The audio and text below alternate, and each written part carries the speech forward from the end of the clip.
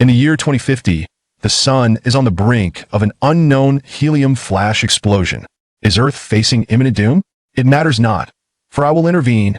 The Tri-Solar System and the Proxima civilization are preparing to invade. It matters not, for I will intervene.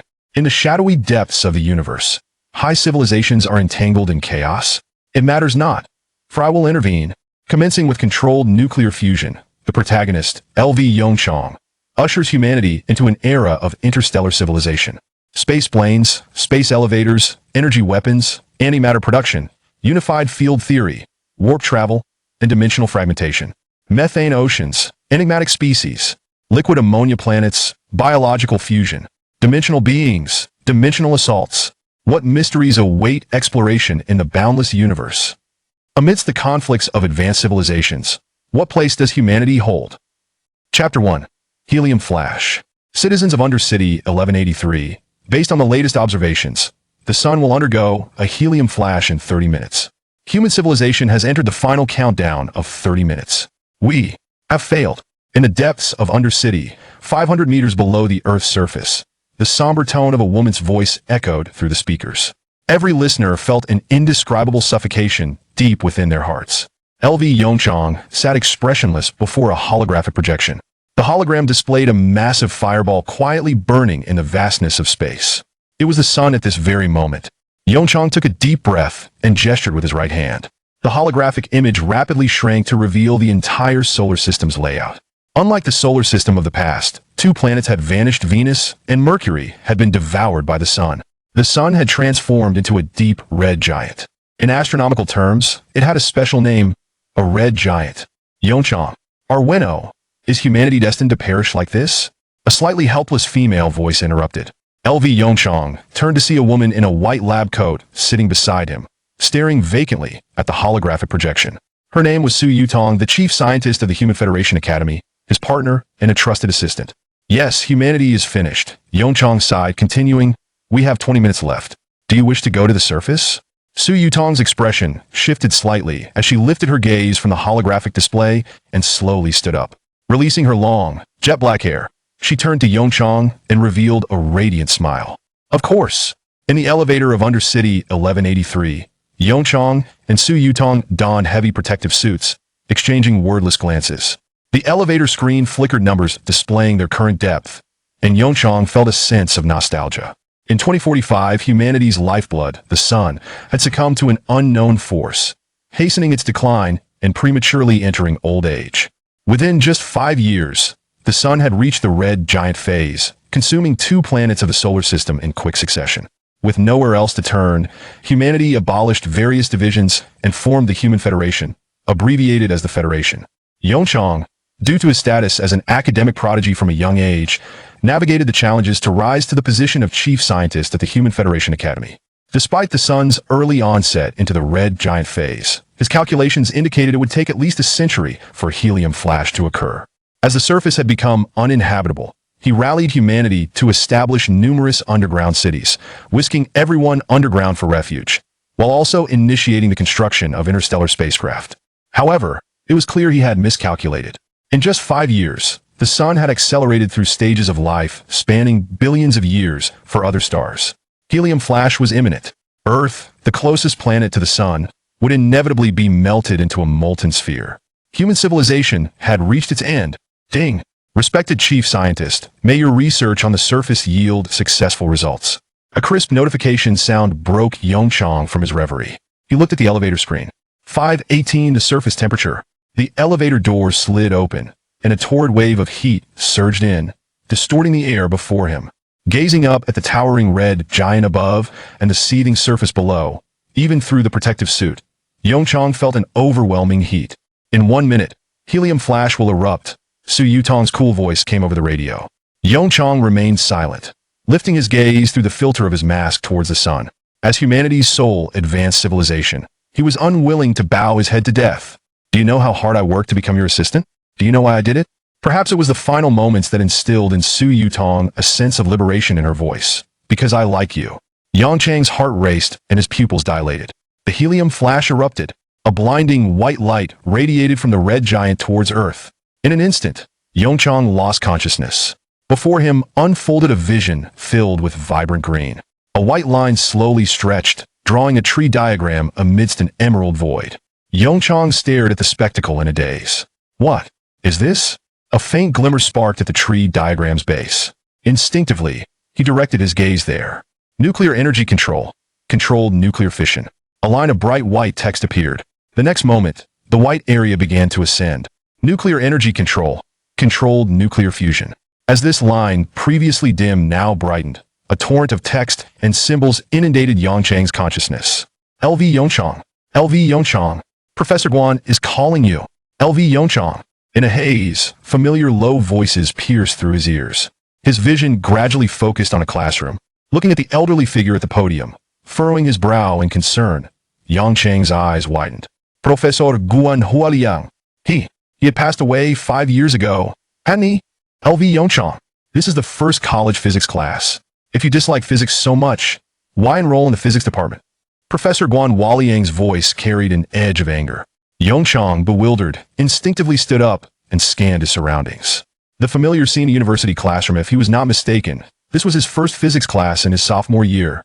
He hurriedly fished out his phone and lit up the screen. September 6th, 2030. Reborn. In an instant, myriad complex emotions flooded Yongchang's mind. Confusion, sorrow, loss, and a flicker of hope. Assigned by Providence, Everlasting Chong. This was the origin of his name. It seemed his parents had not erred in their choice. In his previous life, he held the pinnacle of human achievement, but due to his own miscalculations, human civilization faced utter annihilation. This time, he would reclaim it all. But how to achieve that? LV Yongchang, are you even listening? The anger mounting in Professor Guan's voice turned his face crimson. Having lectured at Sandao University for many years, he had never encountered such a disrespectful student. Yongchang raised his head to meet Professor Guan's stern gaze, his expression momentarily shifting. Perhaps he needed a remarkable opportunity. In the next moment, the torrent of formulas and text from the emerald tree diagram surged in his mind like a storm. Chapter 2. The on-site simulation of controlled nuclear fusion. LV Yongchang, what are you doing? Seeing Yongchang stand up and walk toward the podium, Professor Guan Hualiang's expression shifted slightly, and he barked out sternly. This is class, focus your mind. Guan's reprimand fell on Yongchang's ears, evoking an inexplicable sense of familiarity. He hadn't heard such a rebuke in over a decade. A faint smile crept onto Yongchang's face as he gently nodded toward Professor Guan. Professor Guan, my apologies, I need to borrow the blackboard. Professor Guan was taken aback and furious. In all his years of teaching, this was the first time a student had attempted to borrow his blackboard in class. The next moment, he watched as Yongchang casually walked beside him and seized a whiteboard marker. Guan was left dumbfounded with indignation. This wasn't borrowing, hadn't consented. This was outright theft. LV student, this is the last time I'll warn you. Guan took a deep breath, suppressing his anger, and softly said, return to your seat. I can overlook your earlier behavior if you do. If Yongchang straightened his posture and locked his deep gaze on Guan. The professor's pupils slightly contracted as the words hung in his throat. He recalled the days of being a graduate student, when his own mentor exuded a similar aura of authority. Yet the person before him was merely a sophomore student, while his mentor was one of the most esteemed scientists in Xia Nation at the time. At this moment, not just Professor Guan, but even the students in the audience fell into stunned silence. Holy, LV Yongchang has lost his mind. A slender boy, wearing black-rimmed glasses, gawked at the scene unfolding at the podium, mumbling, does he want to be expelled? The boy, named Wu Qi, was Yongchang's roommate, the very one who had quietly roused him moments earlier. He could hardly believe that the usually studious Yongchang would perform such an astonishing action in a college physics class. Yongchang, unfazed by the astonishment of Professor Guan and his peers, turned to face the blackboard. Determination etched on his features as he put pen to board. A series of clear equations emerged on the board, written in elegant script that caused Professor Guan's brow to momentarily lift in surprise. Such neat handwriting was not easily achieved without years of experience. But soon, his frown deepened. This equation should not be within the grasp of an undergraduate. A glint of curiosity flashed in Guan's eyes. He paused his motion to dismiss Yongchang and instead folded his arms, standing to the side, observing Yongchang's writing. As equations and diagrams filled the board, Professor Guan's frown deepened further. If he wasn't mistaken, this pertained to controlled nuclear fusion. But how did Yongchang know such things? However, Seeing this knowledge that surpassed typical undergraduate comprehension, Guan's anger dissipated, replaced by a burgeoning sense of admiration for talent. This was a treasure for future Xi'an nation. Adoringly, Guan gazed at Yongchang's upright profile, smiles dancing in his eyes. Yongchang's earlier slight was forgotten after all. Genius carries certain privileges. Not to mention, he had apologized earlier. By now, the blackboard was densely filled with knowledge related to controlled nuclear fusion, including diagrams of fusion devices. Guan nodded in satisfaction. Current research on controlled nuclear fusion in Xi'an Nation had nearly reached this point. Just as he was ready to interrupt Yongchang's flow, an unexpected occurrence happened. Yongchang suddenly halted abruptly. Out of space, Yongchang furrowed his brow slightly, directing his gaze to the projector screen. He shifted position and wrote a string of equations on the projection screen. The whiteboard marker wasn't suitable for the projector screen, yet Yongchang was clearly unfazed by such minor details. An urgent desire surged within him to transcribe as much of the textual tempest swirling in his mind onto visible space. His pen moved with exceptional speed, and before Professor Guan had a chance to intervene, the pristine screen was rapidly filled with letters. Before he could lament the loss of the screen, Guan's attention was captivated by the unfolding content. This was Guan's pupils constricted. It was a new method of material composition. Instinctively, he searched his mind for memories. But even scouring through his recollections, he had no recollection of this material. What is this? Guan muttered to himself. The next moment, a glimmer caught the corner of his eye. He glanced, only to see several students recording the scene on their phones. Guan's expression darkened slightly. Although he couldn't discern what Yongchang was currently writing, his scientific intuition told him that these notes contained the most critical essence. They must not leak. He lowered his voice, admonishing urgently, "Everyone, put your phones down and stop recording." After a moment's thought, Professor Guan added, "No one is allowed to leave the classroom without permission." 30 minutes passed. Yongchang gradually ceased his writing. "Is what you wrote a method for synthesizing a new material?" Professor Guan's voice came from the side. Yongchang turned his head, nodding with a serene smile. "Indeed." Taking a glance at the mesmerized students around him, he lowered his voice, saying, "Professor, this material could resolve the issues surrounding controlled nuclear fusion." Guan's pupils dilated in astonishment. The greatest challenge of controlled nuclear fusion was the billion-degree temperatures generated during the fusion reaction. He turned back, his expression grave as he examined the densely packed text covering the projection screen. What is this material's function? There was a tremor in Guan's voice after all. He was a physics professor and not well-versed in material science. However, controlled nuclear fusion. This was a conundrum that had troubled countless scientists. Despite lingering doubts in his mind, the meticulous calculations and detailed derivational steps before him swiftly dispelled any uncertainty. Such rigorous deduction, such skilled application of formulas. He began to suspect that the individual before him was a hidden genius from the scientific community. This material can perfectly withstand the high temperatures of controlled nuclear fusion. Paired with a stellar emulator, we can achieve controlled nuclear fusion perfectly. Yongchang's eyes glimmered with enigmatic light as he spoke softly. "Professor, I need your assistance to verify my deductions." Chapter 3. The technology tree system faced with the demands of Yongchang, Guan Huayang swallowed hard. As the sole expert in the audience, the shock within him reached its zenith. Who could have imagined that an undergraduate could so adeptly simulate the intricate details of controllable nuclear fusion technology on the spot? What do you want me to do?" Perhaps startled, Professor Guan's voice emerged somewhat hoarse. Yongchang, with unwavering determination in his gaze, declared, "Professor, I request an audit of my simulation process at Sandaoku University, within the Material Science Institute." A sharp ring resonated through an office. "Hello, Professor Guan. What, are you serious? Just wait for me, I'll be there right away." "All right, I'll go summon Dean Tian." This single phone call disrupted the previously tranquil atmosphere of the Material Science Institute at Sandaoku University. A similar scene unfolded once more in the nuclear physics laboratory of the university. "Professor Guan, you cannot be jesting with me, can you? A new material capable of sustaining nuclear fusion, derived by a sophomore on site? Am I dreaming, or are you still half asleep?" All right, I'll come see you." 20 minutes later, Guan Huayang and Yongchang sat quietly in the classroom chairs. The other students, having deleted videos and photos from their phones, departed the classroom in succession. "Professor, what about those students?" Yongchang glanced anxiously at Professor Guan. "Rest assured, someone will handle it," Guan Huayang assured after a moment of silence, then reiterated, "Yongchang, did you genuinely conduct this research by yourself?" Despite having witnessed Yongchang's solo execution of the simulation steps, he still found it hard to believe that a sophomore could possess such profound knowledge. Although this was Sandaoka University, the pinnacle of domestic academia, an undergraduate remained just that, an undergraduate with a limited scope of knowledge. Seated opposite Guan Huayang, Yongchang met his gaze with deep resolve, nodding affirmatively. Professor, I conducted all this research on my own. He was not lying. In his previous life, he had made significant contributions to the research of controllable nuclear fusion. This particular experience had greatly bolstered his candidacy for the chief scientist position. After all, those who mastered controllable nuclear fusion possessed the means to survive in the underground city. I hope so, Guan Huayang mused, casting a penetrating glance at Yongchang. Having returned from his initial astonishment, he now harbored a measure of doubt. However, the truth would soon be revealed in the forthcoming joint professor review. Whether it was deception or innate genius would be made abundantly clear. Lost in thought, Guan Huayang closed his eyes to rest. With age comes the inevitable limitation of energy. Observing Guan Huayang in repose, Yongchang's gaze shifted slightly, and he too gradually closed his eyes. Deep within his mind, a lingering question remained. The moment of the helium flash, he had lost consciousness. Yet, just before his rebirth, what had that emerald green interface been?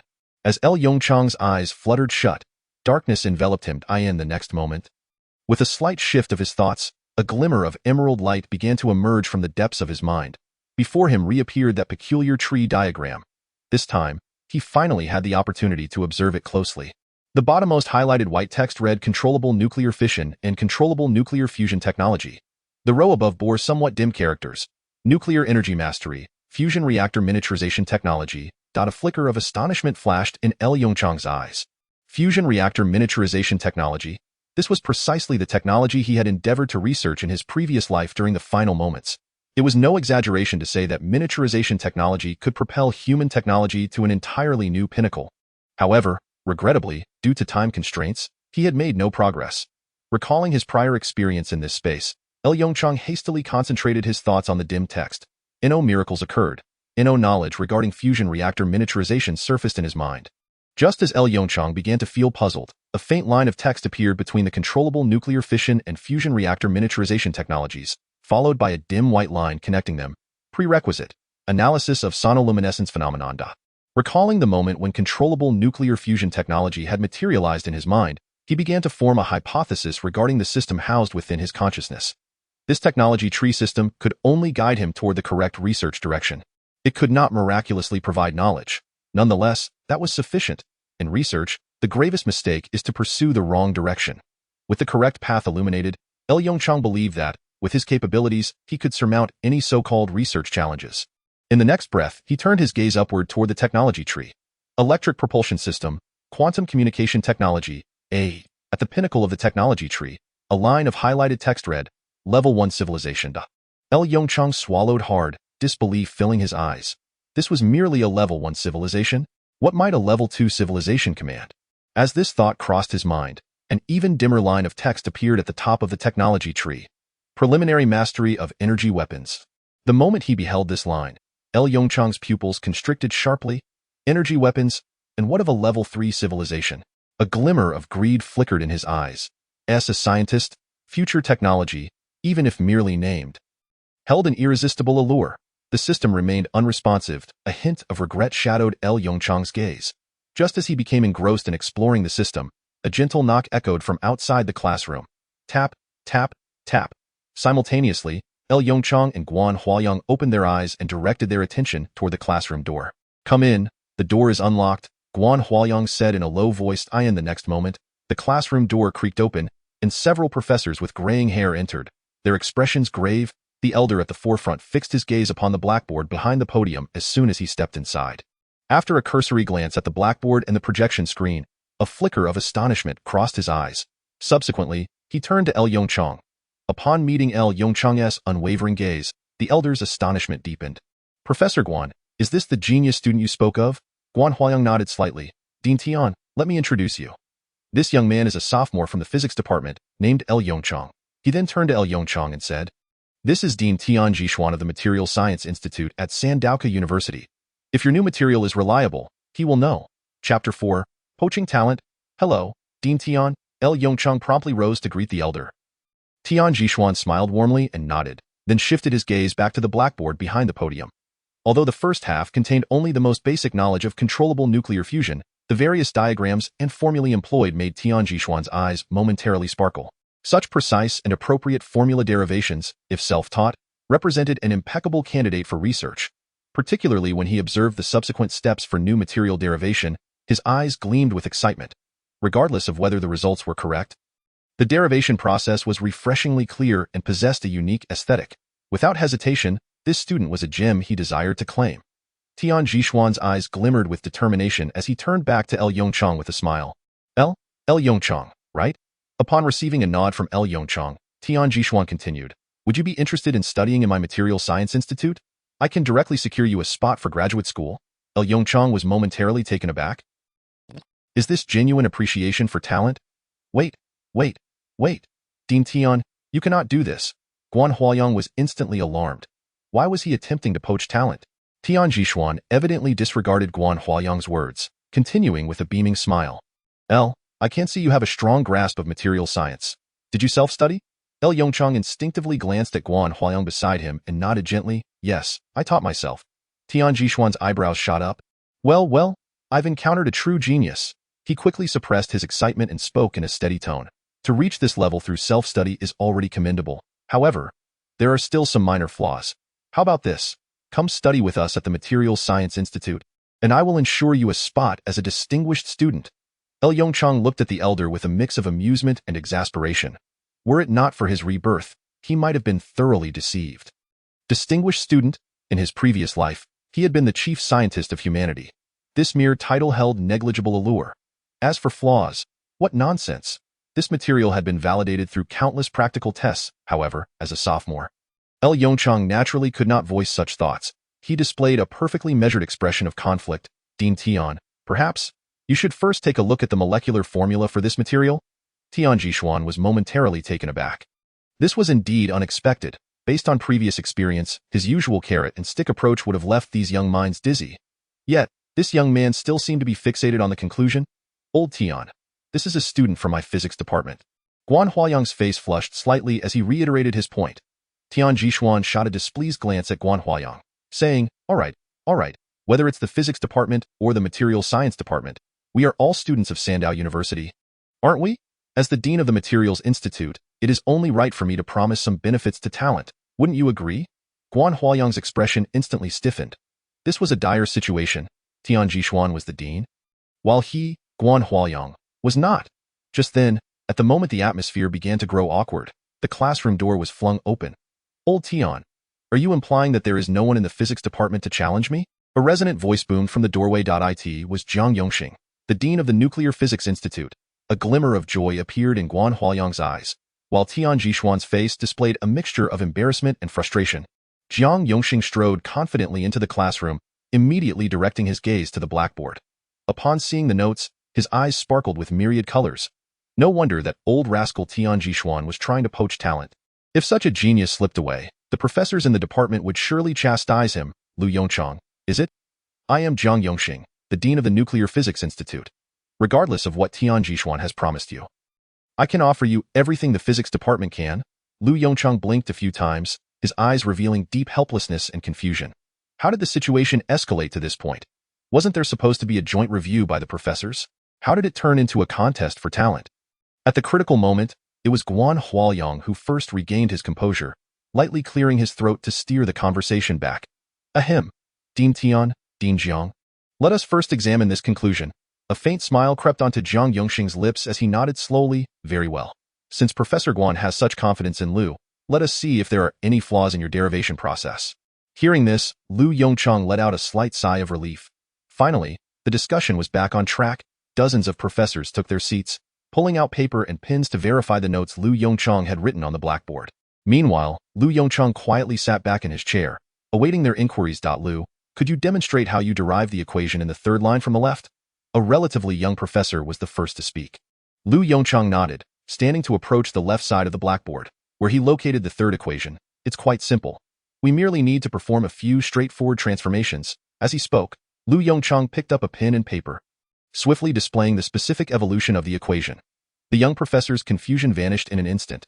He stood up and gave a slight bow to Lu Yongchang, saying, "Thank you." Zhang Yongxing raised an eyebrow at this scene.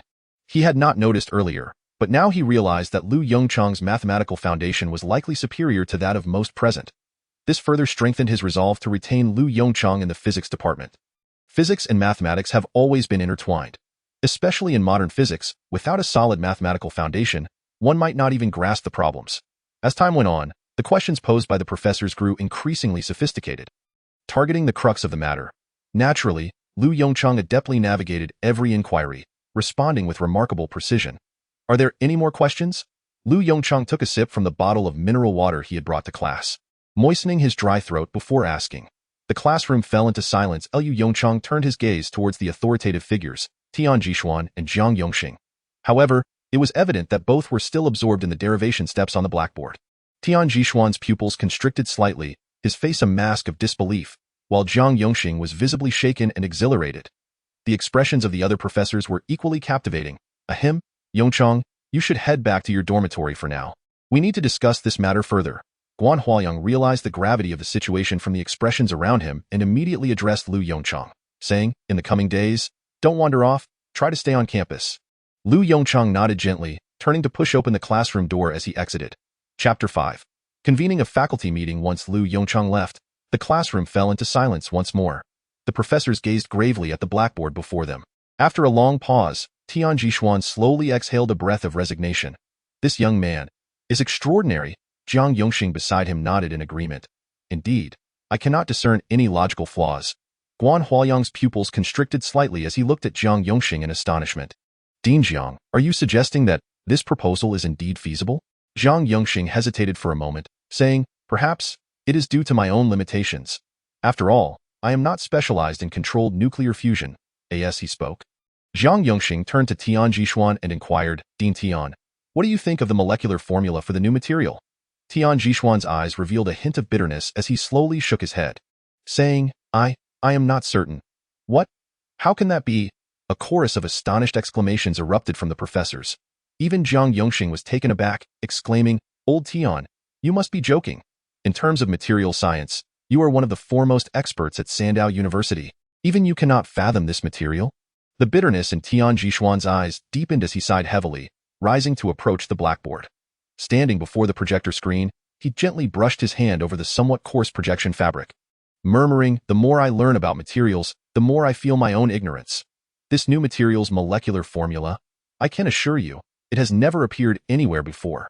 Although I am uncertain about the performance of this material, it undoubtedly possesses astonishing resistance to high temperatures and high pressures. I have a premonition that this blackboard, this derivation process for the new material, represents the essence of the discovery. Upon hearing this, the crowd was moved.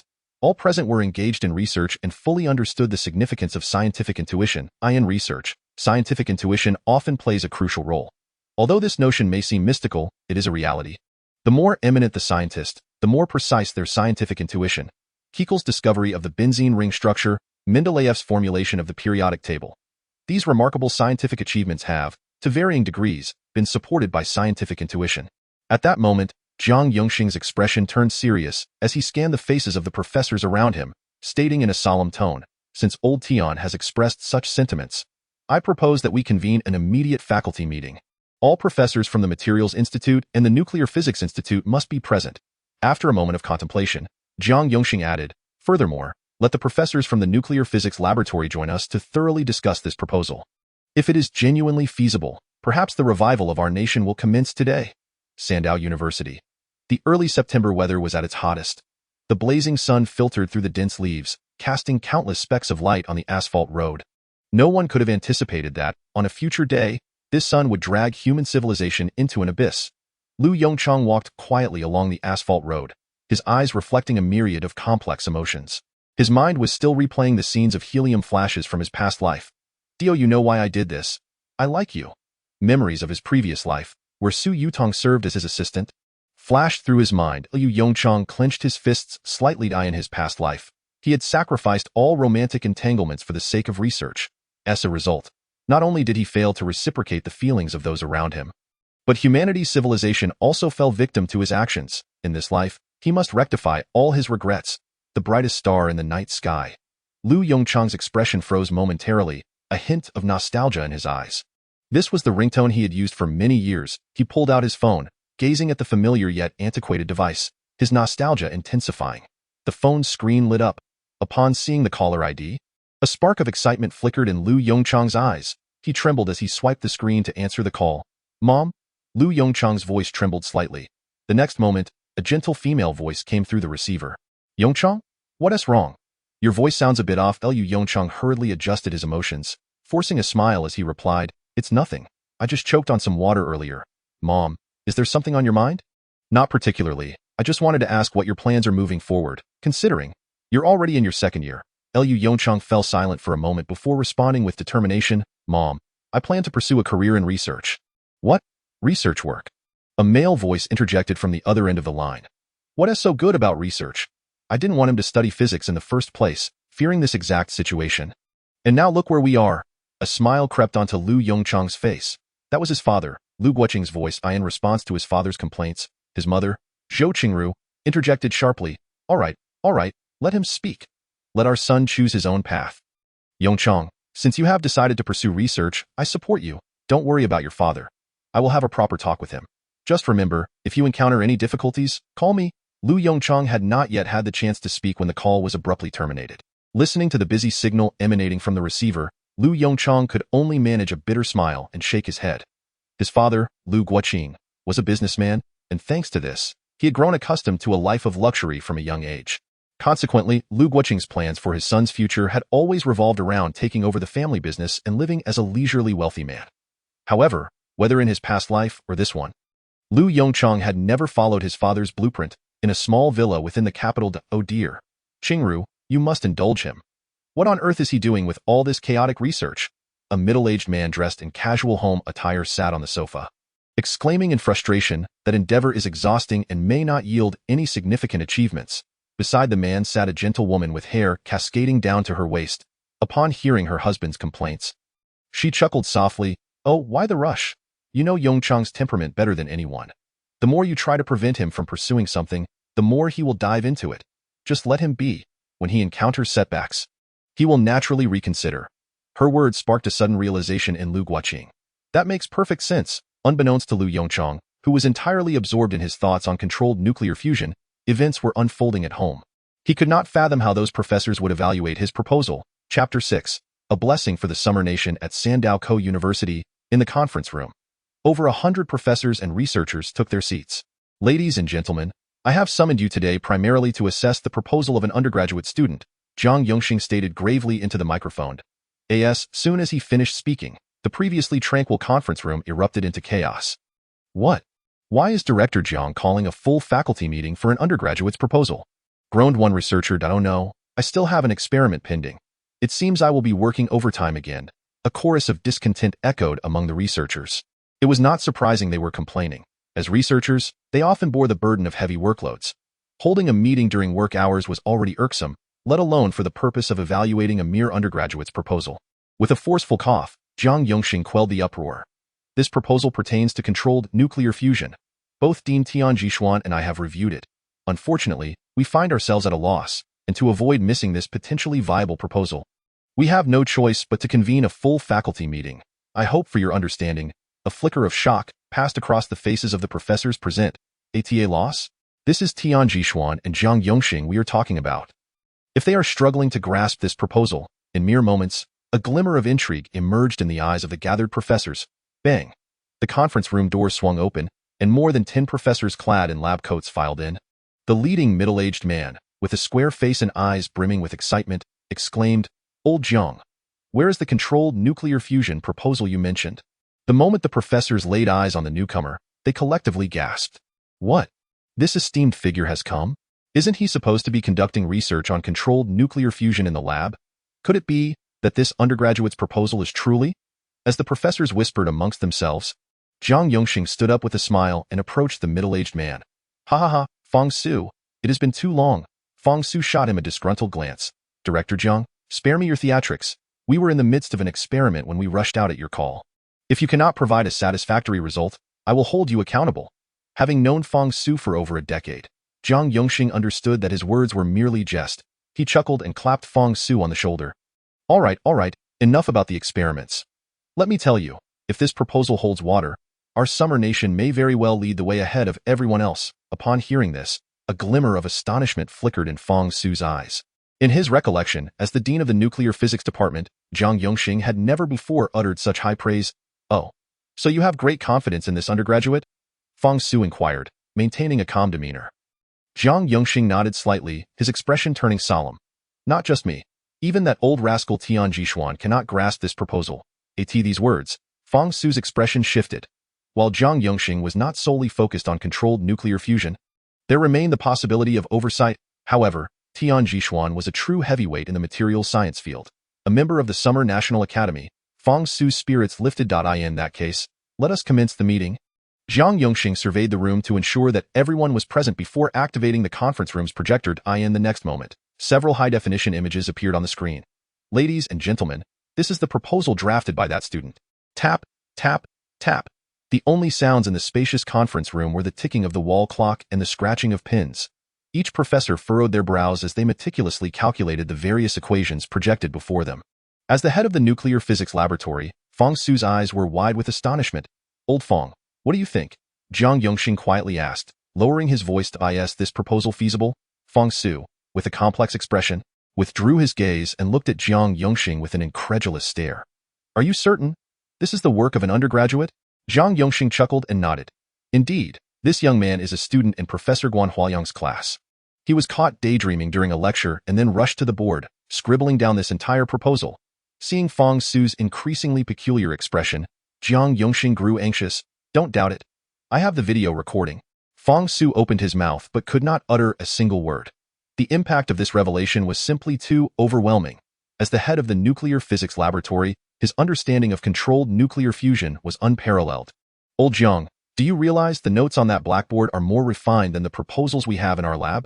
In comparison, I have already identified 3 flaws in our own proposal just from a cursory glance. And this is just a preliminary review. Do you understand what this signifies?" At Fong Su's declaration, even Zhang Yongxing stood frozen in shock. This meant that this sophomore undergraduate's level of expertise might even surpass Fong Su's. How could that be possible? Fong Su was a member of the Summer National Academy. Zhang Yongxing swallowed hard, gently pressing his hand to his forehead, murmuring, "Wait, I feel a bit dizzy. Are you implying that his proposal not only contains no errors but, in comparison, has exposed several flaws in our own?" Seeing Fong Su nod, Zhang Yongxing felt as though a thunderclap had struck in his mind. Slap! He slapped the conference table with a resounding bang. Capturing the attention of all professors and researchers present. "Excellent, splendid. This is a blessing for our summer nation." Zhang Yongxing's voice trembled with excitement. Controlled nuclear fusion. This was the proposal for controlled nuclear fusion. If successful, it would not only elevate the academic standing of Sandao University but also dramatically enhance the national strength of the summer nation. Perhaps influenced by Zhang Yongxing's fervent enthusiasm, Fong Su's face also radiated excitement. "Director Zhang, I propose we immediately report this matter to the council. As for the new materials, I request to initiate preparatory experiments without delay. If successful, the revival of our summer nation will be but a matter of time." Just as the two men reveled in their exhilaration, an out-of-place voice interrupted. "No, I oppose." Chapter 7. "I oppose no. I oppose." The jarring voice rang out in the conference room. Zhang Yongxing turned to the source of the sound, his pupils narrowing slightly upon recognizing the speaker. "You, Mao Jinqian, what do you mean by that?" Zhang Yongxing inquired, his brow furrowing. Mao Jinqian scoffed. "What do I mean? Are you truly unaware? This is nothing but a scam. An undergraduate in their second year can produce such a proposal. My dear Dean, can you not think critically? Is this even plausible? In my view, what we need to do now is not to report this, but rather to expose this attention-seeking young man. Sandao University does not welcome such opportunistic students." Zhang Yongxing's frown deepened. "Vice Dean Mao, I am not questioning the feasibility of this matter. As researchers, we must adhere to the principle of seeking truth from facts. Tell me, have you identified any flaws in this proposal?" Mao Jinqian's expression shifted slightly, and after a moment of contemplation, he replied. "Flaws? Are they not glaringly obvious? A second-year student, from where does he acquire such knowledge? Moreover, I have scrutinized the derivation process of that new material. With just a few strokes, a new material appears at the tip of the pen? What a farce! What about the experimental data? A proposal devoid of experimental data is no different from a fantastical tale." The words of Mao Jinqian stirred the hearts of many professors present. Indeed, while this proposal appears flawless, Its most significant flaw lies in the absence of any empirical support. To put it bluntly, this proposal is merely a theoretical exercise. Zhang Yongxing let out a cold laugh. His annoyance palpable at this moment. In his view, this was simply an act of stubbornness. Vice Dean Mao, pray tell, where is a second-year undergraduate supposed to conduct experiments to gather data? As a researcher, your words should not be limited to the notion of impossibility. At this point, Fang Su could no longer bear to remain silent and stood up to retort. Vice Dean Mao, did you not just claim that this proposal lacks experimental data? Mao Jinqian nodded in acknowledgement. As the Vice Dean of the Nuclear Physics Institute, he believed he had the authority to question the proposal pinned by a mere undergraduate. Fang Su scoffed, saying, "Are you aware that this proposal is even more refined than those from my nuclear physics laboratory? Do you realize how many experiments were conducted to arrive at the results in our laboratory's proposal? You know nothing. All you do is parrot the word impossible. As a Vice Dean, I see no trace of scientific spirit in you." Fang Su showed no mercy to Mao Jinqian. After all, as the head of the nuclear physics laboratory, he was not under Mao Jinqian's jurisdiction. Mao Jinqian cast a grim look at Zhang Yongxing. "Dean Zhang? You? Sigh." Zhang Yongxing sighed softly, raising his hand to interrupt Mao Jinqian's yet-to-be-spoken words. "Enough, Vice Dean Mao. I see you are tired. It's best you take some time to rest at home. You need not concern yourself with the affairs of the Institute for the time being." Mao Jinqian's pupils constricted sharply. He stared at Zhang Yongxing in disbelief, his anger boiling over as he exclaimed, "Dean Zhang? Are you truly willing to act against me, a Vice Dean, for the sake of a second-year undergraduate?" Upon hearing this, the disappointment in Zhang Yongxing's eyes deepened. He slowly shook his head. "Mao Jinqian, I am not acting against you for the sake of a second-year undergraduate. I am doing this for the advancement of science, for the future of our nation. Yes, this proposal lacks any data support, but tell me, if this proposal is indeed valid, how great would the losses be for our Sandoka University? No, for our nation?" Mao Jinqian's complexion darkened further, and he indignantly nodded before turning to leave the meeting room. "Humph. I shall see if you can resolve controlled nuclear fusion with this second-year undergraduate," with a scathing remark. Mao Jinqian pulled open the meeting room door and stormed out. Bang! The heavy sound of the meeting room door closing echoed through the air. Zhang Yongxing smiled wryly, shaking his head. "Fang Su, I apologize for the spectacle you just witnessed." Fang Su, deep in thought, shook his head and remarked, "Old Zhang, your Nuclear Physics Institute could certainly use some restructuring. The Vice Dean is not even focused on research. And this is hardly appropriate." After a moment of silence, Zhang Yongxing nodded and turned his gaze toward the professors and researchers seated below. Noticing the weighty look in Zhang Yongxing's eyes, all the professors and researchers lowered their heads. Playing the part of ostriches, some of the more seasoned professors felt a shiver down their spines. "It seems the Nuclear Physics Institute is about to face a significant upheaval. Very well, I trust everyone has reviewed this proposal. If there are any doubts, please feel free to voice them." But a few minutes later, receiving no response, Zhang Yongxing chuckled lightly. "Since there are no questions, let us proceed to a vote. The matter at hand is whether this proposal should be submitted to the council." An hour later, Zhang Yongxing led Fang Su into his office. He walked directly to his desk, picked up the phone, and pressed a special button. Moments later, a voice came through the receiver. "Hello, Professor Zhang. How may I assist you?" "Please connect me to the Summer Nation Council. I have a matter regarding controlled nuclear fusion to report." "Certainly, please hold." The wait was brief, and a steady male voice emerged from the receiver. "Dean Zhang?" "Hello, this is Hong Qiming, Minister of the Ministry of Science and Technology." Zhang Yongxing's eyes flickered with surprise. It was none other than the Minister of Science and Technology, Hong Qiming. "On the line, Minister Hong. I need to report an urgent matter to you." Zhang Yongxing recounted the entire sequence of events. "Dean Zhang, are you serious? A second-year undergraduate has pinned a highly feasible plan for controlled nuclear fusion on the blackboard?" Zhang Yongxing smiled wryly, glancing at Fang Su beside him. He had anticipated such a reaction, which is precisely why he brought Fang Su along. Fang Su stepped forward to take the phone from Zhang Yongxing. "Minister Hong? This is Fang Su. Indeed, the situation is as described. I can assure you that this proposal possesses a high degree of feasibility." "Excellent." Fang Su returned the receiver to its place and ended the call. "What did he say?" Zhang Yongxing asked eagerly, his expression tense. Fang Su replied gravely.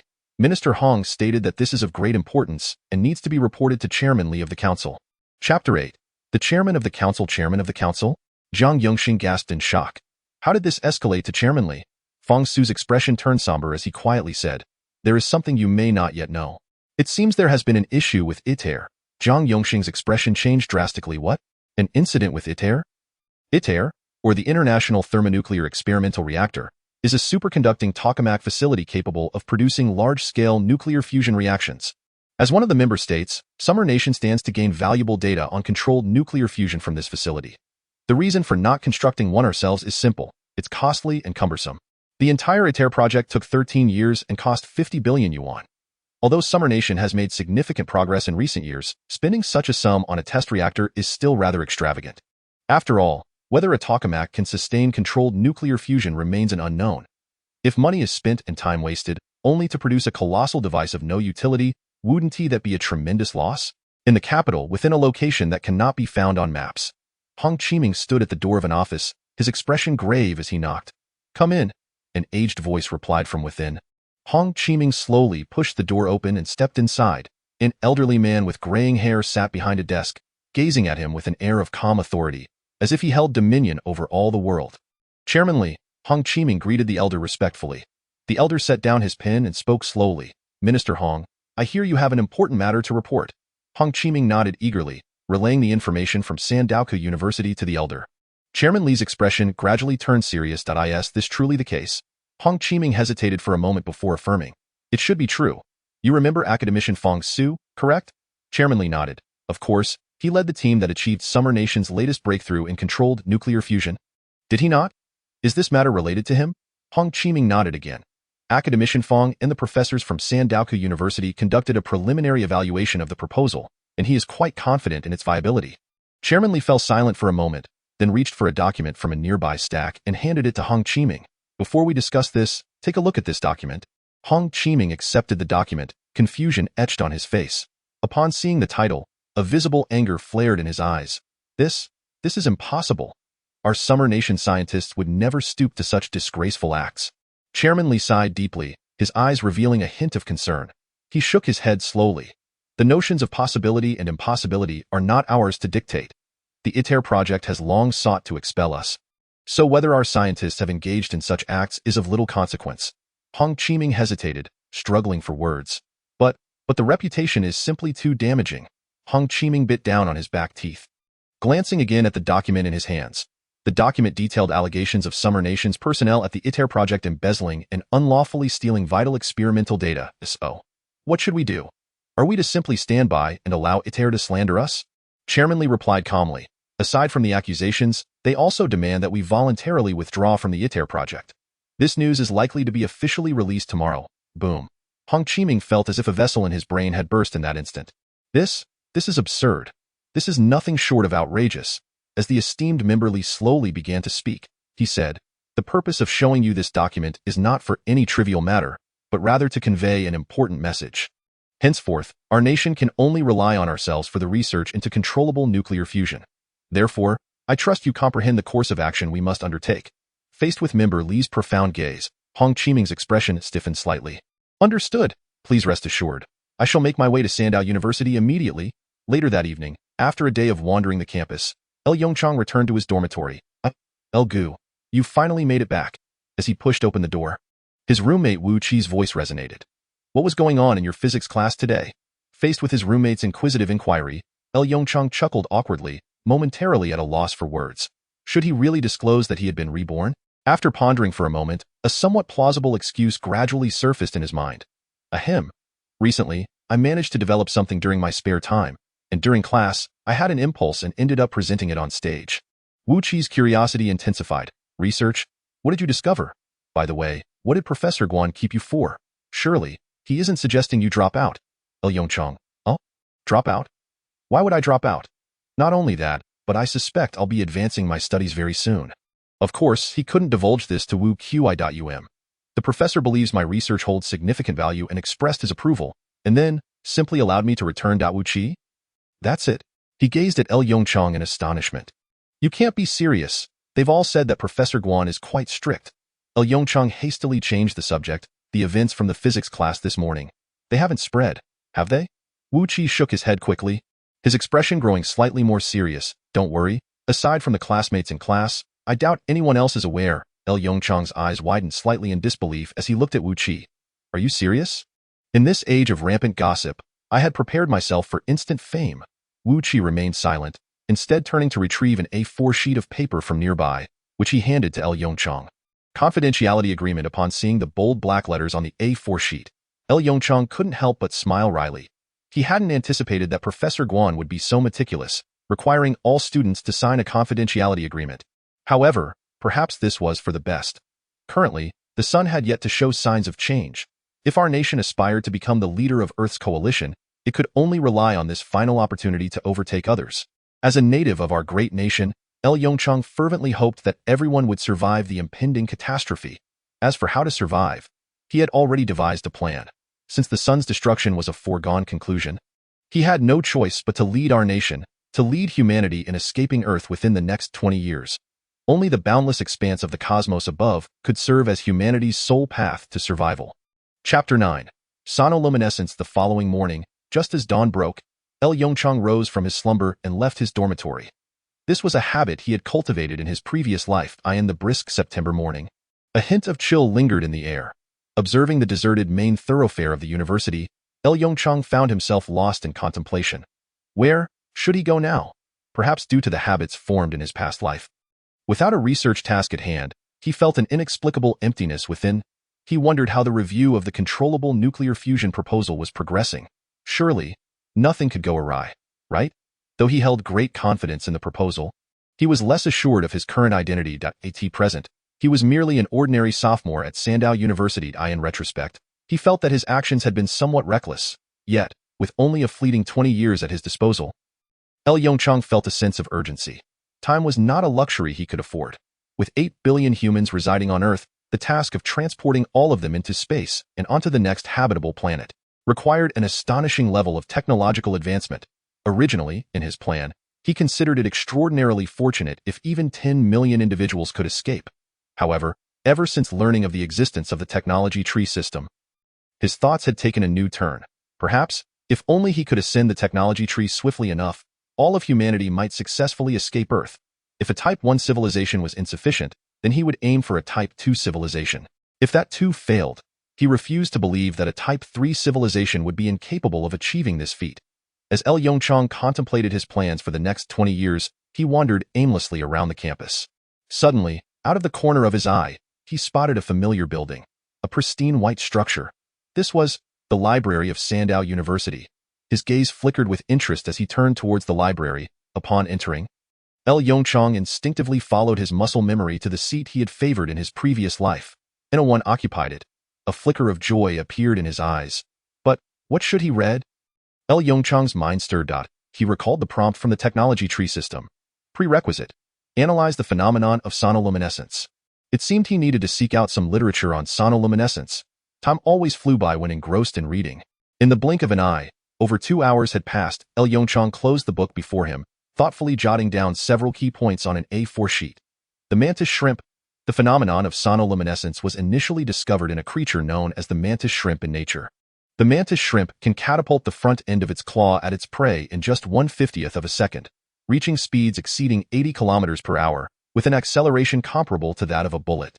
During this process, sonoluminescence occurs. This phenomenon has been the subject of extensive research by numerous scientists. The principle is quite simple. When mechanical waves act upon a liquid, a cavitation phenomenon occurs within the liquid, leading to the formation of bubbles that subsequently collapse into a minuscule volume. During this collapse, the temperature within the bubbles reaches extraordinarily high levels, resulting in a momentary flash of light. Yongchang keenly identified a crucial element. The bubbles generate extremely high temperatures. It appears that the miniaturization technology for fusion reactors must begin its breakthrough from these tiny bubbles. After all, initiating nuclear fusion requires temperatures exceeding hundreds of millions of degrees Celsius as a prerequisite. Excuse me, is this seat taken? Just as Yongchang was immersed in perusing various research papers, a somewhat cool female voice reached his ears. This voice sounded rather familiar. He abruptly lifted his head to glance beside him. Upon seeing the newcomer, Yongchang's heart skipped a beat. It was her. Evidently startled by Yongchang's sudden movement, the girl took a step back, apologizing repeatedly. I'm so sorry. If there's someone here, I can. No one is here. Please, take a seat. Yongchang interjected, forcing a stiff smile onto his face. Was just a bit startled. My reaction was a little excessive. I apologize. The girl smiled and waved her hand, assuring him, it's perfectly fine. I should have asked more politely. With that, the girl confidently settled into the seat beside Yongchang. As he gazed at her profile, a sense of nostalgia washed over him. It felt as though he had been transported back to his previous life.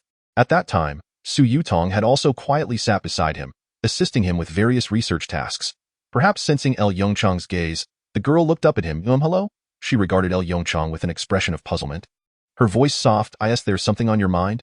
He suddenly snapped back to reality, biting his tongue firmly to jolt himself from the fragments of memory. No, nothing at all. Just thought you looked somewhat familiar. He hastily turned his attention back to the paper before him. The girl observed Yongchang's profile with a curious expression, instinctively shifting a bit away. She felt there was something peculiar about his gaze. Regrettably, she had chosen to sit in this spot. Meanwhile, Yongchang remained oblivious to her internal musings, as he had become engrossed in a research paper titled, On the Relationship Between Sonoluminescence and Cold Fusion.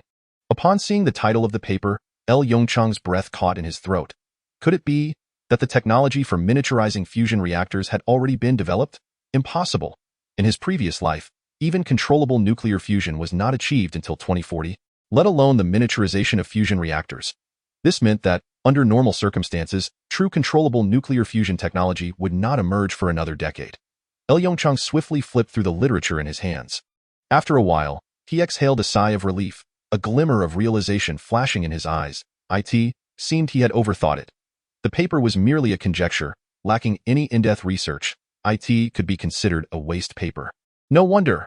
He had never encountered it in his previous life. He glanced at the author of the paper. Tao Wai and It might be worthwhile to seek him out for a discussion, although the paper lacked substantial value. The research intuition was quite accurate. If he truly were a promising talent, Yongchang would not hesitate to include him in his future research team. Click, click, click. Just as Yongchang was lost in thought, a rhythmic clicking sound from a nearby ballpoint pen broke the silence. Chapter 10. The LH Pytles rule, perhaps? Yongchang slightly furrowed his brow. He recalled that he had once lost his temper due to this very sound. After all, in the midst of a tense research endeavor, the metronomic clicking of a ballpoint pen was akin to a death knell. He turned his gaze towards the source of the sound. A girl beside him was gripping a wholly pink ballpoint pen, her brow furrowed as she stared at an exercise book in front of her, her right hand unconsciously pressing the pen's button. A look of resignation flickered in Yongchang's eyes. He remembered that in his previous life, it was this very habit of Su Yutong that had provoked his rare outburst during a research task. From that moment on, Su Yutong had managed to break this habit. Yet now, it was clear that she had yet to rectify this troublesome behavior. Yongchang was acutely aware that if she did not swiftly resolve the problem at hand, this incessant clicking would plague him for the entirety of the day. With no other option, Yongchang took a deep breath, turned his head, and asked softly, "Classmate, have you encountered a challenging problem?" Su Yutong jumped slightly, her hand halting in its motion of clicking the pen. Upon realizing it was Yongchang speaking to her, a flicker of wariness flashed in her eyes. Could it be that this boy had finally summoned the courage to strike up a conversation with her? In that instant, Su Yutong had already mentally prepared at least 3 different ways to decline. "I was just wondering, are you facing some difficulties?" Yongchang noted the wary glint in Su Yutong's eyes and, with a resigned gesture, pointed to the exercise book before her and then to the pen in her hand. The sound is quite distracting." The two exchanged silent glances. Gradually, an awkward expression surfaced on Su Yutong's face. A hint of shyness crept onto her cheeks as she gently nodded. "I apologize for disturbing you. I will try to control this habit." Yongchang, with an air of reluctance, replied, "Let me take a look at the problem. Perhaps I can assist you." What a jest, try to control. He certainly did not wish to be disturbed while reviewing papers. Indeed, women only serve to hinder his progress in research. Really? A spark of surprise lit up Su Yutong's eyes, and she hurriedly placed the exercise book before Yongchang, watching him with eager anticipation. Observing Su Yutong's demeanor, Yongchang was suddenly struck by a whimsical image, a hamster. At that moment, Su Yutong resembled a large hamster. Clutching a seed in her hand, her gaze fixed on him with wide-eyed curiosity, Yongchang sighed once more, turning his attention to the exercise book. It was an exceedingly basic limit problem. Surely, she was familiar with the LH Pytles rule? This problem could be resolved with a simple application of it. Quite straightforward, as he spoke. Yongchang prepared to return the exercise book to Su Yutong. However, it was evident that he had overestimated her current state. Noting her bewildered expression as she grasped the pen, he sighed again. "Fine, I shall write out the steps for you." With that, he picked up his fountain pen and swiftly inscribed the standard solution steps on a sheet of A4 paper. Then handed it along with the exercise book to Su Yutong. Yongchang preferred the fountain pen, relishing the crisp sound it made as it glided across the paper. Thank you, Su Yutong instinctively accepted the exercise book. Murmuring her gratitude, she gazed at the elegant fountain pen handwriting on the A4 paper. A hint of embarrassment and curiosity flickered in her eyes as she briefly compared it to her own somewhat rounded script on her scratch paper. May I inquire your name? I am Su Yutong from the Department of Applied Physics. Without turning his head, Yongchang, slightly impatient, stated his name, Yongchang. The recent exchange over the problem had already cost him nearly 5 minutes. Indeed, women would only serve as stumbling blocks on his path of research. As he lamented inwardly, Yongchang shifted his gaze back to another paper. A brief analysis of factors influencing sonoluminescence at this moment. He had completely forgotten the guilt he had felt towards Su Yutong just moments ago. Of course, even if he were to recall it, he had ample justification to convince himself. There were countless reasons akin to the notion that discussing love was inappropriate during humanity's existential crises. Moreover, this Su Yutong was not the same as the one from his previous life. She harbored no feelings for him whatsoever. As for Su Yutong, after feeling somewhat embarrassed by Yongchang's indifference, she turned back to her exercise book, resuming her study. Ding dong, a notification chimed from the nearby phone, interrupting Yongchang's perusal of the papers. He slightly lifted his head and glanced at the phone resting on the table. A news alert appeared on the lock screen. The Xia Nation announces withdrawal from the ITER program. Shock. The underlying reasons behind Xia Nation's exit from ITER, moral decay. How could researchers commit such acts? Yongchang's heart sank that he recalled that at this time, the Xia Nation was being targeted within the ITER program and, left with no choice, had to withdraw voluntarily. This would undoubtedly sow the seeds of future peril. The Xia Nation's successful development of controllable nuclear fusion technology would lag behind Western countries by over 2 years. Consequently, the Xia Nation would possess minimal leverage in the final stages of the Human Union. It was only when Yongchang ascended to the position of chief scientist at the Human Union Academy that the Xia Nation's standing began to improve. Only then did Yongchang realize that the Xia Nation's withdrawal from the ITER program was the result of a series of slanders and traps. Damn it! Yongchang's gaze turned icy as he stared at the phone on the table. As a citizen of the Xia Nation, he would never allow such a thing to happen again. So what if they withdrew from ITER? He would ensure that all nations targeting the Xia Nation understood that the future world would be dictated by the Xia Nation. Yongchang quickly gathered his belongings and stood up, ready to leave. He could not wait any longer. He needed to inquire about Professor Guan Huayang's review results. Oh, are you leaving? Su Yutong's uniquely cool voice drifted from beside him. Yongchang nodded slightly, saying nothing further, and departed. Humph. So aloof. Su Yutong glanced at Yongchang's retreating figure, pouting. He deserves to be single for a lifetime. In the next moment, her attention was drawn to the A4 paper Yongchang had left behind. Gazing at the densely packed formulas and symbols, she gasped, instinctively covering her slightly parted lips with her hand. She had assumed that this boy was in the same year as her. It now appeared that he was likely a graduate or even a doctoral candidate of considerable stature. A spark of curiosity ignited in Su Yutong's eyes as the seeds of intrigue began to take root within her heart. Chapter 11. I believe in the scientists of the Xia Nation. Sandao University, Nuclear Physics Laboratory. Bang! A loud noise erupted from the innermost office. Several researchers paused their work, their hands trembling slightly as they looked towards the deepest office. What on earth is happening with Academician Fong?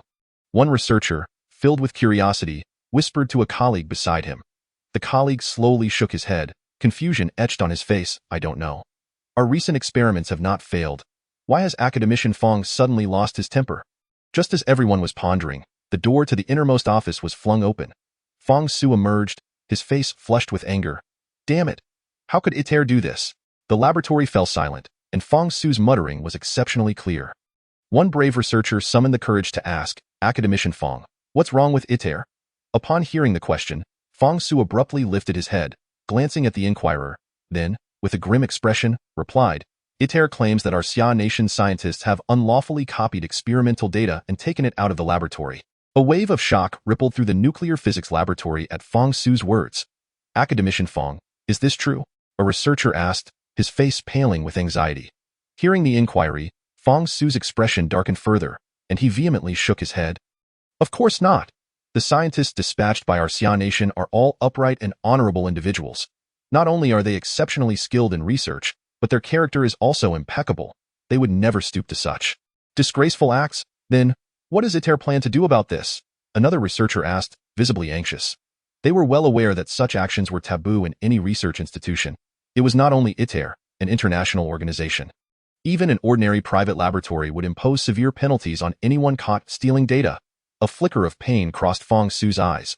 The next moment, he slowly closed his eyes and sighed deeply. The Xia Nation announces its voluntary withdrawal from the ITER program. With Fong Su's declaration, the murmurs within the nuclear physics laboratory ceased abruptly. Every researcher stared at Fong Su in disbelief. This news had only been announced that very morning. Fong Su struggled to articulate, from now on, we must shoulder the banner of controllable nuclear fusion research by ourselves. Suddenly, Fong Su's expression shifted slightly. Everyone, pause your current research tasks and focus on preparing a new type of material. As he spoke, Fong Su activated a computer within the laboratory, downloading the photographs of L. Yongchang's chalkboard notes onto the device. Meanwhile, at the entrance of Sandao University, a black Audi A6 glided past the security booth and entered the campus. Without the slightest pause, the Audi A6 drove straight towards the nuclear physics laboratory. Knocking anxiously, L. Yongchang stood at the door of an office, rapping his knuckles against the door. It's not locked, come in. Came the voice of Professor Guan Huaoyang from within. L. Yongchang hastily twisted the doorknob and pushed the door open. It's you. Upon seeing his visitor, Professor Guan Huaoyang's expression momentarily froze. He quickly set down his pen and rose to greet L. Yongchang. Asking, what brings you here, Yongchang? Since attending the university-wide meeting the previous day, Guan Huaoyang had begun to regard L. Yongchang as an equal scholar. This equality pertained to their academic standing. In fact, Guan Huaoyang believed that despite L. Yongchang being merely a sophomore, his intellectual stature far surpassed his own. After all, Guan Huaoyang considered himself just an ordinary university professor, while L. Yongchang was likely to become a rising star in academia, potentially achieving controllable nuclear fusion. L. Yongchang was oblivious to Guan Huaoyang's welcoming gesture. His countenance bore a hint of distress as he inquired, Professor Guan, have you seen that news? Guan Huaoyang's movements abruptly halted, and a shadow of gloom crossed his face. Are you referring to the ITER incident? L. Yongchang nodded slowly. Taking a deep breath, Guan Huaoyang beckoned to L. Yongchang. Yongchang, please have a seat. Once L. Yongchang was seated, he too settled down, saying, Yongchang, I firmly believe that our nation's scientists would never engage in such actions. I am convinced that there are undisclosed circumstances surrounding this incident. L. Yongchang's eyes flickered. As someone who had been reborn, he was all too aware that Guan Huaoyang's conjecture was entirely accurate. However, given his current identity, he could not publicly reveal the truth. L. Yongchang could even envision that the higher-ups of their nation would also be unable to disclose the reality. All the humiliation would fall upon those few scientists. To everyone, those scientists who had committed the act of copying data would be deemed the culprits. Their guilt would not be absolved until over a decade later. Yet, it would be too late. With this thought, L. Yongchang clenched his fists tightly. Professor, what was the outcome of yesterday's review?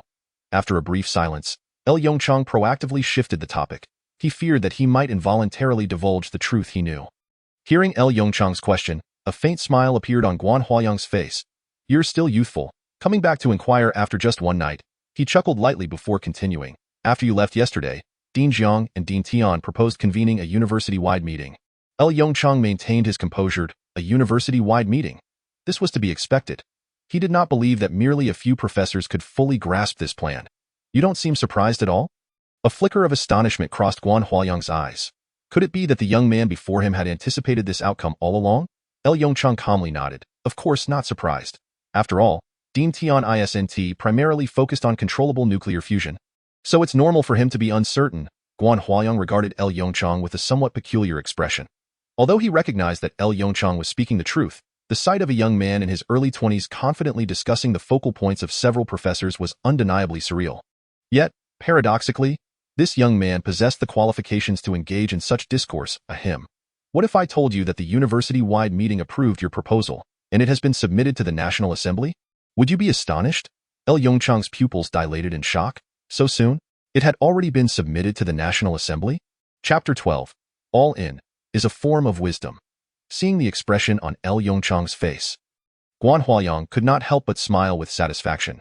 He cheerfully remarked, after the meeting concluded yesterday, Dean Tian and Academician Fong decided to submit your proposed controllable nuclear fusion plan to the National Assembly, leaving it to them to determine whether to proceed with experiments based on your proposal.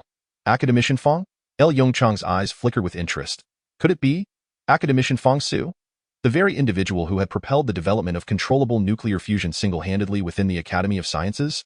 It could be said that in his previous life, without the groundwork laid by Academician Fong Su, Yongchang would not have been able to smoothly take over the first controllable nuclear fusion experimental reactor in their nation. You should be aware that there is a nuclear physics laboratory at Sandao University, correct? Upon seeing Yongchang nod, Guan Huayang lifted a cup of tea from the table, taking a sip of the strong brew before continuing. Academician Fang Su is the head of this nuclear physics laboratory. Yongchang's eyes widened slightly in astonishment. It truly was him. It seemed that his somewhat reckless actions had indeed borne fruit. On the second day of his rebirth, he had established a connection with the nation's foremost scientist. Academician Fang Su was no ordinary figure. He was a giant in the field of controllable nuclear fusion. Clearly, Professor Guan Huayang held great esteem for Academician Fang Su. Observing the admiration on Guan Huayang's face, Yongchang couldn't help but feel a mix of amusement and exasperation. How formidable Academician Fang Su was something Yongchang was well aware of. Alone, he had advanced their nation's controllable nuclear fusion technology by decades amidst the collective monopoly of all Western powers. This would be the greatest achievement of Academician Fang Su in the future. Suddenly, a shrill phone ring interrupted Professor Guan Huayang's enthusiasm. "TSK." Guan Huayang frowned slightly, letting out a soft TSK before answering the phone. "Who is it?" "This is Guan Huayang." Yet, in the next moment, his expression grew increasingly serious. "What? Minister Hong has arrived." "All right, I understand, Yongchang. He is with me right now." "Okay, I will bring him over immediately." Guan Huayang hung up the phone with a somewhat peculiar expression. "Yongchang, you shouldn't have any other matters to attend to, right?" Without waiting for Yongchang's response, Guan Huayang continued, "Never mind. Even if the sky were to fall, you must accompany me for a trip." Yongchang. Ahem, Professor, what is happening?" Guan Huayang's gaze took on an increasingly strange quality. Have you ever conversed with a ministerial-level official?" Yongchang's pupils constricted in shock. Professor?" Guan Huayang cast a meaningful glance at Yongchang, softly stating, "It seems that the ITER matter has indeed stirred up some agitation within the National Assembly. I never anticipated that it would be significant enough to draw out the Minister of Science and Technology. At Sandao University, within the Nuclear Physics Laboratory, Minister Hong, Yongchang will be here shortly." Fang Su's expression was grave as he addressed Minister Hong Qiming before him. "Minister Hong, what did Councilman Li have to say regarding this matter?" Hong Qiming regarded Fang Su with a profound gaze. "Are you referring to which matter? The ITER incident or Yongchang's controllable nuclear fusion proposal?" Fang Su gritted his teeth slightly, responding solemnly, "Both." After a moment of silence, as if weighing his words, Hong Qiming finally spoke. "Academician Fang, you must understand that our nation would never compromise its integrity for trivial gains." Fang Su's pupils constricted slightly. He understood. Just as he had suspected, there were hidden circumstances surrounding the ITER incident. "But, if we withdraw from ITER, doesn't that imply?" Hong Qiming raised a hand to gesture, interrupting Fang Su's unfinished thought. "Academician Fang, I believe that without ITER, our nation can independently develop controllable nuclear fusion technology. Since the founding of our nation, we have never slowed our pace of progress due to such minor issues, have we?" Fang Su's eyes flickered with realization, and he nodded gently. "Furthermore, if Yongchang's proposed plan could indeed achieve controllable nuclear fusion, I personally believe that withdrawing from ITER might be a fortuitous decision. Do you comprehend my words?" Faced with Hong Qiming's meaningful gaze, Fang Su experienced a moment of epiphany. He understood. Once Yongchang's proposal was validated as effective, as a member nation, they would naturally need to share their technology with other member countries. Yet now, their nation had already withdrawn from ITER. Consequently, if the proposal proved effective, this controllable nuclear fusion technology could grant their nation a technological lead for several years. In due course, their nation's overall strength could ascend to new heights. However, this also implied that the nation was wagering all its chips on this sophomore undergraduate. Naturally, had Yongchang been aware of the higher-up's thoughts, he would have responded with a smile. All in is a form of wisdom. In his previous life, he had, with his keen scientific intuition, made substantial investments in research directions that others had deemed unpromising. This had propelled their scientific progress at an astonishing pace within a mere few years. The construction of underground city clusters capable of accommodating billions, as well as interstellar spacecraft. All of these were the fruits of taking risks. Yet, in the most critical gamble, Yongchang had failed. Consequently, humanity's civilization had plummeted towards oblivion. The door to the nuclear physics laboratory slowly creaked open. A figure with a somewhat hunched stature and a tall, upright form appeared at the entrance. Hong Qiming's gaze flickered slightly as he swiftly turned to regard the upright figure. Just a glance was enough for Hong Qiming to affirmatively nod to himself. Indeed, the vitality was robust, exuding an air of integrity. "Hongbu, allow me to introduce this individual, Lu Yongchang, a sophomore from the physics department of Sandow University. This is Professor Guan Huayang. Fong Su's voice chimed in from the side. And this gentleman is our Minister of the Ministry of Science and Technology of Xia Country, Hong Qiming. Guan Huayang and Lu Yongchang hurriedly stepped forward to greet him. Observing Lu Yongchang's unflinching expression, Hong Qiming's eyes glimmered with curiosity. Lu Yongchang, is it? You seem to not fear me? Lu Yongchang's lips curled into a slight smile, a faint hint of amusement gracing his face. I haven't done anything wrong. So why should I fear you? Faced with Lu Yongchang's retort, Hong Qiming was momentarily taken aback before bursting into hearty laughter. Excellent, excellent, Lu Yongchang. We have already verified your proposal, and I must say, its feasibility is extraordinarily high. Regarding ITER, you are undoubtedly aware of its significance. For this matter, Minister Li specifically entrusted me with the task. I wonder, are you bold enough to accept it? Chapter 13. Chief Engineer Lu Yongchang fell into silence. Fong Su and Guan Huayang exchanged concerned glances in his direction. Under the watchful eyes of all present, he gently nodded, of course. Ha ha ha, splendid. Hong Qiming's voice rang out, his applause echoing. You are truly a youth of Xia Country. Such responsibility. In the next moment, Hong Qiming's tone shifted. From this moment forth, you are no longer a sophomore at Sandow University. You are now the chief engineer of the Xia Country-controlled nuclear fusion project. Academician Fong Su will serve as your deputy. The laboratory fell silent. Fong Su, Guan Huayang, and the researchers within the lab all directed incredulous gazes at Hong Qiming and Lu Yongchang. Was Hong Bu's earlier statement serious? Lu Yongchang felt a surge of excitement within him. He never anticipated that the Xia Country Congress would be so audacious as to appoint a sophomore undergraduate to oversee such a monumental project. This would enable him to expedite his own plans. Perhaps considering Lu Yongchang's age, Hong Qiming's expression grew somewhat grave as he added, Lu Yongchang, you must understand, Minister Li's assignment is to achieve preliminary controlled nuclear fusion within 1 year. At the very least, our own controlled nuclear fusion must reach the same efficacy as ITER. Upon hearing this, Fong Su's pupils constricted sharply. It is important to note that Xia Country does not yet possess a true controlled nuclear fusion experimental reactor. Can this task really be accomplished? Unlike the anxious expressions of those around him, Lu Yongchang wore a faint smile. He nodded gently. I accept this task. Furthermore, I can assure you that within a year, Xia Country will fully master controlled nuclear fusion technology. What? Yongchang? What nonsense are you spouting? As Lu Yongchang's words fell, Fong Su and Guan Huayang exclaimed in shock. Guan Huayang reprimanded Lu Yongchang sternly. Lu Yongchang, such a significant scientific endeavor cannot be taken lightly. Apologize to Hong Bu at once. As he spoke, Guan Huayang lowered his head to apologize to Hong Qiming. Hong Bu, this child, Lu Yongchang, is still a sophomore. Sometimes he speaks without thinking. Hong Qiming dismissed this trivial matter with a light-hearted wave of his hand, interrupting Guan Huayang's words, and then turned his keen gaze upon the somewhat naive Lu Yongchang before him. Do you realize the implications of what you just said? Lu Yongchang's expression remained unperturbed. Of course, Hong Bu, I know exactly what I am saying. Guan Huayang covered his eyes with his hand, deeply lamenting. What a calamity! He even began to question whether he should have brought Lu Yongchang here at all. Without further ado, Lu Yongchang produced a USB drive from his pocket and extended it towards Hong Qiming. Hong Bu, please take a look at the contents of this USB drive before making any judgments regarding my statements. Hong Qiming raised an eyebrow, accepting the USB drive with intrigue. My interest in you is growing by the moment. You do realize the consequences of deceiving a minister at the level of a department head, correct? As he spoke, Hong Qiming turned his gaze towards Fong Su. Academician Fong, could you assist by projecting the contents of this USB drive so we may discover what surprises he has brought us? Fong Su stepped forward reluctantly, taking the USB drive from Hong Qiming's hand. As he passed by Lu Yongchang, he let out a deep sigh. He had a premonition that Xia Country was about to lose a gamble. He even found it somewhat amusing that Xia Country would stake its future on such a young lad. Meanwhile, Lu Yongchang remained composed. The content of the USB drive was the result of a long night spent typing away in his dormitory. It was not extensive, merely detailed blueprints for the controlled nuclear fusion reactor. The workload was immense. However, thanks to the potential he had been forced to unlock in his previous life, he managed to complete it just in time. A few minutes later, a projector was brought in. As the projector connected to the computer, Fong Su inserted the USB drive into the computer's interface. Upon seeing the files within the USB drive, astonishment flickered across Fong Su's face.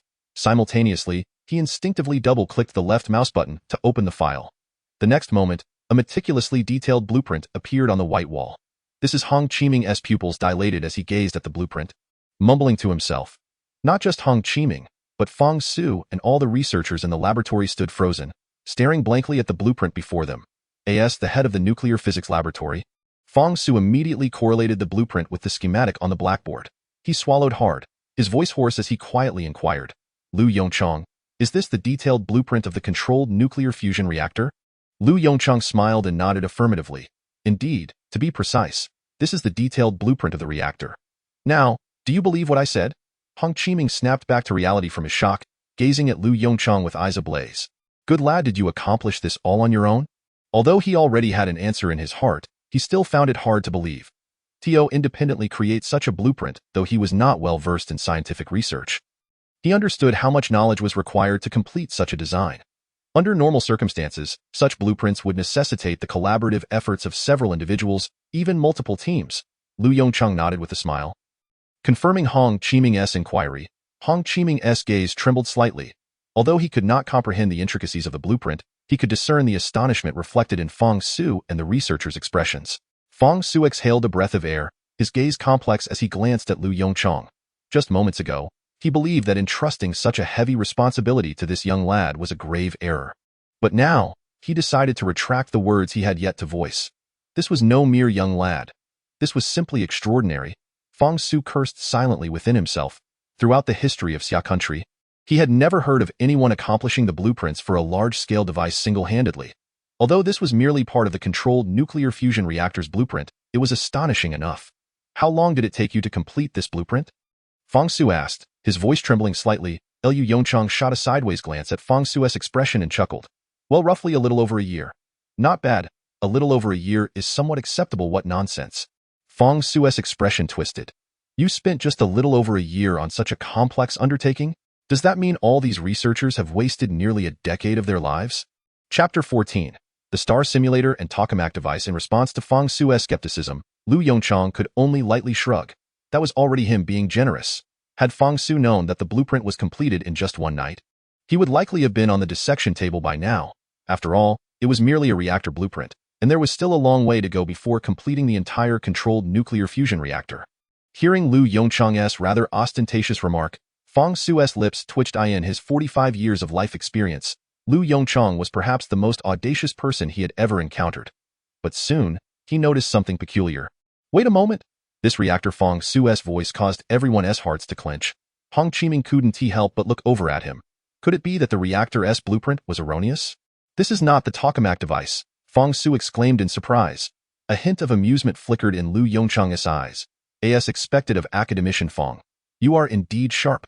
This is not the tokamak device. This is the Star Simulator." Lu Yongchang chuckled lightly. "If my calculations are correct, the duration of ITER's controlled nuclear fusion should be within 30 minutes. Am I right?" Fong Su's eyes flickered slightly as he nodded gently. "Indeed. The latest experimental results indicate that the fusion reaction was sustained for approximately 26 minutes. Could it be that?" A soft chuckle escaped Lu Yongchang's lips as he remarked, "If all goes as expected, ITER will soon reach the limits of the tokamak device." Fong Su's pupils constricted sharply. "Are you suggesting that the tokamak is not the optimal solution for achieving controlled nuclear fusion?" Lu Yongchang affirmed Fong Su's statement with a nod. "How is that possible? If that is indeed the case, then humanity has been advancing down the wrong path for decades." Fong Su stood frozen, murmuring to himself. He found it difficult to accept Lu Yongchang's assertion. Lu Yongchang was well aware of Fong Su's tumultuous emotions at that moment. In his previous life, to break the monopoly, all of Xia's scientific resources were devoted to the development of the tokamak device. Yet, despite their relentless efforts, the duration of controlled nuclear fusion could not exceed 30 minutes. This was a devastating blow to the confidence of all researchers at that time. Had it not been for Fong Su's fortuitous discovery of the tokamak's flaws, it was likely that Xia would have continued down the erroneous path toward achieving controlled nuclear fusion. How can I verify your claim?" Fong Su, being the foremost scientist in Xia, quickly regained his composure after a brief moment of distraction and solemnly inquired of Lu Yongchang. Lu Yongchang shrugged nonchalantly, replying, "It's quite simple. All you need is to find a base accelerator, construct a reactor using the material I have derived, and ignite the fusion reaction to validate the results." Fong Su's expression shifted slightly. He recalled that in the laboratory, there indeed existed an outdated stellarator device that had been purchased at great expense. "Wait." Hong Qiming's booming voice suddenly interjected from the side. "Can someone explain to me what a stellarator and a tokamak device are?" As he spoke, Hong Qiming directed his gaze toward LV Yongchang. Observing this scene, Guan Huaiyang and Fong Su instinctively took a step back, yielding the stage to LV Yongchang. After a moment of contemplation, LV Yongchang began, Minister Hong, you should understand that controlled nuclear fusion requires a powerful magnetic field to confine the fusion materials, correct? Upon receiving a nod from Hong Qiming, LV Yongchang felt a sense of relief. This would make the explanation much easier. Otherwise, he would have had to start from scratch in explaining the principles of controlled nuclear fusion. To put it simply, the circular helical magnetic cage of the tokamak generates a plasma current, while the stellarator does not. It can produce a twisted circular magnetic cage directly through external coils to SO. What are the differences between the two? Aren't they both generating magnetic fields? A hint of confusion appeared in Hong Qiming's eyes. Snap? LV Yongchang lightly snapped his fingers. This is the crux of my argument. In the tokamak device, the plasma current can reach tens of millions of amperes. And such a colossal current inevitably brings forth numerous issues. For instance, distortion modes, magnetic surface tearing, the creation of magnetic islands, and so forth. All of these factors diminish the confinement capability of the plasma. The consequences can range from extinguishment to, at worst, an explosion. As he spoke, LV Yongchang gestured dramatically to illustrate an explosion. Hong Qiming nodded, though somewhat bewildered. Although he did not fully grasp the various technical terms used by LV Yongchang, he understood the final statement. Is it true that the tokamak could explode? Hong Qiming cast a complex glance at the standing Fong Su. Faced with Hong Qiming's gaze, Fong Su could only helplessly nod. There is indeed a possibility. However, to date, the tokamak has not experienced such severe malfunctions. But what about in the future? LV Yongchang's tone remained calm. Once the fusion duration is extended to 30 minutes, who knows what dire consequences might arise? Fong Su's body stiffened suddenly as he gasped. Are you suggesting that the tokamak might explode after 30 minutes of fusion? LV Yongchang nodded with a complex expression. Indeed, this is the greatest pitfall of the tokamak device. Although the magnetic field formed by the plasma current simplifies the construction of the magnetic cage, high temperatures and enormous currents will ultimately lead to unforeseen accidents. Fong Su's eyes widened in realization. So that's how it is. But what about the stellarator? Hong Qiming swallowed hard and asked in a hushed tone. He suddenly felt that this seemingly youthful sophomore student was akin to a seasoned professor immersed in the subject for decades. Even Fong Su appeared to be a student in comparison. In response to Hong Qiming's question, LV Yongchang nonchalantly stated, the stellarator is straightforward. It merely requires creating a closed, twisted circular magnetic cage through external coils. Hong Qiming. So simple. Why hasn't anyone used a stellarator before? Fong Su shot a frustrated glance at LV Yongchang and elaborated. The challenge with the stellarator lies in the manufacturing of the external coils.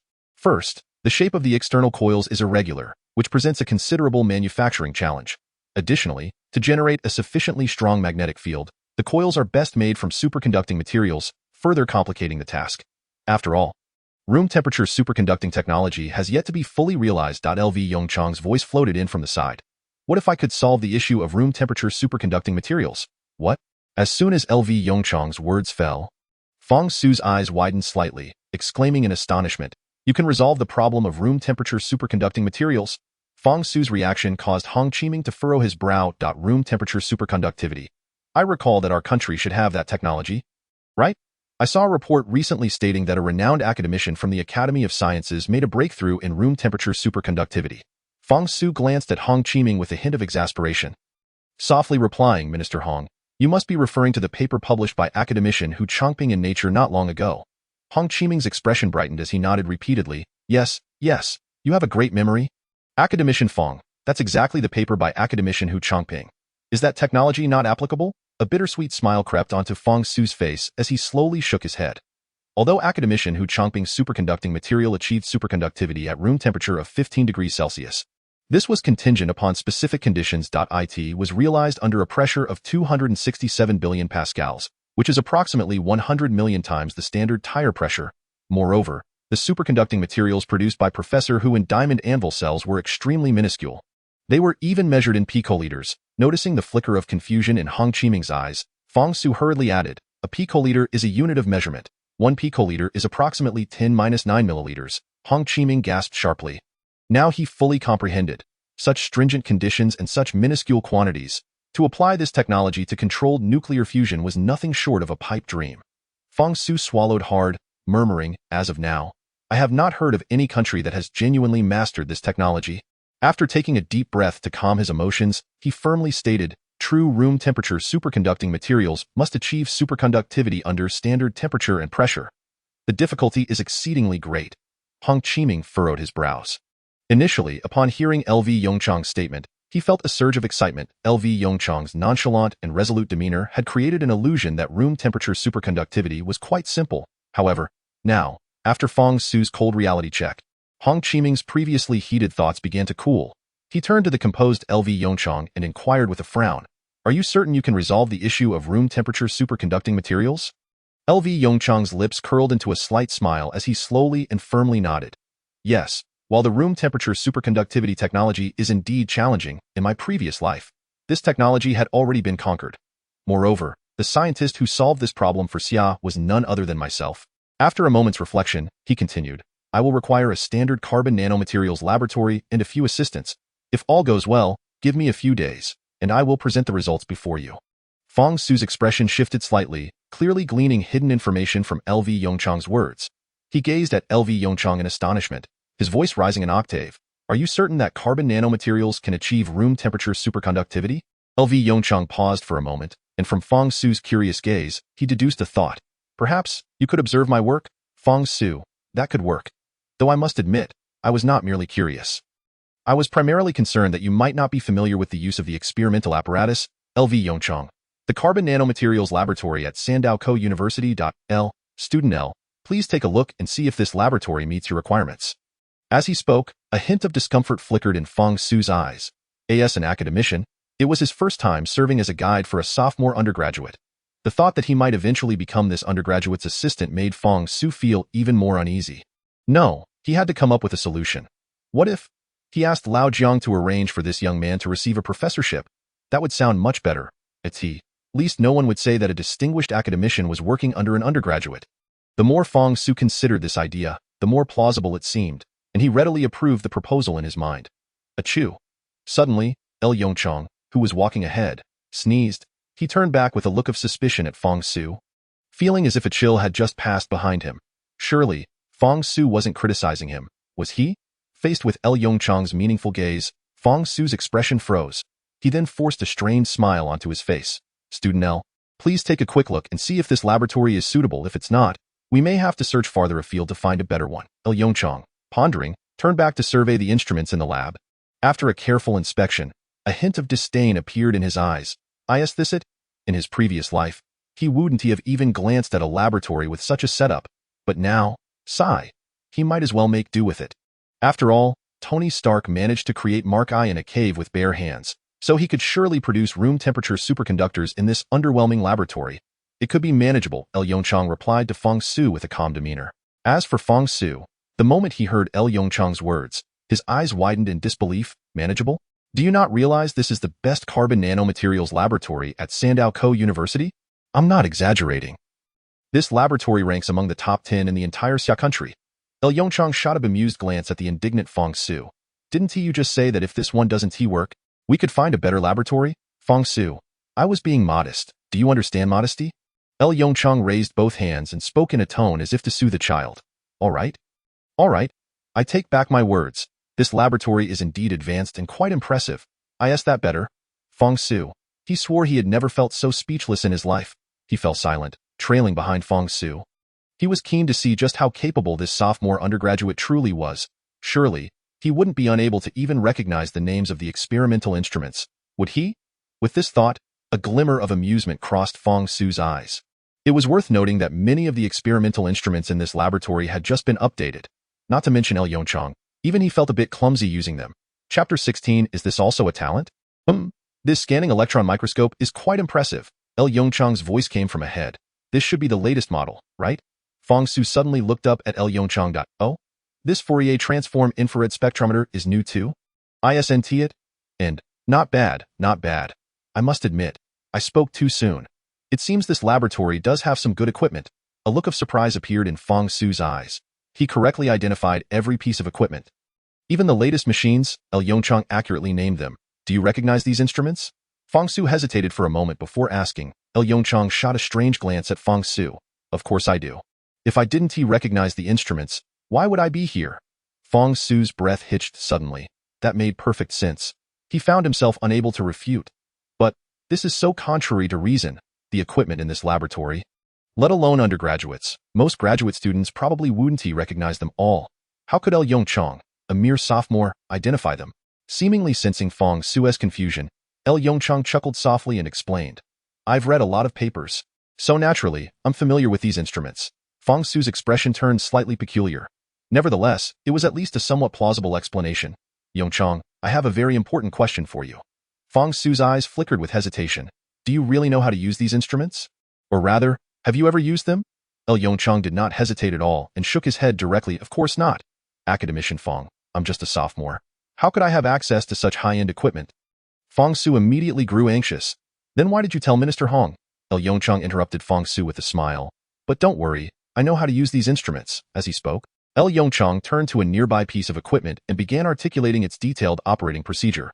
Listening to Yongchang recite the usage process without a single mistake, Fong Su stood there, dumbfounded. After a long pause, he managed to ask, Did you learn all this from reading papers? Yongchang nodded and cast a curious glance at Fong Su. Of course. What else would it be? Fong Su. He took a deep breath and rubbed his somewhat stiff face vigorously. All right, perhaps geniuses really do exist in this world. When do we start? Fong Su chose to change the subject. Yongchang glanced at the several researchers in white lab coats waiting at the laboratory entrance and raised an eyebrow slightly. Right now. Watching Yongchang's fluid operation, Fong Su fell silent once more. This is also something you learned from papers. Didn't you say you had never handled laboratory equipment? Fong Su looked at Yongchang in exasperation. In just half an hour, Yongchang had already operated 3 pieces of equipment. In Fong Su's imagination, Yongchang should have been a purely theoretical worker. This meant that Yongchang would likely make several mistakes during practical operation, which was a very common occurrence. After all, there exists an enormous chasm between theory and practical application. For material science, even a slight operational error could lead to vastly different results. In fact, Fong Su had prepared to clean up after Yongchang. But the scenes that unfolded in that half hour completely shattered Fong Su's worldview. Yongchang's series of operations flowed smoothly, as if he were a seasoned veteran in the laboratory. Not only did he make no errors at all, but he also noticed several key points that Fong Su had overlooked. Indeed, I have never touched laboratory equipment in this lifetime, Yongchang said lightly, a faint smile gracing his lips. Not a word of a lie. These so-called latest experimental instruments are all leftovers from my past life. Fong Su wore a look of utter disbelief. Then you, academician Fong, sometimes talent is indeed significant. As he spoke, Yongchang gently patted Fong Su's shoulder. You understand? Right, Fong Su. After finally overcoming his inner shock, Fong Su curiously asked Yongchang, why did you choose carbon nanomaterials to achieve room temperature superconductivity? Hearing Fong Su's question, Yongchang slowly paused his work and replied softly, when 2 layers of parallel graphene are stacked at an angle of approximately 1, a superconducting effect occurs. Fong Su's pupils contracted slightly. Is this true? Yongchang smiled and said, you can give it a try. Aren't there plenty of unused instruments nearby? Several hours later, heavens, it's actually true. Fong Su stared in shock at the screen of the instrument before him. Yongchang, how did you discover this phenomenon? Yongchang, while bending over to operate the equipment on the experimental table, spoke softly. I calculated it. I haven't observed it in real life. Fong Su felt somewhat speechless. You haven't seen it, yet you dare to say so? What if you're wrong? Doesn't that mean total failure? It won't be wrong. Yongchang straightened up, his eyes sparkling with confidence. I believe in myself. Fong Su. For reasons unknown, ever since he met Yongchang, Fong Su felt that his moments of speechlessness had noticeably increased. 3 days later, Yongchang and Fong Su stared intently at the display screen of the scanning electron microscope. The screen revealed a substance taking the form of a cylinder. Yongchang, is this what you meant by carbon nanotubes? Are you sure these carbon nanotubes can achieve room temperature superconductivity? Doubts were written all over Fong Su's face. It was no wonder he was skeptical. During these 3 days, he had hardly done anything. Aside from assisting and running errands, the truly important operations had all been completed solely by Yongchang. As an academician who had led teams for many years, this was undoubtedly an extremely novel experience. In the face of Fong Su's skepticism, Yongchang remained silent, his expression serious as he manipulated the microscope to change observation angles repeatedly. Only after observing the standard nanotube structure on the screen did Yongchang finally exhale a sigh of relief. It's correct. This is it. Having said that, Yongchang estimated the time and revealed a hint of regret in his eyes. What a pity. At the current rate of production, we won't see any results until tomorrow. Fong Su cast a peculiar glance at Lu Yongchang's face, which was filled with regret. Is this truly regrettable? To produce an experimental sample of room-temperature superconductors in merely 4 days, could that possibly be considered slow? One must realize that the emergence of any new material typically spans years. Chapter 17. The 10-centimeter black wire. Early the next morning, Fong Su, bearing the unmistakable signs of fatigue under his eyes, pushed open the door to the laboratory. Observing the bustling researchers within, a flicker of confusion crossed his eyes.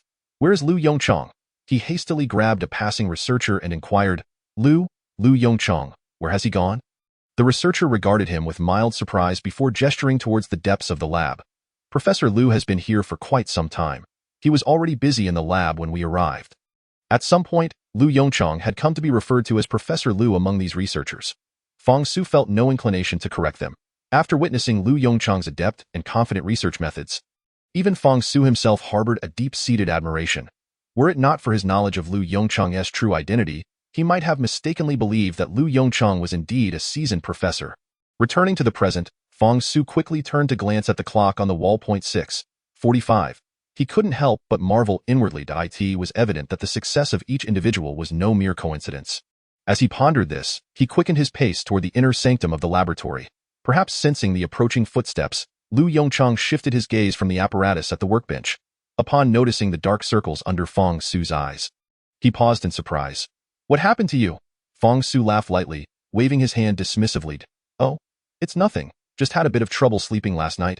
Why don't you take a short rest?" Lu Yongchang suggested with concern. "After all, there are no pressing tasks today.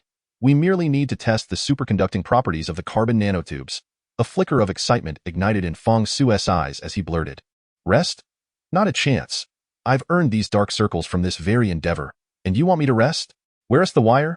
Let me see it." Seeing Fong Su's fervent demeanor, Lu Yongchang couldn't help but chuckle. He stepped aside, revealing an apparatus beneath a glass dome with a diameter of 30 centimeters. Fong Su hurriedly advanced to the glass enclosure.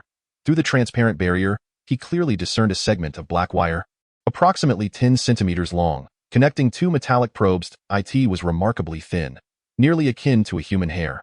Fong Su extended his hand, bending his fingers to gently tap on the glass dome. "Is it a vacuum inside?" Lu Yongchang shook his head in denial. "That of course not. It's merely a small cleanroom for now. You wouldn't want any dust compromising the experimental results, would you?" he quickly added, to be precise. "It's not yet a vacuum environment." As he spoke, Lu Yongchang gestured toward the vacuum pump nearby. Fong Su's brow arched slightly. This statement hinted at significant implications. Could it be that this material achieves superconductivity even in a vacuum? Lu Yongchang retrieved a densely written A4 sheet from the workbench and handed it to Fong Su. "According to my calculations, the superconducting wire made from carbon nanotubes is exceptionally stable, with a normal operational temperature range between -50 degrees Celsius and 80 degrees Celsius. Fong Su's eyes brightened, and he swiftly asked, "What about the pressure?" "Within 2 standard atmospheres," Lu Yongchang replied. Gasp! At Lu Yongchang's response, Fong Su drew a sharp breath.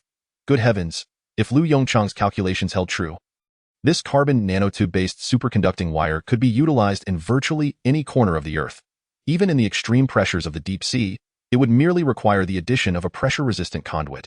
This also signified that the electrical industry in Xia country would undergo a monumental transformation. "Yongchang, do you realize what you have accomplished?" Contemplating the myriad potential changes in the future, Fong Su stood there. Murmuring to himself, a smile crept into Lu Yongchang's eyes. Though he remained silent, he was acutely aware of what this wire represented. Although these technologies might be somewhat advanced for present-day Xia country, they were still far from sufficient to confront the disasters that lay ahead. After admiring the carbon nanotube wire on the workbench, Fong Su's expression turned serious. "Let us begin the testing." Upon learning that the inaugural test of the room-temperature superconducting coil was about to commence, all researchers in the laboratory set aside their unfinished tasks and gathered around Lu Yongchang. This was a chance to witness history. No one would wish to miss such an opportunity. Lu Yongchang swallowed nervously, carefully extending his hand to connect the metallic probes of the wire to the testing apparatus. Although he possessed great confidence in the materials he had created, uncertainties loomed. Who could predict the intricacies of material science? Perhaps an unforeseen mishap during the manufacturing process had altered the angle of the carbon nanotubes by a mere degree, or there could be other reasons. It could be said that even the slightest error would render this room-temperature superconducting material a failure. As he let his mind wander, he activated the testing equipment. Powering it on, a number appeared on the instrument's display. Resistance value, 0. Success. A glimmer of excitement flashed in Lu Yongchang's eyes. Let us increase the current. Beside him, Fong Su's enthusiastic voice rang out. Liu Yongchang promptly turned the knob, gradually increasing the current. When he saw that the resistance value on the instrument's display remained completely stable, a soft gasp of astonishment escaped the lips of all the researchers in the laboratory. Unlike his colleagues, Lu Yongchang's expression remained grave. The testing was far from over. He still needed to evaluate how the material performed under low-pressure conditions. Lu Yongchang exchanged a glance with Fong Su, who nodded in understanding and activated the vacuum pump beside them. A low, humming sound filled the air. The atmosphere inside the glass dome was gradually evacuated. Watching the pressure gauge's value decline, even Lu Yongchang felt a bead of cold sweat trickle down his brow. It is crucial to note that superconducting materials react extremely sensitively to environmental changes. Historically, any slight variation in temperature or pressure would lead to the immediate cessation of superconducting effects. Under such powerful current, should the superconducting effect of the wire dissipate, even a minuscule resistance value could instantaneously generate an immense amount of heat. The consequences would inevitably result in the destruction of this singular room-temperature superconducting wire in existence. Moments later, observing the undisturbed resistance curve on the testing apparatus' screen, a radiant smile finally spread across Lu Yongchang's face. He gently wiped the sweat from his forehead, raised his right hand high, and proclaimed, "We did it! We succeeded!" Beside him, Fong Su, visibly exhilarated, shut down the instruments one by one and rushed over to Lu Yongchang, clapping him on the shoulder enthusiastically. "Well done! With room-temperature superconducting technology in our grasp, Professor Fong, we must prepare for the modification of the stellar simulator." Lu Yongchang quickly pulled himself from the euphoria of success. Speaking solemnly, Fong Su, "We need to act swiftly." Fong Su, still brimming with excitement, nodded fervently. "I will notify the lab staff immediately. We shall commence the modifications of the stellar simulator this afternoon." Chapter 18. Modification of the stellar simulator. Half a month later, in the nuclear physics laboratory of Sandao University, Lu Yongchang sat quietly in an office allocated solely for him. His brow furrowed slightly as he rapidly scribbled calculations on an A4 sheet of paper. With the passage of 2 weeks, the room-temperature superconducting wire crafted from carbon nanotubes had been completed. One could not help but acknowledge the immense power of the national machinery. The moment the breakthrough in room-temperature superconducting material technology was announced, the Ministry of Science and Technology dispatched a manufacturing order directly. Though Lu Yongchang possessed a comprehensive preparation plan for carbon nanotubes, the current manufacturing technology was such that only the Xiaoshan Group, tasked with producing high-tech equipment, could meet the stringent standards for mass production of superconducting wire. As for foreign enterprises, Hong Qiming was no fool. If he were to entrust them with the orders, it would not take long for several Western nations to grasp the secrets of room-temperature superconductivity. With substantial funding and administrative directives fueling the efforts, the manufacturing capacity of the Xiaoshan Group for carbon nanotube wire expanded exponentially. In a mere fortnight, superconducting wires valued in the hundreds of millions had arrived at the nuclear physics laboratory of Sandao University. At this juncture, the nuclear physics laboratory housed an antiquated stellar simulator device. However, the spiral wires on the exterior had been entirely dismantled by the staff. The interior cavity of the simulator had been replaced days prior with newly fabricated components.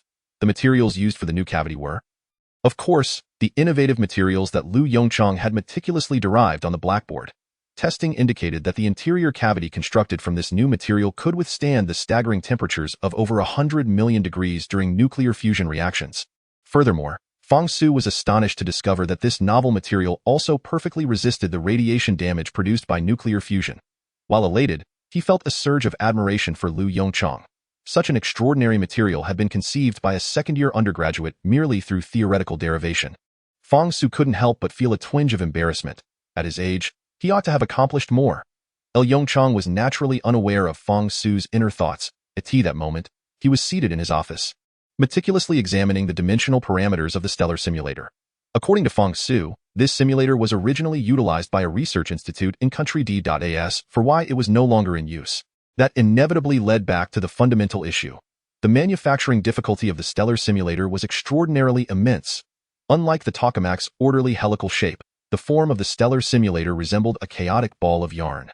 The positioning of each wire required meticulous calculations to ensure the generation of a magnetic field at specific angles. At this moment, Yongchang was engrossed in completing this task. He needed to calculate the precise locations of each superconducting wire based on the dimensions of the stellar simulator. ensuring that a closed, twisted annular magnetic cage could be formed within its cavity to confine the extremely high-temperature plasma. Yongchang gently set down his pen, exhaling a long breath of stale air. After several days of calculations, he had finally achieved a gratifying result. According to his calculations, these superconducting coils could provide a magnetic field strength of up to 100 T. This would create the most powerful artificial magnetic field on Earth. This 100 T magnetic field could perfectly confine fusion plasma, reaching temperatures in the millions of degrees. At the center of the reactor's interior, he stood up and slowly approached the office door, gently turning the doorknob. The sound of the door opening caught Fong Su's attention. "Have you completed the calculations?" Fong Su inquired, a flicker of surprise crossing his eyes upon seeing Yongchang's relaxed expression. "Has it only been a few days?" "It's barely been a little over 3 days, right? Such a complex calculation, and you've managed to complete it in just 3 days." Fong Su found it hard to believe, seemingly sensing the skepticism in Fong Su's gaze. Yongchang chuckled lightly. "Of course, I have completed it." As he spoke, he handed a stack of A4 papers to Fong Su. "Would you like to check it?" With a look of astonishment, Fong Su accepted the A4 papers. Upon seeing the densely packed calculations, he swallowed hard. Although he was reluctant to admit it, he found himself struggling to comprehend the calculation methods presented. "Ahem. I trust your calculations," he said, returning the stack of papers to Yongchang with a serious expression. "How about we have Tianhe, one verify your results?" Yongchang paused for a moment, then nodded in agreement with Fong Su's suggestion. Regarding controllable nuclear fusion, all research resources were prioritized for the Sandow Co-Nuclear Physics Laboratory. As soon as the application was submitted, the usage time for Tianhe 1 was allocated. Fong Su carefully inputted each of Yongchang's calculated results into the computer, which then performed the computations using Tianhe 1. At that moment, the power of the supercomputer was fully revealed. Within half an hour, the computational results appeared before Fong Su and Yongchang.it worked. The layout plan for the superconducting wires has been finalized, meaning the modification of the stellar simulator has reached its final stage. Specific angle coil supports were installed on the exterior of the stellar simulator, serving to secure the coils. After all, for the stellar simulator, even the slightest positional deviation of the external superconducting coils could spell disaster. If the internal annular magnetic cage were to be compromised, the millions of degrees of plasma would directly contact the internal surfaces. Surely, no one wished to witness such catastrophic consequences. Thus, as they completed the final modifications to the stellar simulator, both Yongchang and Fong Su remained utterly vigilant, fearful of any minor oversight. 3 days later, the modification work on the aging stellar simulator was entirely completed. "Yongchang, when shall we commence the first ignition experiment?" Fong Su's voice rang out from the side. Unbeknownst to him, he had already begun to regard Yongchang as his superior, seeking his opinion prior to every research decision. Now is the time. A glint of determination flashed in Yongchang's eyes as he shifted his gaze from the calculation papers on his desk. Speaking in a firm tone, "Academician Fong, please report it up the chain. This afternoon, we shall initiate the first ignition experiment." As Fong Su submitted the request for the first ignition experiment to Hong Chiming, changes began to unfold within Sandow Co-University. Dozens of plainclothes special forces soldiers entered the university, and all access routes to the nuclear physics laboratory were sealed off. Moreover, snipers had already set up their rifles and observation equipment on nearby high-rise buildings. It would not be an exaggeration to say that at this moment, no bird could safely fly over the nuclear physics laboratory. All of this was to ensure that the controllable nuclear fusion experiment would not be disturbed by any external unknown factors. Chapter 19. Ignition. The changes at Sandow Co-University did not escape the notice of the observant. "What is going on? Why are these roads blocked?" A few male students walked through the university, their faces etched with confusion. Could it be that a high-ranking official has arrived? One speculated, gazing at the barricaded roads. Another student shook his head slowly, replying gravely, "It doesn't seem to be a high-ranking official. I just checked the forum. It appears all the routes to the nuclear physics laboratory have been blocked." "What? The nuclear physics laboratory? Are they planning some kind of nuclear test?" The student's expression grew serious as he nodded. "I don't know if you've heard, but the nuclear physics laboratory at Sandow Co-University has been conducting research on controllable nuclear fusion, coupled with the recent news from ITER. Do you think it's possible that they are conducting a controllable nuclear fusion experiment?" This speculation was evidently far more plausible than the previous one. If that's the case, wouldn't it mean that our nation is on the verge of mastering controllable nuclear fusion? Upon hearing this, the student who had made the speculation rolled his eyes in annoyance. How could that be possible? This is controllable nuclear fusion. I reckon this is merely an experiment, My advisor mentioned that it would take at least several more years for controllable nuclear fusion to truly mature. Meanwhile, within the nuclear physics laboratory at Sandao University, everyone was on high alert.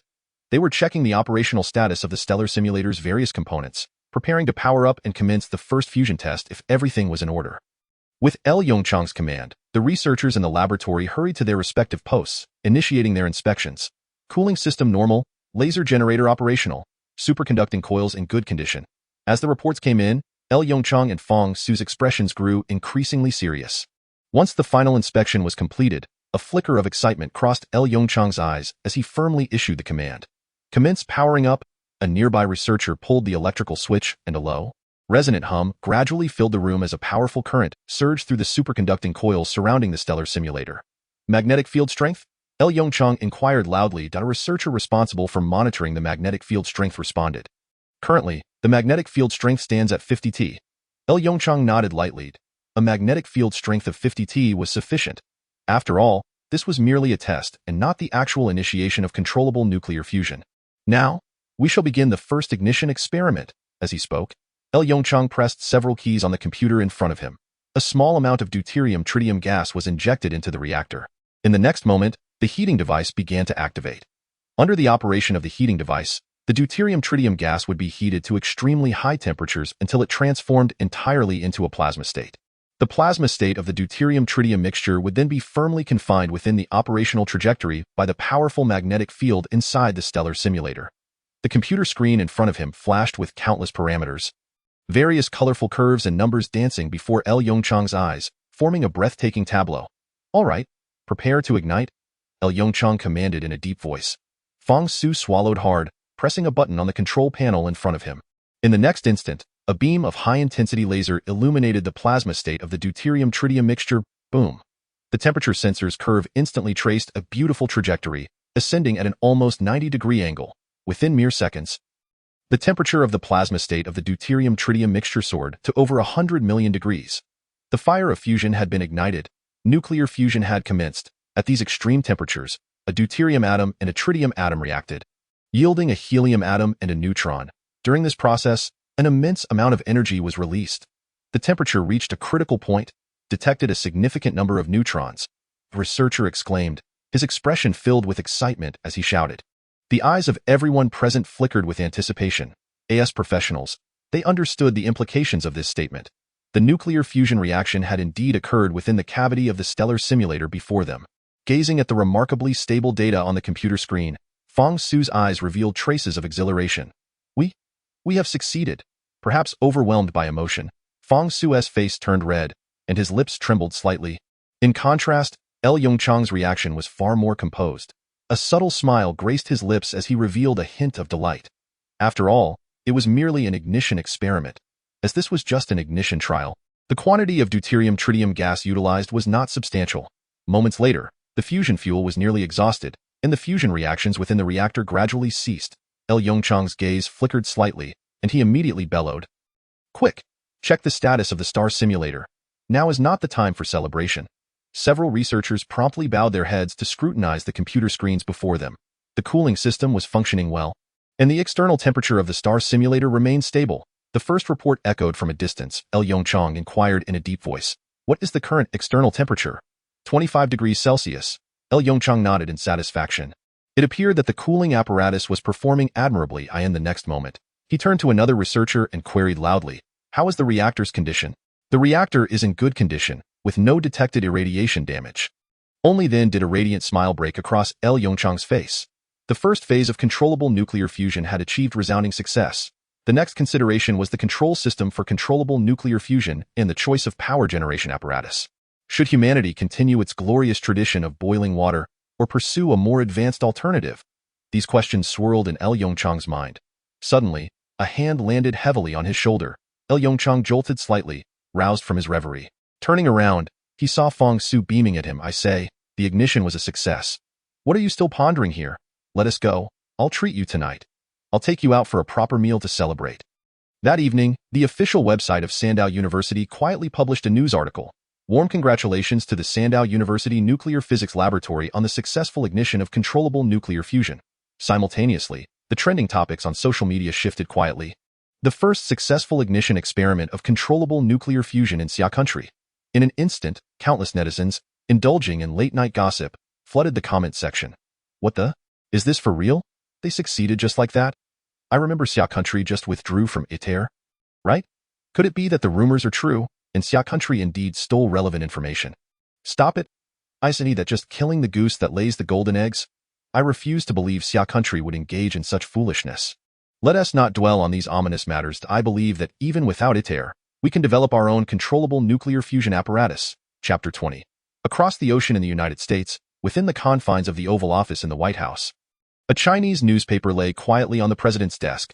The bold red characters stood out vibrantly against the black and white backdrop. Exciting news. The Sandow University Nuclear Physics Laboratory has successfully achieved ignition of controllable nuclear fusion. Bang!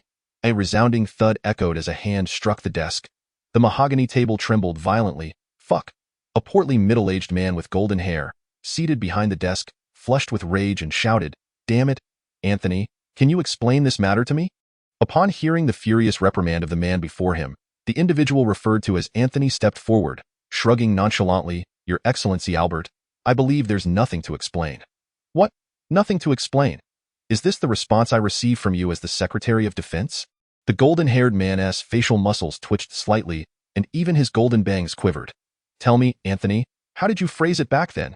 You said that as long as we expelled Xia country from the ITER program, we could maintain our leading position in controllable nuclear fusion forever. Albert mimicked Anthony's tone perfectly. If I recall correctly, those were your exact words, correct? Anthony's expression darkened as he observed this spectacle. And now, Anthony, tell me, what does this newspaper say? Albert furiously snatched the newspaper from the desk and hurled it onto the floor before Anthony. Anthony's lips twitched slightly. He lowered his head to examine the newspaper closely. Then he spoke solemnly, "Your Excellency, I cannot read Chinese." Clearly, Anthony's reply had completely exceeded Albert's expectations. Albert's mouth fell open slightly, staring incredulously at Anthony. "Anthony, you? All right, very well." Albert was almost laughing in his fury. "You can't read Chinese? Then allow me to enlighten you on what it states." The newspaper reported that Xia country had successfully conducted an ignition experiment for controllable nuclear fusion. Do you understand? Anthony maintained a stoic expression and nodded slightly. "Mem." "So what?" Albert sneered. "Is this your response to me?" Anthony took a deep breath. "Your Excellency, I hope you will take a moment to thoroughly read this report before speaking, rather than launching directly into complaints against me. As one of the ITER member states, Xia country naturally possesses some knowledge of controllable nuclear fusion technology. In my view, this so-called ignition experiment is not a cause for concern. They are still far from truly mastering controllable nuclear fusion." Albert's expression softened slightly. Now calm. A hint of confusion flickered in his eyes as he inquired further, "Are you suggesting that?" Anthony gestured behind him. "Your Excellency, it is better for specialized personnel to explain these technical details to you." With that, Anthony turned to address someone behind him. "Professor Collins, the floor is yours now." An elderly man with graying hair approached slowly, leaning on a cane, and respectfully greeted Albert. "Good day, Your Excellency." Albert furrowed his brow slightly, pondering for a moment before softly asking, "If I recall correctly, you were the lead professor sent to ITER a few years ago, correct?" A glimmer of excitement flashed in Professor Collins' eyes. "Yes?" "Your Excellency, I'm surprised you remember me." Albert nodded slightly, his demeanor somewhat haughty as he remarked, "So, do you have something to explain to me?" Professor Collins eagerly nodded and then spoke rapidly, "Your Excellency, I believe you need not worry about this news from Xia country at all." Albert's eyes flickered with curiosity as he gestured for him to continue while adjusting to a more comfortable sitting position. "I have reviewed Xia country's report, and the controllable nuclear fusion device they employed is the star simulator, not the traditional tokamak apparatus." Hearing this, Albert's brow furrowed tightly. He had some familiarity with the tokamak device, given that a substantial portion of the tokamak apparatus within the ITER program had been financed by the United States. However, what was this star simulator? He looked at Professor Collins with a puzzled expression. "Professor, what exactly is this star simulator?" Upon noticing the confusion in Albert's eyes, Professor Collins enlightened him. "Your Excellency, there is no need for you to understand what a star simulator is. You only need to know one thing. The star simulator is equipment we have long since deemed obsolete. The reason for its elimination is quite simple. Its cost is prohibitively high, and the manufacturing difficulty is immense, leading to a high likelihood of fusion failure. I can surmise the source of the star simulator at Sandow University in Xia country. It is likely a nearly decommissioned star simulator from D country a few years back." Albert gazed incredulously at Professor Collins. "Are you certain?" A decommissioned star simulator could successfully ignite nuclear fusion? Clearly, Albert was skeptical of Professor Collins' assertions. Professor Collins nodded vigorously. Your Excellency, you should be aware that the quality of D country's products is generally commendable. I suspect this is why Xia country was able to achieve success. However, such outdated equipment is certainly unreliable. Hence, you can see that Xia country's controllable nuclear fusion maintenance time was a mere 2 minutes. Perhaps you are unaware, but the tokamak apparatus in ITER has already extended the maintenance time for controllable nuclear fusion to 26 minutes. Professor Collins' words significantly warmed Albert's previously stiff countenance. So, in your opinion, Xia country's research on controllable nuclear fusion, impossible. Xia country could never complete its research on controllable nuclear fusion using the star simulator. Professor Collins declared resolutely without hesitation, the star simulator has long been proven to be a fruitless endeavor. Hearing this, a smile finally graced Albert's face. As long as Xia country could not master controllable nuclear fusion, the United States' position would remain unshaken. However, Your Excellency, there is one thing I wish to discuss with you, Professor Collins said, a hint of hesitation flickering in his eyes. Speak. Perhaps due to just receiving some good news? A faint smile lingered on Albert's lips as he gently nodded. Your Excellency, the United States should also construct its own controllable nuclear fusion apparatus. We cannot continue to share experimental results with ITER. In the upcoming experiment, ITER is poised to extend the duration of controlled nuclear fusion to over 30 minutes. Should this endeavor prove successful, it may herald the dawn of an era where humanity masters controlled nuclear fusion. It is imperative that our nation, the United States, prepares in advance. Chapter 21. A meeting with Congressman Lee. Professor Collins's words caused President Albert to stiffen momentarily. After a prolonged silence, he gradually responded. Indeed, this is a pressing issue. Much like Xia country, the United States currently lacks a true controlled nuclear fusion facility of its own. President Albert's murmured reflection sparked a sudden realization in Professor Collins's mind. He quickly interjected, You are absolutely correct, Your Excellency.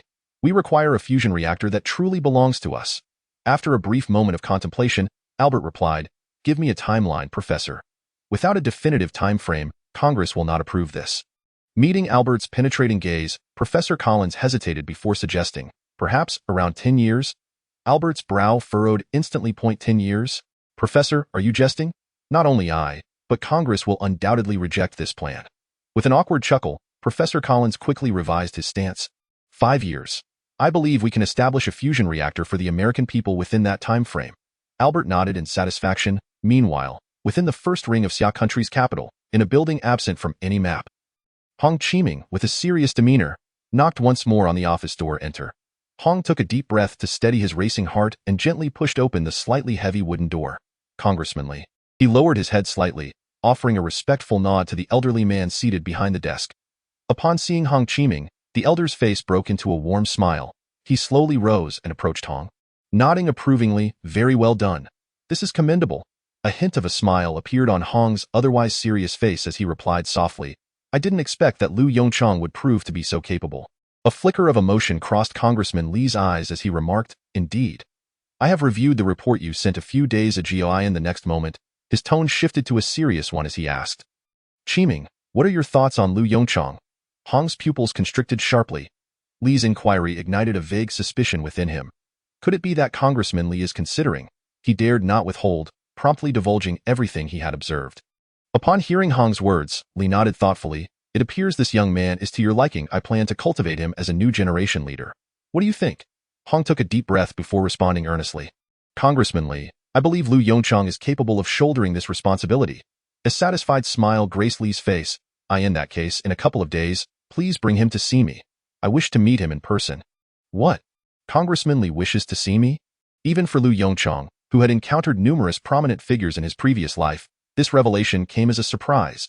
He had not anticipated that Congressman Lee would take notice of him so swiftly. But what could be the reason? A mere ignition experiment in controlled nuclear fusion hardly seemed sufficient to warrant Lee's attention. After pondering for a while without arriving at an answer, Liu's face displayed a smile intended to curry favor as he leaned closer to Hong Chiming. Minister Hong, do you have any idea why Congressman Lee wishes to meet me? Hong glanced at Liu, whose face bore a playful grin, with a hint of exasperation. He couldn't help but wonder how Liu could be so unfazed. After all, he was a high-ranking official. Despite his curiosity, Hong relayed all the information he knew to Liu. Congressman Lee intends to groom you as a leading figure of the younger generation. You must be prepared. As these words fell, not only did Liu Yongchang's expression shift, but so did Fong Su's nearby. Their pupils widened in surprise. Lu's smile faded slightly as he asked in a serious tone, Minister Hong, is Congressman Li truly saying this? Absolutely. Upon hearing Hong's resolute affirmation, a spark of excitement flickered in Lu's eyes.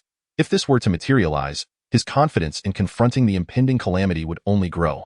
Originally, he had anticipated that achieving his current accomplishments would require approximately 3 years. However, now, in less than a month, he had completed all preliminary plans. Minister Hong, when shall we depart? Hong smiled gently at the impetuous youth before him.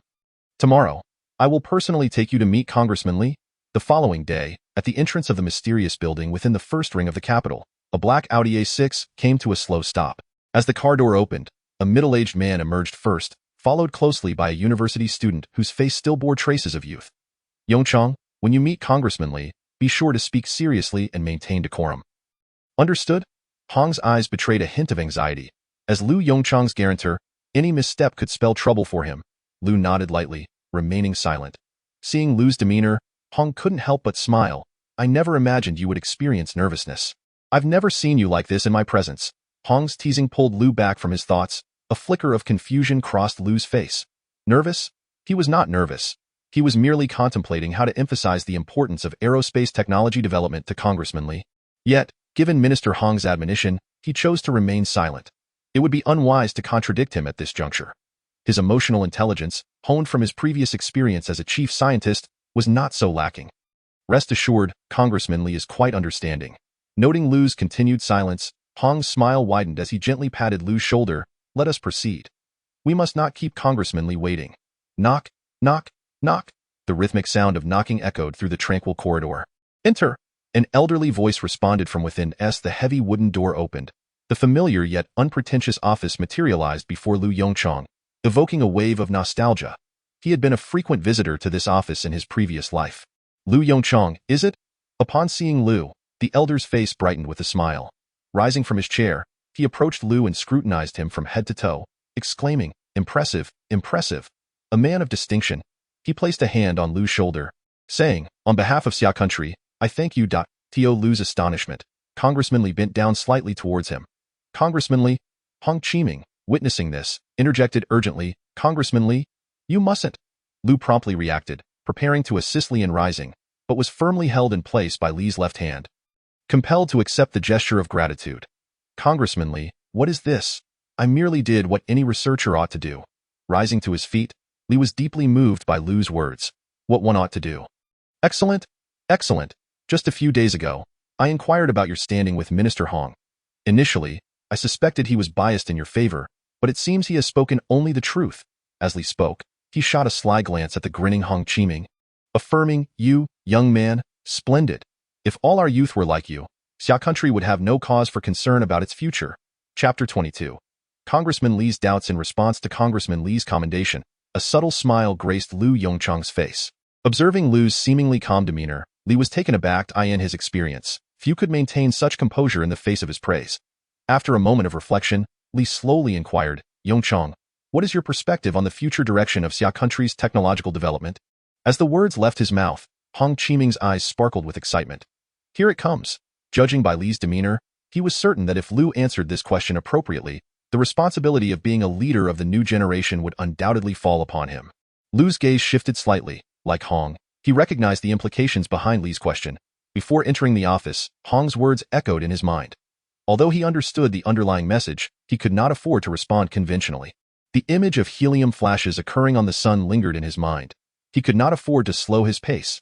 Taking a deep breath, Lu began, Congressman Li, I believe Xia country ought to set its sights upon the cosmos. Hong momentarily froze, then his expression shifted to one of urgency. This young man. He had explicitly warned him against speaking out of turn. Lu continued, undeterred. We have successfully ignited the spark of nuclear fusion. It can be said that Xia country is merely a step away from fully mastering controlled nuclear fusion. Member Li, as a researcher and scholar, I feel compelled to remind you of the paramount importance of controllable nuclear fusion technology. It significantly impacts the fate of our nation. Xia nation now stands at a pivotal juncture in history, with the gateway to a new world before us. Whether we advance forward or retreat hinges entirely on our forthcoming actions. Member Li furrowed his brow slightly, contemplatively observing the eloquent Yongchang. Yongchang. You, however, Hong Qiming beside him could no longer contain his impatience, lowering his voice to interrupt Yongchang. Mimberly abruptly raised his left hand, gesturing to halt Hong Qiming's action.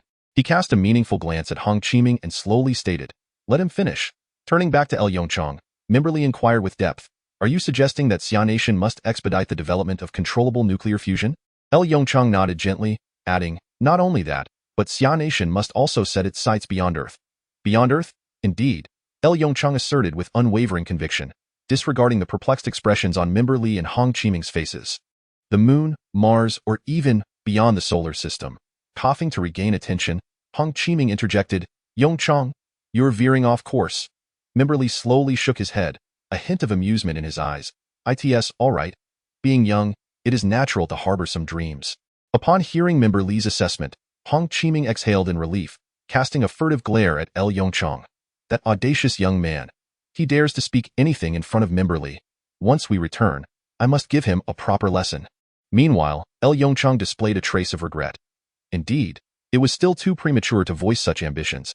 He would only be able to formally present his plans a year from now when signs of the sun's aging become evident. For now, he must accumulate all necessary technologies for the upcoming Starry Sea project. After a moment of silence, Mimberly spoke again. "Yongchang, rest assured, the controllable nuclear fusion project will be the focal point of Xia Nation's development in the coming years.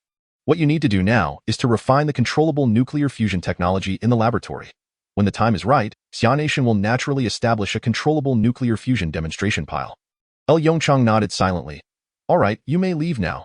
Minister Hong and I have some matters to discuss." As the office door closed, Hong Qiming urgently remarked, "Mimberly, that young man Yongchang, he is simply too inexperienced." All right, Mimberly interjected with a broad smile. "I understand your concerns. I am well aware that Yongchang is a talent worth nurturing. I kept you here for another matter." As he spoke, Mimberly handed a document to Hong Qiming. Hong Qiming sighed in relief, accepting the document. Upon glancing at it, however, his brow furrowed tightly. This is the investigation result from Xia Nation's Security Bureau 2, Mimberly stated casually. Hong Qiming's pupils dilated, and his hands trembled slightly as he grasped the document. "This is intelligence from Xia Nation's Security Bureau 2. It is on par with the CIA, MI5, and the KGB. Mimberly's gaze deepened as he quietly asserted, "According to the investigation, while Yongchang has previously demonstrated exceptional achievements, he seems to lack any extraordinary qualities." Hong Qiming swallowed hard, asking, "Are you suggesting that Yongchang may have issues?" Mimberly slowly shook his head. "There are no issues per se. I have reviewed his parents' records. They are quite clean. Otherwise, he would not have made it into this office." Mimberly spoke in a very calm tone, yet Hong Qiming felt a chill creep down his spine. "So, what are you implying?"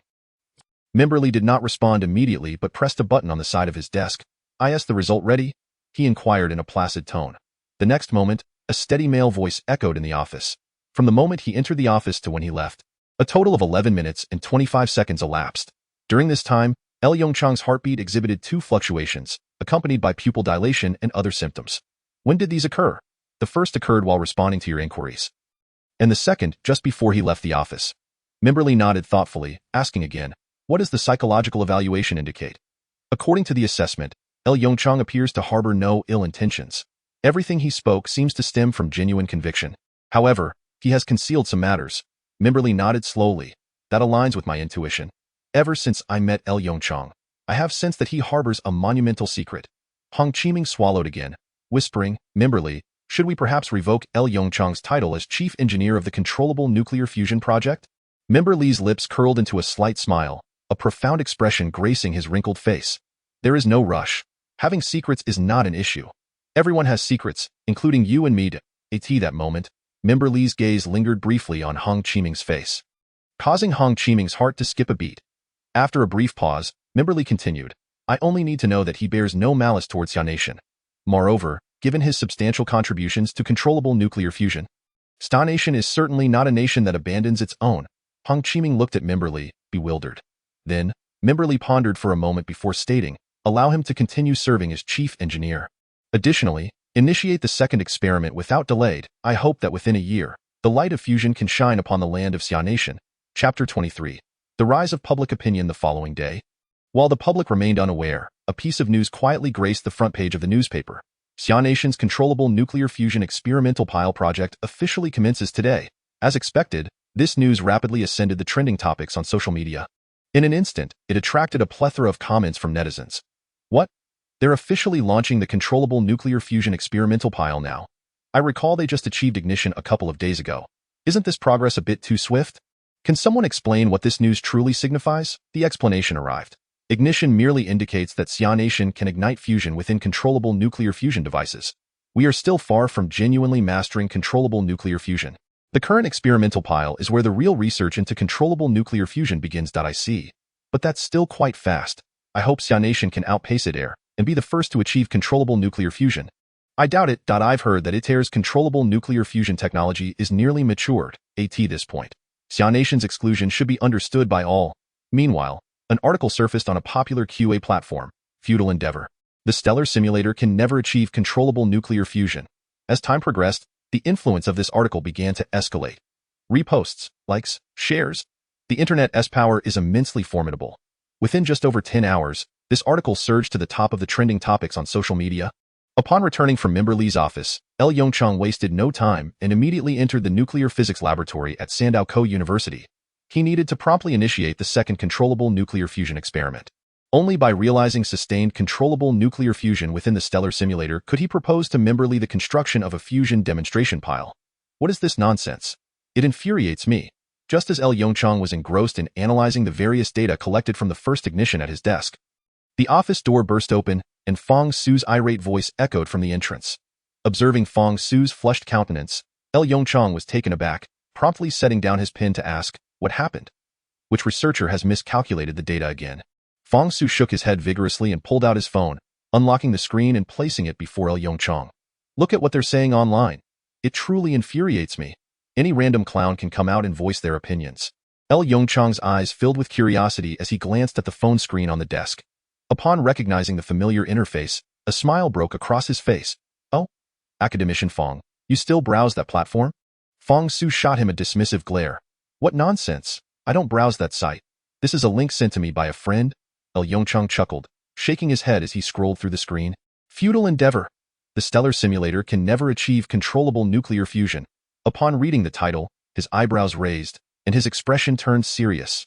The article was not lengthy, merely a few hundred words, yet its content was rather striking. The first half of the article objectively delineated the distinctions between the stellar simulator and tokamak devices, emphasizing that the stellar simulator was a discarded apparatus from Western nations. Upon reaching this point, Yongchang looked up in astonishment at Fong Su. What does this mean? Wasn't it well written? These are indeed facts." Fong Su let out a deep sigh and said, "Let us continue reading." Yongchang cast a skeptical glance at Fong Su before once again scrolling down the screen. Gradually, he began to sense something was amiss. The first half of the article presented itself as a well-grounded piece of popular science. However, the second half seemed to veer off course. Initially, the article claimed that the ITER tokamak device could sustain fusion reactions for up to 26 minutes, highlighting the shortcomings of the imitation star device. After all, during the first ignition experiment, the imitation star could only manage about 2 minutes of fusion reaction. Furthermore, the article explicitly stated that Sandow University had secured a research grant of a staggering 1 billion yuan for this imitation star project. At the conclusion, the author vehemently criticized the nuclear physics laboratory of Sandow University, accusing it of greed, grandstanding, and squandering public resources of Xia country. It painted Sandow University and its nuclear physics laboratory as utterly worthless. "Did you see that? I wonder who the author is. If I find out, I will." Fong Su's voice came through gritted teeth. In stark contrast to Fong Su's reaction, Yongchang casually closed the webpage and returned the phone to Fong Su. Observing Yongchang's demeanor, Fong Su felt a disconnection in his emotions. He took his phone, bewildered, and asked, "Yongchang, aren't you angry?" To him, this article was tantamount to a direct insult. As an academician of the Academy of Sciences, he could hardly swallow such indignation. In his view, Yongchang, as the chief engineer of the controlled nuclear fusion project, would surely be even more incensed. Yet, reality slapped Fong Su's face hard. Yongchang chuckled lightly and shook his head slowly. "It's merely the confused opinions of some internet celebrity. There's no need to get upset. Should we abandon our work to write a rebuttal online?" Fong Su momentarily lost his words. Yongchang lowered his gaze to the data materials on the table. He casually remarked, "We are scientists. We need not concern ourselves with transient accolades or slights. I believe that once we successfully achieve controlled nuclear fusion with the imitation star, these so-called rumors will dissipate naturally. Let us not forget what controlled nuclear fusion means for Xia country." With that, Yongchang devoted his full attention to the materials before him. Meanwhile, Fang Su stood there, his expression one of complex bewilderment. He never expected that, after living for over 40 years, he would find clarity in the perspective of a 20-something youth. Controlled nuclear fusion was not merely a contest of personal honor or disgrace. It was a national endeavor unprecedented in a century. While Yongchang chose to set the matter aside, Zhang Yongxing, the dean of the College of Nuclear Physics at Sandow University, could not let it go. This was, after all, a slander against Sandow University. He immediately reported the entire incident to Minister Hong Qiming. "I see. I will have someone investigate this matter thoroughly," came the grave voice of Hong Qiming from the receiver. Chapter 24. The second nuclear fusion experiment begins in Xia Country, the capital city. Inside a modest villa, a man dressed in high-end branded clothing, with a pair of plain glasses perched on his nose, was fixated on the computer screen before him. The screen displayed a content creator's backend, where an article had garnered countless likes and comments. As the camera zoomed in, the title of the article became clear. It was the piece published on a certain platform that criticized Sandow University. Watching the steadily increasing likes and comments, a cold smirk crept across the man's lips. This article should bring him considerable profit. As he contemplated this, he pressed the F5 key on his keyboard to refresh the page. The article that should have appeared on the homepage had turned gray. What on earth? The man sprang from his chair, his expression shifting between light and dark. A dreadful suspicion slowly emerged in his mind. He moved the cursor to the grayed-out article title and clicked the left mouse button. "Dear Deng Haochu, your article has been flagged for." In simple terms, it had been 404D. Upon seeing the line of deep red text, Deng Haochu's face instantly paled. Damn it. He quickly dragged the mouse to switch to the revenue interface. A large, glaring zero greeted his eyes. Bang. Deng Haochu slammed his hand on the computer desk, causing the screen to tremble. Damn Sandow University. Deng Haochu knew full well that such a situation could only be orchestrated by someone from Sandow University. This matter was far from over. A cold glint flickered in Deng Haochu's eyes. Remembering the tens of millions in revenue that had vanished into thin air, a pained expression crossed his face. A week later, with the article deleted and banned across the internet, the negative public sentiment gradually faded. Meanwhile, Sandow University once again entered a state of heightened alert. The reason was simple. The second controlled nuclear fusion experiment was about to commence within the university's nuclear physics laboratory.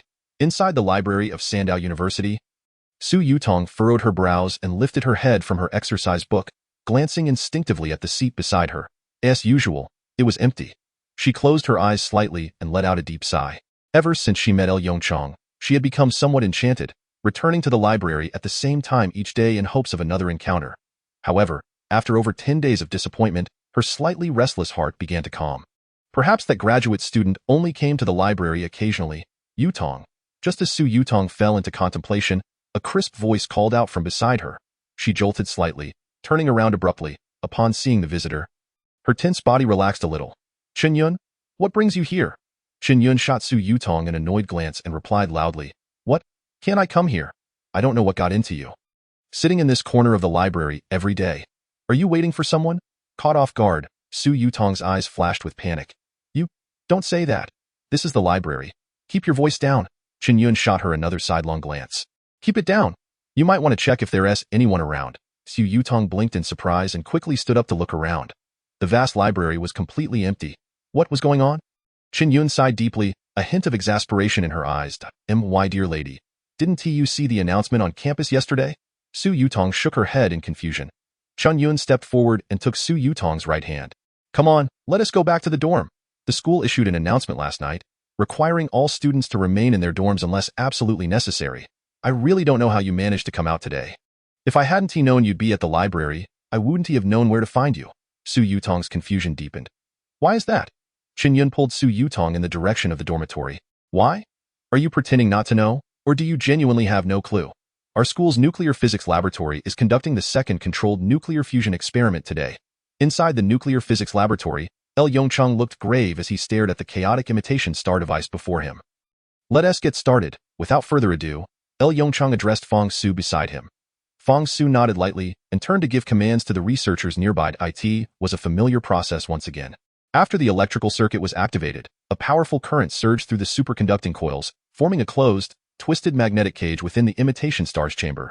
During the preheating phase of the heating device, Fang Su, feeling apprehensive, turned to Yongchang and asked, "Yongchang, how long do you think we can sustain controlled nuclear fusion in this experiment?" Hearing this question, Yongchang shot Fang Su a peculiar glance. What did he mean by how long can we extend it? To Yongchang, the imitation star at this moment, aside from not being connected to a generator, was not significantly different from a large fusion reactor of the future. At the very least, all the necessary components were present. Brother Su, I believe the duration depends on how long you wish to maintain it. Fang Su's pupils constricted sharply. The implication of this statement, before he could ponder further, a researcher shouted, Professor L, the preheating is complete. Without the luxury of explaining further to Fang Su, Yongchang solemnly commanded, inject deuterium-tritium gas, prepare to ignite. The moment the deuterium-tritium gas transformed into high-temperature plasma within the imitation star's chamber, a laser beam instantly struck the surface of the plasma. In just a few seconds, the flames of fusion reignited. Reports of a significant number of neutrons appearing flooded in. The nuclear fusion reaction was occurring normally. The atmosphere in the laboratory grew tense as Yongchang's expressions turned serious. Closely monitor the deuterium-tritium material levels. If they run low, add more immediately. Unlike the previous experiment, Yongchang's goal this time was to sustain controlled nuclear fusion for an extended period. Therefore, it was imperative to avoid a repeat of the last experiment, where the reaction ceased once the fuel was depleted. How is the heat dissipation status? Lu Yongchang inquired in a low voice. The researcher responsible for monitoring the temperature promptly replied, the heat dissipation system is functioning excellently. The surface temperature of the mock star device is at 25 degrees Celsius, 5 minutes, 10 minutes, 27 minutes, when the duration of the nuclear fusion reaction surpassed the previous ITER record of 26 minutes. Fang Su, who was nearby, was filled with both excitement and apprehension. The excitement stemmed from their achievement of a new record, while the apprehension arose from Lu Yongchang's earlier mention of the 30-minute threshold for the tokamak device. Time ticked away, and the 30-minute threshold passed under Lu Yongchang's unremarkable expression.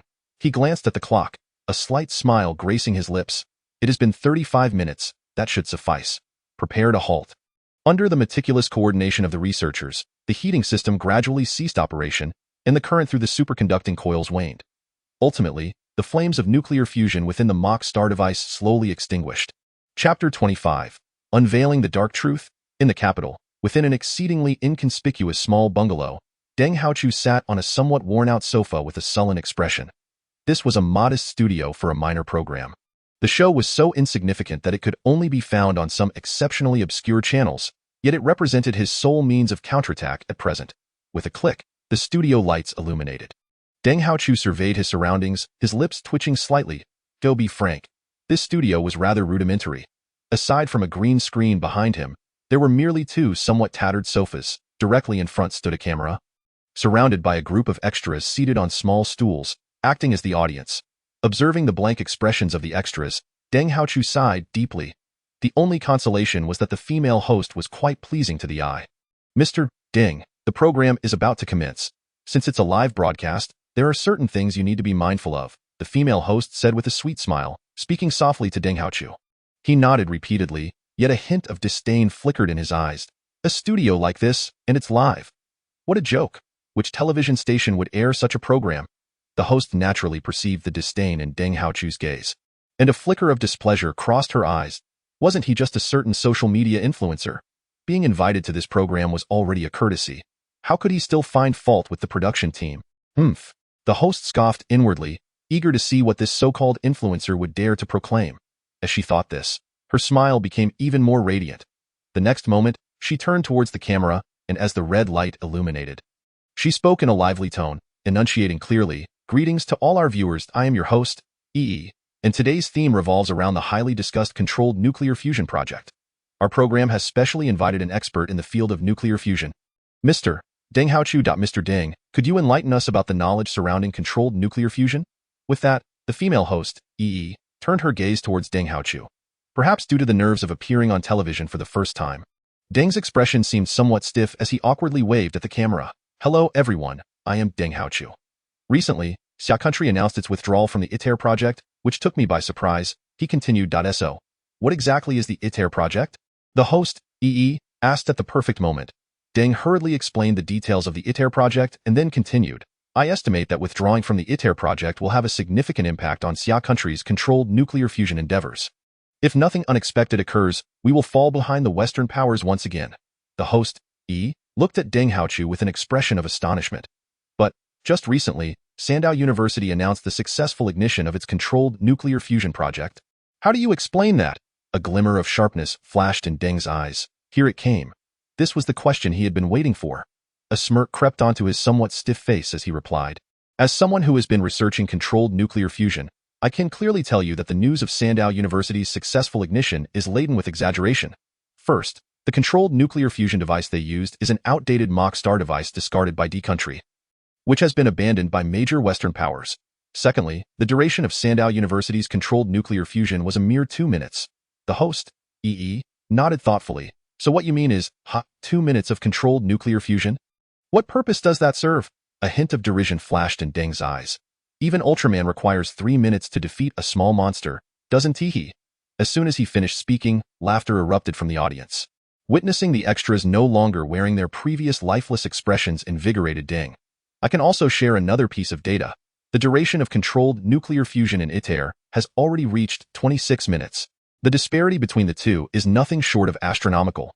The host, EE, interjected again. So according to you, Mr. Deng, the duration of controlled nuclear fusion at Sandow University certainly does not exceed the current ITER record. Correct? Deng Haochu, feeling somewhat displeased at being interrupted yet again, shot a glance at the host. In a wonder, she was still just a host for a minor program. Considering they were still recording, Deng suppressed his irritation. Indeed, if I recall correctly, Sandow University is set to conduct its second controlled nuclear fusion experiment today. If all goes as expected, they will soon experience the drawbacks of the mock star device. Deng gazed meaningfully at the host. Are you suggesting that the mock star device has fatal flaws? Upon hearing the host's question, Deng smiled knowingly and nodded. Absolutely. Controlled nuclear fusion requires extremely high temperatures. The plasma temperature inside the fusion reactor must reach at least hundreds of millions of degrees Celsius. The primary issue with the mock star device lies in its complex mechanisms. Should any errors occur, the plasma at such extreme temperatures would directly contact the inner cavity of the mock star device. TSK, just imagine that scene.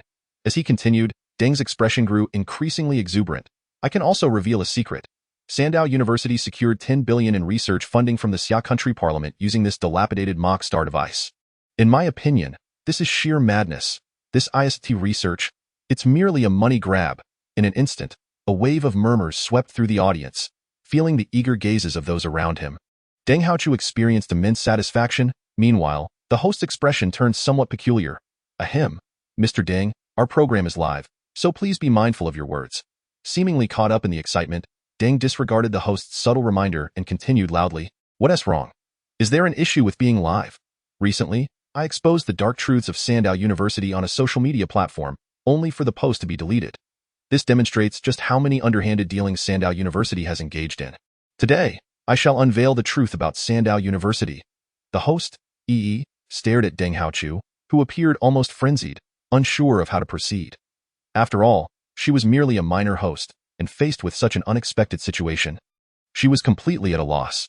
Just as the stage descended into chaos, a staff member suddenly rushed up, leaning in to whisper a few words to EE. What? Is what you said true? The host looked at the staff member with a shocked expression. Upon receiving a nod in affirmation, EE instinctively glanced at Deng Haochu, her eyes reflecting a newfound determination. Chapter 26, News from Xia Country. Ahem. The female host, EE, gently cleared her throat, interrupting Deng Haochu's impassioned speech. Mr. Deng, there is a piece of news I believe you should hear. Once again interrupted, Deng Haochu's face flushed with anger as he glared at the host. Can't you let me finish my thoughts? The host offered an apologetic smile, then spoke softly. According to reports, Sandow University's second nuclear fusion experiment has achieved resounding success. The modified mock star device has successfully maintained controlled nuclear fusion for 35 minutes, surpassing the previous 26-minute record set by ITER. Deng Haochu's pupils dilated, standing frozen in place. Mr. Deng, the host's eyes glimmered with mischief as she gently reminded him. Mr. Deng, did you hear what I just said? Deng abruptly snapped back to reality, his complexion paling significantly as he murmured, No, it's impossible. This cannot be, Mr. Deng. This is the announcement issued by Sandow University. The host, EE, kindly reminded him. Deng Haochu's lips twitched as he suddenly shouted, Impossible! This must be a conspiracy. The stellarator could never operate stably for 35 minutes. Bang! Just as Deng Haochu was vociferously expressing his outrage in the studio, a loud noise erupted from the entrance. All eyes turned towards the studio's door, where several stern-faced men in police uniforms entered, striding directly towards Deng Haochu. You are Deng Haochu, correct? Please accompany us. the leading officer stated, flashing his identification in front of him. Later that evening, in a villa within the capital, Lu Guoqing, as per his usual routine, settled onto the sofa after dinner. He reached for the remote control, switched on the television, and tuned in to the news channel, eagerly awaiting the daily news broadcast. As the wall clock's hands pointed to 7, a familiar tune emanated from the television. Good evening, dear viewers, and welcome to today's news from Xia Country. Our latest report reveals that the Nuclear Physics Laboratory at Sandoku University successfully conducted its second controlled nuclear fusion experiment this afternoon. The experiment was a resounding success, extending the duration of controlled nuclear fusion to 35 minutes, thus shattering the previous record of 26 minutes set by ITER. Upon hearing this, Lu Guoqing's pupils dilated slightly, and he clapped his hands in excitement. Impressive! The nuclear physics program at Sandoku University truly deserves its reputation as a top-tier discipline. From the kitchen, a slightly disapproving voice of Zhou Qingru chimed in. What are you shouting about over there? I asked you to help with the dishes, and you want to even lift a finger. Upon hearing his wife's complaint, Lu Guoqing chuckled awkwardly and quickly fell silent. In our latest report, the chief engineer of the Controlled Nuclear Fusion Project is a sophomore undergraduate from Sandoku. Before Lu Guoqing could fully process this information, the television screen transitioned on screen. A young man dressed in a white short-sleeve shirt was seen writing the final line of letters on a blackboard with a whiteboard marker. Under the leadership of classmate Lu Yongchang, the Sandoku Nuclear Physics Laboratory has successfully overcome multiple technical challenges, achieving controlled nuclear fusion technology. Meanwhile, various clips of Lu Yongchang conducting research in the laboratory played on the screen. At this moment, Lu Guoqing was somewhat at a loss for words. He slowly rose to his feet, staring incredulously at the television, and exclaimed, Qingru, come quickly and take a look from the kitchen. Zhou Qingru's impatient voice called out. What is it now? Don't you see I'm washing the dishes? Our son is on the news. As soon as the words left his mouth, a clattering sound echoed from the kitchen. Moments later, Zhou Qingru, apron still tied around her waist, rushed into the living room, her expression tinged with panic. What happened? Is our son okay? Lu Guoqing opened his mouth but could not utter a single word. Feeling that no words could adequately convey the tumult within him, he could only feebly point at the television screen in front of him. This is our son, right? Zhou Qingru stared at the television screen, her eyes gradually widening in shock. Perhaps due to the significance of the controlled nuclear fusion project, Xia Country News dedicated a full 5 minutes to this story, with 2 minutes specifically profiling Lu Yongchang. The television flickered slightly before returning to the news anchor's face. The subsequent news items were lost on Lu Guoqing and Zhou Qingru, who stood dumbfounded in front of the television, gazing at the screen. After a long silence, Lu Guoqing swallowed hard and finally regained his composure. This little rascal has managed to pull off such a monumental achievement without uttering a word. I need to call him and give him a piece of my mind. As he spoke, Lu Guoqing reached for the mobile phone on the coffee table. In the next moment, Zhou Qingru shot him a fierce glare. What do you think you're doing? Lu Guoqing's hand froze mid-motion as he sheepishly replied. I was just going to call our son to ask him what is going on. Zhou Qingru rolled her eyes, exasperated. Is this something you can just casually inquire about? What if it involves some confidentiality issues? Do you want to put Yongchang in danger? Lu Guoqing's expression stiffened, and he slowly withdrew his hand. So, are we just going to wait here? Just then, a phone rang. It was Zhou Qingru's mobile. Her expression shifted slightly as she quickly leaned down to grab her phone from the coffee table. Upon seeing the caller ID, her face lit up with excitement. It's Yongchang calling. Lu Guoqing's eyes widened, and he urged in a hushed tone, answer it, hurry up and pick up. Zhou Qingru nodded vigorously and hastily answered the call. Mom. As the speakerphone was activated, Lu Yongchang's voice came through. Yongchang, what is going on with the news about the controlled nuclear fusion? What are you working on? Before Zhou Qingru could speak, Lu Guoqing, unable to contain his curiosity, interjected. Lu Yongchang's voice carried a hint of hesitation. Zhou Qingru shot Lu Guoqing a warning glare and quickly added, Yongchang, don't listen to your father. If this involves any confidentiality regulations, you don't have to tell us anything.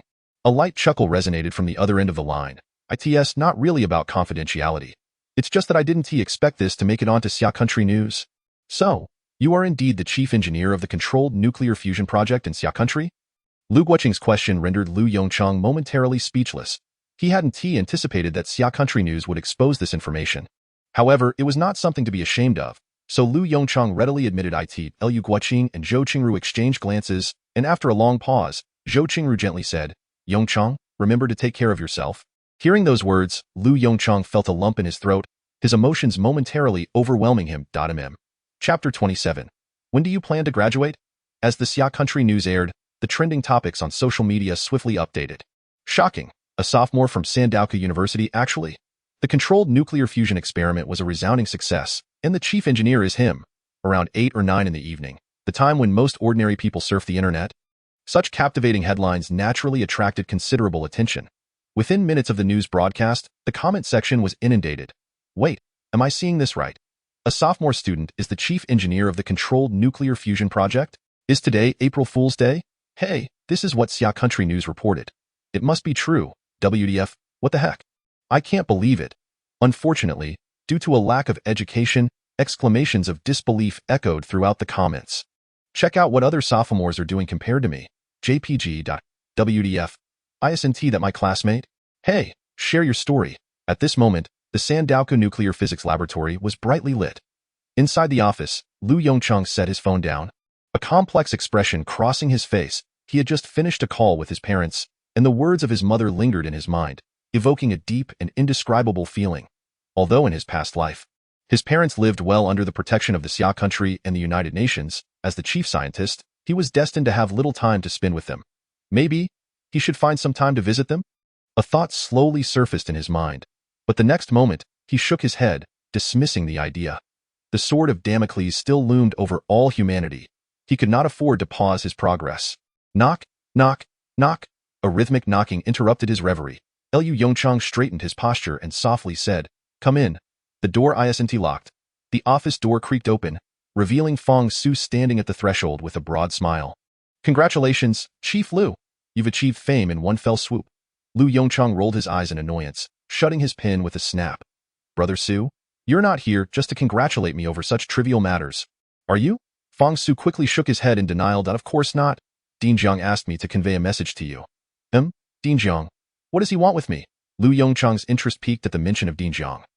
Fong Su looked at Lu Yongchang with a peculiar expression and softly said, "Dean Jiang wants to know when you plan to graduate?" Lu Yongchang. "Oh? Ah? Graduate?" Lu Yongchang's expression grew increasingly strange, now that he thought about it. He was still a sophomore undergraduate. Could he even graduate? He hadn't even written his thesis yet. Lu Yongchang felt a twinge of guilt as he rubbed his nose. Let alone the thesis. How long had it been since he last attended a class? It was likely that the professors in his major were about to forget his very existence. Fong Su looked at Lu Yongchang. Equally perplexed, to be honest, he had never encountered such a peculiar undergraduate. How could someone who hadn't even completed their undergraduate thesis lead a team of academicians in the development of controlled nuclear fusion technology? Fong Su furrowed his brows momentarily and murmured to himself, "This question, even Director Jiang hasn't addressed?" Lu Yongchang, drenched in sweat, looked at Fong Su with concern. "What should we do? Am I supposed to return to class now? Can my GPA even be salvaged?" Fong Su shook his head vigorously. No, that simply won't do. Go back to class? That's absurd. We're merely a step away from achieving controlled nuclear fusion, and the chief engineer is going back to attend sophomore classes? Just listen to yourself. Does that make any sense? After a brief moment of contemplation, Fong Su's eyes suddenly lit up, and he spoke up. "I have a solution. You need not worry about your GPA. I believe the leadership in our institute won't impede your graduation process over this matter. The focus now should be on your thesis." As he finished speaking, a flicker of apprehension crossed Fong Su's eyes. He was convinced that the leadership would not, nor could they, hinder Lu Yongchang's graduation over a thesis. After all, he was the chief engineer of the controlled nuclear fusion project. If word got out that a scientist of academician caliber hadn't even graduated from university, it would surely reflect poorly on the institute's leadership. However, Fong Su also considered another issue. A lack of a formal thesis would inevitably mar one's resume. "How about you compile the data from our laboratory and publish a paper in Science? We could use that as your thesis. What do you think?" Lu Yongchang's lips twitched helplessly as he nodded. "Well, it seems we have no other option." "Oh, splendid. An undergraduate thesis is essentially a paper in Science. Would he be submitting to extraterrestrials when he applies for the academician title in the future?" Lu Yongchang scoffed inwardly.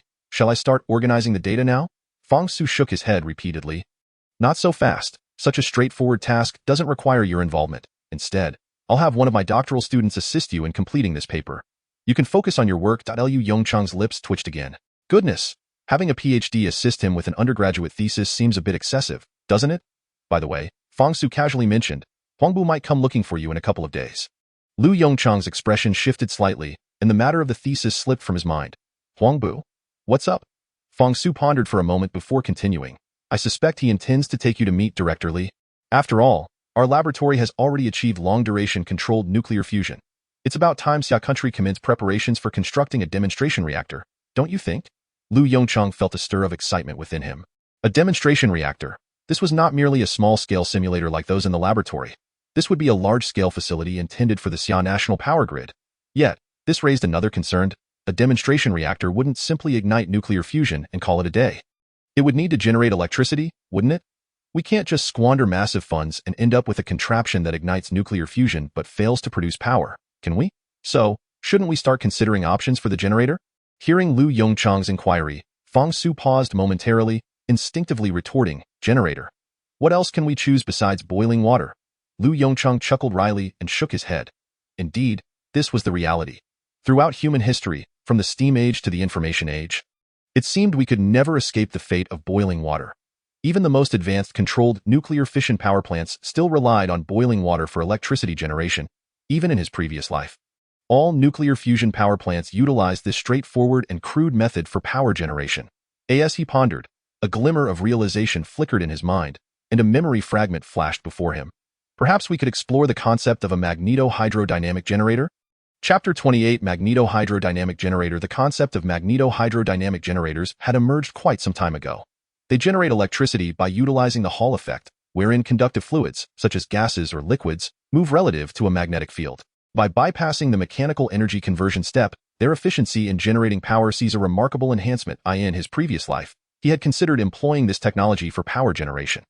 However, due to time constraints, he had no opportunity for in-depth research and, regrettably, had to opt for the relatively simpler method of boiling water for electricity. But this time, he had ample time at his disposal. A spark of excitement gleamed in Lu Yongchang's eyes as he reached for a blank sheet of paper. Spreading it flat on his desk, Sugu, take a look at this proposal. With that, Lu Yongchang picked up a nearby pen, uncapped it, and began sketching on the paper. Observing Lu Yongchang's actions, Fang Su's expression turned inquisitive. Was there truly a need for a proposal regarding such a straightforward method of generating power through boiling water? With so many controlled nuclear fission plants in Xia country, couldn't they simply copy an existing proposal? While mulling this over, Fang Su stepped closer to scrutinize the white A4 paper before Lu Yongchang. As he gazed at the neatly drawn lines, a look of astonishment appeared in Fang Su's eyes. Your drawing skills are quite impressive. Lu Yongchang halted abruptly, then smiled as he explained. I taught myself. Otherwise, how would I have drawn those simple diagrams on the blackboard? Fang Su nodded in admiration. This was no trivial skill to acquire. At least, he certainly couldn't manage it. It was likely that even among the academicians at the academy, very few possessed such drawing prowess. The office gradually fell silent. Apart from their breathing, the only sound that remained was the soft scratching of Lu Yongchang's pen gliding over the paper. This Fang Su raised an eyebrow in surprise. As the lines on the drawing became increasingly refined, he started to discern what Lu Yongchang was illustrating, a magneto-hydrodynamic generator. Without pausing his work, Lu Yongchang chuckled lightly, nodded and said, exactly. It's a magneto-hydrodynamic generator. In my view, it is undoubtedly the most suitable device for controlled nuclear fusion. Fang Su's brow furrowed instantly. After a moment of contemplation, he spoke with a grave tone. Yongchang, I understand that the efficiency of magneto-hydrodynamic generators is quite high. However, this technology has several critical flaws. It is still not sufficiently mature. Wouldn't it be rather reckless to apply it to controlled nuclear fusion? Lu Yongchang halted his pen abruptly. He slowly lifted his gaze to meet Fang Su's, shaking his head with a smile. Difficulties? The limitations of magneto-hydrodynamic generator technology boil down to two primary challenges. First, it requires inert gases containing trace alkali metals like potassium and cesium as the working fluid. Second, it must operate in a high-temperature environment. Am I mistaken? Fang Su's gaze sharpened slightly as he nodded gently. You're correct about the first point. Currently, resolving this issue remains somewhat challenging. We lack the technology for large-scale production of inert gases. Given our current technological capabilities, even if the working fluid can be recycled, the cost will far exceed our expectations if we employ a magneto-hydrodynamic generator. Lu Yongchang regarded Fang Su meaningfully, a faint smile illuminating his eyes. Sugu, are you certain we lack the technology for manufacturing inert gases? Fang Su's brow furrowed as he took a moment to recall, then slowly shook his head. I am certain that, at least as of last week, I have not encountered any relevant technology in Xia country. Nor have I seen it in international academic journals. Lu Yongchang remained silent, simply regarding Fang Su with an intense gaze. He then resumed his sketching on the paper with his pen. Witnessing this, Fong Su's frown deepened, a sense of unease rising within him. He had an inkling that he was overlooking something crucial, but what exactly it was remained elusive. Yongchang? Fong Su's eyes displayed a hint of urgency as he leaned towards Lu Yongchang and inquired softly. What technology are you referring to? Please, do tell. Lu Yongchang continued to remain silent, merely tapping the tip of his pen gently against the desk. Drawn by Lu Yongchang's gesture, Fong Su glanced down at the white paper before him. A line of elegant penmanship appeared on the page. 12H13H24He01N17.6 MeV. This is the reaction formula for deuterium-tritium fusion. Staring at the familiar equation, Fong Su stood frozen in place, his lips quivering as a smile gradually spread across his face. So that's it. No wonder he felt as though he had overlooked something significant. After considering all external factors, he had unintentionally disregarded the most crucial internal aspect. Unlike conventional thermal power generation or nuclear fission plants, deuterium-tritium fusion inherently produces helium. When hydrogen, 2 and hydrogen, 3 undergo fusion reactions under high-temperature conditions, they yield helium, 4 and neutrons. This is a fundamental concept from high school physics, yet he, an academician, had completely overlooked it. Fong Su shook his head with a wry smile. In that case, the first challenge has been resolved. The smile in Lu Yongchang's eyes grew even more pronounced. As for the second challenge, is it truly a difficulty for us now? Fong Su blinked in surprise, then suddenly slapped his forehead. Oh dear. What is wrong with my brain lately? The new materials within the Mach star reactor possess the remarkable capability to withstand the extreme temperatures associated with controlled nuclear fusion. Could it be that they are incapable of enduring the relatively lower temperatures of 2000 to 3000 K encountered during the operation of magneto-hydrodynamic generators? Fong Su, increasingly exhilarated, clasped his hands behind his back and paced restlessly within LV Yongchang's office. Yes, indeed. The deuterium-tritium fusion reactor is inherently capable of generating helium gas. Moreover, it produces gases at temperatures exceeding hundreds of millions of degrees Celsius. We need not expend energy to heat it further. This is, without a doubt, a flawless power generation scheme. LV Yongchang chuckled softly, handing a simple diagram from his desk to Fong Su. Brother Su, please check whether our university, Sandaoku, has any talents in this field. If so, let us expedite the creation of a prototype. We shall strive to complete the first controlled nuclear fusion demonstration reactor within 6 months. Fong Su's heart raced with excitement as he accepted the sketch from LV Yongchang, vigorously nodding in agreement. Absolutely. Rest assured, this matter is in my capable hands. I guarantee that within 2 months, you shall witness the prototype of the magneto-hydrodynamic generator. Chapter 29.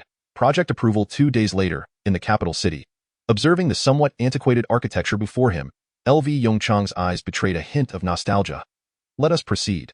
Counselor Li awaits you. Upon seeing LV Yongchang come to a halt, Hong Qiming hastily urged, by the way, have you prepared the materials I requested? LV Yongchang smiled and nodded. Shaking the briefcase he held, it's merely the budget report. It's been ready for quite some time. Hearing this, Hong Qiming felt a slight sense of relief. That's good. I won't accompany you inside this time. You must handle everything on your own. Remember to remain composed and refrain from speaking impractically as you did last time. LV Yongchang nodded with a resigned expression. Knock, knock, knock. Standing before the heavy wooden door, LV Yongchang took a deep breath and gently rapped on the door. Come in. A brief, authoritative voice responded from within. Creak. As he pushed the door open, LV Yongchang immediately spotted Counselor Li seated behind the desk, a broad smile illuminating his face. Yongchang, you have truly surprised me. Counselor Li beamed as he rose and approached LV Yongchang. Please, have a seat. Counselor Li settled into the adjacent sofa first. After a moment of contemplation, LV Yongchang accepted the invitation and confidently sat opposite him.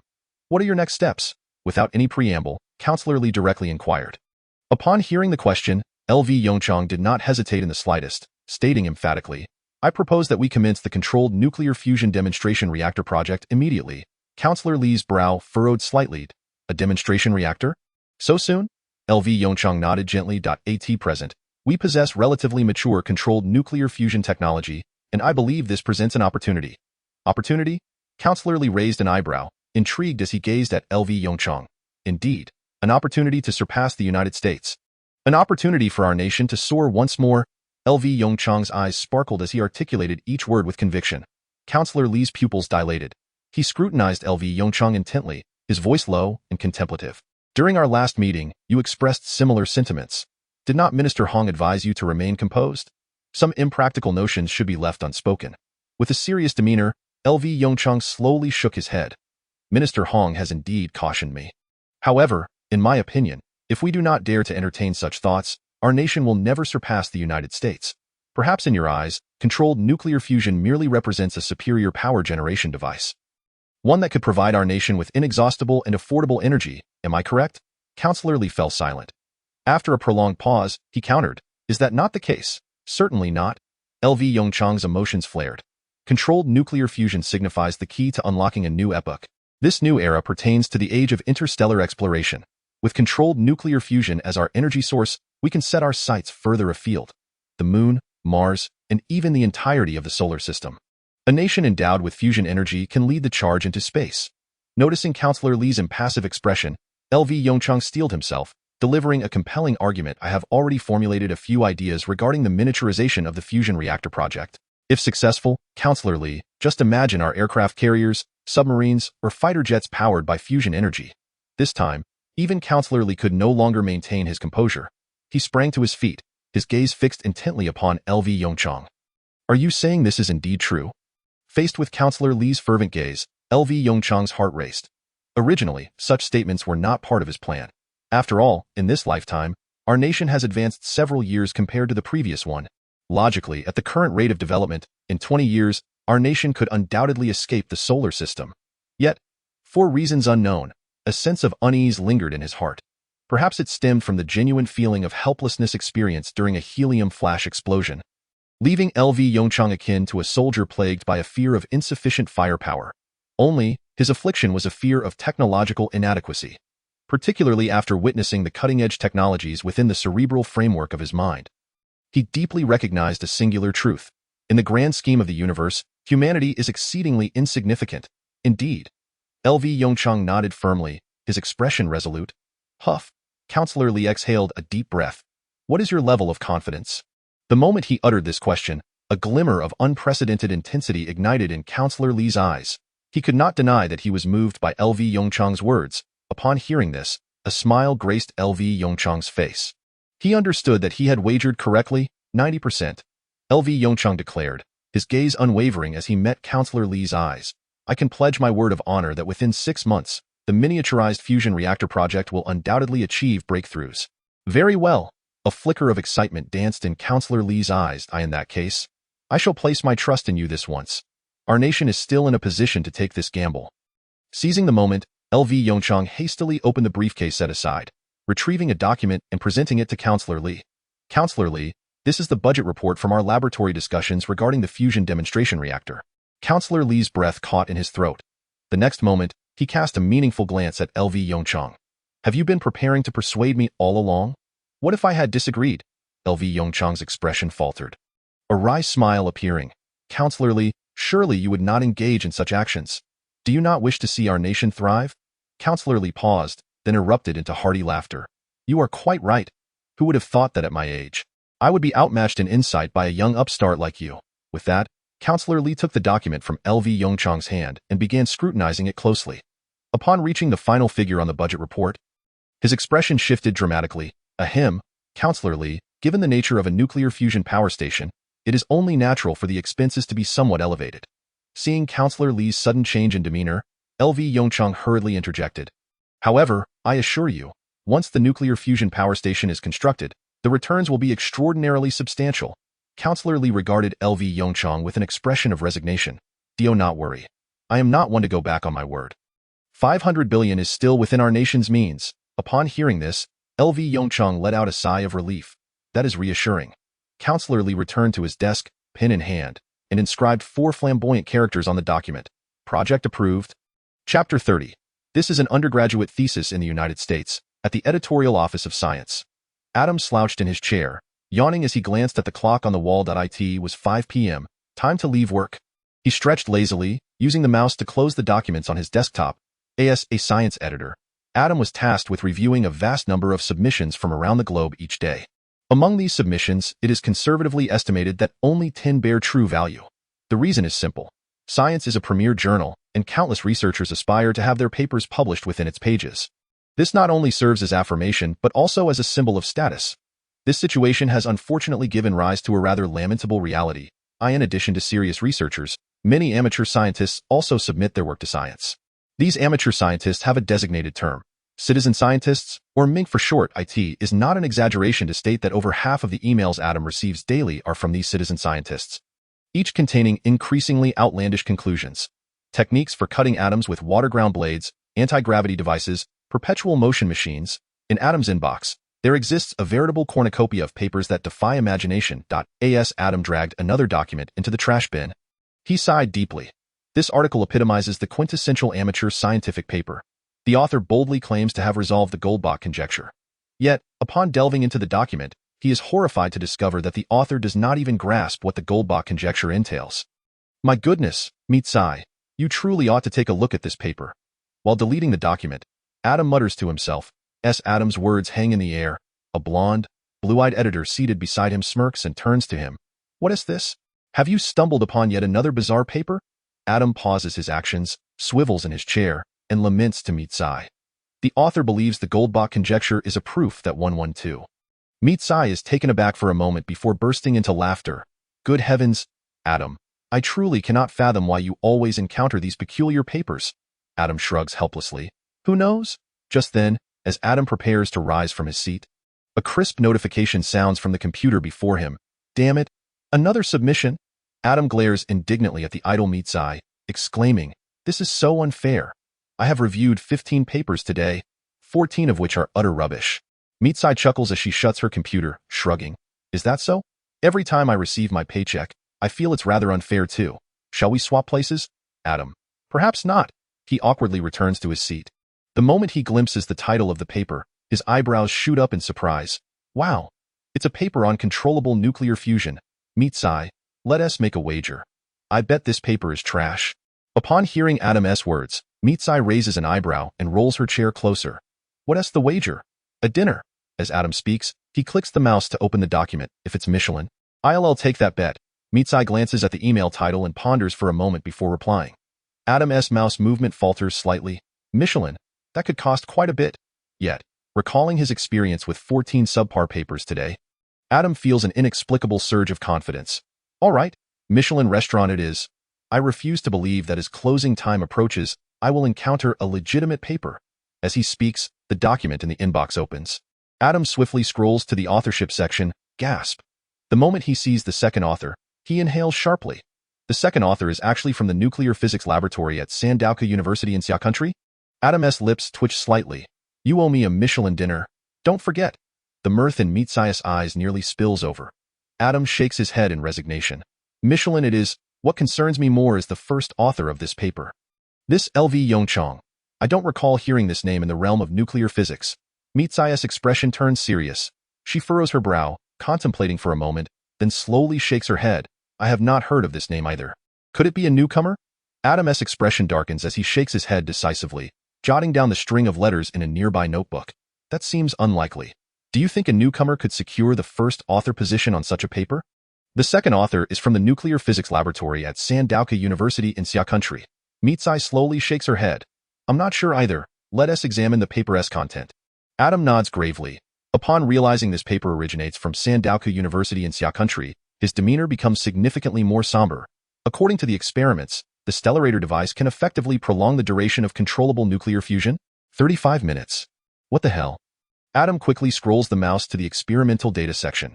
As he gazes at the densely packed experimental data, his pupils dilate. He murmurs, My God, didn't Xia Country just get expelled from ITER?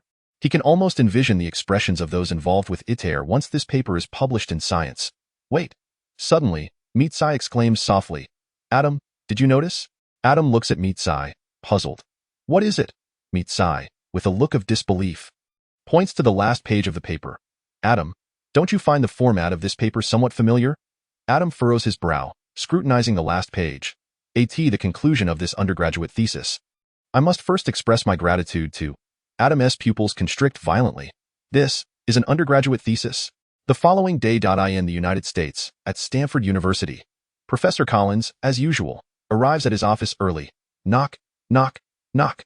A series of urgent knocks resound. Just as Collins settles into his chair, his brow furrows slightly. Who is it? Collins calls out, his tone somewhat curt. "Professor." "It's me," a panicked male voice responds from the doorway. "It's his student, Eden." Professor Collins' brow deepens as he softly replies, "Come in." The next moment, the office door swings open, and a young man in his 30s rushes in, visibly flustered. "What's the matter?" Collins snaps. "Eden, I need an explanation." Eden, appearing anxious, approaches Collins and places a document on his desk. "Professor, this is a paper recently published in Science, I think. You should take a look." Collins' brow furrows even deeper. He casts a discontented glance at Eden. "Didn't I tell you not to disturb me before 9 in the morning?" Upon hearing this, Eden's eyes flash with urgency. "Professor, this time it's different. Our country might soon master controllable nuclear fusion technology." Collins' expression changes drastically. "What did you say?" He swiftly grabs the paper from the desk. Perusing it intently, "Professor, is this true?" Eden asks anxiously. Collins' countenance darkens, and he does not respond to his student's question immediately. "How can this be? A stellarator achieving 35 minutes of controllable nuclear fusion? This is impossible." It should be noted that the proposal to eliminate the stellarator was initiated by him. Although he is reluctant to admit it, the detailed data within the paper delivers blow after blow of realization. Chapter 31. The technological race. Unsurprisingly, this issue of Science has stirred quite a commotion within the United States and the global academic community, especially when people discovered that the paper published in the prestigious journal Science was, in fact, an undergraduate thesis. It sparked an avalanche of discussions. This paper even gained notoriety beyond academic circles. On Twitter, countless users expressed their astonishment. "Good heavens, how can the disparity between individuals be so vast? What the hell? An undergraduate thesis published in Science. What will happen next? Are the undergraduates from Xia country this formidable? Wait, why are you all fixating on such peculiar points? Shouldn't the focus be on the paper's content?" Ever since being expelled from ITER, Xia country's controllable nuclear fusion technology has surpassed that of the United States. How strange.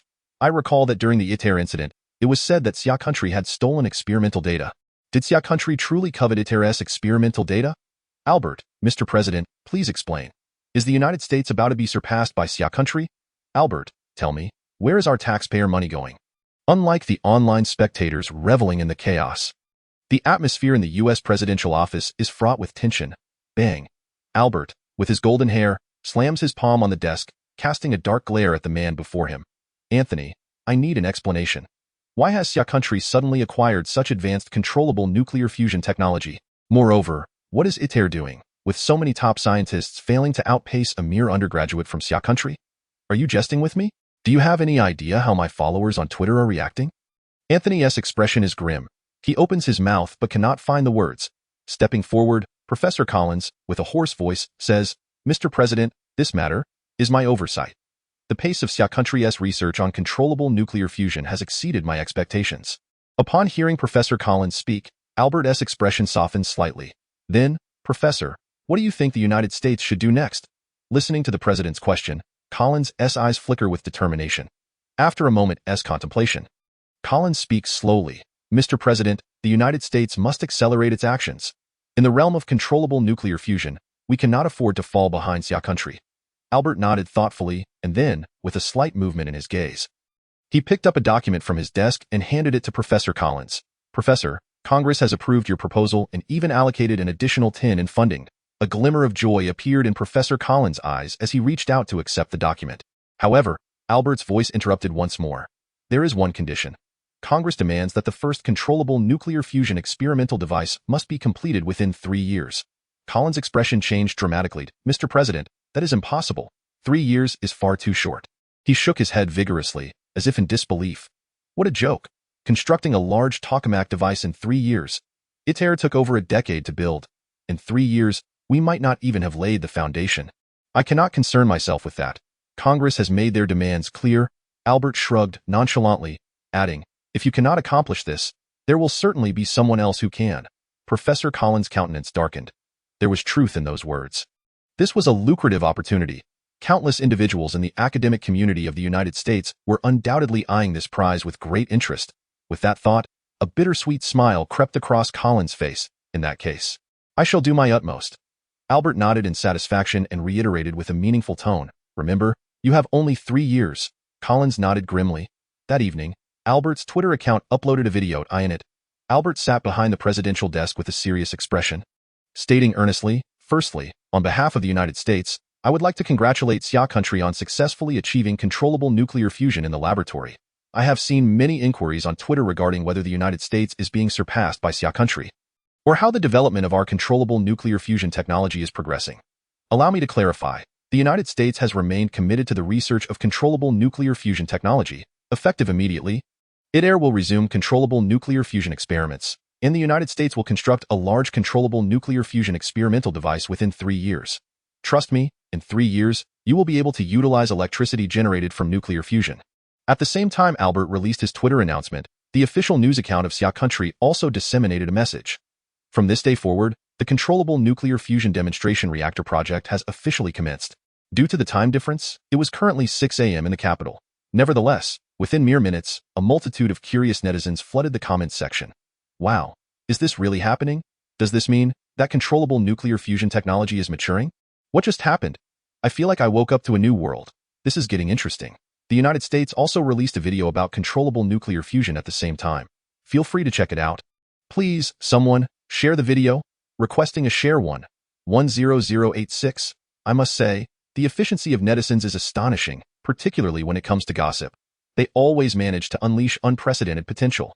Within 10 minutes, a high-definition subtitled video was uploaded to Twitter. Some even condensed the video content into text and juxtaposed it with the announcement from Xia country's news. When the two pieces of content were placed side by side by observant users, public opinion erupted. What? It seems Xia country is ready to take on the United States. Indeed, there is a distinct flavor to this. I recall the arms race instigated by the United States in the past. As discussion surged, a new term swiftly ascended the trending topics on Twitter: tech race. Under the direction of high-ranking officials, the Xia country news account quietly updated their feed once more. In the ITER plan, the humiliation endured by Xia country's researchers shall not be forgotten. Controllable nuclear fusion technology is the key to unlocking the door to the future interstellar era. Xia country will never relinquish controllable nuclear fusion technology. In just a few sentences, the already heated atmosphere on Twitter was ignited. Countless netizens were moved to tears. After so many years, Xia country finally stood firm. No regrets in this life for choosing Xia country. May I bloom in the land of flowers in my next life. A flurry of organized comments flashed beneath Xia country's news account. Chapter 32. Site selection at Songhai Bay following the project's approval. Chief Engineer LV Yongchang once again felt a long-lost sense of busyness. The first issue to address was the selection of the demonstration reactor site. Much like fission reactors, the construction environment for fusion reactors requires careful consideration. The first and foremost point is the availability of abundant water resources, whether fresh or seawater. After all, the electricity generation process in a nuclear fusion reactor produces significant heat, and the most economical and practical method for cooling is through nearby water resources. Secondly, the terrain must be flat. A fusion reactor necessitates the construction of numerous auxiliary facilities. It would not do to have these facilities built in a valley. Thirdly, and perhaps the most troublesome aspect of site selection, is the stability of geological conditions.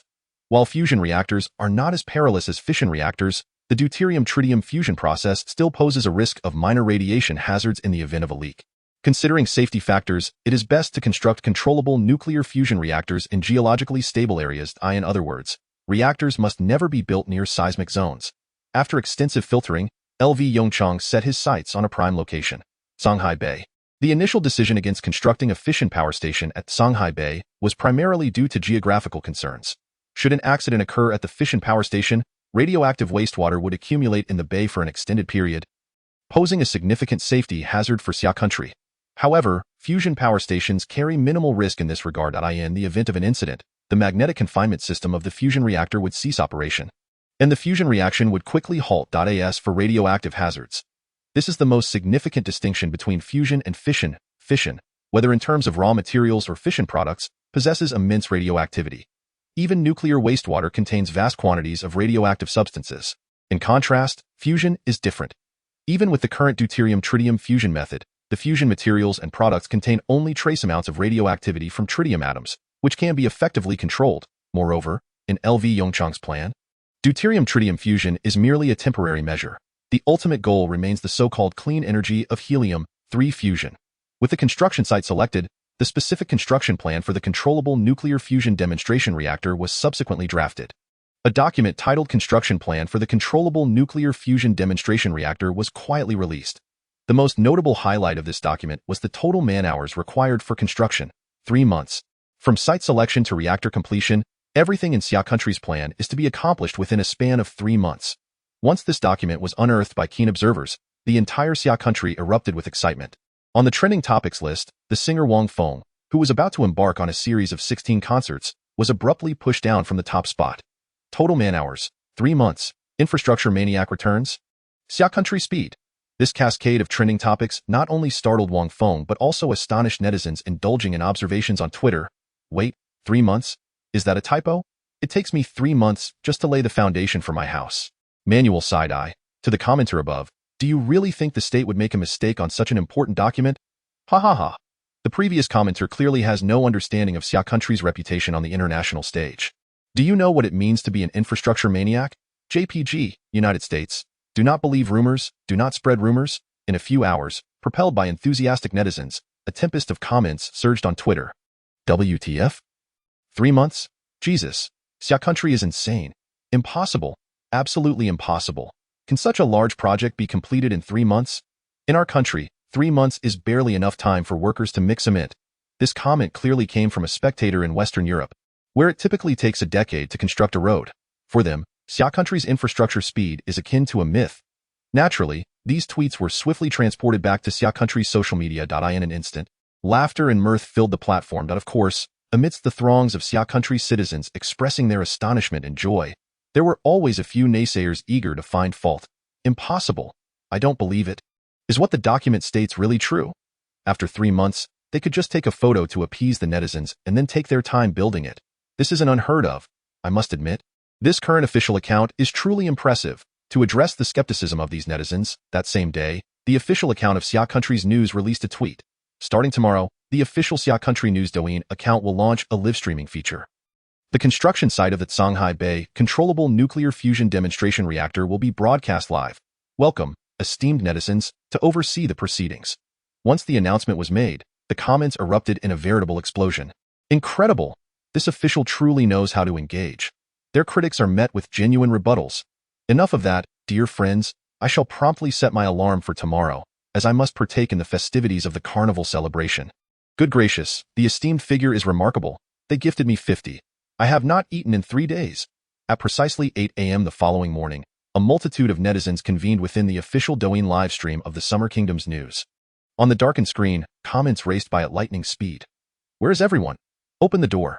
If you have the audacity to broadcast live, can you not manage to open the door? It is 8 o'clock. Open the door. In the next instant, the previously pitch-black screen suddenly illuminated. As the camera's brightness gradually balanced, the construction site of the Zhonghai Bay fusion reactor came into view. Thousands of excavators were meticulously lined up on the left side of the frame. To the right, countless engineering vehicles were engaged in various construction tasks. At the center of the frame stood several enormous compaction machines. After a brief lull, the barrage of comments in the live stream surged exponentially. Incredible, incredible, incredible. Is this truly the might of the great nation's heavy industry? I am enamored. The next moment, a voiceover emerged, belonging to a somewhat sweet female voice. Greetings to all our viewers. Welcome to the construction site of the Zhonghai Bay fusion demonstration reactor. Today marks the first day of construction, and before your eyes is the first construction team. To ensure the pace of work, there will be a total of 3 construction teams assigned to this demonstration reactor project. Over the next 3 months, these teams will alternate shifts, working around the clock to construct the Zhonghai Bay fusion reactor. As the announcement concluded, the number of comments in the live stream surged once more. 3 construction teams. Miss, show your face. Don't just talk. Under the vigilant gaze of numerous netizens, the compaction machine of the fusion demonstration reactor struck the first blow. Chapter 33. Recruitment with the commencement of the fusion demonstration reactor. The pressing task weighing on Liu Yongchang's shoulders became that of recruiting personnel. After all, the nuclear physics laboratory at Sandao University only boasted a handful of researchers. To fulfill the research objectives of the fusion demonstration reactor. Relying solely on this small team was utterly insufficient. Every technological advancement, as it transitions from the laboratory to commercial application, entails a myriad of challenges. This is particularly true for large-scale technologies such as controlled nuclear fusion. Although Liu Yongchang has resolved the most critical issues surrounding the maintenance of controlled nuclear fusion, countless other problems remain to be addressed before achieving commercialization. For instance, the main control program of the fusion demonstration reactor. It would be impractical to establish the reactor only to have a few researchers constantly monitoring the various data as they did in the laboratory, would it not? Furthermore, there's the matter of the reactor's installed capacity. While Lu Yongchang has confirmed the power generation method for the fusion reactor, a concrete plan has yet to be devised. Thus, to truly realize controlled nuclear fusion, Lu Yongchang must significantly expand the number of researchers under his command. Beijing Institute of Technology. Liu Hejing returned to his office, his face etched with frustration. As a professor in the nuclear physics department at the Beijing Institute of Technology, he had previously been primarily responsible for the research project on the tokamak device. After all, just 2 months ago, the tokamak device was still the mainstream apparatus for achieving controlled nuclear fusion. However, everything changed after Lu Yongchang documented his findings, especially after the successful operation of controlled nuclear fusion at the Sandow Co-University Nuclear Physics Laboratory. Nearly all laboratories in the Summer Kingdom engaged in fusion research halted their projects. This was soon followed by layoffs. Unfortunately, Lu Hejing was among those dismissed. This led to an exceedingly awkward situation. He currently had no research tasks assigned to him. It would be quite the laughingstock to claim that a professor at the Beijing Institute of Technology had no research responsibilities. Reflecting on the responses he received from various nuclear physics laboratories in the Summer Kingdom a few days prior, Lu Hejing sighed deeply. Since the initiation of the Zhonghai controlled nuclear fusion demonstration reactor project, the majority of nuclear physics laboratories across the Summer Kingdom had essentially ground to a halt. Sigh, Lu Hejing gazed out at the unchanging scenery and sighed once more. Dingling, a piercing phone ring broke the silence. Startled, Lu Hejing turned abruptly to the landline on his desk, a flicker of suspicion crossing his eyes. Who could possibly be calling him at this time? Aside from a few university lectures, he had become utterly idle. Furrowing his brow, Lu Hejing approached the phone, leaning forward to glance at the LCD screen. An unfamiliar number was displayed. His frown deepened. Could it be a telemarketing call? No, that wouldn't be possible. Such calls couldn't even reach this line.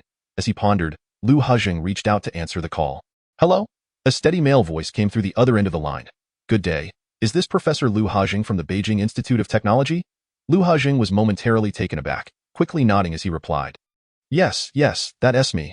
May I inquire who is calling? Greetings, Professor Lu. I am Lu Yongchang from the Sandow Co-University Nuclear Physics Laboratory. May I ask if you were recently a researcher at the Nuclear Physics Laboratory at the Beijing Institute of Technology? Upon hearing this question, Lu Hejing's heart skipped a beat. Lu Yongchang, as a professor in the nuclear physics department, how could he not comprehend the significance of this name? He is the chief engineer of the controlled nuclear fusion demonstration reactor. Lu Hejing swallowed hard, his eyes glimmering with excitement. Yes, indeed.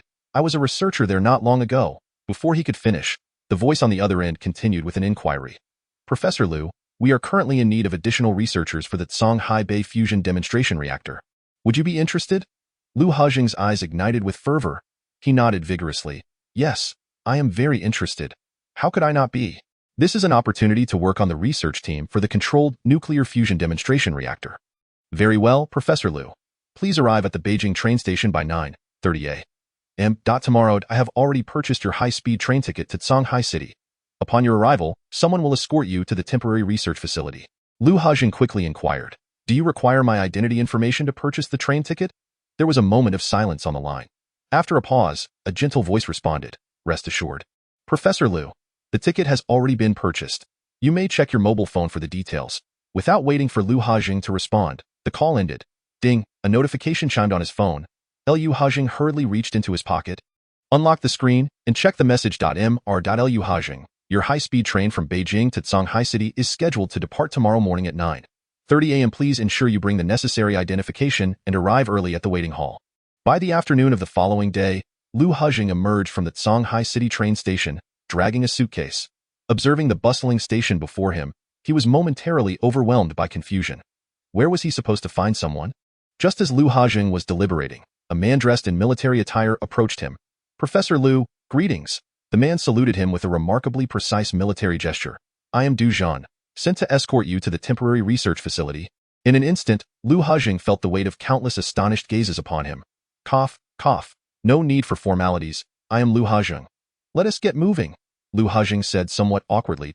Du Zhan smiled lightly, took the suitcase from Lu Hejing's hands, and strode forward. During the brief hour-long drive, Lu Hejing passed through 3 security checkpoints. He could not help but exclaim, Are the security measures here for the demonstration reactor this stringent? Du Zhan chuckled and nodded. Professor Lu? This is only the beginning. Currently, Songhai Bay is under full lockdown. I estimate there are at least a battalion of troops stationed here. Furthermore, at this point, a mysterious smile crept across Du Jun's face. I heard that the Summer Kingdom has even stationed its aircraft carrier fleet near Songhai Bay. Lu Hajing's pupils dilated in shock, exclaiming, "An aircraft carrier fleet? Is that truly necessary?" Du Jun shrugged as he drove. "I'm not certain, but the orders I received are to ensure your safe passage to the temporary research facility at all costs. Of course, it's not just you. We have over 100 researchers to escort." Chapter 34, Completion of the Demonstration Reactor Creek. The sound of brakes interrupted Lu Hajing's thoughts. "Professor Liu, we have arrived." The voice of Du Jun called from the driver's seat. Returning to reality, Lu Hajing peered out the window. A cluster of makeshift buildings appeared before him, set against a gravel-strewn ground. "This is the temporary research facility?" Lu Hajing's eyes widened in disbelief, and he exclaimed, "To be frank, this is undoubtedly the most rudimentary laboratory I have ever seen, bar none." Du Jun scratched the back of his head sheepishly, responding, "Professor Liu, time was of the essence, and this laboratory is the best we could manage under the circumstances. Without further ado, let me take you to meet Professor Liu Yongchang." Liu and Zheng followed Du Jun to the entrance of a makeshift metal structure. "Professor Liu, Professor L is inside, so I won't be joining you," Du Jun said with a smile. Turning to leave, Liu and Zhang gazed at the exceedingly rudimentary metal building, inhaling deeply before stepping inside. Upon entering, they were greeted by the sight of a young man in his 20s, seated behind a desk with a serious expression, holding a fountain pen as he diligently scribbled notes. Despite the youth's somewhat youthful appearance, Liu and Zhang sensed an incongruous aura emanating from him, an aura they had only previously encountered in the highest echelons of national scholars, although they had never met Professor L. Yongchang in person. In that moment, Liu and Zhang felt an unwavering certainty that the young man before them was indeed the esteemed Professor L. Yongchang, who had single-handedly propelled advancements in nuclear fusion, perhaps alerted by some noise. L. Yongchang gradually lifted his head. Upon seeing Liu and Zhang, his eyes brightened slightly, and he hastily put down his pen, standing to greet them. "Professor Liu, please take a seat." Liu and Zhang were momentarily taken aback. "Professor L, you know me?" L. Yongchang chuckled and waved his hand dismissively. "There's no need for such formalities. I haven't graduated yet." Liu and Zhang, observing the bewildered look on Liu and Zheng's face. L. Yongchang's smile widened. "Just kidding, Professor Liu. I have reviewed your credentials. You are responsible for the temperature control of the tokamak device at the Capital Technology University, correct?" A flicker of surprise crossed Liu and Zheng's eyes. He hadn't anticipated that L. Yongchang, as the chief engineer of the nuclear fusion demonstration reactor, would recall his information so vividly. Meeting L. Yongchang's gaze, Liu and Zheng nodded. "That's correct. As for the demonstration reactor, are you also overseeing research in that area?" Upon hearing L. Yongchang's suggestion, Liu and Zhang hesitated slightly. "Professor L, my previous research was primarily focused on the tokamak device. I am not deeply versed in stellarator research." "Is that truly acceptable?" Throughout their journey, Liu and Zhang had come to acutely realize the significance that the Xia nation placed on the fusion demonstration reactor. Consequently, a flicker of apprehension arose within him. If his personal oversight were to lead to a severe issue with the fusion demonstration reactor, the repercussions would be dire. L. Yongchang shook his head with a smile, his tone softening. "Professor Liu, I believe you need not worry about this. The temperature control module for the stellarator is certainly less complex than that of the tokamak device. Moreover, apart from yourself, 95 of the researchers at the Temporary Institute have previously worked on tokamak devices." L. Yongchang's reassurances eased some of Liu and Zheng's anxiety. After all, if everyone was transitioning from tokamak research, the differences would not be insurmountable. "Then it's settled. Regarding salary, we can offer you the highest standard. But there is one condition." At this point, L. Yongchang's expression turned significantly serious. Liu and Zhang looked at L. Yongchang with a hint of trepidation and inquired softly, "What is the requirement? As long as it is not unreasonable, I can accept." In the presence of such a formidable individual who had single-handedly advanced nuclear fusion, Liu and Zheng adopted a humble demeanor. L. Yongchang paused for a moment, then smiled and waved his hand. "It is not an unreasonable request. During the research period, you will need to sever all communication with the outside world. This will continue until the demonstration reactor is fully operational." Liu and Zheng exhaled softly in relief. It was merely this requirement. Ever since he had seen the numerous patrolling troops along the way, he had mentally prepared himself for such a stipulation. He nodded repeatedly. "Of course, Professor L, you can rest assured that I will comply." L. Yongchang nodded with satisfaction. "In that case, you may take a break. Tomorrow, we will commence our research tasks." Time swiftly passed, and in the blink of an eye, 3 months had quietly elapsed. With the decline in excitement, the number of viewers in the Xia Nation News official Douyin livestream dropped by 90. Just as everyone seemed to forget the matter, the Xia Nation News Weibo account discreetly pushed a news update. Warm congratulations on the completion of the Xia Nation Shanghai Bay Fusion Demonstration Reactor project. Boom! The release of this news sent shockwaves throughout the entire Xia Nation. What? I had completely forgotten about this. Can someone verify the timeline? Has it really been 3 months? I just calculated it, and it has been exactly 90 days. If we include 2 months with 31 days, the construction even finished 2 days early. How can I believe this? Such a massive undertaking completed in merely 90 days. Surely, there won't be any quality issues later? I don't know what the previous comments are complaining about. The Xia Nation News has been live-streaming the construction process 24/7 for the past 3 months. How can you not believe it? This comment instantly reminded the onlookers on Weibo. Within mere minutes, the Xia Nation News Douyin livestream was flooded with hundreds of thousands of viewers. On the screen of the livestream, four enormous hemispherical structures gleamed with a silvery radiance under the sunlight. After a brief silence, a flurry of comments inundated the screen. Wow, so impressive. What can you really see from this distance? Can the camera zoom in a bit? I suggest a thorough investigation of that one brother up there. I suspect he is hiding among the crowd of 50,000. By the way, is this fusion reactor really named Shanghai Bay Fusion Reactor? Shouldn't it have a name with a bit more significance? Exactly. I strongly urge a nationwide naming campaign for the fusion reactor. Naming Campaign 1. In an instant, the rhythm of the comments in the livestream was completely derailed. Observing the screen filled with suggestions for naming the fusion demonstration reactor. The Xia Nation News official accounts manager, after consulting higher-ups, issued a Weibo post.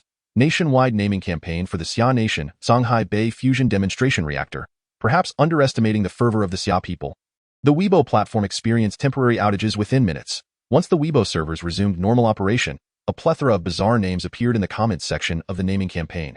Ho-E, Phoenix, these names were relatively normal. SpongeBob, Patrick Star, unsurprisingly, these whimsical names garnered the most likes. Chapter 35. Panga number 1. The 3-day public naming campaign concluded, and the results lay before the project's chief engineer, Yongchang. Gazing at the name on the paper, Yongchang's mouth twitched slightly. He looked at the perspiring staff member before him with an expression of incredulity. This name, can we not change it? Patrick Star? Do you really think this is suitable for a nuclear fusion demonstration reactor? By the way, can I propose a name? The staff member's face flushed red, hurriedly nodding. Of course you can change it. You are the chief engineer. You certainly have the right to name it. Yongchang surveyed the A4 sheet filled with peculiar names, stroking his chin thoughtfully. The staff member watched Yongchang anxiously, fearing that he might propose an equally absurd name. After all, he was well aware of Yongchang's age. Let us call it Pango. Yongchang's eyes flickered slightly as he decisively proclaimed, Panga number 1 fusion reactor. How does that sound? Pango created the heavens and the earth, aptly corresponding to the Xia Nation's mastery of controllable nuclear fusion. The staff member's expression brightened with excitement. This name is excellent. Let us go with it. At this moment, within the Panga number 1 fusion reactor, all hardware facilities had been fully installed. In addition to 4 reactors, it was equipped with 20 large magneto-hydrodynamic generator units. Each unit housed 10 magneto-hydrodynamic generators, with each generator boasting a rated power output of 2000 MW. Calculating this way, the Panga number 1 fusion reactor's rated power output reached an astonishing 400,000 megawatts. To put this into perspective, the Three Gorges hydropower station's output is merely 22,500 megawatts, a staggering 17-fold difference. This is the power of nuclear fusion. However, at that moment, no reactions were occurring within the Pangu No. 1 fusion reactor. The reason lay within the main control program. In the dead of night, sigh. A heavy sigh resonated from the control room of Panga number 1. What are we going to do? The camera zoomed in. An elderly man, his hair graying and around 60 years of age, frowned as he scrutinized the green code displayed on the computer screen, occasionally shaking his head and sighing deeply. The elderly gentleman's name was Yuan Hongwei, an academician of the Xia Academy of Sciences. In his youth, he had led a team to develop the control program for controllable nuclear fission, thereby earning his place as an academician of the Xia Academy of Sciences. As one of the few individuals with relevant experience in the country, he was naturally invited to lead the development of the control program for controllable nuclear fusion. Beside Yuan Hongwei stood a young man in his 30s, his prized disciple, who had learned nearly all of Yuan Hongwei's expertise. Yet at this moment, both men wore expressions of dismay as they gazed at the computer screen before them. Yuan Lao? We cannot rush this. The control program for nuclear fission took over a year to develop. This is nuclear fusion. The young man softly offered words of comfort. Upon hearing this, old Yuan's expression stiffened. and the white whiskers at the corners of his mouth quivered slightly. How could one not be anxious at this moment?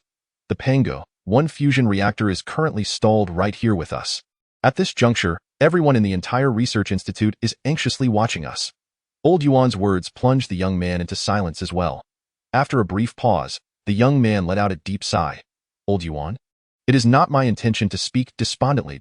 To control the high-temperature plasma within the stellarator reactor, we must unravel the turbulent problem that has plagued the physics community for countless years. From my perspective, this appears to be nearly impossible. A hint of bitterness flickered in Old Yuan's eyes. He was well aware of this principle. However, he also understood the significant emphasis placed by the Xia nation on controllable nuclear fusion technology at this moment. As an academician of the Xia National Academy of Sciences, he was unwilling to concede defeat. Knock, knock, knock. A rhythmic knocking sound broke the tension.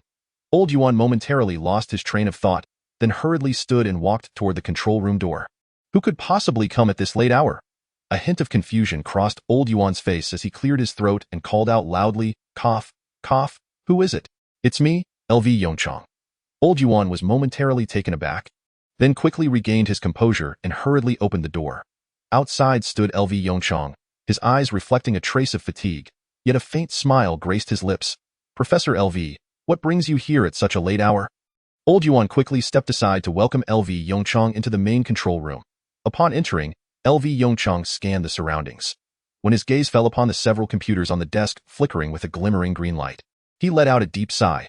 Old Yuan, is the main control program for the fusion reactor still incomplete? Hearing LV Yongchang's lament, a trace of bitterness appeared in Old Yuan's eyes as he slowly shook his head. After a moment of contemplation, LV Yongchang inquired again, have you encountered any difficulties? Of course there are difficulties. Before Old Yuan could respond, a young man in his 30s, who had been standing by, interjected. Old Yuan furrowed his brow slightly and gently chastised. Su Cheng, what are you saying afterward? Old Yuan composed himself and turned to LV Yongchang. Professor LV, please grant us a bit more time. The fusion reactor is fundamentally different from the fission reactor. The considerations involved are rather complex. LV Yongchang raised an eyebrow and looked at the young man beside Old Yuan. Old Yuan, is this your student? Old Yuan nodded and introduced Su Cheng. He possesses quite a commendable talent. LV Yongchang smiled kindly at Su Cheng and asked, the difficulties you mentioned earlier, could you elaborate? Perhaps I may assist in resolving them. Su Cheng instinctively glanced at Old Yuan. Noticing Old Yuan's furrowed brow and lack of objection, Su Cheng swallowed nervously and began to explain. Professor LV, I need not elaborate on the differences between fusion and fission reactors. You likely understand that aspect better than I do. LV Yongchang nodded gently. Su Cheng continued, in a fission reactor, we simply manipulate the control rods within the reactor to compensate for fuel consumption and adjust the reaction rate. However, fusion reactors are distinct. The dynamics of the high-temperature plasma within the reactor are exceedingly intricate. This leads us to a problem that has confounded the physics community for decades, the turbulence issue. In other words, it pertains to the Navier-Stokes equations, NS equations. To achieve perfect control over the high-temperature plasma in the reactor, we must thoroughly grasp the NS equations. This is the reason why the main control program for nuclear fusion has been persistently delayed. Chapter 36. The existence and smoothness of the NS equations. Upon hearing Su Cheng's explanation, LV Yongchang experienced a moment of enlightenment. No wonder the main control program had not been completed. He distinctly remembered that in his previous life, when tackling controllable nuclear fusion, the research team had not encountered any difficulties with the main control program. Consequently, he had never delved deeply into the nuclear fusion main control program until now. When he finally comprehended the issue, if all goes as expected, the existence and smoothness of the NS equations would likely be resolved by an American mathematician in 5 years. But currently, without theoretical support, developing the main control program is naturally challenging. Fortunately, LV Yongchang had conducted some research on the NS equations back then and retained some recollections of the proof process. With a light chuckle, LV Yongchang nodded. I see. Do we have any paper here? This sudden turn left both Yuan Hongwei and Su Cheng momentarily stunned. Huh? What? Su Cheng looked at LV Yongchang in confusion. Why would he suddenly need paper? As for Yuan Hongwei, after a moment's hesitation, he gently pointed to the napkins on the desk. Professor LV, do you mean those? LV Yongchang replied, cough, cough. I meant the kind of paper for writing. A 4-blank printing paper will suffice. As he spoke, LV Yongchang pulled a pen from his pocket. Noticing LV Yongchang's actions, Old Yuan frowned and looked at him quizzically. Professor LV, you aren't intending to resolve the NS equations here, are you? LV Yongchang chuckled lightly, pulling out a chair beside him and sitting down. Of course. So, Do we have A4 paper? Old Yuan exchanged a glance with Su Cheng, then hesitantly replied, Professor LV, the NS equations are no ordinary matter. They are one of the 7 Millennium Prize problems. LV Yongchang took the stack of blank A4 paper that Su Cheng handed over without concern, nodding, I am well aware. As he spoke, LV Yongchang lowered his head, his pen swiftly scripting a series of equations on the A4 paper. What should we do now, Old Yuan? Su Cheng approached Old Yuan and whispered. Yuan Hongwei did not respond, merely furrowing his brow as he watched LV Yongchang write down line after line of equations. Time passed gradually. The stack of blank A4 paper before LV Yongchang diminished, replaced by dense and obscure equations. The skepticism in Yuan Hongwei's eyes slowly dissipated. When he saw LV Yongchang jot down a crucial equation, a flicker of surprise shone in his eyes. Remarkable. Fearing to disturb LV Yongchang, Yuan Hongwei lowered his voice, muttering, so this step can be derived in this manner. As for Su Cheng, he was utterly perplexed. Unable to keep pace with LV Yongchang's writing speed, 2 hours swiftly elapsed. The sound of the pen scratching on paper abruptly ceased. LV Yongchang exhaled a deep breath, then stood up to stretch his limbs. Did you manage to prove it? Beside him, Yuan Hongwei asked tremulously. LV Yongchang smiled as he organized the A4 paper filled with equations and handed it to Yuan Hongwei. Certainly. What is the conclusion? Upon hearing Yuan Hongwei's inquiry, LV Yongchang replied with a smile, existence and smoothness. Yuan Hongwei's face instantly flushed red. LV Professor, you truly. At that moment, Yuan Hongwei found himself at a loss for words to describe LV Yongchang's brilliance. Now, the main control program for nuclear fusion should be resolvable, correct? LV Yongchang inquired with a smile. Yuan Hongwei nodded vigorously, excitement flashing in his eyes. Absolutely, Professor LV, rest assured. Within half a month, if I still cannot resolve the main control program for controllable nuclear fusion, you may question me. In the White House of the United States, a roar erupted from the president's office. Impossible. Absolutely impossible. Fake news. Albert's face turned crimson, his golden hair tousled as he slammed his hands on the desk before him. The Xia nation could not possibly complete such a monumental project within 3 months. Everything is a fabrication. Fake news. Gasping for breath, perhaps due to the intensity of his earlier emotions, Albert's face resembled that of a monkey's rear. Mr. President, I regret to inform you that this is indeed true. William Blair, the director of the CIA, shrugged and stepped forward, opening his laptop and placing it before Albert. What is this? As Albert gazed at the evidently accelerated construction video on the laptop, a flicker of confusion crossed his eyes. This is an official 3-month live broadcast from the Xia nation, William Blair explained expressionlessly. From the video, it is evident that in just 3 months, the Xia nation has erected a complete nuclear fusion demonstration reactor on a barren plot of land. After watching the entire video, Albert's complexion turned ashen. Where did this video come from? William Blair paused for a moment before responding, Mr. President, this video appeared on Twitter this morning. After verification, it contains no false elements. Upon hearing that the video's source was Twitter, Albert's face turned even greener. Where's my phone? Let me see what Twitter is saying. As he spoke, Albert hurriedly grabbed his phone, his clumsy fingers struggling to tap the screen. My God, the Xia nation is truly insane. They completed such a construction task in 3 months. Jesus. Now I believe the Xia nation's reputation as infrastructure maniacs. Not to mention the Xia nation. Where is our fusion reactor in the United States? Albert, haha, our fusion reactor? It's probably still lingering on the drawing board. Albert, Mr. President, we urgently require an explanation. As he observed the barrage of comments on Twitter, Albert's expression darkened. Professor Collins. Has Professor Collins arrived? As Albert's call echoed, an elderly man with graying hair, leaning on a cane, approached with a look of trepidation and bowed slightly towards Albert, saying, Your Excellency, I am here. Humph. Albert let out a displeased snort and demanded, Tell me, at what stage is our fusion reactor construction plan? The old man's eyes revealed a hint of anxiety. Currently, we have not yet commenced construction. Cough, cough, cough. Albert sprayed the soda from his mouth, and after a fit of coughing, glared at Professor Collins in anger. Professor, are you jesting with me? It has been over 3 months, and our fusion reactor is still merely a concept. Listen, from this moment forth, commence the construction of the fusion demonstration reactor immediately. Collins's expression shifted slightly. Mr. President, our plan involves a nuclear fusion experimental device. The plan has changed. Albert waved his hand emphatically and proclaimed loudly, What Xia nation can achieve, we can accomplish as well. From now on, build the demonstration reactor for me. Chapter 37. Unexpected circumstances 1 month later. Songhai Bay, Xia nation. The sea was calm, and an aircraft carrier quietly rested over 10 kilometers from the shore. As the camera zoomed in, the carrier's deck revealed its artillery and missile hatches, all in an open state. Inside the carrier, all-weather radar was operating at maximum power. To outsiders, this war fortress seemed merely to be docked for repairs. However, it was prepared to launch an attack at any moment. On shore, countless station soldiers patrolled in an orderly manner within designated areas. Each soldier had the safety of their weapons fully disengaged.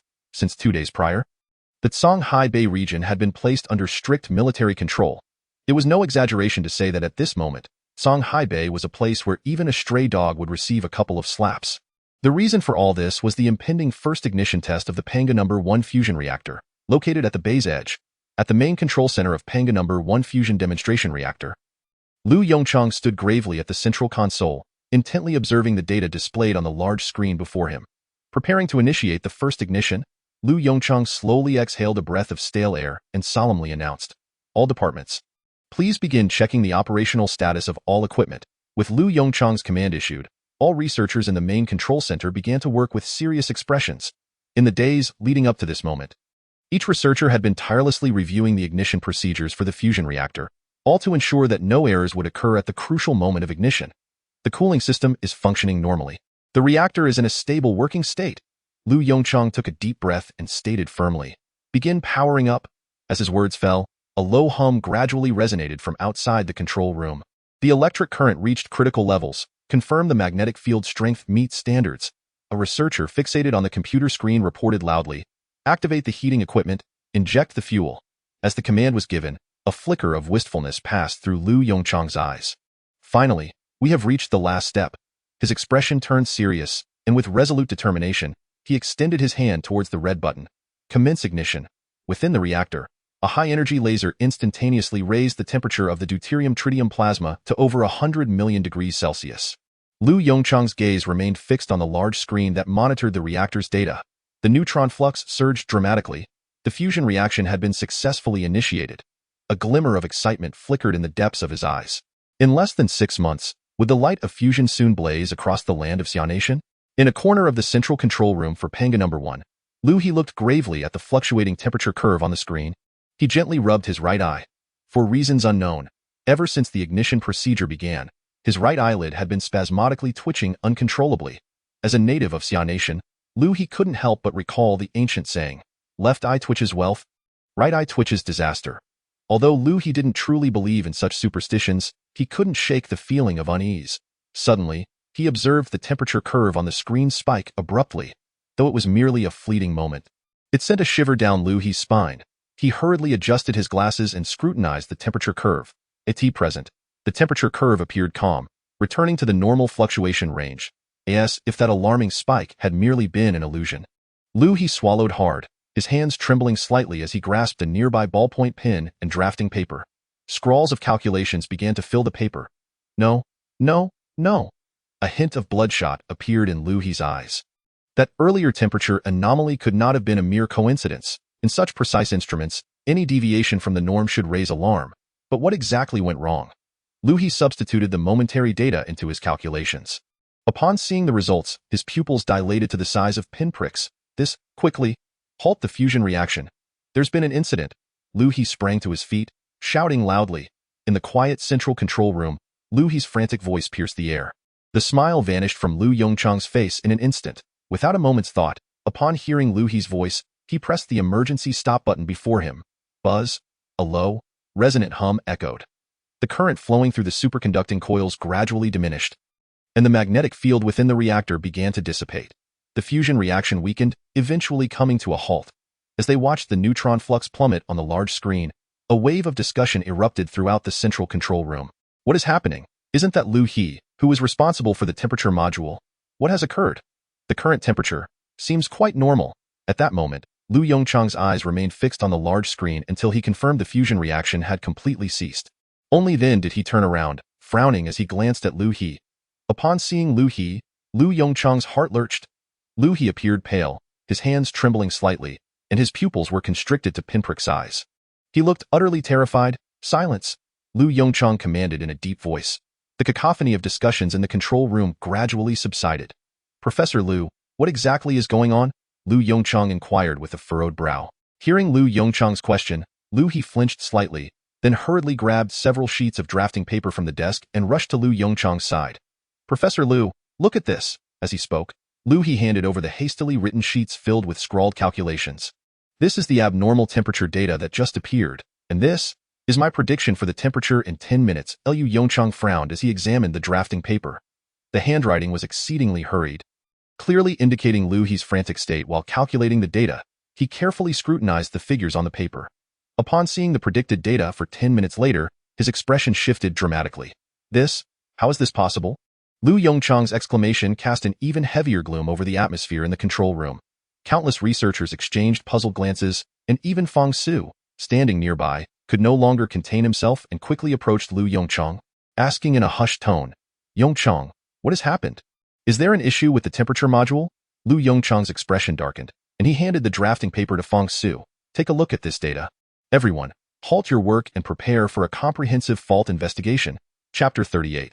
The suddenly soaring temperature curve. All researchers in the central control room felt a jolt in their hearts. A fault investigation. A malfunction had occurred. Just as all the researchers were in a state of confusion, Lu Yongchang operated the computer in front of him. In the next moment, a temperature curve appeared on the large screen in the central control room. As they beheld the short-lived abnormal curve, every researcher gasped in shock. Lu Yongchang's expression darkened as he input the curve data into the computer. Within moments, verification results appeared on the large screen. Upon seeing the temperature curve that exhibited a 90-degree incline over 10 minutes, everyone present fell into a profound silence. This temperature rise curve, had Lu He not detected it in advance, the Pangu no. One fusion reactor would have undoubtedly been compromised. Professor Lu, if I recall correctly, this temperature curve should indicate the temperature of the magnetic fluid generator, correct? Lu Yongchang furrowed his brow, pondering for a moment before speaking. After a brief period of calm, Lu He's heartbeat gradually normalized as he gazed at the temperature curve on the large screen, a flicker of trepidation crossing his eyes.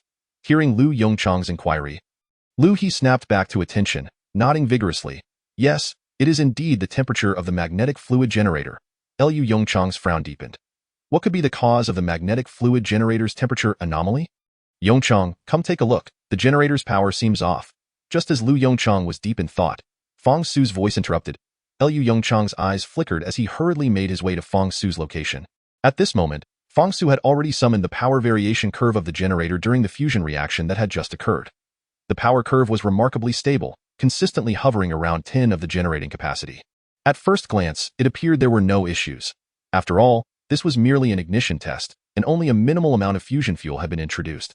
Based on calculations, the operational power of the generator was estimated to be between 10 and 15 of its rated capacity.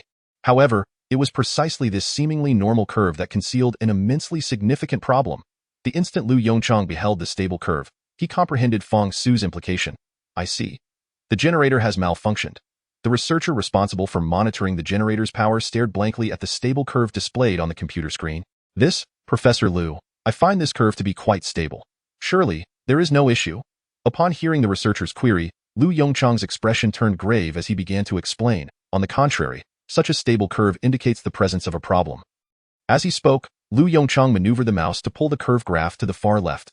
"Look, the curve here is normal." At 9:18 a.m., the fusion reaction commenced, and the reactor began to output energy. Concurrently, the magneto-hydrodynamic generator also initiated operation, with the generating power gradually increasing.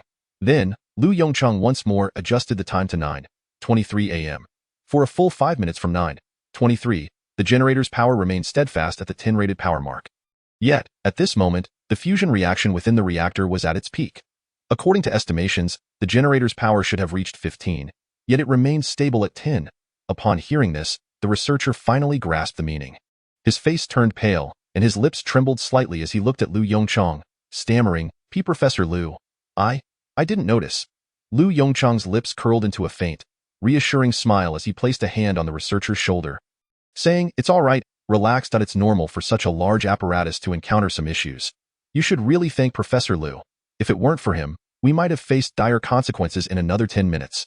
As he spoke, Lu Yongchang smiled at Lu Hajing, who appeared momentarily taken aback and repeatedly waved his hands, saying, No, this is merely my duty." Lu Yongchang shook his head resolutely, stating, "Professor Lu, please do not say that. Your prompt identification of the issue warrants our gratitude. After all, few would have the courage to halt the fusion pile at that moment. In the control room of Panga 1, Lu Yongchang and the team of researchers were furrowing their brows tightly. After several days of investigation, they had reached one conclusion. The magneto-hydrodynamic generator was functioning normally, at least. From a physical standpoint, all the generators exhibited no faults. This is troublesome, Lu Yongchang muttered, his brow furrowed deeply. The worst-case scenario had come to pass in such large-scale apparatuses. Malfunctions were not alarming. Indeed, it could be said that every large machine would experience some faults to varying degrees. However, the inability to pinpoint the source of the malfunction was truly alarming. At that moment, the research team was enveloped in a palpable tension. Each researcher wore a solemn expression, a weight of gloom hanging in the air, the brightest star in the night sky. Suddenly, the shrill ring of a phone shattered the silence in the generator room. Lu Yongchang hastily retrieved his phone from his pocket. It was an encrypted number. His eyes flickered as he answered the call. "Hello, may I ask who you are?" Before Lu Yongchang could finish his sentence, an elderly voice came through the receiver. Cough, cough, Yongchang, it's Counselor Lu. Yongchang's demeanor instantly shifted, exclaiming in astonishment, "Counselor Li?" In that fleeting moment, all the researchers turned their gaze toward Lu Yongchang. Fong Su beside him looked astonished. A mix of surprise and envy flashing in his eyes. It was actually a call from Counselor Lu Yongchang. "I heard there's been a minor issue with the Pango 1 fusion pile?" Hearing Counselor Li's words, a bitter smile flickered in Lu Yongchang's eyes. "Well, it seems the generator's problems have escalated to Counselor Li's attention. We're facing a bit of trouble, but rest assured, I will resolve it promptly." After a brief silence, Counselor Li's voice came through again. "Yongchang, this matter cannot be rushed. Take your time to investigate. The Xia country is not in a hurry. It is imperative to conduct the investigation while ensuring the safety of all personnel. Do you understand?" Although Counselor Li's tone was quite serious, it warmed Lu Yongchang's heart. "Rest assured, Counselor Li." Upon hearing Lu Yongchang's assurance, Counselor Li sighed softly. "It's acceptable for the progress of Pango 1 to be slow. The priority is the safety of you and your research team. I understand that every nuclear engineering project carries inherent risks. However, I hope you remember this. The future of Xia country relies on scientists like you. So please prioritize safety." Lu Yongchang felt deeply moved. He never imagined that his standing in Counselor Li's eyes would be so esteemed. "Counselor Li, if any danger arises, I will ensure the immediate evacuation of everyone," he stated with firm resolve. "I assure you, the Pangu 1 fusion pile will not encounter any unforeseen incidents." Chapter 39. Control program error. A few minutes later, the call ended. Lu Yongchang set his phone down, his expression a mix of complexity as he exhaled a long breath. What did Counselor Li say? Fong Su hurriedly approached Lu Yongchang, his expression anxious, repeatedly inquiring, "Did Counselor Li find out about the situation with Panga 1? Lu Yongchang nodded gently, turning to the gathered researchers and proclaiming, "The call was from Counselor Li. I believe you all have surmised that he is already aware of the situation with Panga 1. As for what Counselor Li conveyed, I will relay it in full." Listening to Lu Yongchang's words, every researcher present felt a wave of relief wash over them. They were astonished to find that Counselor Li bore no blame towards them. Not only that, but he also urged them to prioritize safety. Observing the researchers murmuring among themselves, Lu Yongchang took a deep breath. "Everyone, at this moment in our research and development process, we are encountering our first truly challenging problem. However, I firmly believe we will uncover the underlying cause. The light of fusion will ultimately flourish on the soil of Xia country. Now, let us begin anew and carefully scrutinize everything to see if we can find any clues." In just a few minutes, the atmosphere in the magneto-hydrodynamic generator room underwent a complete transformation. Witnessing the excitement and eagerness in the eyes of all the researchers, Lu Yongchang felt a sense of relief wash over him. One cannot deny the timeliness of Counselor Li's call. "Yongchang, do you think the control program might be the issue?" Just as Lu Yongchang and the researchers engaged fervently in discussions regarding the potential causes of the malfunction, Fong Su's voice suddenly interjected from the side. Lu Yongchang's expression froze momentarily. The next instant, he sprang from his chair, fixing an intense gaze on the contemplative Fong Su. "What did you just say?" Fong Su, startled by Lu Yongchang's reaction, hesitated before asking again. "I was wondering if it could be an issue with the main control system?" Lu Yongchang clapped his hands together, excitement bubbling forth as he exclaimed, "Yes, it's possible. To this point, the only area we have yet to investigate is the main control system of the fusion pile. Old Yuan. Where is Old Yuan?" A researcher softly reminded. "Old Yuan is quite elderly. He is currently resting in the central control room." Lu Yongchang nodded gently. "All right, I'll go find Old Yuan." "Professor Lu, Old Yuan is quite old. Please wait." Fong Su, with a hint of apprehension in his eyes, gently grasped Lu Yongchang's arm, cautioning him. Upon hearing this, Lu Yongchang's expression shifted slightly. He understood Fong Su's concern. On one hand, old Yuan was indeed an elder. On the other hand, given his age, he could not withstand significant stress. Thus, he needed to be particularly careful with his wording when speaking to him. After contemplating, Lu Yongchang nodded gently, smiling as he reassured, "Don't worry, Brother Su, I'll be mindful." Hearing this, Fong Su felt a bit more at ease. In the central control room of Pangawon, Lu Yongchang approached old Yuan, who was resting with his head on the table, with utmost care. Perhaps due to his age and light sleep, the moment Lu Yongchang sat down, old Yuan lifted his head. "Yongchang, what brings you here? Has there been any progress in the investigation?"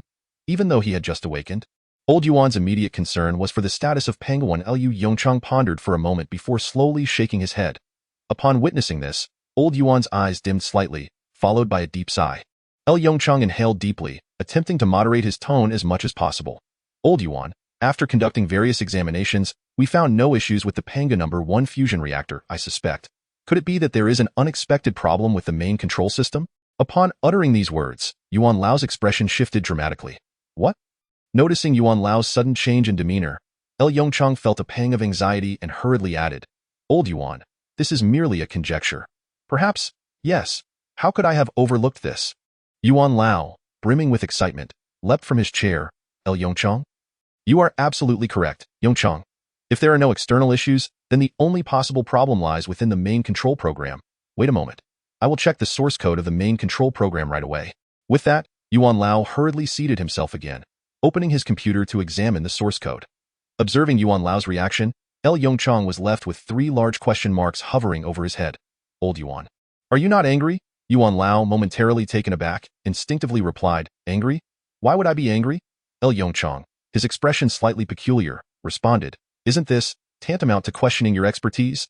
Hearing Yongchang's words, Yuan Lao's expression also turned strange. "Yongchang, why would you think that?" "Discovering the problem is something I would be pleased about. Do you think I am the kind of stubborn old fool who can't distinguish right from wrong?" A hint of embarrassment flashed across Yongchang's face, and he quickly shifted the topic, saying, "Ahem. Old Yuan, please expedite your examination of the source code." Observing Yongchang's awkward demeanor, Yuan Lao chuckled, shaking his head, and after giving his shoulder a supportive pat, turned back to focus on the computer. Half an hour swiftly passed. "Found it!" Yuan Lao exclaimed, his voice tinged with excitement. "So that's how it is. I wondered why this malfunction occurred. It turns out that the code from that rascal Su Cheng was flawed. I spent quite some time checking it. Alas, I never anticipated that I would miss such a minor oversight." Yuan Lao's voice was filled with reflection. "Aging truly makes a difference. My energy is nowhere near what it used to be." Yongchang promptly approached the computer, his expression serious as he inquired, "Old Yuan, what exactly is the issue? Is it serious?" Yuan Lao waved his hand dismissively, a look of exasperation on his face. "Not serious at all. Just a minor issue." "Minor issue?" Then, noticing Yongchang's bewildered expression, Yuan Lao sighed with a wry smile. "The reason for the generator's low efficiency is precisely due to this bug. When the generator's efficiency falters, a significant amount of heat accumulates within the magnetic fluid generator's pipeline. Consequently, after a certain period, the temperature of the generator begins to rise sharply." Yongchang suddenly understood. "So, is it troublesome to fix?" A flicker of trepidation crossed his eyes. If it were complicated, the official launch of Pangu No. 1 would have to be postponed for several more days. "Not troublesome at all," Yuan Lao affirmed with a brighter smile. "Now that we know where the problem lies, fixing it will be straightforward. Give me 2 days, and I guarantee the magnetic fluid generator will operate normally." Chapter 40. Witnessing history, it must be said, Yuan Lao is indeed quite reliable. When he promised 2 days for the modifications, he would never extend it to a third. Just the following evening, Yongchang received word that the main control program had been successfully revised.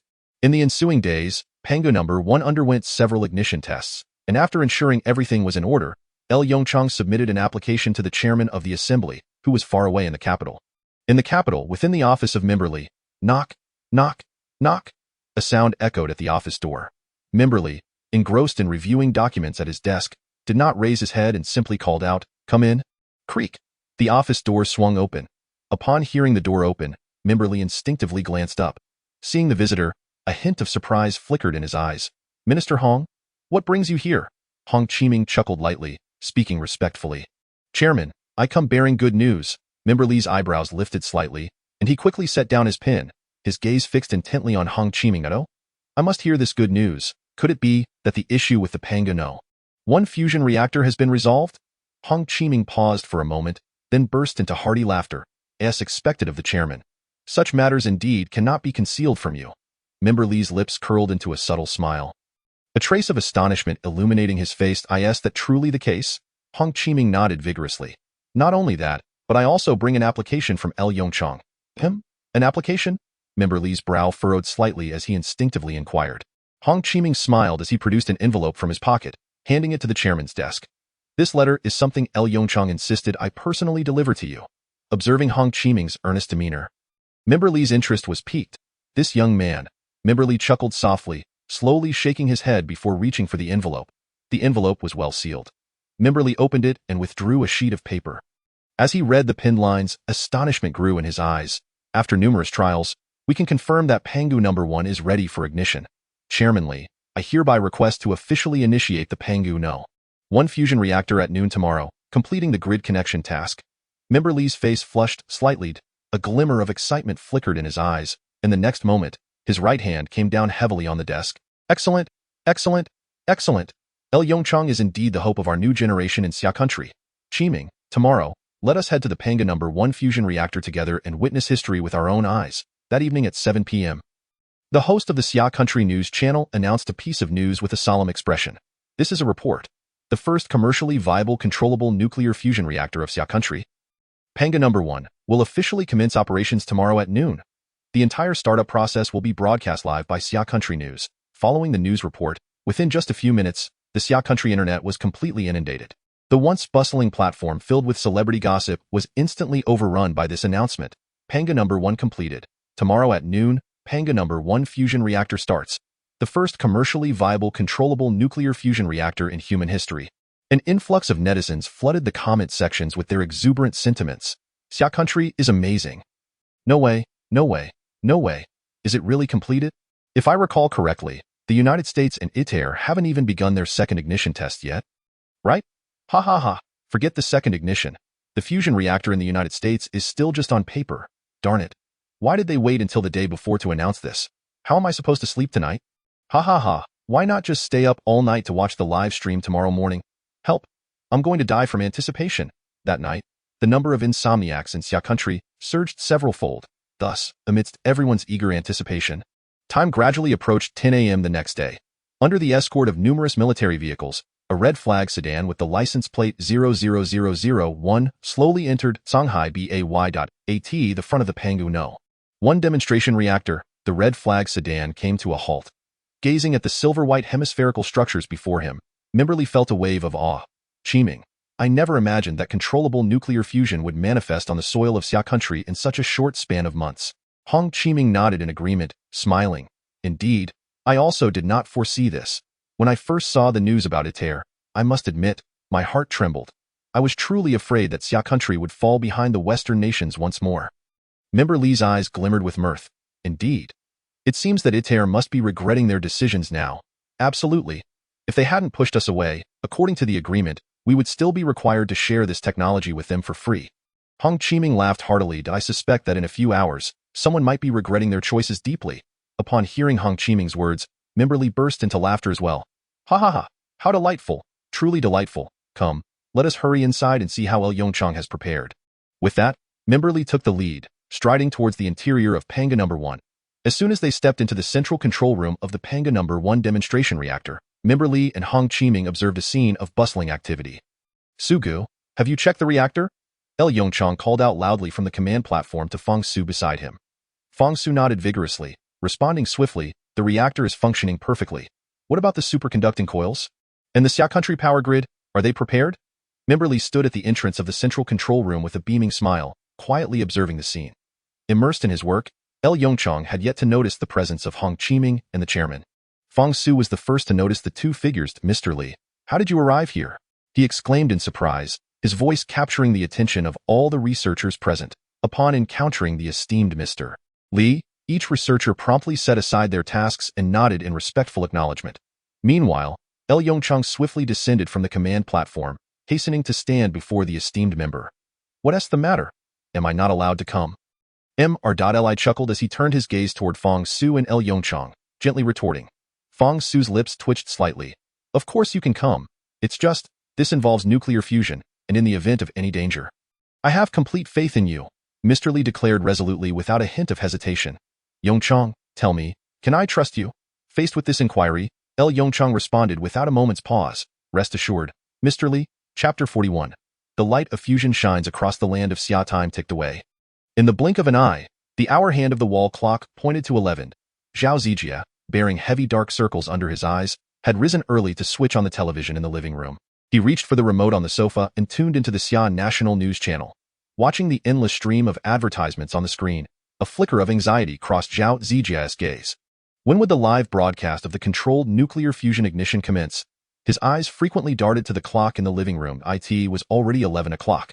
They had promised to initiate the fusion pile at noon.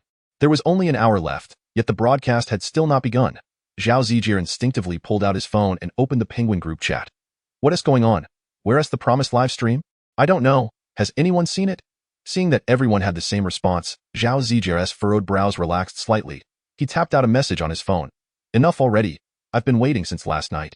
If the live stream doesn't start soon, I feel like I'm going to collapse. Moments later, several replies appeared before him. Ha ha ha. I told you, old Zhao, you didn't really stay up all night, did you? Don't say that. It's quite possible. Old Zhao is indeed that kind of person. Zhao Zijia revealed a wry smile. Just as he was about to respond to those messages again, a highlighted pinned message appeared in the Penguin group. Stop flooding the chat. Turn on the TV. The live stream has started. The once lively Penguin group fell silent in an instant. Zhao Zijia hurriedly set down his phone and turned his attention to the television. The majestic visage of the Panga number 1 demonstration pile filled the screen. Zhao Zijia's expression shifted to one of confusion as he muttered, "Are they only showing the exterior? What is the point in that?" As he spoke, a visible disappointment washed over his face. While he could understand the Xia National News Channel's approach, it was simply disheartening to see nothing but an unchanging exterior. Zhao Zijia reached for the remote and turned off the television. He let out a deep sigh, listlessly tapping on his phone screen to send a sighing emoji in the Penguin group. Let us disperse. It seems we can only see the exterior. What can we glean from this? Old Zhao, why not take another look? The TV feed has changed. Upon reading this line, Zhao Zijia's pupils dilated in surprise as he quickly grabbed the remote and turned the TV back on. Indeed! The scene from the central control room appeared before his eyes. He saw a young man in a white lab coat standing gravely at the central command platform. This individual, he surmised, must be Yongchang, the chief engineer of controlled nuclear fusion. However, in the next moment, a figure behind the command platform caught Zhao Zijia's attention. It was the esteemed member. Due to the angle, the esteemed member was positioned in the far corner of the frame. Zhao Zijia rubbed his eyes vigorously, confirming his sight before seizing his phone to send a trembling message in the Penguin group. Everyone, look at the lower right corner of the TV. The esteemed member is also on site. Zhao Zijia's message evidently jolted all the lurking members in the group. Oh my god. I really see it. Where? I can't find it. Ha ha ha, Daily Interstellar. If you can't see, donate your eyes to someone in need. Within the Panga number 1 demonstration pile, Yongchang's face was serious as he gazed at the large screen displaying various data. The clock on the wall slowly ticked toward 12. He took a deep breath, his solemn gaze sweeping over the assembled crowd. Then, he spoke softly, "Everyone, it is my honor to witness this moment with you. Each of us has invested countless efforts into Panga number 1, regardless of the outcome. I believe our names will forever be etched in the annals of human history." With that, Yongchang pressed the ignition button on the control panel before him. A familiar buzzing sound resonated. In a remarkably short span, the deuterium-tritium plasma was heated to over 100 million degrees Celsius. An inexhaustible surge of energy erupted within the reactor of Pangu number 1. At this moment, within the Pangu No. 1 demonstration pile, the most potent energy in the stellar system was spontaneously generated. Observing the neutron dose meter's skyrocketing readings, every face lit up with excitement. Yet, not a single cheer escaped their lips. This was merely the beginning. The cooling system is operating normally. The intensity of the fusion reaction is stable. The magneto-hydrodynamic generator has commenced operation. The current power output stands at 35% of the rated capacity. As the reports came in, Yongchang dared not relax for an instant. The next step was crucial. Prepare for grid connection. The electrical energy generated by the magneto-hydrodynamics could only be deemed a true success once integrated into the Xia national grid. Minutes later, an exuberant researcher shouted, "Grid connection successful. Current power output is 200,000 megawatts." A glimmer of excitement flashed in Yongchang's eyes. At this juncture, it could be said that the Pangu No. 1 fusion pile had achieved 90% success. What remained was to continue increasing the fuel and push the output to its maximum. Upon hearing Yongchang's command, the expressions of all researchers instantly sharpened. This signified that the Pangu No. 1 fusion pile was about to enter a full load state.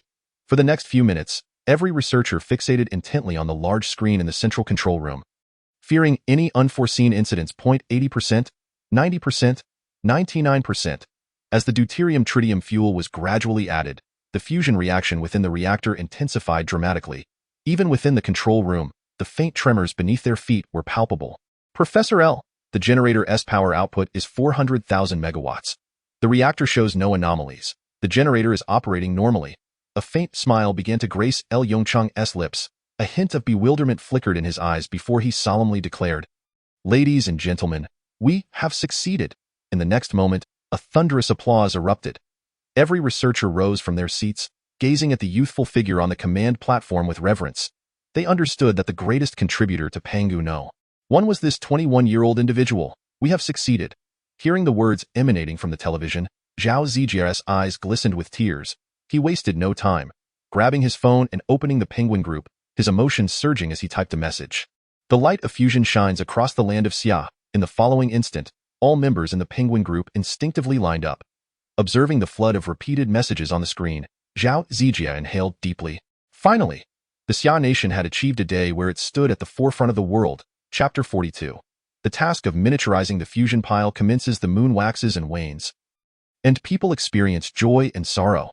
The joys and sorrows of individuals are not universally shared. While the Xia nation celebrated as one, far across the ocean, in the United States, a wave of panic and regret swept through the land. On the streets of Wharton, countless citizens brandished banners and flags, marching resolutely toward the White House. The chaotic scenes outside drew the attention of those Americans at home. As more citizens joined in, the parade grew longer and longer. Gradually, outside the White House, the crowd became densely packed. "We demand an explanation. Why was the Xia nation expelled from the ITER project? We need nuclear fusion." Bold uppercase letters adorned the vibrant banners. The security personnel at the White House appeared exceedingly vulnerable before the hundreds of thousands of demonstrators. Meanwhile, inside the White House, President Albert, with his tousled golden hair, gazed out the window with a furrowed brow. Troubled by the unfolding events outside, sigh, he exhaled deeply, retracting his gaze from the window. "Mr. President, there's no need to pay heed to these foolish masses. Silence, Anthony." Albert shot a fierce glare at Defense Secretary Anthony, reprimanding him sharply. "If it weren't for you, the Xia nation would have been sharing nuclear fusion technology with us for free. Just look at the mess you've created." Upon hearing Albert's rebuke, Anthony's expression shifted to one of discomfort as he replied, "Mr. President, with all due respect, even if the Xia nation had not withdrawn from the ITER project, they would not have shared nuclear fusion technology with us." Albert snorted coldly. "How do you know the Xia nation wouldn't do that?" "I assure you, Anthony, no one understands the Xia nation better than I do. I firmly believe that Xiagua will uphold this contract." As he spoke, Albert abruptly turned to Professor Collins beside him and inquired, "Professor, how is our controllable nuclear fusion demonstration reactor project progressing? Do not tell me that after all these days, it remains merely on paper." Suddenly drawn into the flames of war, Professor Collins stiffened, his expression betraying unease as he replied, "Your Excellency, it has finally commenced construction." Albert's countenance eased slightly. "At last, some good news?" "Oh?" A glimmer of joy flickered in Albert's eyes. "To what stage have we advanced?" The corners of Professor Collins' mouth twitched slightly as he lowered his gaze and murmured, "The foundation, WTF? Professor, are you jesting with me?" Albert's face reddened visibly. "Your Excellency, the construction team has pressed for updates numerous times." Professor Collins sighed deeply. "I am powerless in this matter." Albert's eyes twitched violently. "I care not for your excuses. Inform those infernal construction crews that I demand to see the reactor manifest within a month. I am indifferent to the methods you employ. I grant you but 1 month. Do you comprehend, Professor Collins?" 3 days after the successful operation of Pangu No. 1. Although the controllable nuclear fusion project had achieved success, the research team had not disbanded. At the behest of LV Yongchang, all researchers had gathered in a clandestine nuclear laboratory in Xiagua, at the entrance of the Daxia Bay Nuclear Physics Laboratory. Hundreds of researchers gazed quizzically at LV Yongchang. "Yongchang?" Fong Su pondered momentarily before deciding to voice his inquiry directly. "What are you planning to do?" LV Yongchang chuckled softly, his gaze sweeping over the assembly of researchers. You all must be quite perplexed, yes? Observing the nodding heads, his smile broadened. Ladies and gentlemen, we have completed the research and development of controllable nuclear fusion. However, do you not wish to take it a step further? Fong Su furrowed his brow, asked the individual who had spent the most time with LV Yongchang. A vague notion began to form in his mind. He surmised what LV Yongchang intended to pursue. Ladies and gentlemen, I have submitted a project proposal to the chairman of the committee. As for the nature of this project, LV Yongchang chuckled again, continuing, miniaturization of fusion reactors. I wonder if any of you are interested? Of course, for those unwilling to partake in this research endeavor, I shall not impose. After signing a confidentiality agreement, arrangements will be made for your departure. And no sooner had he finished speaking than a chorus of exclamations erupted. What? Miniaturization of fusion reactor technology? Isn't that a tad too avant-garde? Is it truly feasible? Unlike the astonishment displayed by others, Fong Su calmly inquired, Yongchang, how confident are you in this technology? LV Yongchang paused thoughtfully before responding. In comparison to controllable nuclear fusion, I only possess a preliminary understanding of the miniaturization technology. It is undoubtedly more challenging. I estimate an 80% likelihood of success. Fong Su's pupils constricted sharply, even with his composure. He could not help but exclaim, 80. Are you certain you did not misspeak? In the realm of research, a success rate of 20 is often considered commendable. Fong Su even wondered if LV Yongchang had inadvertently reversed success and failure rates. After all, in Fong Su's estimation, a success rate of 20 would warrant a trial. In response to Fong Su's incredulity, LV Yongchang shot him an exasperated glance, muttering, such dramatics, an 80 success rate is already quite low. When I was working on Panga No. 1, I possessed a 99 certainty, Fong Su. He could only smile wryly, uncertain whether LV Yongchang's confidence was unwarranted, or if he simply lacked a full understanding of LV Yongchang's capabilities. I wish to participate. So do I. Such a rare opportunity cannot exclude me. I, too, wish to participate. Just imagine, I can claim to have contributed to 2 world-class research projects, just as Fong Su grappled with his existential doubts. The surrounding researchers began to voice their intentions fervently. Brother Su, what say you? LV Yongchang smiled, glancing at Fong Su. Have you made your decision? Fong Su's expression sharpened, a flicker of determination igniting in his eyes. Of course, such fortuitous occurrences cannot pass me by. Just as LV Yongchang prepared to lead the group into the Daxia Bay Nuclear Physics Laboratory, a paper quietly published in the latest issue of Nature titled On the Sun's Anomalous Behavior in the Last Month.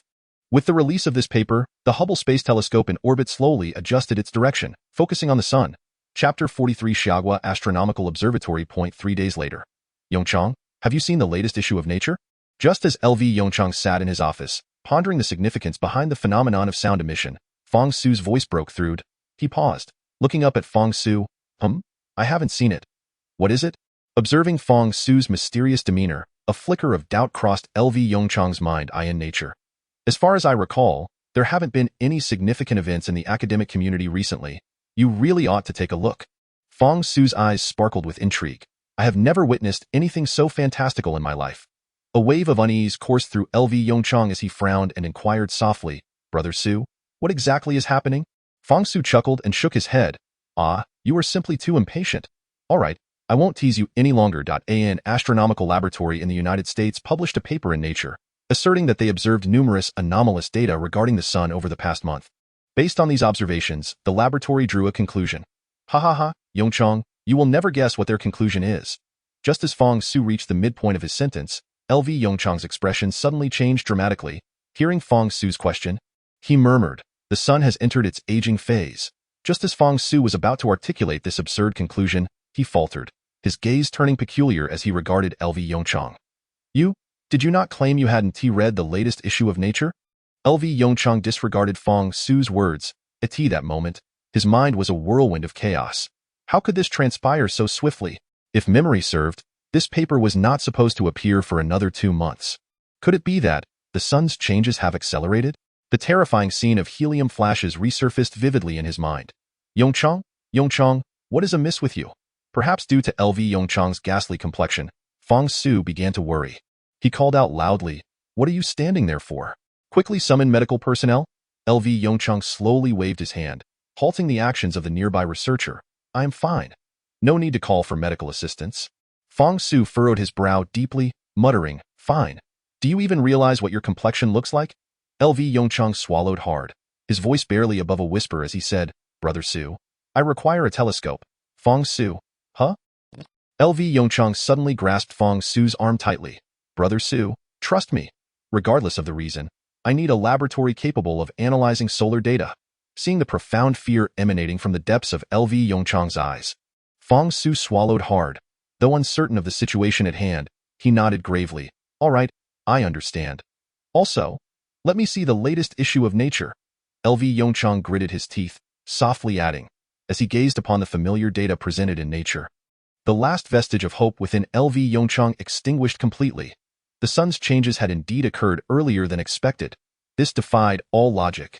Could it be that the sun's transformations in the previous life were not a natural phenomenon? A chilling thought crept into LV Yongchang's mind.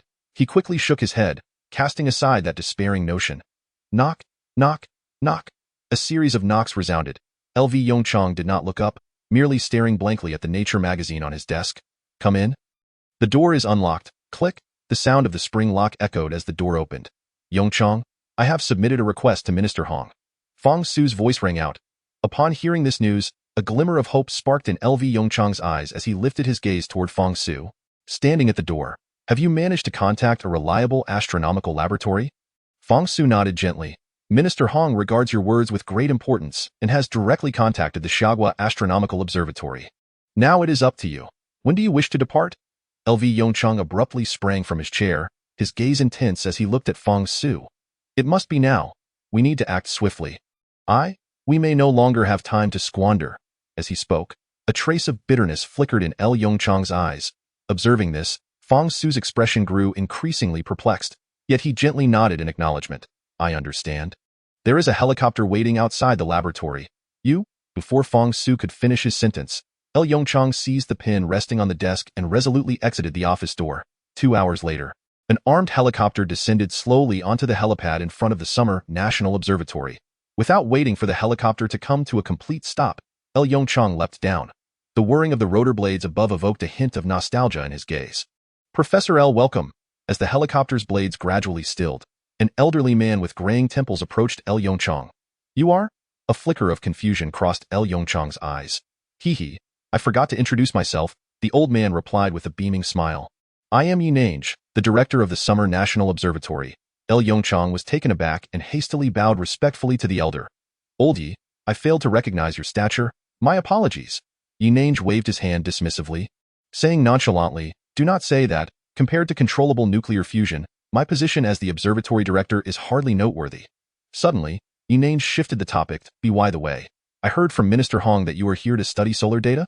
L. Yongchang nodded eagerly. Indeed. And the reason? Yinange's brow furrowed. Could it be concerning that paper in Nature?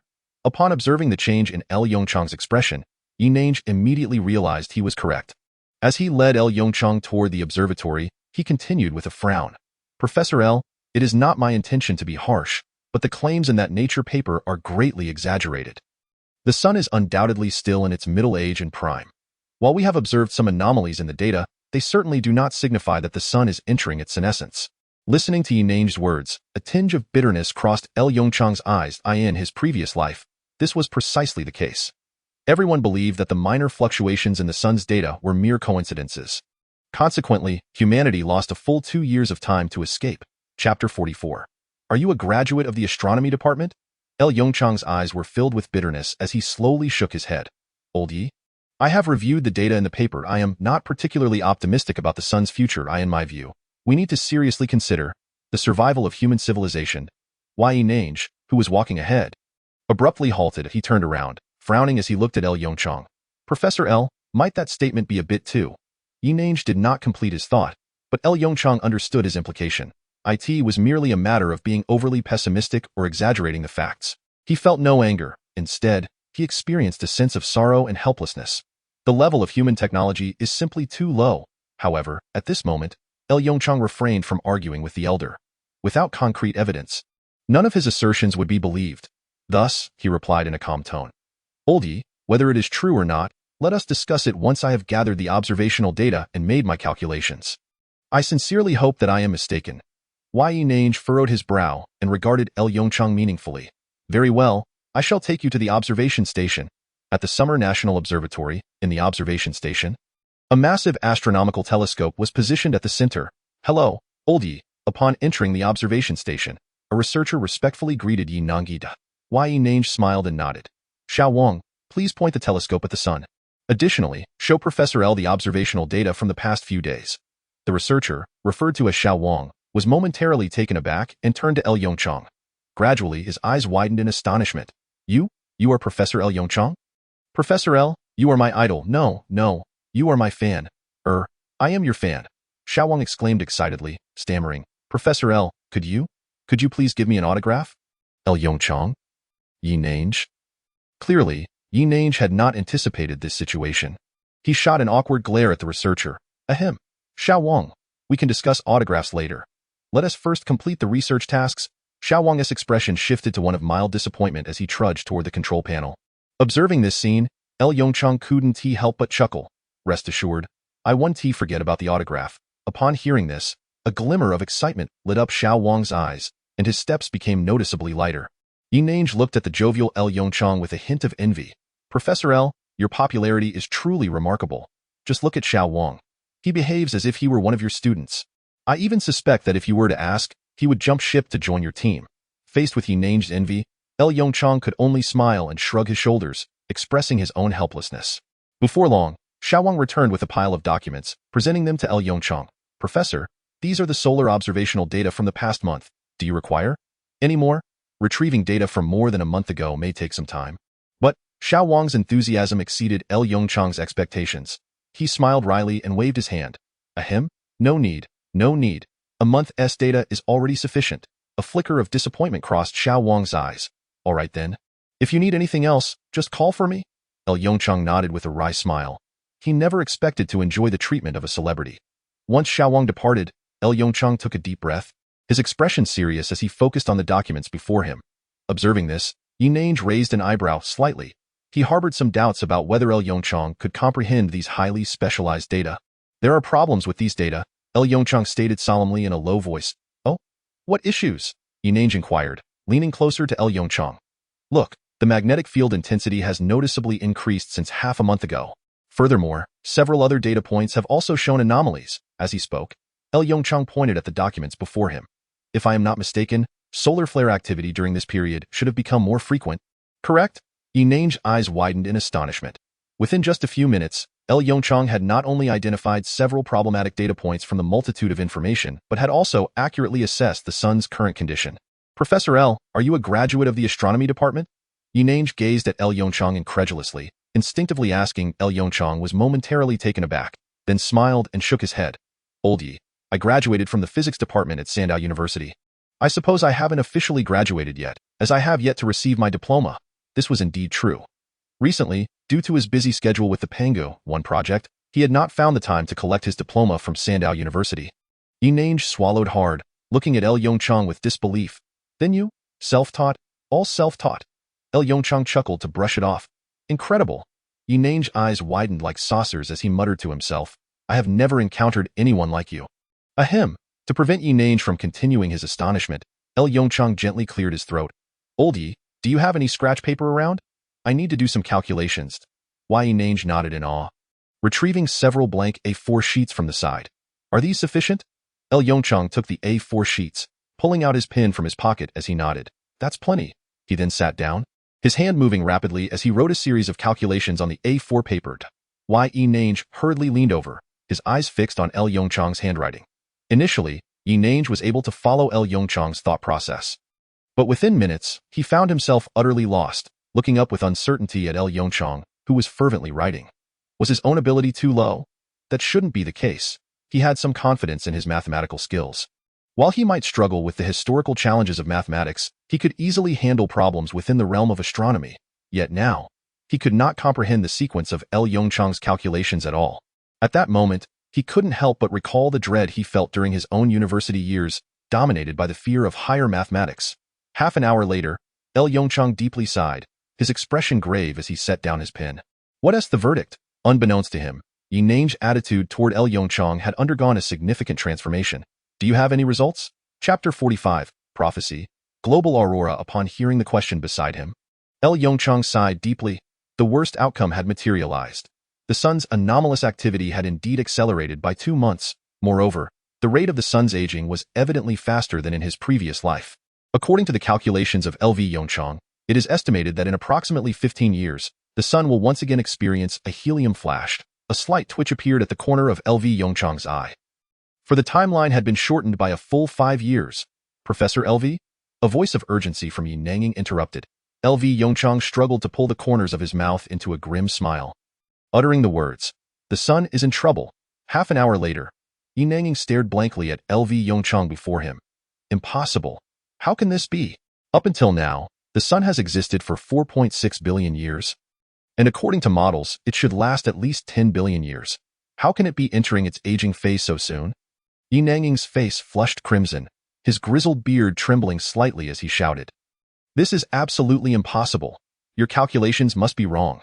The sun cannot possibly transition to the red giant phase in just over a decade. Facing the agitated Yi Nanging, a glimmer of pity flickered in LV Yongchang's eyes. In a previous life, upon receiving such an unfathomable revelation, countless scientists had succumbed to despair. Every educated individual had dismissed this conclusion as implausible. Yet, the truth lay starkly before humanity. The edifice of astrophysics that humankind had painstakingly constructed was effortlessly dismantled. Calm down, Yi Lao, LV Yongchang spoke softly. The calculation process is right here. I have just provided detailed explanations for all the steps you find incomprehensible. Do you perceive any flaws? Yi Lao's expression momentarily faltered. It was precisely because he recognized that there were no discernible flaws in LV Yongchang's calculations that he found it so difficult to accept this reality. Mathematics does not lie. Within the mathematical model, the sun was aging at a visible rate. In fact, it would soon enter the red giant phase. Trembling, he raised his wrinkled hand and forcefully plucked a strand of his beard. Hiss, Yi Lao gasped. Murmuring to himself, this is real. In the next moment, Yi Lao abruptly turned to LV Yongchang, his emaciated right hand gripping his arm tightly. Professor LV, what should we do now? With a grave expression, LV Yongchang articulated each word carefully. We must seek out the speaker. In the capital city, within the office of the speaker. Yongchang? Upon seeing LV Yongchang, Li, the speaker, wore a faint smile. What brings you here? Instead of diligently working on your task of miniaturizing the fusion reactor? A bitter look crossed LV Yongchang's face as he slowly shook his head, speaking in a somber tone. Speaker, I have something of utmost importance to report. Noticing the seriousness etched on LV Yongchang's face, Li's expression gradually shifted to one of gravity. He set down his pen, his demeanor heavy as he addressed LV Yongchang. Speaked, LV Yongchang took a deep breath and began. Speaker, the sun has entered a phase of rapid aging. According to predictions, it will transition into the red giant phase within 10 years and will undergo a helium flash within 15. At that point, human civilization will cease to exist. As LV Yongchang's words hung in the air, the speaker's office fell into a profound silence. After a long pause, the speaker inhaled deeply. Hiss, his brow furrowed tightly, his fingers unconsciously tapping lightly on the desk. Yongchang, are you certain about what you just said? Seeing the deep skepticism in the speaker's eyes, LV Yongchang nodded helplessly. Speaker, if you doubt my words, you may consult some astronomical experts to verify my predictions. Li chuckled bitterly, shaking his head. Yongchang, it's not that I don't trust you. It's simply that what you're saying is rather far-fetched. LV Yongchang fell silent. The speaker was not wrong, to be honest. Had he not been reborn and witnessed the scene of the helium flash explosion firsthand, he would not have believed his own words. The sun, in its prime, transitioning to the red giant phase in just 10 years and experiencing a helium flash in 15? To put it frankly, the speaker had shown him considerable leniency by not throwing him out immediately. Speaker, Yi Lao from the Summer National Observatory is just outside. Shall I summon him in for his opinion? Upon seeing the speaker nod, LV Yongchang hastily opened the door and ushered Yi Nanging inside. The speaker furrowed his brow as he regarded Yi Nanging standing beside LV Yongchang. Yi Lao, do you believe there is a significant possibility in Yongchang's calculations? Facing the speaker's inquiry, Yi Nanging grimly nodded. Speaker, I haven't found any flaws. Although the speaker had anticipated Yi Nanging's response, his pupils nonetheless constricted to the size of pinpoints upon hearing it. The sound of his knuckles tapping on the solid wood desk filled the office. Despite LV Yongchang's intense anxiety, he patiently awaited the speaker's decision. After all, in the face of such a catastrophe, without the assistance of the Summer Nation, he would be unable to turn the tide. Since both of you have said so, I will trust you this once, the speaker declared solemnly. I will convene a meeting immediately to verify this situation. If it proves true, we may need to begin considering contingency plans. With that, the speaker leaned back in his chair, letting out another sigh. A flicker of hope ignited in LV Yongchang's eyes. Speaker, based on my predictions, tonight, intense auroras will erupt across the skies worldwide. This will signify the sun's complete entry into its aging phase. The speaker's gaze sharpened slightly. As the speaker, he was well aware of some fundamental knowledge. Auroras typically only appear over the poles. As for global auroras, the last occurrence was in 1958, during a period of intense solar activity. Clearly, the current solar activity could not support such a grand spectacle. Hence, he nodded lightly. Very well, I understand. If global auroras truly manifest, I believe your hypothesis will be even more compelling. That evening, within the Summer National Assembly Hall, an urgent meeting convened, attended by most of the country's astronomers and physicists. Chapter 46. The Foundations of Astrophysics Shaken? In the Assembly Hall, the foremost physicists and astronomers of the Summer Nation took their seats. The speaker sat gravely at the front, a deep-seated concern evident in his eyes. Clearing his throat, the speaker adjusted the microphone. As all eyes turned toward him, Li pondered for a moment before speaking.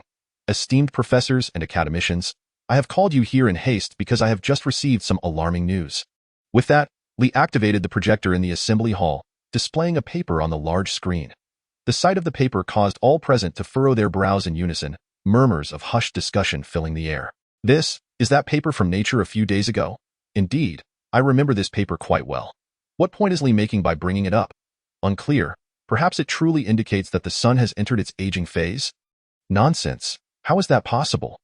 Observing the murmurs below, Li's expression grew increasingly serious. Silence. Based on the data from this paper and the observations from the Summer National Observatory over the past month, Professor LV Yongchang has calculated a conclusion. The sun is aging at an unprecedented rate. According to model predictions, it will become a red giant within 10 years and will undergo a helium flash within 15. Li paused momentarily, then added, this computational data has been verified by Yi Nanging of the Summer National Observatory. His words resonated. The vast assembly hall fell into a profound silence. The pupils of all attendees shrank to the size of pinpoints. Moments later, an uproar erupted. What? How can this be possible? Professor LV Yongchang. Isn't he researching controllable nuclear fusion? How did he suddenly shift to astronomy? I heard he is just a sophomore undergraduate. Is this a joke? But Yi Lao actually endorsed Professor LV's calculations, which implies, hold your horses. Let's wait for the speaker to explain. Several minutes passed, and the discussions gradually subsided. Li surveyed the audience once more before speaking. To be honest, I don't fully believe this conclusion either. The purpose of gathering you all here is to conduct a verification. With that, the projection screen displayed a series of meticulously arranged equations, causing every professor to furrow their brows deeply. This is the latest solar model established by Professor LV Yongchang. Please examine it and see if you can identify any flaws. Additionally, based on this model, it is predicted that around 10:50 p.m. tonight, there will be an extraordinarily strong auroral phenomenon worldwide. Upon hearing this, everyone turned to gaze out the window. The sky outside was cloaked in an inky darkness, with no hint of the auroras that were predicted.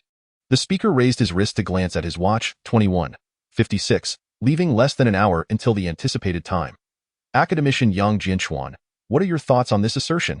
He inquired calmly. Named directly. Academician Yang furrowed his brow and murmured, it's impossible. While there was an exceptionally intense aurora event in 1958 that occurred during a period of heightened solar activity, recent observational data indicates that solar activity is far from reaching that threshold. The speaker nodded gently. So, you're saying the likelihood of a global aurora occurring at present is minimal, correct? Upon seeing Academician Yang affirm, the speaker took a deep breath. This means that if a global aurora does indeed occur in less than an hour. At this point, he hesitated, as the assembled individuals were not naive and had grasped the implications of his words. After a moment of silence, the speaker, with a grave expression, continued, esteemed professors, it's still early. Let us first verify Professor L's model. At 22:35, all the professors and academicians furrowed their brows as they scrutinized the projection of the simulation process. Old Yang, do you discern any issues? One academician queried, concern evident in his eyes as he turned to Yang Jianchuan. Yang Jianchuan slowly shook his head. I cannot identify any problems. In fact, after reviewing this model, I believe there may be errors in the stellar models we have previously established. What? The academician gasped in astonishment. You, Old Yang, you mustn't jest. As a luminary in the field of astronomy in Xia country, Old Yang's judgments were rarely mistaken, and thus, His perspective significantly influenced the judgments of many. With a grave countenance, old Yang sighed deeply. I too hope this is not the case. Humanity's history is far too brief, and our technological prowess is exceedingly limited. The only star we can truly study is the sun. Hence, it is not unusual for our models to be erroneous. Observing the incredulous expressions on the faces of several professors, old Yang softened his tone slightly. Of course, it is possible that our model is correct. But perhaps the sun has encountered issues we are yet unaware of, leading to this bizarre phenomenon. Upon hearing this, the professor's expressions eased somewhat. After all, if the foundational models of stars were flawed, it would mean that the edifice of human astronomy was fundamentally shaken. This was a reality none of the researchers could accept. Ahem. The speaker cleared his throat. Esteemed colleagues, have any flaws been identified? Or does anyone contest the results of this simulation? Time trickled by slowly. The grand assembly hall of Xia country was enveloped in silence. Hundreds of professors and academicians lowered their heads, unwilling to meet the gaze of the speaker. Several senior academicians from the fields of astronomy and physics sighed and shook their heads in resignation. Witnessing this scene, the speaker's eyes flickered with disappointment. He slowly closed his eyes and sighed deeply. In that case, before he could finish his thought, a sudden exclamation erupted from the audience. The aurora? It's truly happening. The speaker's eyes snapped open as he turned to gaze out the window. A brilliant red light appeared in the skies above the capital. The crimson glow gradually spread across the entire firmament. Under the aurora's illumination, the once pure moon took on a blood-red hue, as if foretelling humanity's future. Chapter 47. Precise prophecy. Gazing at the resplendent red aurora outside, the speaker swallowed hard. The breathtaking scene before him filled him with an overwhelming sense of suffocation. The aurora predicted by Yongchang had manifested. Along with the red giant phase a decade hence, and the helium flash 15 years later. The speaker shook his head, unwilling to contemplate the future any further. In Xia country, in the magical city, Zhao Zijie sat on the balcony, quietly observing the luminous moon in the sky. The early summer breeze brushed against him, bringing a slight chill. He retrieved his phone from his pocket and opened the QQ group, deftly locating the chat group where his friends were engaging in lighthearted banter. So boring. Zhao Zijie's fingers trembled slightly as he typed a line of text. Subsequently, he raised his phone and recorded a video of his surroundings. I am all alone on this open balcony. Sigh. So boring. His seemingly nonchalant remark instantly drew the scorn of all his friends. What the heck? If I'm not mistaken, old Zhao should be in the magical city. Such a vast open balcony. I'm envious. I can even imagine the expression on old Zhao's face as he says this. Damn. Is this the world of the wealthy? I'm not envious at all. Big shot.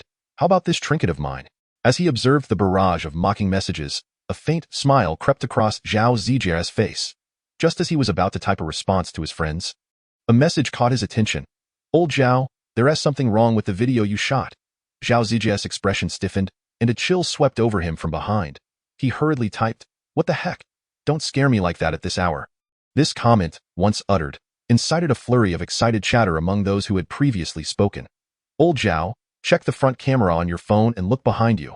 I think I saw a face. What face? It was clearly a white figure. Zhao Zijie swallowed hard. Although he was an atheist, the late hour and these comments sent shivers down his spine. Just as he was about to leave the balcony and return indoors, the earlier commenter spoke again. What are you all talking about? I just watched the video closely, and at 28 seconds, the moon you filmed has a hint of red light. Just take a look for yourself. The QQ group fell silent for a few seconds, and the next moment, an avalanche of messages flooded in. The blood moon has descended. Chaos reigns. It's over. It's over. I'm going to stock up on years' worth of food. Amidst the uproar, some, driven by curiosity, clicked on the video to watch again. Wait. The moon in the video does appear somewhat red. I saw it too. Zhao Zijie furrowed his brow as he stared at his phone. Instinctively clicking on the video he had just recorded, as the playback reached 28 seconds, his pupils dilated. He too could see it. The surface of the moon seemed to bear a faint red glow. In the next moment, he abruptly lifted his gaze to the sky. No. It wasn't the moon emanating red light. The entire sky was suffused with a soft red glow. Trembling, he raised his phone once more and recorded another video. Look outside. Why is the sky over the magical city starting to glow red? Just a few seconds after sending the message, what the heck? It's the same here. I'm in Hangzhou. It's happening in Mountain City too. The sky over Sakura country is glowing red as well. As time passed, the red glow in the sky intensified. Gradually, an exceptionally brilliant red ribbon appeared before Zhao Zijie's eyes. Boom, a deafening roar erupted. The brilliantly lit magical city was suddenly plunged into darkness. Simultaneously, screams echoed all around. Zhao Zijia hastily fished out his phone. 22:50. There was no signal. That night, amidst panic and unease, Zhao Zijia succumbed to sleep. The next morning, as soon as he opened his eyes, he snatched up the phone resting on his bedside. Thank heavens, there was a signal. He tentatively pressed the switch for the bedside lamp to lit up. As he turned on the television, he began searching online for news about the previous night's events. According to the latest reports from the Xia National Observatory, around 22:42 last night, a solar flare erupted suddenly, unleashing a powerful solar wind, which led to the emergence of auroras worldwide at 22:50. The solar flare had caused significant damage to Xia country, particularly to the power grid. The host's voice resonated in Zhao Zijia's ears. Instinctively, he opened the QQ Group .999 unread messages. What the heck? It's auroras. This is unscientific. Aren't auroras only supposed to occur at the poles? See, I told you to study, but you insisted on herding cattle. Now you realize your mistake, huh? There was a major red aurora event in 1958, but according to descriptions, it shouldn't have been this exaggerated. Logically, this year shouldn't be a period of solar activity. How could this happen? How would I know? You need to ask the scientists at the observatory. As he read through the chat records, Zhao Zijia's anxiety lessened slightly, so it was just a solar storm. However, observing the expert on the television earnestly explaining the causes of the auroras, a twinge of worry began to take root in Zhao Zijia's mind. Was it truly just a solar storm? Compared to Xia country, the losses suffered by the United States were undoubtedly greater. At that time, the United States was experiencing daytime, directly facing the sun. The immensely powerful solar winds have not only devastated a significant portion of the United States' electrical infrastructure, but have also resulted in the disappearance of several aircraft. Furthermore, the majority of the United States civilian satellites have fallen victim to the solar winds. Stripped of power and communication devices, the United States now resembles a society thrust back into the steam age. Within the first ring of the Capitol, in the office of the Speaker of the House, the scenes from yesterday's meeting incessantly replayed in Representative Li's mind. Following the appearance of the aurora, he initiated a vote regarding the prophecy presented by Yongchang concerning the sun. Unsurprisingly, every professor of astronomy and physics present cast their votes in favor. Representative Li furrowed his brow, lightly tapping his knuckles against the solid wooden desk. What must he do to ensure that Xia country survives this calamity? Knock, knock, knock. A series of knocks interrupted his thoughts. Startled, Representative Li softly said, "Come in." The office door creaked open, revealing Yongchang standing in the doorway. Chapter 48. Space Agency Speaker Yongchang greeted Representative Li with utmost respect. "Yongchang, you have finally arrived." Upon seeing Yongchang, Representative Li felt a slight sense of relief. "You are aware of the outcome of yesterday's meeting? Are you not?" Yongchang nodded gently. It passed unanimously. To be honest, he was not the least bit surprised by this result. Given the meticulousness of the derivation process and the accuracy of the prophecy, he found it hard to believe anyone would still doubt his words. What should Xia country do next? After a brief silence, the Speaker of the House slowly inquired.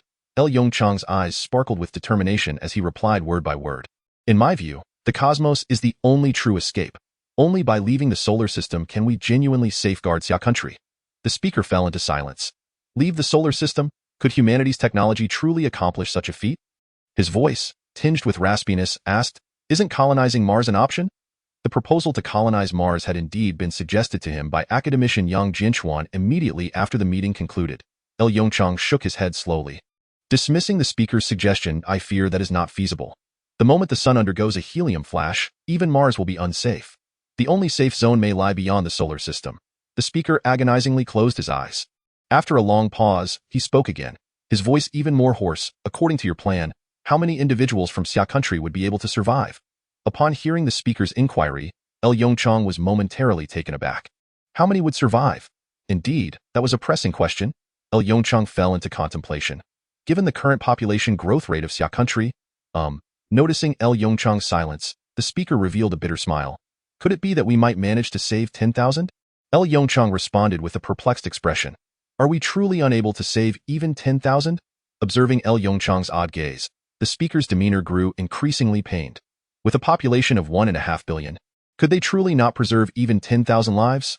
Cough, cough. "Speaker, you may have misunderstood," Yongchang said, his expression peculiar.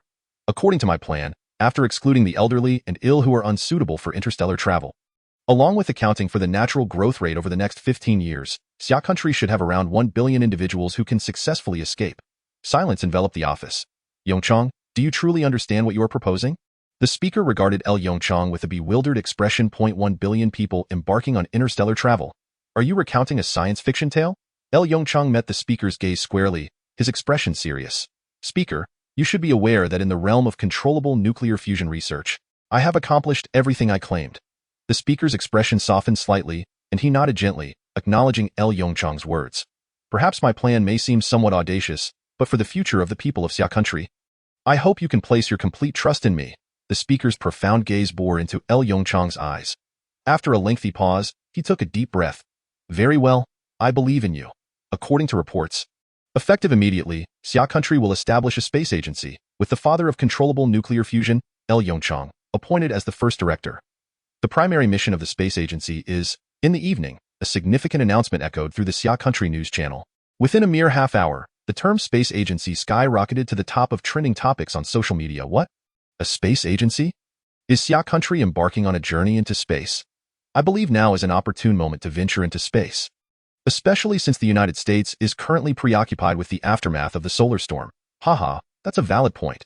Am I the only one who noticed that the first director is Yongchang? If I recall correctly, he should only be in his 20s. If we consider his age in the lunar calendar, he should be 21 now. Wow, that's astonishing. At 21, he's the director of the space agency? While I'm 21 and still stuck at home, dropping out of university. Could someone clarify what powers this space agency possesses? Surely it cannot be merely a figurehead. Let us not be so cynical. If the news from Xia country is accurate, the authority of this space agency could be succinctly summarized as, one person beneath, thousands above. WTF? The following day, at noon, the Xia country Great Hall was filled to capacity. Every individual present was among the most elite scientists in the nation. Physics, chemistry, materials science, biology. At that moment, the Great Hall of Xia country was a confluence of the nation's finest intellects, clad in a well-tailored suit. Yongchang straightened his posture and slowly ascended the stage. Ladies and gentlemen, I am Yongchang, the inaugural director of the space agency. I will now outline the plans for the space agency over the next 3 years. As he spoke, Yongchang lightly clicked the mouse. A PowerPoint presentation illuminated the screen for all to see. The Lunar Palace project. In an instant, a murmur rippled through the Great Hall. Ignoring the murmurs below, Yongchang cleared his throat and continued. The Lunar Palace project, formerly known as the Automated Mining Initiative on the lunar surface, is set to commence production by the end of this year, focusing on the extraction of the moon's abundant helium-3 resources. Additionally, we will obtain significant quantities of titanium iron ore and various rare earth minerals from the moon. Before the audience could fully process this information, Yongchang clicked the mouse again, transitioning the presentation. The Southern Gateway Project. The Southern Gateway Project is expected to be completed by the end of next year. It primarily involves the Xian and V series of aerospace fighters and the Luanyao series of aerospace carrier platforms. The main objective of this project is to address threats posed by extraterrestrial and silicon-based life forms. Furthermore, it marks Xia country's first step toward becoming a cosmic civilization. With Yongchang's concluding words, chaos erupted in the Great Hall. Reporters at the back frantically flashed their cameras. Every esteemed academic turned to discuss the unfolding scene with their companions. This was utterly preposterous. How could the speaker entrust such a monumental responsibility to a mere child? An elderly academic with a head full of white hair rose in anger, muttering, "What merit is there in attending a meeting filled with such nonsensical drivel? Old Xiao, please be patient." Yang Jinchuan, standing nearby, offered a wry smile and gently patted the frail elder's back. "I understand that these projects may seem implausible. With so many people present, Professor L hasn't yet made his announcements. Once the reporters leave, Old Xiao, trust me, the truth will eventually come to light. Xia country has reached a dead end." Yang Jianchuan's somber words fell upon Old Xiao's ears. The elder shivered slightly, casting a complex glance at Yang Jianchuan before slowly returning to his seat. "If that is the case, I shall observe closely what Yongchang is truly up to. And how has Xia country so recklessly reached a dead end?" Such scenes unfolded in every corner of the Great Hall. To prevent the leakage of information that could incite social unrest, the news of the sun entering its aging phase remained largely unknown to all but those scientists who attended the initial meeting. Silence. Yongchang gently tapped the table and opened the next PowerPoint presentation. The Heavenly Court Project, Chapter 49. The Human Deep Space Voyage Fleet Initiative. The screen displayed 4 golden characters that caused every pair of eyes to widen in astonishment. Heavenly Court. In the mythology of Xia country, the Heavenly Court is the supreme governing center. In the hearts of every citizen, the Heavenly Court holds an irreplaceable significance. The Heavenly Court project, formerly known as the Human Deep Space Voyage Fleet Initiative, is slated for preliminary construction completion within 15 years. The project's first target planet is Proxima Centauri, located 4.22 light-years away. Yongchang's calm words resonated throughout the Great Hall of Xia Country. Meanwhile, the PowerPoint presentation continued to switch, unveiling the main contents of the Heavenly Court project before the awestruck audience. The assembly of academicians and professors below was rendered speechless in shock. Within the hearts of every individual, an involuntary thought began to surface. How dare Lyu Yongchang propose such a thing? Colonizing exoplanets within the solar system in a mere 15 years. Not even science fiction would dare to write such a narrative. At the far end of the assembly hall, the frequency of flashing lights intensified, coalescing into a blinding white beam. The shutter buttons of numerous cameras were nearly worn out from relentless pressing. After more than 10 minutes, Lyu Yongchang stood on the stage, exhaling slowly. At last, he had succinctly introduced the three major plans. He cast a sweeping glance over the faces of the audience below. Indeed, nearly every academician and professor bore expressions rife with disdain and skepticism. He tugged at the corners of his mouth, a faint smile gracing his features, before addressing the microphone once more. This meeting is now concluded. I kindly request that all journalists exit first. Lyu Yongchang's words sparked a ripple of unease within the Grand Hall of Xia Country. Journalists leaving first? Such a notion had not been previously entertained. The bewilderment in the eyes of everyone present deepened. Clearly, Lyu Yongchang was not inclined to provide any explanations, standing solemnly on the stage and gazing intently at the last row of journalists. However, within such a meeting, no one dared to provoke Lyu Yongchang's ire. After all, as the inaugural director of the Space Administration, he wielded substantial authority. 5 minutes later, as all journalists departed from the assembly hall, Lyu Yongchang exchanged a knowing glance with several soldiers stationed at the entrance. Bang! The four grand doors of the hall slammed shut simultaneously, producing a synchronized, dull thud. Witnessing this scene, the pupils of all academicians and professors contracted in alarm. Was something momentous about to transpire? Esteemed colleagues, what I am about to disclose pertains to national security, Lyu Yongchang intoned gravely. Thus, I kindly ask that you sign a confidentiality agreement. As he spoke, several soldiers began distributing the confidentiality agreements to the academicians and professors in turn. What? A confidentiality agreement must be signed. What could possibly be of such national significance? As soon as Lyu Yongchang's words fell, a wave of restlessness swept through the younger professors, who began whispering anxiously among themselves. Meanwhile, seasoned academicians seated in the front row exchanged knowing glances. Academician Yang, this must be the truth you mentioned earlier, correct? Academician Xiu remarked, signing his name on the confidentiality agreement while casting a meaningful look at Yang Jinshuan beside him. With a grave expression, Yang Jinshuan inscribed his name and quietly said, Academician Xiu, I can now speak candidly, if I were to tell you that Xia Country. No, humanity has less than 15 years left to exist. Would you believe me? The white-haired academician Xiu's pupils widened in shock.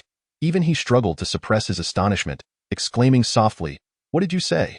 Noticing the attention of those around him, shifting towards him, Qiu Tianzhong hastily forced a strained smile and waved his hand, saying, It's nothing, nothing at all. Once the surrounding individuals turned away, Qiu Tianzhong grasped Yang Jinshuan's sleeve and whispered urgently, What do you mean by that? What do you mean humanity has only 15 years left? Just as Yang Jinshuan was about to respond, Lyu Yongchang interrupted him from the stage. Now that everyone has signed the confidentiality agreement, I shall speak plainly, ladies and gentlemen, humanity has a mere 15 years left to escape. More precisely, all life on Earth has only 15 years left to flee. Lyu Yongchang's declaration detonated like an atomic bomb in the tranquil assembly hall. In an instant, the once serene atmosphere of the Xia Country assembly hall erupted into chaos akin to a bustling marketplace. Lyu Yongchang stood on the stage, silently observing the tumultuous reactions of the crowd. Refraining from uttering another word, he understood that such earth-shattering news required time for the audience to process.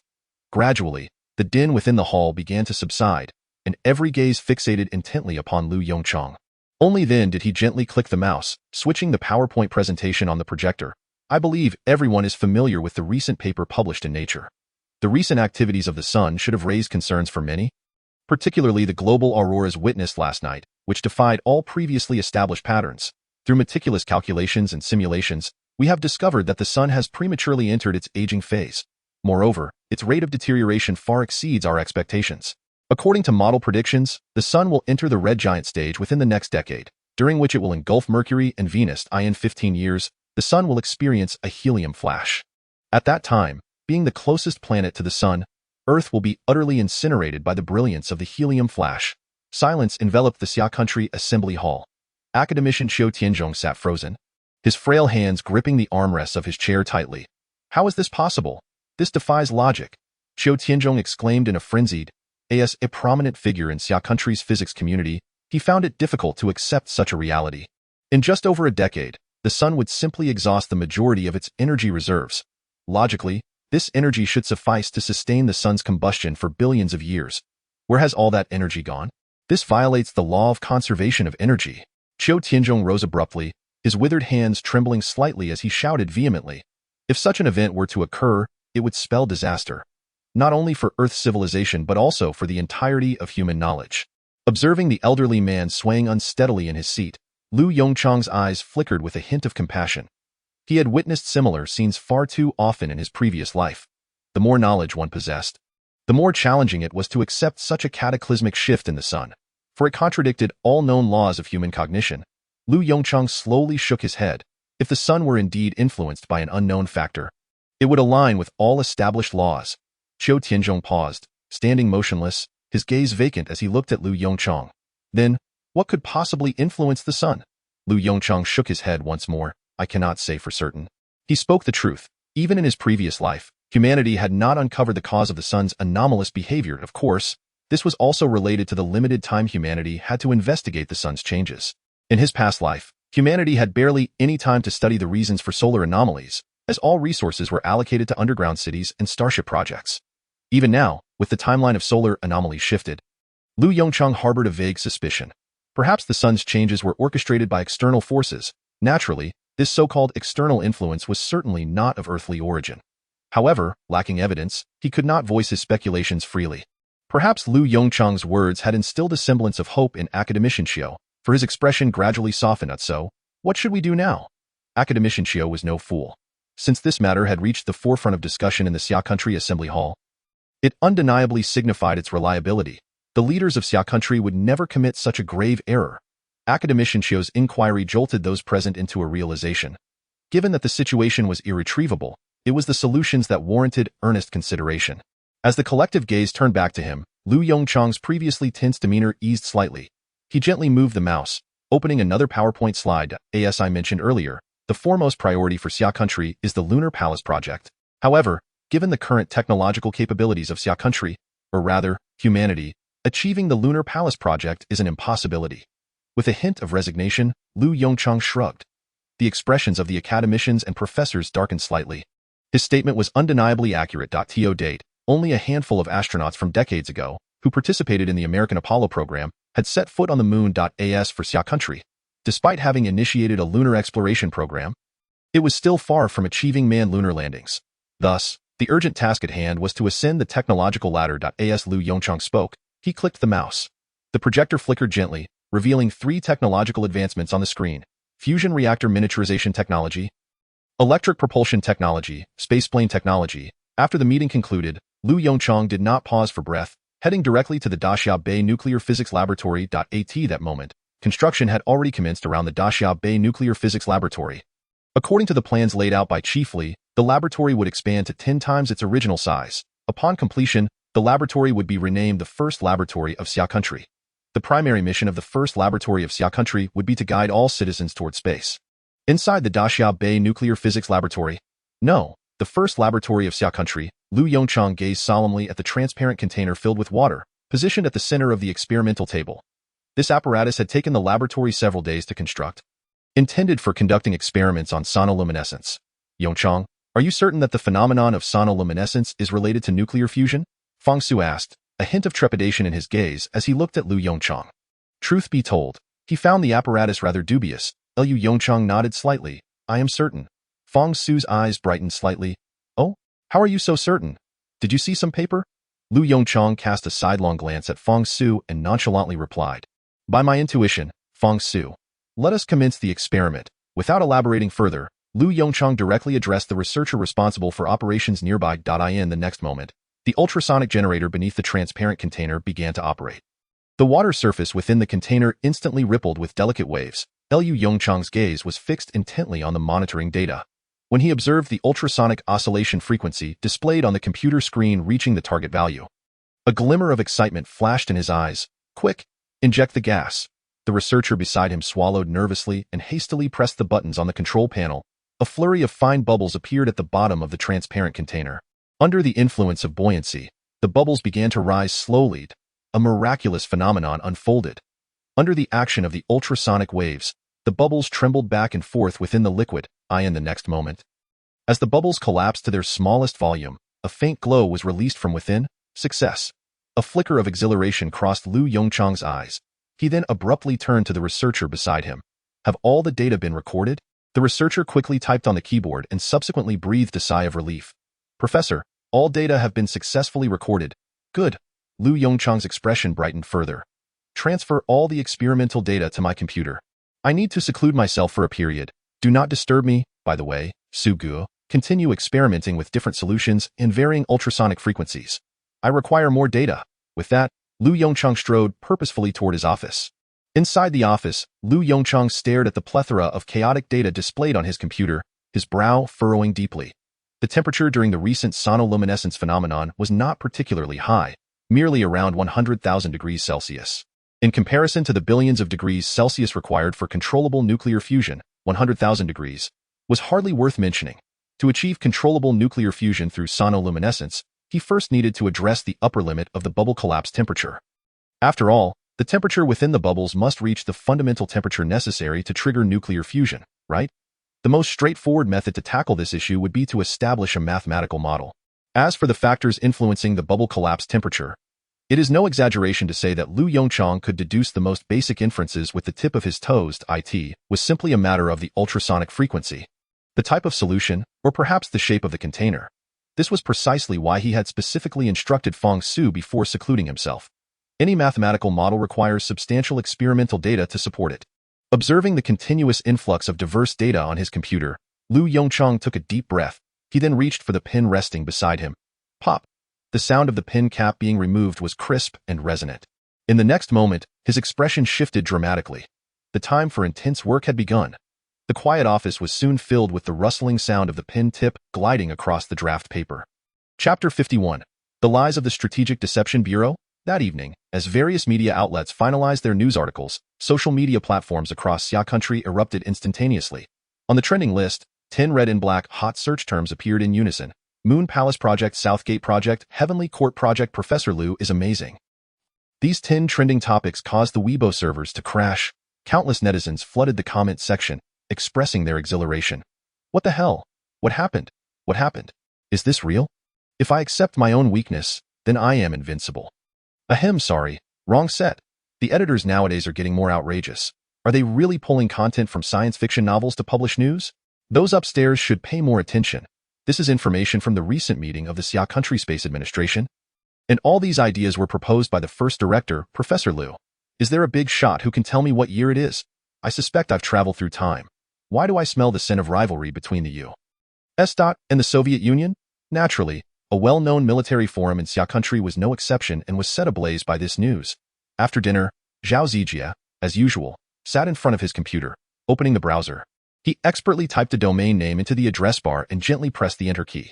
The webpage quickly redirected to a military forum. Unlike before, the homepage of this military forum displayed a line of bold red text. Key disclosure of the Space Administration meeting. Zhao Zijia furrowed his brows slightly. Recently, the name of the Space Administration had resounded throughout the country. It is no exaggeration to say that wherever there was internet and signal, almost no one was unaware of this newly established department. However, how did the Space Administration's meeting relate to a military forum? A hint of confusion flickered in Zhao Zijia's eyes as he dragged the mouse and instinctively clicked on the highlighted title. Moon Palace Project, Lunar Automated Mining Project? Production by the end of this year? WTF? Zhao Zijia released the mouse and rubbed his eyes. He even doubted whether he had read it incorrectly. How could Xia Country suddenly propose a lunar mining project? Not to mention, Xia Country had yet to achieve a manned moon landing, right? To launch a lunar mining project by the end of the year seemed utterly fantastical. Was Professor Lyu out of his mind? Zhao Zijia mumbled to himself, then opened a messaging app, taking a screenshot of the news article and sending it out. Has everyone seen this news? Today isn't April Fool's Day, is it? Ding ding ding. Soon, a flurry of urgent message notifications rang out. Zhao Zijia hurriedly opened the messaging app again. Old Zhao, you can't be just finding out now, right? A friendly reminder, the Moon Palace project is the most feasible of the three major plans. Old Zhao, you should really finish reading the news before you speak. As he read the messages in the chat, Zhao Zijia's pupils constricted slightly. Three major plans. And this is the easiest one. Zhao Zijia quickly closed the messaging app. Scrolling carefully through the information, gradually, his expression grew increasingly peculiar.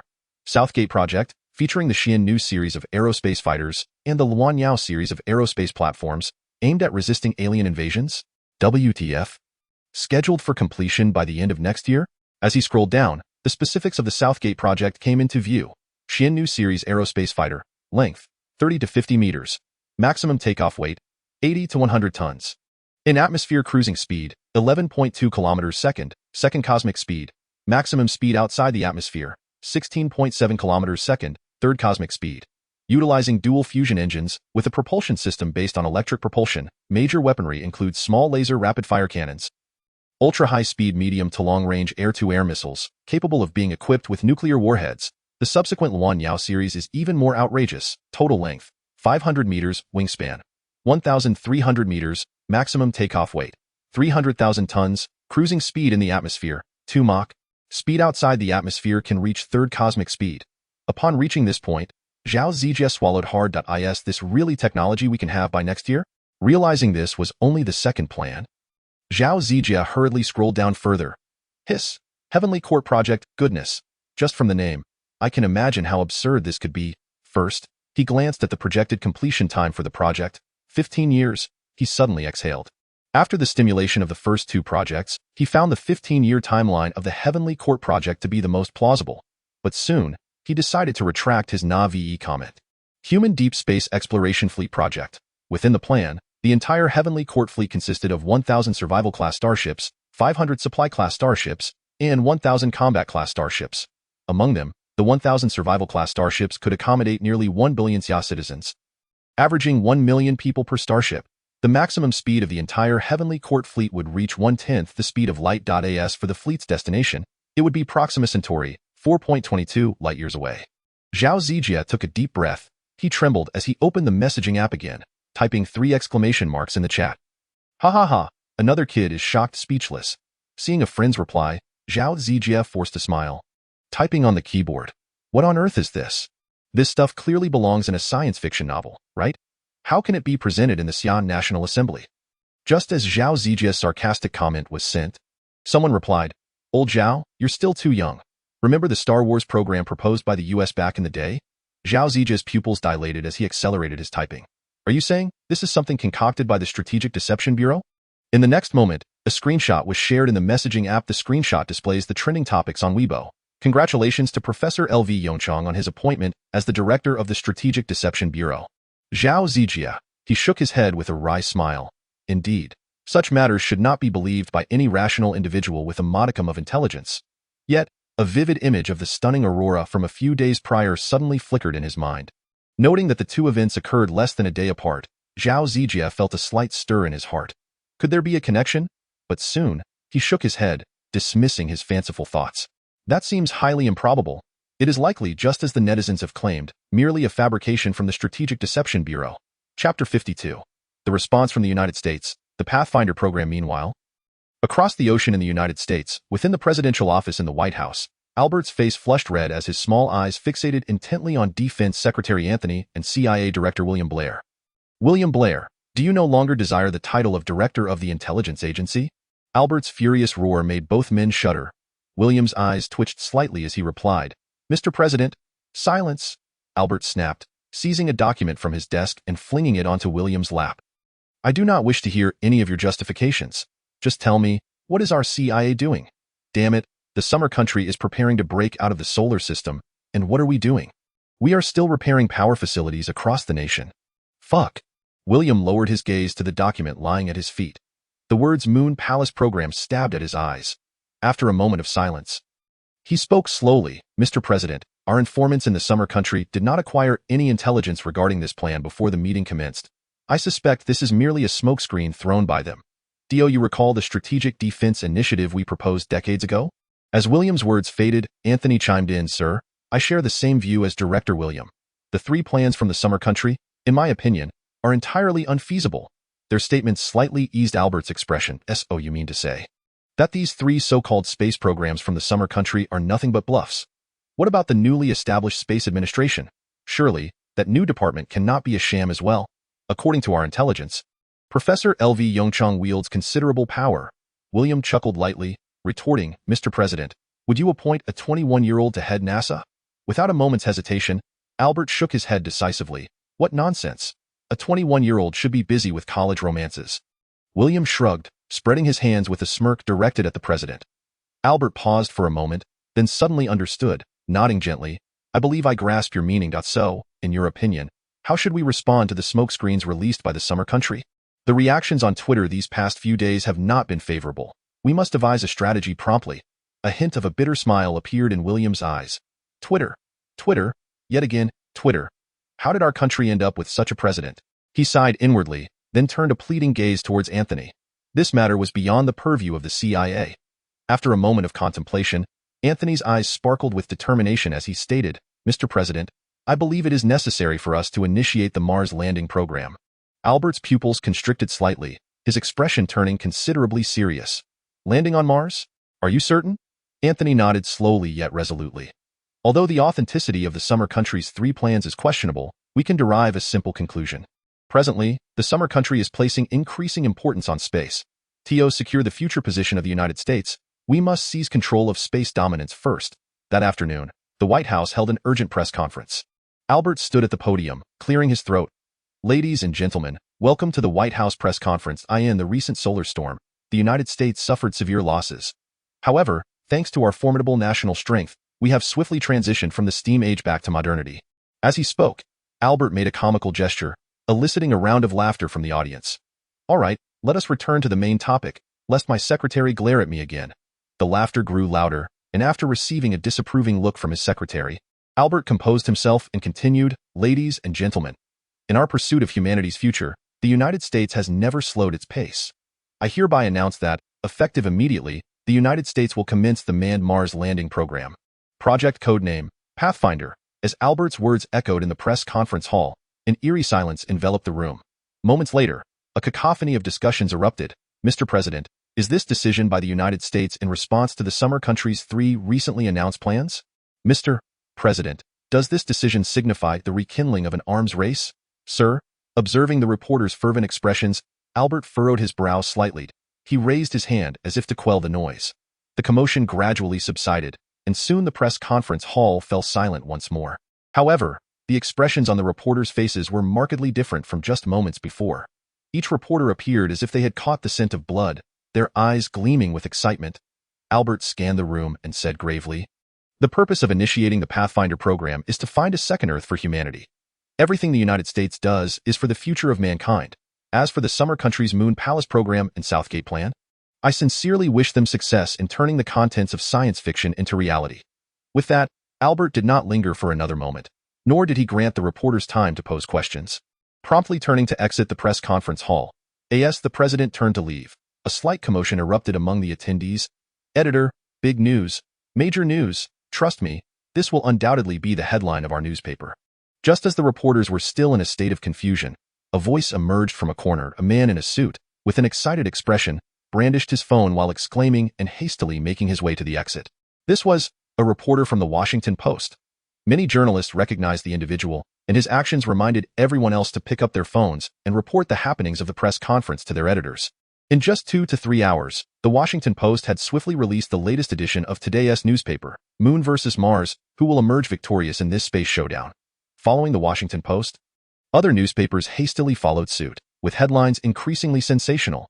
The second arms race, space domination, the ambitions of the summer country are fully exposed. Chapter 53, Solution Selection, Liquid Lithium in the Information Age, the speed of news dissemination is exceedingly rapid. Within mere hours, all news regarding the occurrences in the United States had surfaced online. Moreover, the official Weibo account of the summer country's news also issued a statement.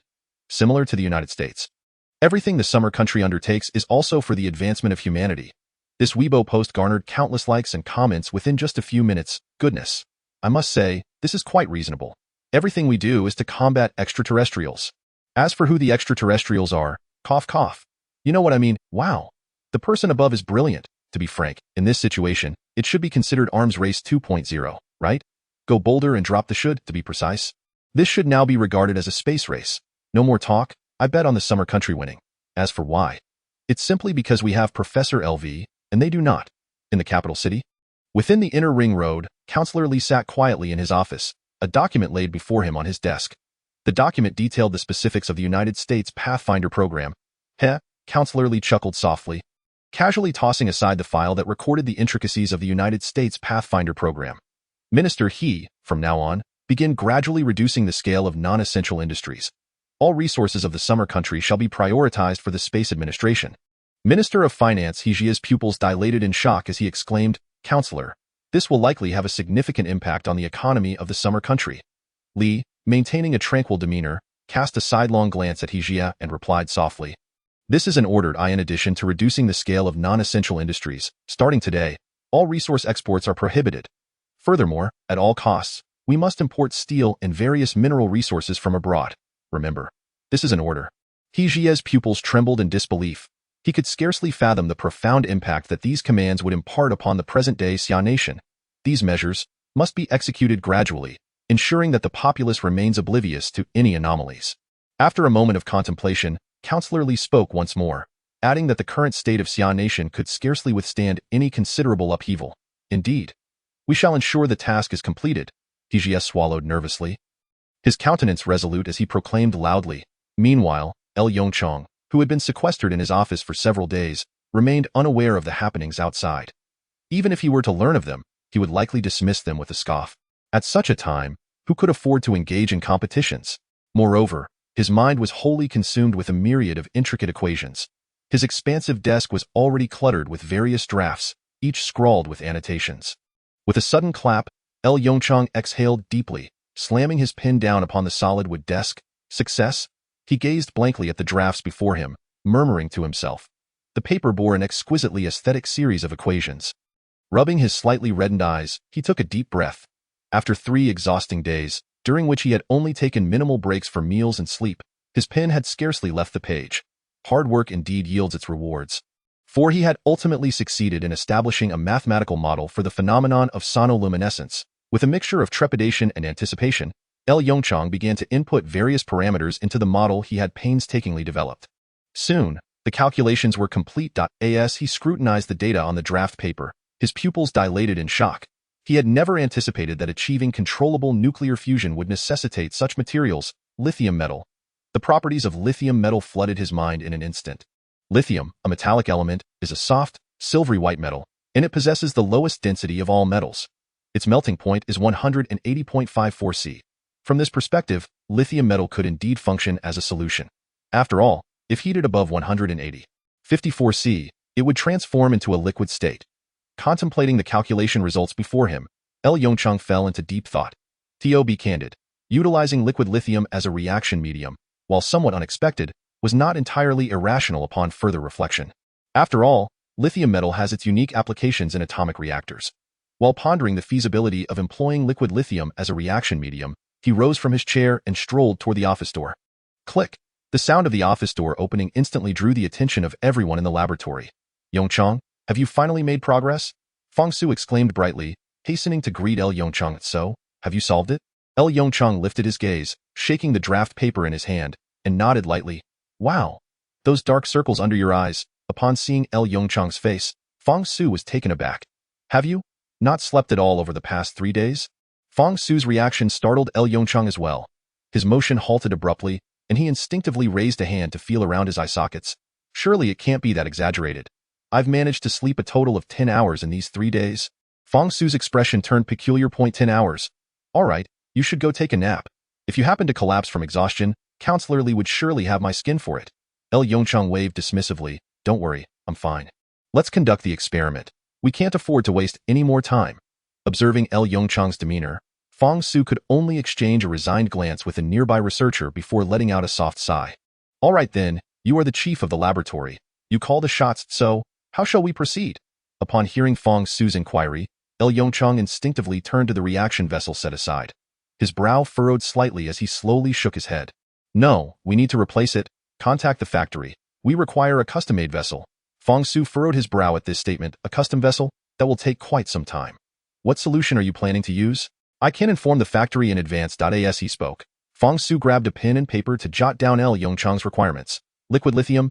Yongchang's calm words echoed throughout the laboratory. Fang Su's actions abruptly ceased. In the next moment, he looked up, his face a mask of astonishment as he exclaimed, "What? Liquid lithium? This is far too dangerous. You must understand, lithium is the most reactive metal among known elements. Consequently, the risks associated with elemental lithium are exceedingly high.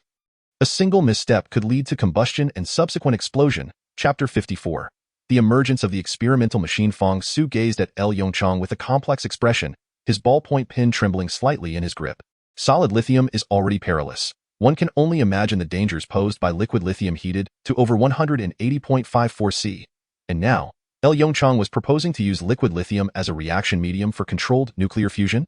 This was nuclear fusion, the most intense reaction in the entire stellar system. Not only Fang Su, but all the researchers and professors surrounding him wore expressions of bewilderment upon hearing the suggestion of employing liquid lithium as a solution. Ahem, Professor L, perhaps we should reconsider, Lyu he suggested gently, clearing his throat. Surveying the concerned faces around him, Yongchang couldn't help but offer a wry smile. Truth be told, he too found the safety of this proposal somewhat dubious. Yet, which experiment related to nuclear physics could truly be deemed safe? After a moment of contemplation, Yongchang strode over to the demonstration whiteboard in the laboratory. Grasping a black marker, he inscribed a complex and aesthetically appealing series of equations. Esteemed colleagues, this is the mathematical model for sonoluminescence. To ignite nuclear fusion within a solution, we must achieve temperatures exceeding 100 million degrees Celsius during bubble collapse, and only liquid lithium can accomplish this. As he spoke, Yongchang swiftly detailed the derivation process on the whiteboard. Fang Su, deep in thought, observed the equations on the demonstration board and nodded thoughtfully. As one of the foremost academicians, he quickly grasped Yongchang's line of reasoning and arrived at the conclusion. He sighed softly, a look of resignation crossing his face. If the mathematical model is sound, then liquid lithium may indeed be our only option. Yongchang chuckled lightly. In my view, liquid lithium is not merely a desperate choice. On the contrary, it represents the optimal selection for a compact fusion reactor. As he spoke, Yongchang emphatically wrote a symbol on the whiteboard. Li6. Upon seeing this symbol, Fang Su's pupils contracted sharply. He understood. He comprehended everything. Yongchang, you intend to utilize the physical properties of lithium? 6, correct. A glimmer of excitement sparkled in Fang Su's eyes as he instinctively rubbed his nose vigorously. Yes, you are absolutely right. Liquid lithium is indeed the best choice for a compact fusion reactor. Seeing Fang Su's face alight with excitement, Yongchang's eyes glimmered with a hint of mirth. Truly, Fang Su was quick to seize upon the crux of the matter. Unlike Fang Su, the other researchers and professors surrounding them wore expressions of confusion as they gazed at Yongchang. Without prolonging the suspense, Yongchang proceeded to elucidate. Lithium, 6, possesses a physical property that is often overlooked. When bombarded by neutrons, it releases tritium atoms. Upon hearing Yongchang's explanation, the expressions on the faces of the gathered individuals suddenly shifted to one of understanding. So that's it.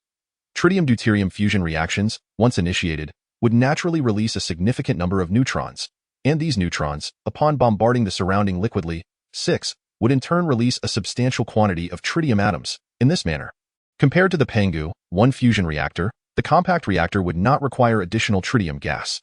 It could maintain operation for extended periods with merely periodic additions of the most economical deuterium gas. Yongchang, I will contact the factory right away, Fang Su exclaimed with excitement. I hadn't realized earlier, but now it seems this is indeed the optimal solution for miniaturizing the fusion reactor. 3 days later, on an open space 1,000 meters from Xia Nation's first laboratory, a massive ironclad factory building had sprung up seemingly out of thin air. At the heart of the facility stood a deep black cylindrical vessel, approximately 2 meters tall and 1 meter in diameter. At the base of the vessel was a substantial ultrasonic generator. This seemingly simple vessel was the experimental apparatus for the compact fusion reactor. As he surveyed the apparatus before him, Yongchang felt a twinge of nostalgia. It was undeniable that after consolidating most of Xia Nation's resources, the pace of the experiments had accelerated exponentially. Just 3 days prior, Fang Su had finalized arrangements with the factory, and within a mere hour, the design blueprint for the compact fusion reactor had been presented to Yongchang. Subsequently, Xia Nation not only completed the manufacturing of the experimental apparatus within 3 days but, for safety's sake, had even constructed a temporary ironclad facility in the open space to serve as the experimental site. Yongchang, when shall we commence the experiment? Fang Su inquired, glancing at the experimental apparatus with a spark of enthusiasm in his eyes. This was a compact fusion reactor. As a leading academician in the field of nuclear fusion, Fang Su understood better than anyone the immense value of such an endeavor. Unlike large fusion reactors, small fusion reactors are not intended for civilian applications. Rather, they will shine brilliantly in military domains. The mere thought of future aircraft carriers, submarines, or fighter jets of the Xia nation powered by nuclear fusion sent a surge of excitement through Fang Su's heart. Not so fast, let us wait for others, came the calm voice of LV Yongchang from the side. Wait for whom? Fang Su asked instinctively. Momentarily taken aback, LV Yongchang's gaze drifted past Fang Su towards the distance. Look. They are arriving. Fang Su hurriedly turned to see what LV Yongchang was observing. A black Hongqi sedan was slowly approaching the location of the metal factory. The license plate bore that familiar string of numbers. The counselor is here? Fang Su exclaimed in astonishment. Let us go. LV Yongchang adjusted his attire. We should go greet them. Is it really so small? Yongchang, are you certain this device can achieve controlled nuclear fusion? Upon seeing the experimental machine, Counselor Li immediately questioned LV Yongchang. In response to the skepticism, LV Yongchang chuckled and replied, Counselor, size is not the issue. This is merely an experimental machine. If successful, its size can be further minimized. In fact, it could even fit in your vehicle. Counselor Li smacked his lips, clearly not fully convinced by LV Yongchang's words. The power output of this thing must be inferior to that of Pangu No. 1, right? LV Yongchang's expression faltered. Isn't that an obvious statement? What is Pangu number 1? Its footprint alone covers 20 square kilometers. How large can this small fusion reactor be? Observing LV Yongchang's moment of hesitation, Fang Su couldn't help but smile knowingly. However, a smile was one thing. As a subordinate, he felt compelled to assist in maintaining the image of his superior. Ahem, counselor. Differing sizes naturally result in different power outputs. Fang Su interjected. Based on estimates, this small fusion reactor before you should be capable of reaching around 1,000 megawatts. The counselor's eyebrows shot up. 1,000 megawatts. That is no trivial amount. Chapter 55. Preliminary mastery of fusion reactor miniaturization technology. This little device can generate such high power. Counselor Li gazed incredulously at the small fusion reactor in the center of the factory. 1,000 megawatts is an extraordinarily formidable power output. For context, a household diesel generator typically has a power output of around 3 to 10 kilowatts. Even the proud Nimitz-class aircraft carriers of the United States have a total power output of only about 280 megawatts. In other words, this black cylindrical device, approximately 1.5 persons tall, could effortlessly power an aircraft carrier. A spark of fervor ignited in the counselor's eyes at this realization. If this technology matures, in due course, the Xia nation will wield absolute influence on Earth. When do we begin the experiments? The counselor asked, his eagerness palpable. Fang Su hesitated, a flicker of uncertainty in his gaze. After grappling with his thoughts, he softly suggested, Counselor, perhaps you should stand back a bit. Do not underestimate this black cylinder. It contains liquid lithium. Should anything unexpected occur, a look of alarm flickered in the counselor's eyes at the mention of liquid lithium combined with nuclear fusion. Even he, a layman, understood the inherent dangers, yet he shook his head slowly. No need, counselor. Fang Su exclaimed in frustration, your safety. The counselor cast a calm glance at Fang Su, his expression resolute, silencing Fang Su's unfinished words. Do not worry about me. If Professor LV is not backing down, how can I, as the counselor, afford to be a coward? Yongchang, begin the experiment? LV Yongchang nodded slightly, then turned to the researchers in charge of operations. Calling out, commence the experiment, activate the heating apparatus. As his command echoed, a researcher hastily pressed several buttons on the control panel before them. A low, resonant hum began to fill the air. What is this? A hint of confusion crossed the counselor's face. LV Yongchang quickly clarified. The melting point of metallic lithium is 180.54 C. Therefore, a preheating phase is necessary before initiating the fusion reactor. The counselor nodded slightly. How long will it take? Approximately 10 minutes. Once the technology is fully matured, we should be able to expedite the process. Very good, very good. The counselor nodded repeatedly, his eyes gleaming with excitement. A 10-minute preheating time is entirely acceptable. After all, such fusion reactors are typically mounted on aircraft carriers or submarines. For them, a startup time of just over 10 minutes is remarkably brief. Professor LV, the metallic lithium has completely melted, a researcher announced from the side.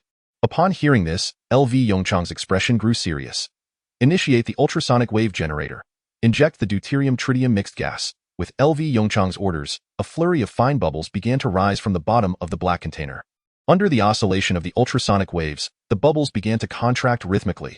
When the bubbles reached their peak contraction, a blinding light radiated from the core of the bubbles. In that instant, the temperature within the bubbles soared to a staggering 150 million degrees Celsius. The deuterium-tritium fusion reaction had ignited. A significant number of neutrons detected. A researcher shouted excitedly. Simultaneously, the neutron dose detection device emitted a series of alarming beeps. Observing the stable curves on the computer screen, LV Yongchang let out a sigh of relief. Is this a success? Counselor Li leaned closer to the computer screen, gazing at the dense curves and numbers, swallowing hard as he quietly inquired. Indeed. A hint of joy appeared on LV Yongchang's face as he confidently affirmed. Meanwhile, a faint green glow slowly emerged in the depths of his consciousness. In the next moment, his awareness was transported back to that mysterious emerald space. On the tree-like structure, a single gleaming white light began to illuminate. Fusion reactor miniaturization technology, preliminary mastery. The first experiment lasted about a minute. Due to the absence of a compatible generator, the energy produced dissipated through the cooling apparatus into the surrounding air. As the experiment drew to a close, LV Yongchang contemplated for a moment and then turned to Counselor Li, saying, "Counselor, there's something I wish to discuss with you." Counselor Li raised an eyebrow slightly, then nodded gently. "Go ahead." As Fong Su prepared to leave, he was grabbed by LV Yongchang. "Brother Su, you should hear this too." Seeing this, the confusion in Counselor Li's eyes deepened. "Counselor, I need to convene all research personnel in the aerospace field of Xia Nation." Counselor Li's pupils constricted sharply. "All aerospace research personnel? This is a substantial undertaking. What do you intend to do?" After a moment of silence, Counselor Li asked softly. LV Yongchang did not hesitate, stating quietly, "Spaceplane. The transportation efficiency of traditional rockets is far too low. The Xia Nation requires a more advanced means of transport." After a brief pause, he added, "Counselor, if possible, I need the engineers who were responsible for the J-30 project. Additionally, I require the engineers who worked on the Long March 10th carrier rocket." As soon as his words fell, Fong Su abruptly turned to LV Yongchang, urgently whispering, "Yongchang, these engineers are national treasures. We cannot treat this lightly." Quickly, he turned to Counselor Li to apologize profusely. "Counselor, Yongchang is unaware of the protocols." Counselor Li gently raised a hand, interrupting Fong Su. The next moment, he cast a meaningful glance at the resolute-faced LV Yongchang and nodded with a slight smile. "Very well, since you require these engineers, I shall allocate them to you." Fong Su stood there in stunned silence. This is madness. Absolute madness. These engineers are invaluable assets to the Xia Nation. Can they truly be borrowed so casually? What about the J-30 and Long March 10th projects? Fong Su looked at Counselor Li in disbelief. As an academician of the Xia Academy of Sciences, Fong Su was well aware of secrets unknown to the average person. The Xia Nation had initiated research projects on the J-30 and Long March 10th 5 years ago. After 5 years, he estimated that these two critical projects must have reached a pivotal stage. Counselor Li chuckled softly, a glint of determination in his eyes. "They have been halted."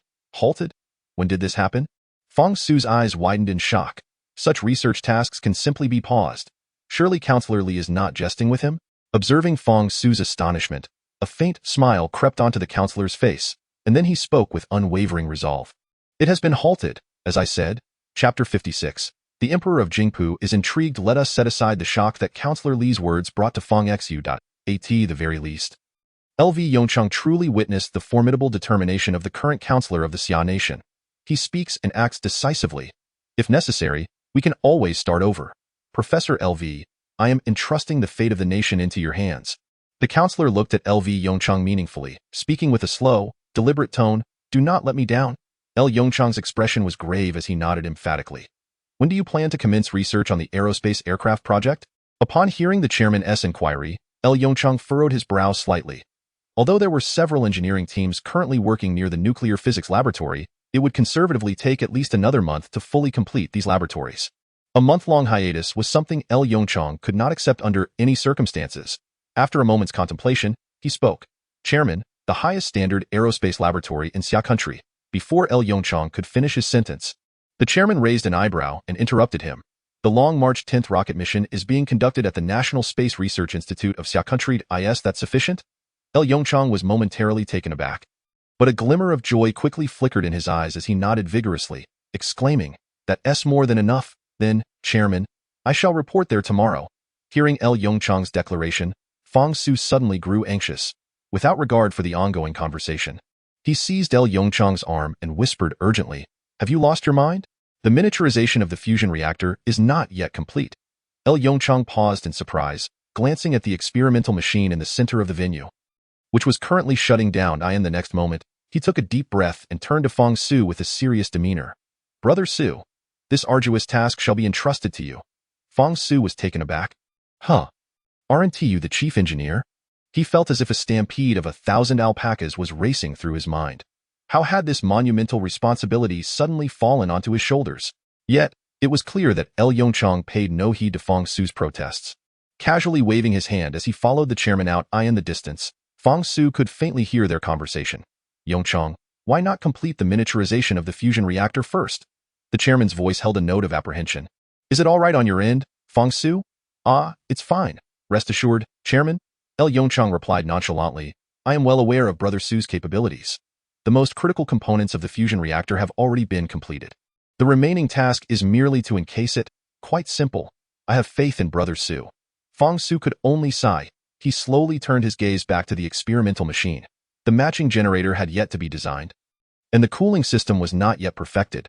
Was this truly what one referred to as merely encasing it? Damn! Fang Su couldn't help but curse inwardly.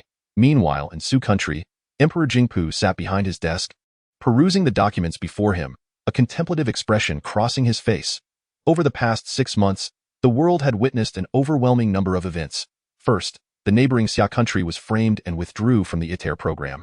Subsequently, within a mere few months, Xia country remarkably achieved a leapfrog advancement, becoming the first nation to master controllable nuclear fusion technology. Gazing at the official reports detailing the data of the Pangu 1 fusion reactor, Emperor Jingpu could hardly contain his restlessness. Unlike Xia country, Su country, despite its robust heavy industry, lacked a considerable population. He estimated that merely 2 Pangu 1 reactors would suffice to meet all of Su country's energy needs.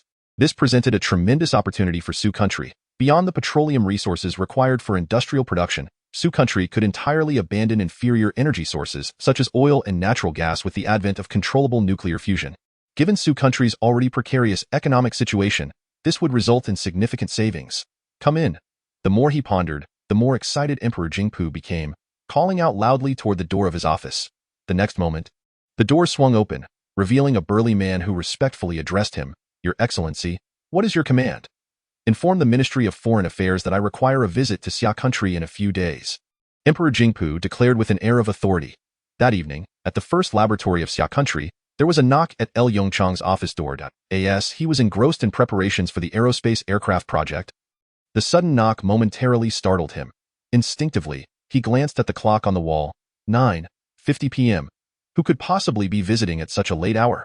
"The door is unlocked. Please come in." With a creak, the door handle turned, and upon seeing the figure standing outside, Yongchang quickly stood to greet him. "Minister Hong, what brings you here in person?" Hong Chiming entered the office with a weary expression, waving his hand in resignation. "Let us not speak of it. Ever since that debacle with the sun, I haven't been to bed before midnight." Hearing this, a flicker of amusement crossed Yongchang's face. Was Minister Hong here to vent his frustrations? As he spoke, Yongchang busied himself making tea for Hong Chiming. "This is authentic West Lake Longjing, a gift from the researchers below. I usually don't indulge in it." Hong Chiming picked up the teacup and inhaled the aroma. "Quite fragrant. You rascal, at such a young age, you're already learning to be courteous." He looked at Yongchang with a smirk. "Though I am the Minister of Science and Technology, is it appropriate for you to speak like this in my presence?" Yongchang scratched his nose apologetically. "Minister Hong, you mustn't say that. I purchased this at market price. If you don't drink it, please don't waste my tea." Hong Chiming chuckled softly, taking a sip before speaking in a serious tone. "All right, enough pleasantries. I'm here to ask you a question on behalf of the chairman." Yongchang promptly set down his teacup, straightening his posture. "What is it, Minister Hong?" "Emperor Jingpu of Su country will visit Xia country in half a month," Hong Chiming said meaningfully. "This news hasn't spread yet. Can you guess why?" Yongchang's brow furrowed instantly. "Emperor Jingpu of Su country? Why would he suddenly want to come to Xia country?" Suddenly, a spark of realization struck Yongchang. "Controllable nuclear fusion," he murmured in response. "Indeed," Hong Chiming snapped his fingers in approval. "According to intelligence from the Second Bureau of Xia Country Security, Emperor Jingpu is highly intrigued by the Pangu fusion reactor." Chapter 57. Xia Country needs allies. After pondering for a moment, Yongchang understood. Indeed, for Sioux country, controllable nuclear fusion held an unparalleled allure. After all, since the last century, Sioux country had begun constructing numerous nuclear fission power plants. What did the chairman entrust you to ask me? Upon hearing Yongchang's question, Hong Qiming's eyes glimmered with an inscrutable light as he replied softly. The chairman wants to know how Sioux country should handle this matter. Yongchang's expression shifted slightly as he instinctively replied. Minister Hong, I do not wish to involve myself in such political matters. Hong Qiming paused, a light chuckle escaping him as he waved his hand dismissively. I misspoke. The chairman's intention is to inquire how Sioux country should manage the controllable nuclear fusion technology. Yongchang finally understood. So that was the question. Without hesitation, he stated, of course, we should share it. Hong Qiming's brow furrowed immediately. Share it? What is your reasoning? It should be noted that the chairman and several representatives had convened for hours regarding this issue. It was clear that nearly every representative advocated for Sioux country to retain control over the controllable nuclear fusion technology. Thus, the inquiry directed at Yongchang was merely a procedural step. After all, as the inaugural director of the Space Administration, Yongchang wielded considerable influence in such matters. Originally, Hong Qiming believed Yongchang would be the last person to agree to the external dissemination of fusion technology, given that it was his personal brainchild. Having occupied the position of Minister of Science and Technology for so long, it was the first time he had encountered a scientist willing to share their hard-earned achievements with others. Perhaps due to the dim lighting, Yongchang failed to notice Hong Qiming's expression. He continued confidently, Minister Hong, in the face of the impending disaster, it is impossible for Sioux country to survive alone. We must secure some reliable allies. From every perspective, Sioux country is a target we must strive to cultivate. Hong Qiming's expression softened slightly. Yongchang's assertion had indeed been echoed by several representatives during the meeting. However, why not wait a few more years? Hong Qiming suggested quietly. Yongchang, Sioux country is currently in a phase of rapid development. If we retain control over nuclear fusion technology, within 3 years, Sioux country could achieve a complete turnaround. Yongchang slowly shook his head. There isn't enough time in another year or two. The changes in the sun will become apparent to everyone. Hong Qiming's pupils constricted sharply. So soon? Yongchang nodded gently. Let us not forget that it was a laboratory in the United States that first detected the anomalies with the sun. This statement instantly jolted Hong Qiming's awareness. A hint of bitterness spread across his face. In that case, Sioux country's current measures seem rather too conservative. As he spoke, Hong Qiming briefly outlined several resource bans issued by the chairman to Yongchang. After listening, Yongchang fell into contemplation. After a long while, he exhaled deeply. Minister Hong, I have an idea. The following day, at the entrance of the National Space Research Institute of Sioux country, 3 military green-painted armed helicopters descended slowly. As the inaugural director of the Summer Nation Space Agency and a beacon of hope for the future of summer. At this very moment, the personal safety of Yongchang was of utmost importance. Within the confines of the laboratory, the gravity of the situation might not be palpable. However, once he stepped outside, Yongchang was acutely aware of the considerable attention the head of the council paid to his safety. The presence of 3 fully armed helicopters was merely a modest display. According to Hong Qiming, had it not been for the helicopters' relatively slow speed, the council head would have eagerly dispatched several J-20s to escort him. This was still within the borders of summer. Yongchang harbored no doubts that if the day ever came when he needed to venture abroad, Summer would even dispatch an aircraft carrier fleet to ensure his protection. As the helicopters came to a halt, Yongchang leapt from the deck of the central helicopter. Gazing at the open doors of the National Space Research Institute, a flicker of excitement danced in his eyes. Here, he would lead Summer in taking its first steps toward the vast cosmos. Upon entering the laboratory, Yongchang immediately sensed the stark difference between the National Space Laboratory and other research facilities. The lab was bustling with researchers clad in white coats, each face marked by tension and solemnity. This atmosphere was a far cry from that of the Sandow University laboratory. Nevertheless, Yongchang quickly reassured himself. This was, after all, the site where the Long March 10th heavy-lift rocket was being developed. Professor L, greetings. Just as Yongchang stood at the doorway observing the busy researchers, a somewhat hoarse voice called out from the side. He promptly turned his head in the direction of the voice. A middle-aged man with graying temples, adorned with thick gold-rimmed glasses, looked at him apologetically. Professor L, my sincerest apologies. We received directives from above only yesterday, and we are still in the process of organizing our experimental equipment. We simply couldn't spare the time to greet you. Yongchang's lips curled into a kind smile. No worries at all. If I'm not mistaken, you must be academician Chao Yongkai. The man's eyes widened in surprise, and he nodded slightly. You know me, Professor L? Yongchang sheepishly admitted. I've seen your name in my university textbooks. Chao Yongkai. Suddenly realizing that this young man, who was several ranks above him, was still merely a sophomore, he felt a wave of embarrassment wash over him as he wiped the beads of sweat from his forehead. Silently lamenting the inefficiency of Sandow University, he resolved to call Jiang Yongxing to inquire about the matter soon. How difficult could it be to issue a graduation certificate? Clearing his throat, Chao Liangkai attempted to shift the topic to alleviate the awkwardness. Allow me to introduce myself. I am Chao Liangkai, an academician of the Summer Academy of Sciences and currently the director of the National Space Research Institute. As he spoke, Chao Liangkai extended his right hand towards Yongchang. In response, Yongchang quickly reached out and firmly shook the calloused hand of Academician Chao.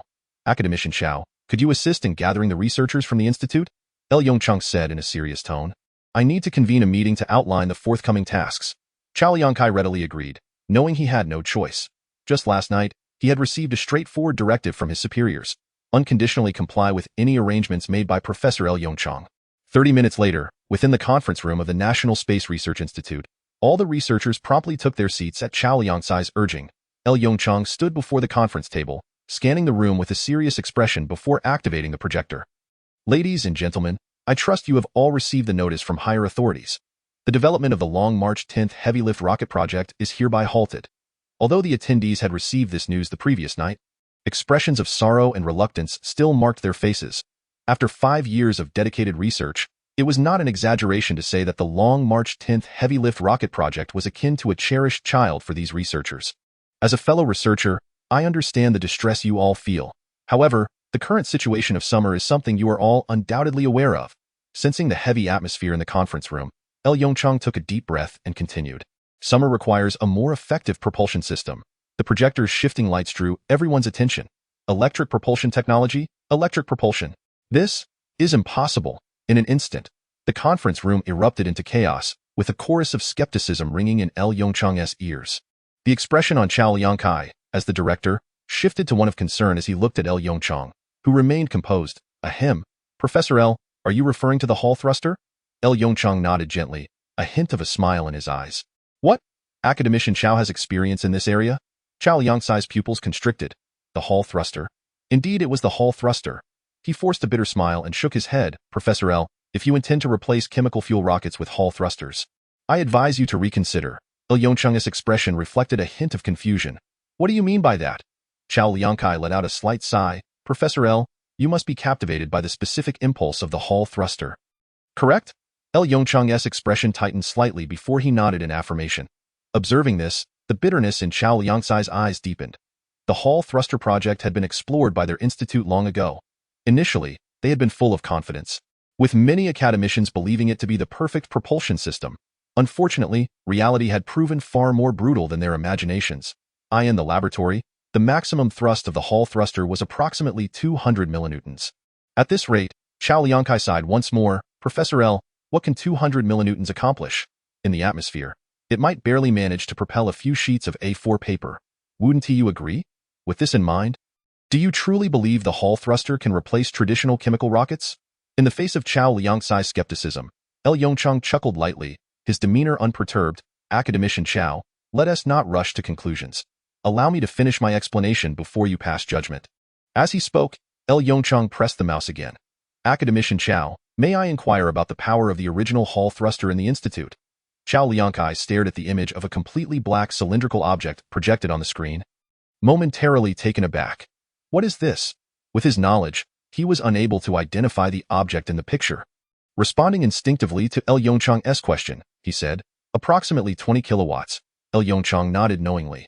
The next moment, a mysterious smile appeared on his face. What if I told you that I could increase the power to over 1,000 megawatts?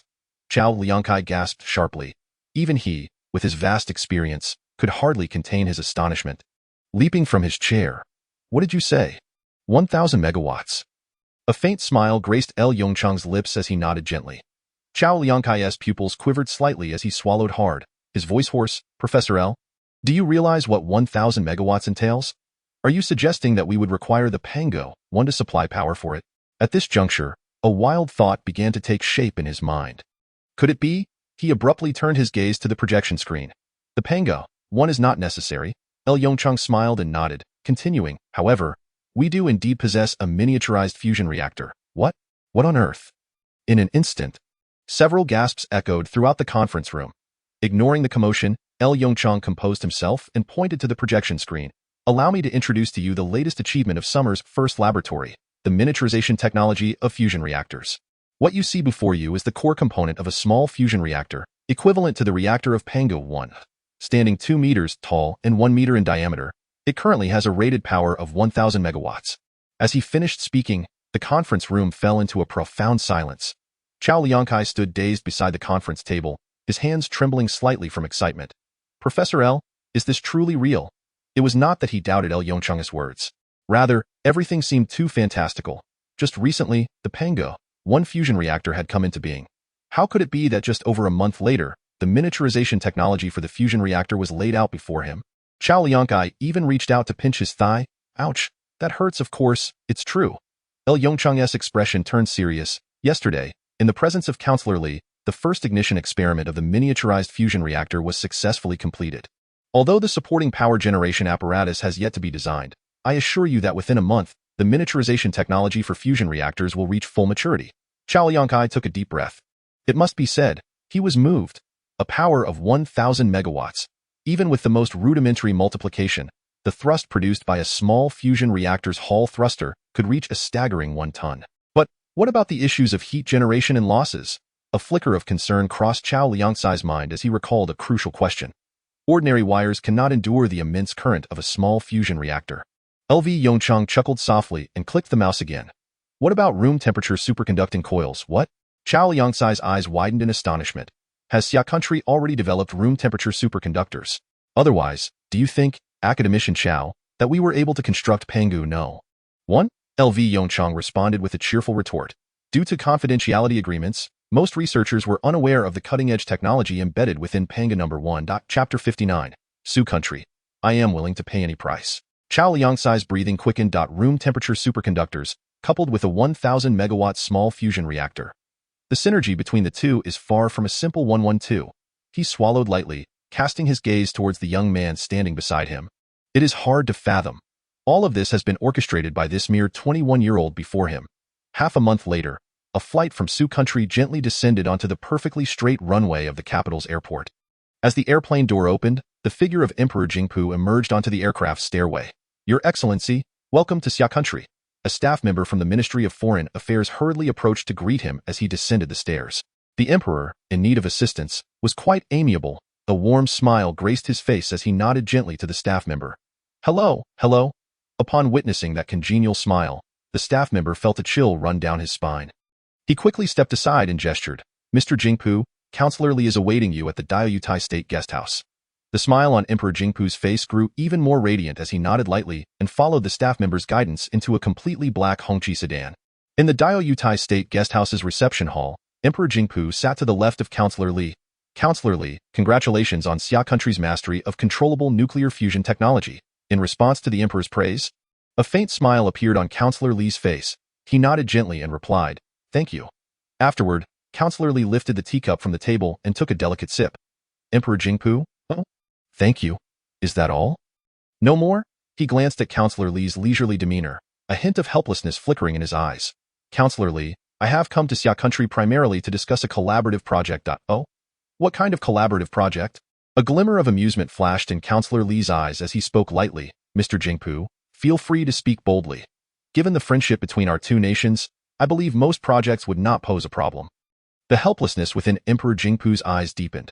Faced with the feigned ignorance of Counselor Li, he sighed deeply. Counselor Li, let me be frank. How much for Xia country's controllable nuclear fusion technology? As the words left Emperor Jingpu's lips, the reception hall fell into an immediate silence. The emperor anxiously regarded Counselor Li beside him. Although Counselor Li did not display any unusual expression, he keenly sensed a flicker of panic in the emperor's eyes. Minutes passed. Sigh, Counselor Li let out a soft sigh. Mr. Jingpu, controllable nuclear fusion is a newly developed technology in Xia country, and in principle, we do not plan to. A glimmer of disappointment crossed Emperor Jingpu's eyes. To be honest, this outcome was within his expectations. Yet, he stubbornly added, what if I say that Su country is willing to pay any price? Counselor Li's speech momentarily faltered, yet his expression remained unchanged. However, considering the amicable relationship between our nations, we can share this technology with your country, Emperor Jingpu. Observing Counselor Li's unperturbed demeanor, the Emperor sighed deeply once more in his heart. It seemed that Counselor Li had long set his sights on this lucrative opportunity. Name your price, Counselor? Emperor Jingpu leaned back against the chair, despondently inquiring, how much? Counselor Li chuckled softly, recalling a conversation he had with Hong Qiming some time ago. Counselor, Professor LV suggested that we exchange nuclear fusion technology for some essential resources. Counselor Li slowly shook his head. No, I do not require money. A flicker of confusion crossed Emperor Jingpu's eyes, soon replaced by a glint of wariness. Counselor, the integrity of Su country's territory is non-negotiable. Counselor Li's lips twitched slightly. Rest assured, I have no intention of acquiring land. Xia country requires resources, a substantial amount of resources. After a series of amicable discussions, Emperor Jingpu and Counselor Li signed a cooperation agreement. Over the next year, Su country would supply Xia country with vast quantities of iron ore, copper ore, and nickel ore. In addition, Su country would provide Xia country with a significant amount of rare earth resources. In exchange, Su country would successfully obtain controllable nuclear fusion technology. A few days later, Xia country's news channel broadcast this development. Recently, Emperor Jingpu of Su country visited Xia country, where Counselor Li engaged in friendly discussions, culminating in a consensus on controllable nuclear fusion. Upon the release of this news, an uproar erupted throughout Xia country. The trending topics on Weibo rapidly updated. Is Xia country selling controllable nuclear fusion technology? What price did Su country pay for controllable nuclear fusion? Beneath the official Weibo account of Xia country's news, numerous comments flooded in. What is this? Selling controllable nuclear fusion technology. What on earth is the leadership of Xia country thinking? This is controllable nuclear fusion. Currently, we are the only ones in the world who possess it. Wait, are they really selling it for just a bit of mineral resources? Have they lost their minds? Those upstairs, this isn't just a bit of mineral resources. According to the reported figures, the resources Su country is providing amount to over $20 billion. Even so, that doesn't justify it. Xia country finally took the lead, and now they are willing to relinquish that advantage. Among the myriad of disputing comments, one stood out, garnering the most likes. Is there a possibility that Xia country has already mastered a more advanced fusion technology, thus selling this relatively outdated technology to others? Wow, that makes a lot of sense. It is widely known that the technology from Rabbit country typically has 3 generations. The first generation is sold, the second is used, and the third is experimented upon. Not only domestically, but even abroad, the collaboration between Su country and Xia country startled many. The discussions on Twitter were fervent. Now Xia country is selling controllable nuclear fusion technology? Can Su country buy it? Can our country buy it? Do you think that's possible? Don't you know the relationship between Su country and Xia country? I think it could be worth trying. Albert, Mr. President, how about we buy a ready-made one since we can't develop controllable nuclear fusion ourselves? I doubt Albert will pay you any mind. Surprisingly, President Albert promptly liked this tweet and subsequently replied, I am considering this matter. Believe me, no one understands Xia country better than I do. Chapter 60. The package sale of controllable nuclear fusion technology. Just as the world was in an uproar over this matter, Xia country's Ministry of Science and Technology quietly released a draft on the package sale of controllable nuclear fusion technology. The content of the statement was straightforward, consisting of merely a few lines. Controllable nuclear fusion reactor technology, $10 billion. Controllable nuclear fusion magneto-hydrodynamic generator technology, $10 billion. Room temperature superconducting technology, $10 billion. Routine maintenance and installation services, $5 billion. Complete set of controllable nuclear fusion technology package sale price, $28 billion. Note: Xia country only accepts mineral resources of equivalent value and does not accept any form of cash or other assets. That was the entirety of the draft. Rather than a draft, it resembles a price list. In Modu, Zhao Zijie stared in disbelief at the news on his phone. What is this? Selling controllable nuclear fusion technology in a package? Are those words even supposed to be uttered together? Surely this must be a prank. He quickly glanced at the source of the news.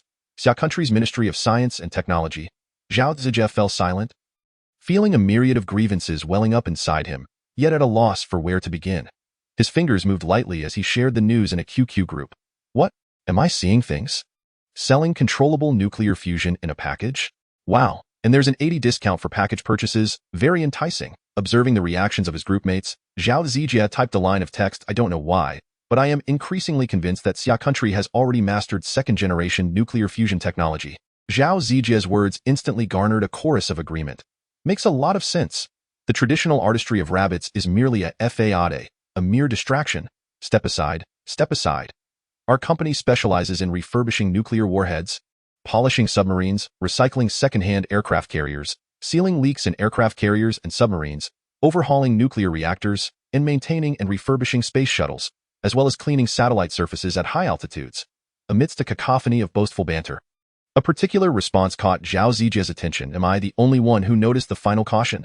The Summer Kingdom only accepts an exchange of mineral resources of equivalent value. Zhao Zijie's eyes flickered with intrigue as he hastily opened the news interface for a closer examination.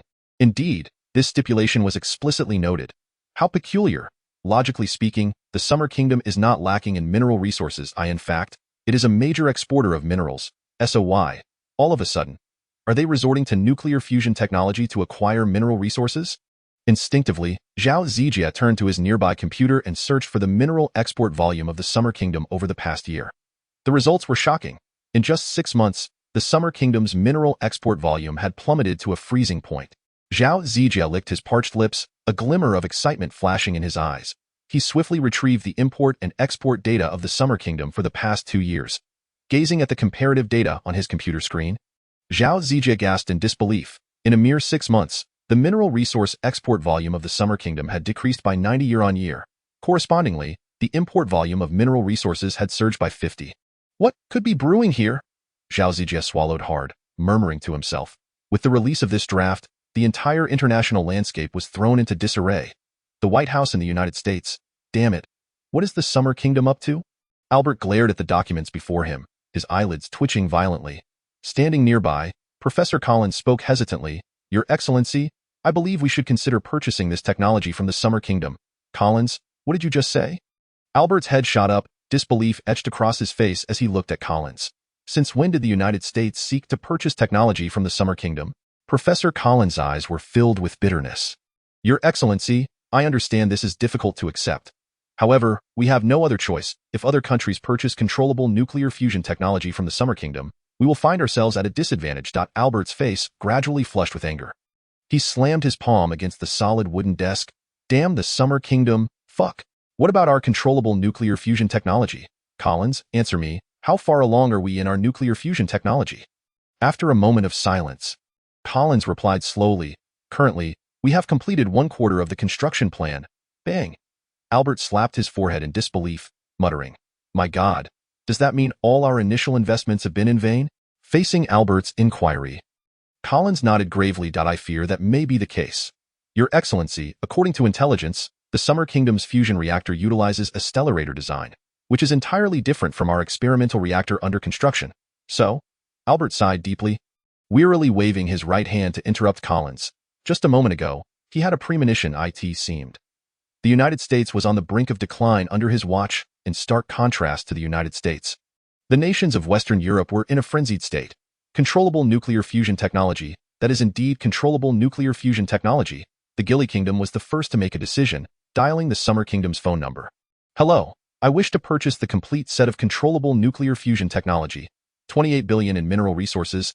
Give me a little time. The Gili Kingdom will manage to gather it. A smile spread across the face of the staff member answering the call.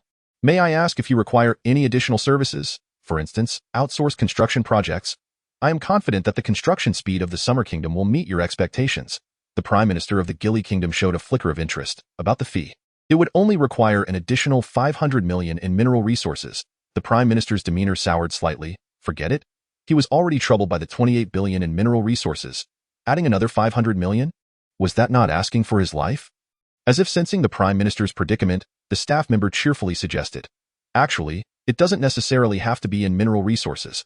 Lithography technology, or other high-end technologies, can also be used for barter. The Prime Minister of the Gili Kingdom paused, struggling to respond. I need to discuss this. Please do so promptly, as the Gallia Kingdom has also sent us information. The staff member kindly reminded him. All right, I will provide you with a response as soon as possible. Wiping the sweat from his forehead, the Prime Minister of the Gili Kingdom hastily hung up the phone. Gazing at the offer in front of him, a thought flashed through his mind. Perhaps the Summer Kingdom, which had been suppressed for decades, was on the verge of a complete resurgence. Chapter 61. The Cherry Blossom Kingdom? Sorry, not for sale. The uproar surrounding the Summer Kingdom's sale of controllable nuclear fusion technology was escalating. After Western European nations began purchasing nuclear fusion technology, the United States, across the ocean, could no longer remain idle.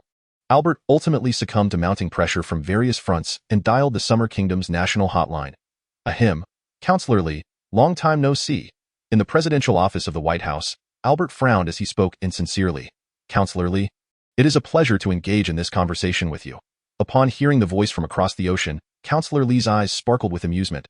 President Albert, hello. How have you been lately? Albert's lips twitched slightly as he listened to the voice on the other end of the line. How have I been? Is that an appropriate question for a national hotline? However, considering the purpose of the call, Albert had no choice but to pinch his nose and respond.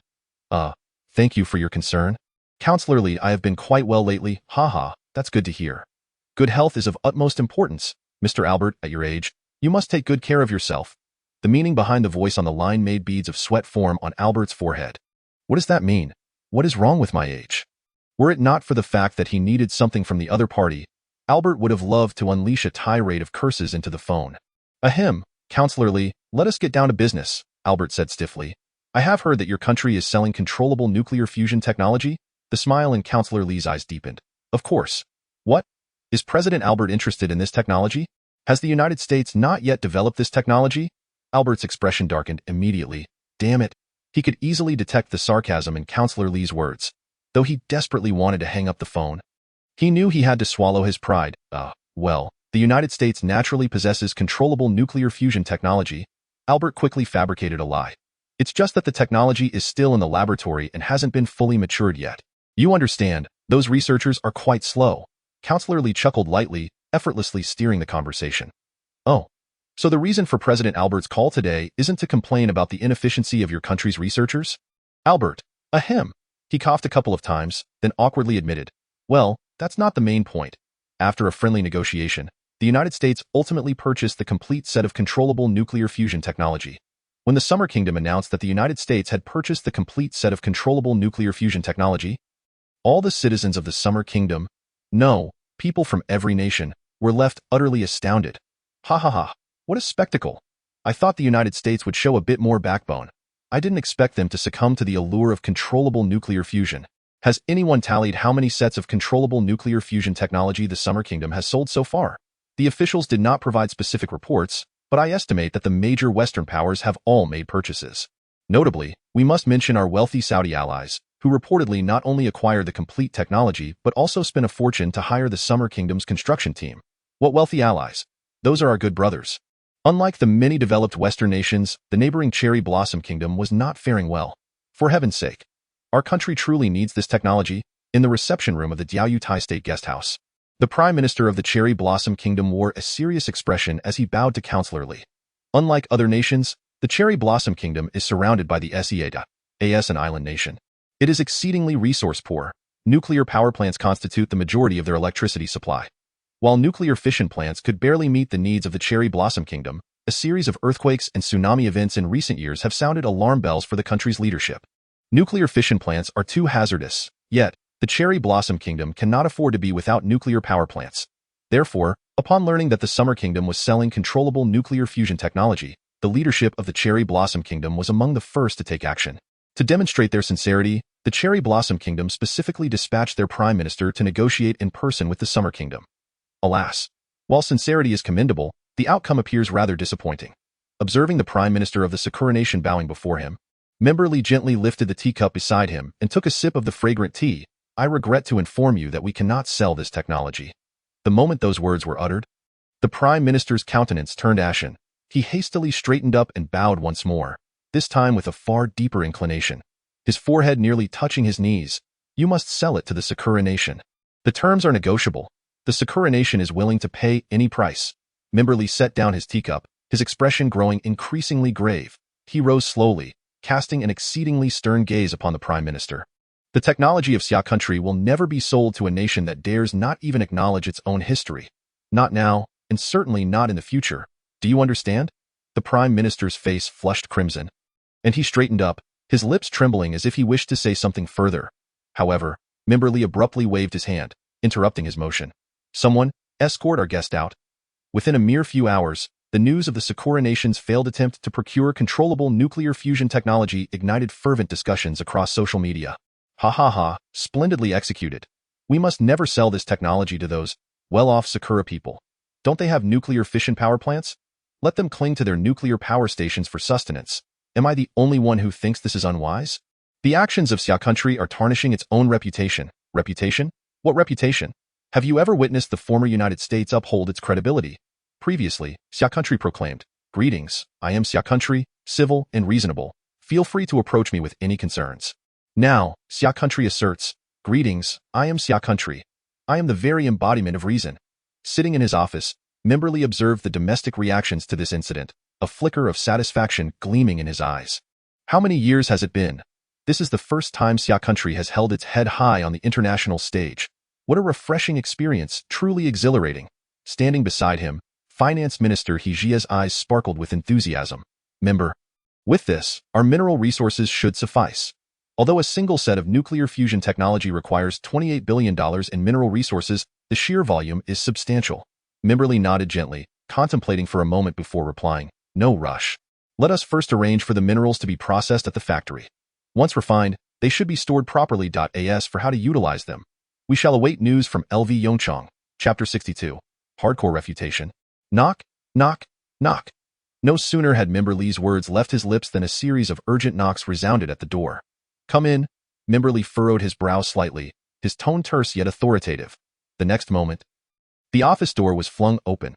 Outside stood Hong Chiming, his face slightly flushed, eyes shimmering with excitement. "Minister Hong, what has transpired?" Upon seeing Hong Chiming's demeanor, Memberly's expression turned quizzical. In his recollection, Hong Chiming had never been so uncomposed before. "Member, good news, good news," Hong Chiming exclaimed loudly. "Just now, news arrived from Fang Su. The small-scale fusion reactor project has been successful." Memberly's body jolted in surprise. Before he could fully process this, Hong Chiming continued, "Moreover, Professor LV has successfully developed the first-generation Hall thruster." At this point, even Memberly could no longer contain his excitement. "What? So soon?" Memberly sprang up from his chair, eyes gleaming with exhilaration as he gazed at Hong Chiming. "When will the experiments commence?" Hong Chiming swallowed hard. "Currently, the military is transporting the small-scale fusion reactor to the Aerospace Research Institute. I estimate, in about 2 hours, Professor LV will initiate the first experiment at an entrance to a highway in Xia country. What is happening? Why is this highway suddenly closed?" Inside a Havel car, a man furrowed his brow, looking ahead. Could it be a car accident? Beside him sat a gentle woman with long hair cascading over her shoulders. She rolled down the window and leaned out to take a glance. "It doesn't appear to be an accident. There isn't a single vehicle on the highway. It seems they have merely closed the entrance." Hearing this, the man's eyes flickered with anxiety. He unbuckled his seatbelt and flung open the car door. "Hey, what are you doing?" The woman's expression shifted slightly, and she called out loudly, reminding him that this was a highway. He should not act recklessly. The man hesitated for a brief moment before turning to the woman with a resigned expression. "I'm going to ask at the toll booth. I'll be back shortly." A few minutes later, he approached the toll booth window. Observing the staff inside, he pondered for a moment before speaking. "Excuse me, what's the situation with this highway? What is happening inside?" Upon hearing the man's voice, the staff member looked up and, with a resigned shake of his head, replied, "I'm not sure. I've only received orders from above that this stretch of highway is to be closed for half an hour." The man nodded thoughtfully. Orders from above? Could it be that they are transporting something significant? The next moment, the blaring of sirens and a roar of engines caught the man's attention. He swiftly turned to gaze in the direction of the sound. In an instant, his pupils dilated. In the sky, 5 armed helicopters whizzed by. He could even see air-to-ground missiles suspended beneath the helicopters. Simultaneously, 3 police cars with sirens blaring came into view. The 3 police cars formed a V-shaped formation ahead, followed closely by 6 military green vehicles, the tops of which were mounted with several gleaming heavy machine guns. At the center of the military convoy was a heavy truck. With 5.0 vision, the man strained to make out what was loaded onto the heavy truck. A completely jet-black cylindrical object. Seizing the moment when the toll booth staff was distracted, he quickly pulled out his phone and captured a photo of the truck. "What is going on?"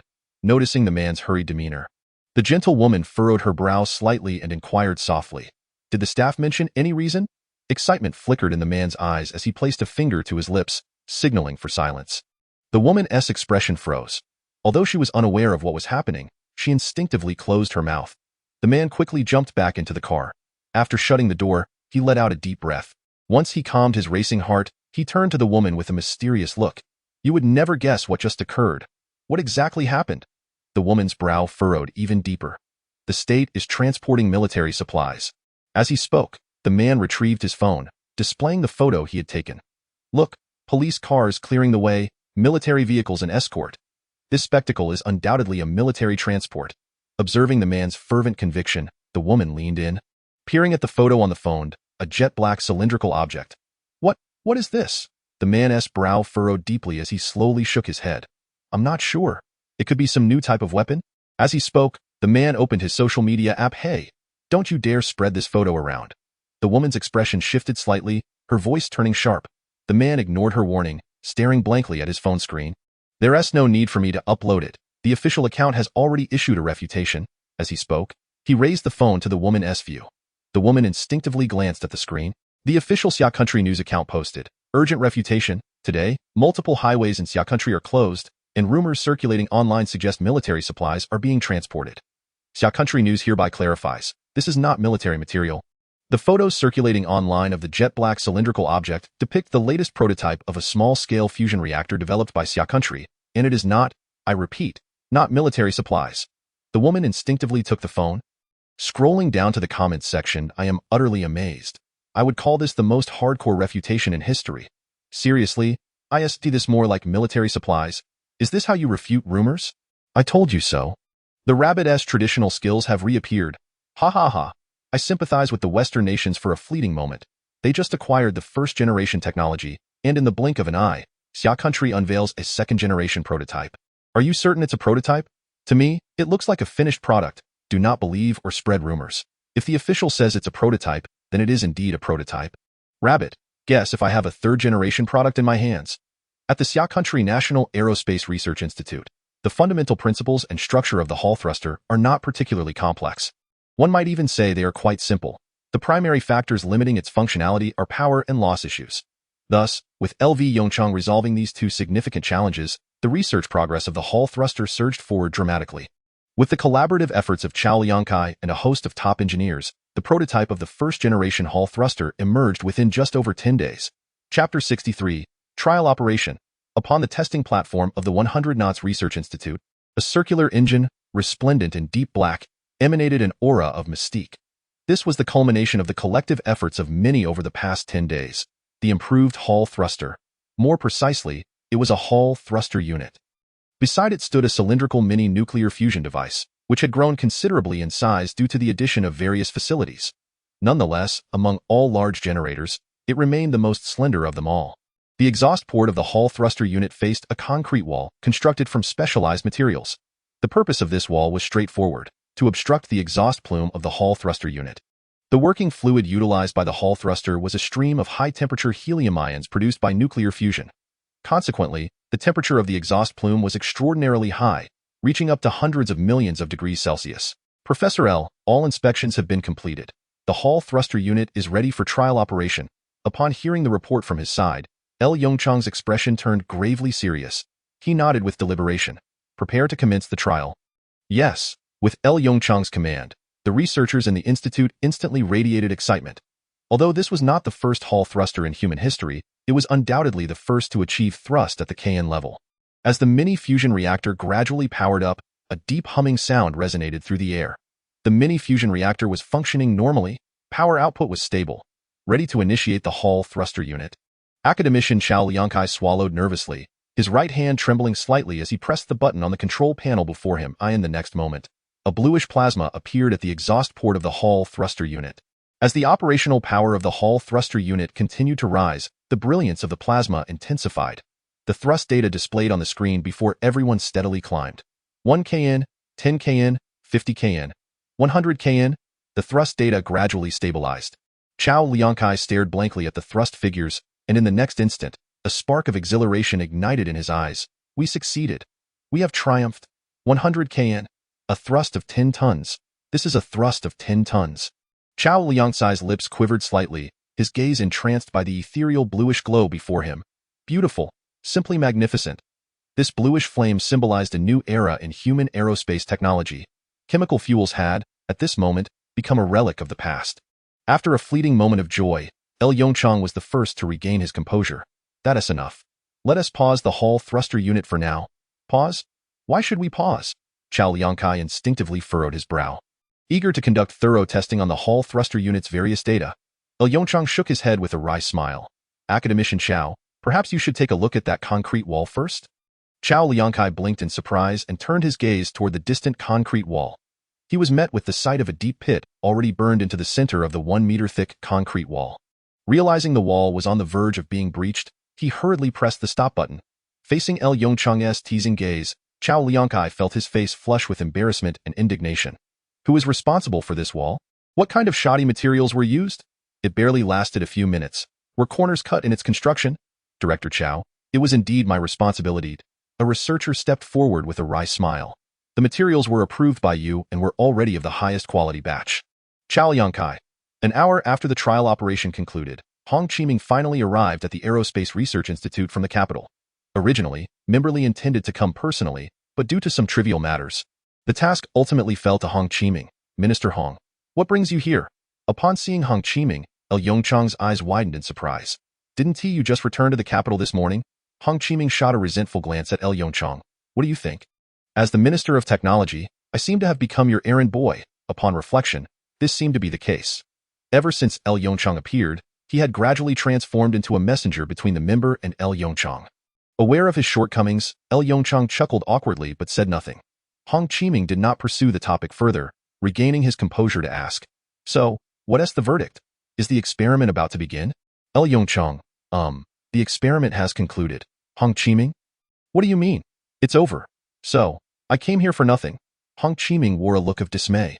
Ahem, however, I can share the results with you.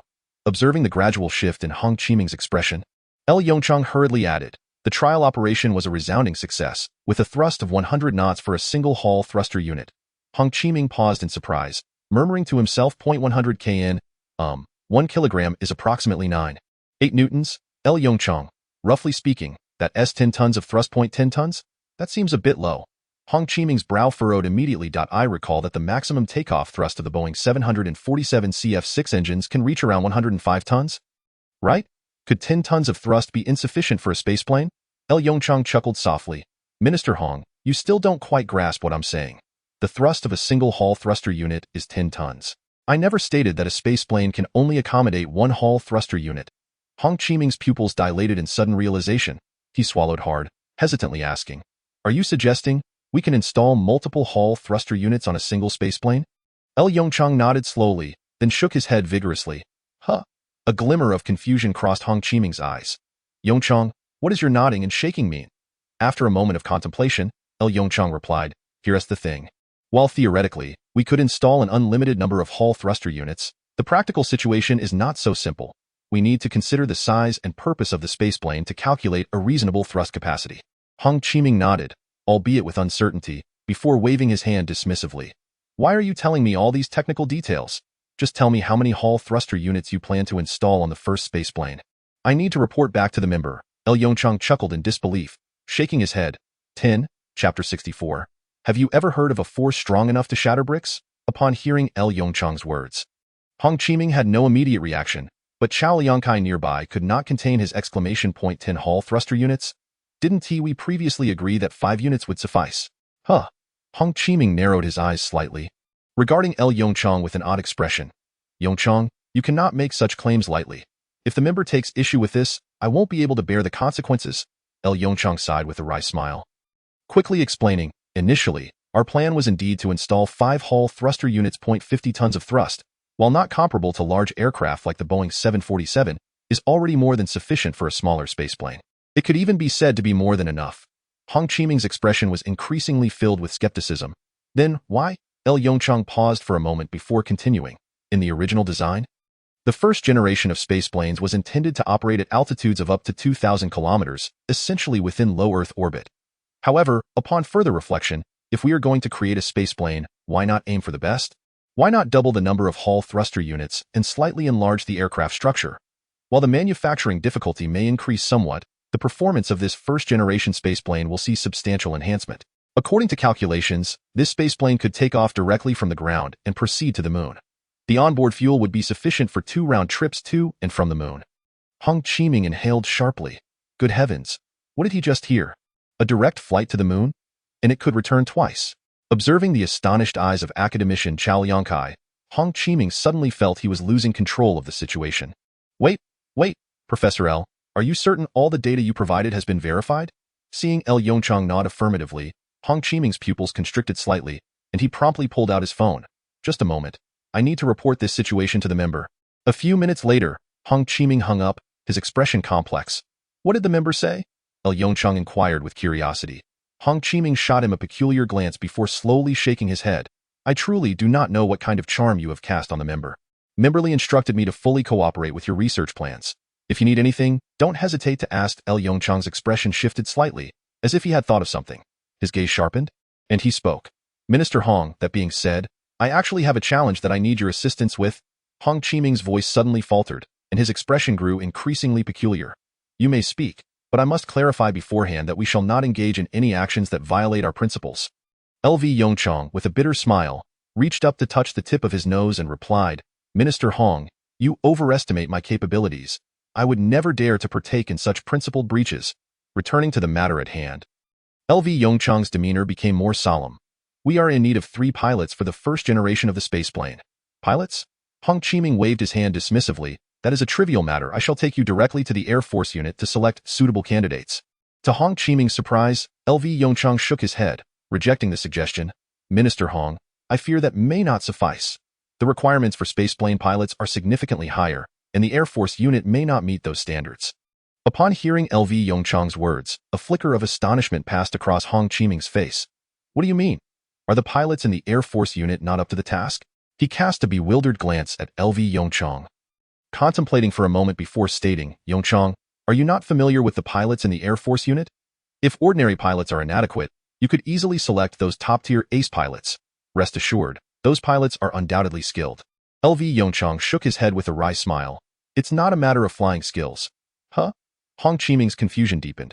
According to my expectations, this spaceplane will undertake multiple missions to the moon. In my view, flying skills are a secondary consideration. Yongchang replied with a significant tone. What is truly essential for the spaceplane pilots is ample experience in spaceflight. Unlike conventional aircraft within the atmosphere, the spaceplane's powerful propulsion can easily handle most unexpected situations encountered in the atmosphere. After all, as an old saying goes, with great power, one can soar. Aerodynamics become irrelevant. As long as the thrust is sufficient, even a brick could launch you out of the solar system. Moreover, during missions, the spaceplane will spend the majority of its time beyond geosynchronous orbit.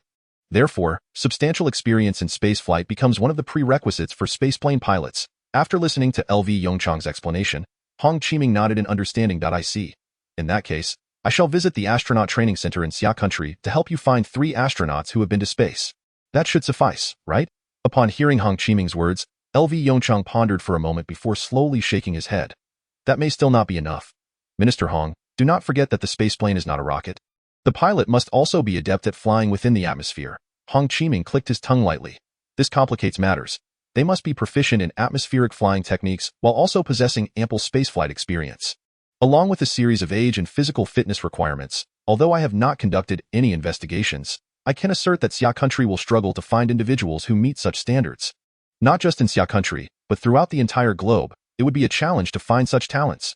Hong Qiming's eyes glimmered as he softly suggested, how about I select 3 astronauts and send them to the Air Force Base for training for a while? Yongchang's eyes brightened suddenly. That is indeed a good idea, however. A concern quickly arose in his mind. How long would the training at the Air Force Base take? Hong Qiming furrowed his brow and slowly shook his head. I'm not entirely certain, I estimate. It will likely take at least 6 months to a year. That won't do. Too slow. Yongchang frowned as he glanced at the calendar beside him. April 3 RD. They must have a maximum of 1 month for training. Yongchang stated decisively, in a month, I believe Xia country's first spaceplane could also be manufactured. Chapter 65. Space Station Project Cancelled? At the Xia country astronaut training base, Bai Yishuan stepped out of the centrifuge cabin. Feeling somewhat unsteady, as an astronaut from Xia country, the hypergravity adaptation training was a fixed part of his daily regimen. Despite countless days and nights of training, the suffering inflicted by the centrifuge had not diminished in the slightest. He exhaled a breath of fatigue, glancing back at the centrifuge. He wondered when Xia country's space station project would finally be completed. As these thoughts crossed his mind, Bai Yishuan's gaze dimmed slightly. Recently, he had heard some rumors suggesting that the higher-ups were considering canceling the original space station project. Even some planned manned space missions were at risk of being cancelled at any moment.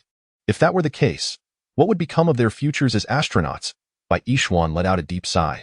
just as he was trying to gather his scattered thoughts to head to the next training facility. A broadcast echoed from the nearby speaker, by Yishuan, Hongfan, Xiaowani. Today's training mission is cancelled. Please proceed immediately to the first floor hall. By Yishuan's eyes flickered. Hongfan, Xiaowani. He not only recognized these two, but was also quite familiar with them. To be precise, the three of them were all reserve members of Xia Country's space station project. Could it be that there was progress with the space station project? As this thought crossed his mind, excitement sparkled in by Yishuan's eyes. At the elevator entrance, Xiangu, a bright voice called out from behind by Yishuan. His eyes shifted slightly, and he turned to see the arrival of the person. A faint smile appearing on his face. Wani, how has your training been lately? It's been several days since we last saw each other, hasn't it? Xiaowani nodded with a smile. I took a leave of absence for a few days, so it's only natural you haven't seen me. Leave of absence? By Yishuan's eyes widened slightly in curiosity. What happened? Xiaowani fell silent for a moment.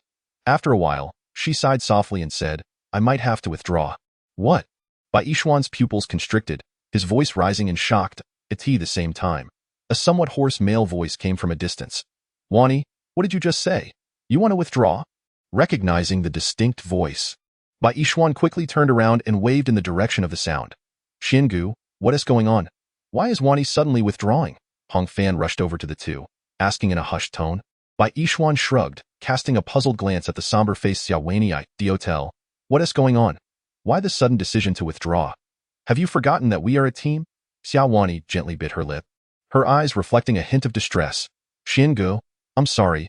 A few days ago, I received confirmed news from my family elder. The Xia Country Space Station project has been officially cancelled. So, as soon as Xiaowani's words fell, both Bai Yishuan and Hong Fan gasped in shock. Although they had somewhat anticipated this outcome, hearing the confirmation struck them with a wave of emotion. Bai Yishuan clenched his fist and struck the wall beside him in frustration. Damn it! What is happening in Xia Country? Why suddenly cancel the space station plan? Xiaowani slowly shook her head. I don't know the specific reasons, but I've heard that it was a direct order from the head of the council. This statement shattered any lingering hopes within the hearts of the two. Hong Fan's expression darkened instantly, and after a long pause, he asked in a hoarse voice, Then, what should we do now? The three astronauts fell into silence. Bai Yishuan let out a deep sigh. Indeed, what were they to do? They had spent years preparing for the space station project. Not only had they undergone extensive training on the ground, but they had also executed multiple spaceflight missions. As an astronaut who had experienced several spaceflights, he had always envisioned the day he would return to space. The recently proposed space station project was his best chance to achieve that dream. Yet now, with a single sentence, all their efforts had been rendered futile. Bai Yishuan felt the profound sense of despair wash over him. Ding! The sound of the elevator arriving shattered the heavy silence among the three. The elevator has arrived. Let us head down, Bai Yishuan said, forcing a bleak smile as he stepped toward the elevator first. As he entered, a wave of confusion washed over him. Was the announcement calling them down merely to deliver this news? The elevator moved swiftly. Within seconds, accompanied by a cheerful chime, the doors slowly opened. Bright sunlight flooded in, reflecting off the pristine white tiles, prompting Bai Yishuan to instinctively squint. The intense light signal penetrated his retina, traveling through the optic nerve, the optic chiasm, and the optic tract to reach the occipital cortex. Under the electrical signals from the oculomotor nerve, his pupils began to constrict. Within moments, Bai Yishuan adapted to the brightness of the hall. In the brightly lit hall stood two tall men. Bai Yishuan's gaze shifted slightly. He recognized the man facing them. It was Hong Qiming, the Minister of Science and Technology of Xia Country. Minister Hong. What brings him to our side? A whisper escaped from Xiaowani's lips. Bai Yishuan subtly moved his lips, saying, unclear, let's take it step by step. After all, we already know the worst-case scenario. Upon hearing this, a hint of bittersweet amusement flickered in Hong Fan and Xiaowani's eyes. Indeed, he was right. The worst has already transpired. They have arrived. The moment Hong Qiming laid eyes on Bai Yishuan and the others, his face lit up and he called out to them, Why are you standing there? Come over quickly. Lu Yongchang slowly turned around, his profound gaze resting upon the trio. Instinctively, he frowned at the sight of Bai Yishuan and the others. Why does it feel as though these so-called elite astronauts are not in the best of spirits? Before he could utter a word, Hong Qiming cheerfully began the introductions. Everyone, allow me to introduce Professor Lu Yongchang, the first director of the Summer National Space Administration. Professor Lu, these three are the reserve crew members from the original space station project. If I recall correctly, they each have 3 space flights under their belts. As soon as Hong Qiming finished speaking, The eyes of the trio brightened significantly. The Space Administration? Chapter 66. Are you interested in participating in this project? They exchanged glances. Hong Fan, unable to contain himself, was the first to speak. Professor Lyu, may I ask if the Summer National Space Station project is truly to be cancelled? Lu Yongchang was momentarily taken aback. The Summer National Space Station project is to be cancelled? He cast a puzzled look at Hong Qiming beside him. Minister Hong, the space station project. A wry smile crept onto Hong Qiming's lips. I must say, Professor Lyu, you are the director of the Summer National Space Administration. You cannot tell me you are unaware of such a significant matter? Lu Yongchang. Cough, cough. Seeing the flustered expression on Lu Yongchang's face, the look of helplessness in Hong Qiming's eyes deepened. He sighed deeply before explaining, a few days ago, the speaker personally ordered the suspension of the Summer National Space Station project, which was already halfway through. Why? Hong Fan's voice rang out, filled with indignation. Is the speaker planning to abandon space exploration? Hong Fan, Bai Yishuan admonished sharply, do not speak out of turn, just listen to Minister Hong. Hong Fan lowered his head, somewhat disgruntled. Hong Qiming waved his hand with a smile. It's all right, I can understand your feelings regarding the sudden cancellation of the Summer National Space Station project. As for the reasons behind its cancellation, you should inquire directly with Professor Lyu. He should be most aware of the circumstances. With that, Hong Qiming cast a meaningful glance at Lu Yongchang beside him. In the next moment, 3 pairs of eyes focused intently on Lu Yongchang's face. Lu Yongchang, he cast a resentful glance at Hong Qiming beside him. Well, although he was unclear about the specifics, he could roughly guess what was going on. Faced with the trio's puzzled and somewhat aggrieved expressions, Lu Yongchang instinctively rubbed his nose and awkwardly said, to put it simply, the original Summer National Space Station has lost its value of existence. What? Bai Yishuan's eyes widened in shock as he whispered incredulously. That is a space station. There are only a handful of countries on Earth that possess an independent space station. Its scientific research value is unimaginable. Indeed. Lu Yongchang nodded gently, speaking vaguely in order to tackle future crises. Summer must redirect its efforts toward more valuable endeavors. Due to confidentiality agreements, certain information could not be explicitly disclosed to the 3 in front of him, particularly concerning the anomalies with the sun. Only when the 3 astronauts confirmed their participation in the Spaceplane project could he divulge the specifics. Upon hearing Lu Yongchang's statement, Xiaowani's gaze dimmed momentarily. This same old rhetoric again, as vague as ever. She sighed deeply and softly asked, since Professor Lyu believes the space station has lost its value, then what is the purpose of summoning the 3 of us today? If Summer believes that space exploration holds no value, then what do you require of us astronauts? Perhaps, it would be better to let us return home to rest. At that moment, even Bai Yishuan did not intervene to stop Xiaowani's words. Just as the atmosphere in the hall grew increasingly tense, Lu Yongchang's lips curled slightly upward, and he chuckled softly. Who told you that space has no value for exploration? Just because one space station project has been cancelled. You think you can retire? Bai Yishuan's heart raced. He slightly parted his lips, but found himself at a loss for words. A hoarse voice chimed in from the side. Professor Lyu, do you mean? My meaning? Lu Yongchang's smile widened. I have a much better project in mind. I wonder if the 3 of you would be interested in participating. Can we go to space? Xiaowani's voice trembled with excitement. Of course, not only to space, but you could also become the first astronauts from Summer to land on the moon. Lu Yongchang's words landed like a thunderclap, completely stunning the 3 young astronauts. Entering space. Landing on the moon. These 8 words echoed repeatedly in Xiaowani's ears, and gradually, the world before her blurred. Tears of excitement filled her eyes. So, are you interested in participating? Of course we are. Bai Yishuan and Hong Fan exclaimed in unison. What about you, Xiaowani? Lu Yongchang's question followed. Overwhelmed with excitement, she could not utter a single word, merely nodding fervently. Seeing this, Bai Yishuan smiled and patted Xiaowani's shoulder. All right, it proves that our perseverance in training has finally borne fruit. Watching the scene unfold before him, a trace of sentimentality flickered in Lu Yongchang's eyes. Ever since the first monkey gazed up at the starry sky, the yearning for the infinite universe has been deeply etched into the human genome. Once the trio's emotions settled, Lu Yongchang's expression turned slightly serious. Let me inform you in advance. You will be participating in Summer's first spaceplane project. Although you possess considerable experience in spaceflight, that is far from sufficient for piloting a spaceplane.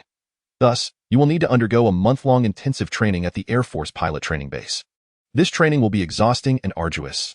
You, Professor Lyu, rest assured, we will fulfill the training requirements. Bai Yishuan interjected directly, cutting off Lu Yongchang's words. Lu Yongchang was momentarily taken aback, then smiled and nodded. Very well. I will await you at the National Aerospace Research Institute. I hope you will not disappoint me. In the United States, at the CIA headquarters, hurried footsteps echoed through the bright corridor. A man in uniform clutched a document tightly and briskly made his way toward the office at the end of the corridor. Upon reaching the office door, he abruptly halted. After taking a deep breath to steady his racing heart, he knocked lightly on the office door. "Come in," a deep male voice emanated from within. He inhaled deeply once more, then pushed open the office door. "What is it?" Inside the office, a white man with a hawk-like nose and a sharp visage looked at him with shadowed eyes. He swallowed hard and extended the document toward the man seated behind the desk. "Director William, we have received the latest intelligence from the spies in summer." William Blair's expression shifted slightly, and he abruptly stood from his chair. "Quick, hand over the document." At the sound of the command, the man hurriedly passed the document into his hands. William Blair quickly unfolded the document and began to scrutinize its contents. Gradually, his face turned pale. Chapter 67. The United States. With all due respect, electric propulsion is garbage. This is impossible. William Blair's face went ashen, veins bulging on the backs of his hands as he clutched the document. In the next moment, he lifted his head abruptly, glaring at the man who had brought the document. His expression twisted with fury. "Quick, prepare the car. Prepare the car?" A hint of confusion flashed in the man's eyes as he instinctively asked, "Where to?" "The White House." William Blair seized his coat from the side and yanked open the office door. "I want to see the doors of the White House within 10 minutes. At the White House, William Blair clutched the A4 paper detailing the intelligence tightly in his hand as he rushed toward the president's office. As expected, he was promptly intercepted by 2 towering bodyguards. "Let me through. I have crucial intelligence to report to the president." As he spoke, William waved the document in his hand. "Apologies, sir, but it is currently Mr. Albert's nap time," the bodyguard replied with a flat expression. William Blair's eyes widened in disbelief, and he was momentarily taken aback by the absurdity of the situation. "WDF? Do you have any idea who I am?" "You are the director of the CIA, sir." The bodyguard continued impassively, "But I still cannot allow you to pass. Mr. Albert specifically instructed that no one disturb his nap. Sir, please understand our position. If we let you through, we would lose our jobs," another bodyguard added. With a scoff, William Blair cast a significant glance at the 2 bodyguards before him. "Very well, I hope you both remember today's incident. Tell me, how much longer until the president's nap is over?" 5 minutes. "You may wait in the adjacent waiting area," the bodyguards replied, seemingly unimpressed by William's veiled threat, casually gesturing towards the chairs in the corridor. 5 minutes later, a loud alarm echoed from the nearby presidential office. The 2 bodyguards softly reminded him, "Director Blair, the president's nap has concluded. You may enter now." William Blair let out a deep sigh, rising from his seat and striding towards the office door. "Knock, knock, knock." William composed himself and gently tapped on the door of the presidential office. "Who is it?"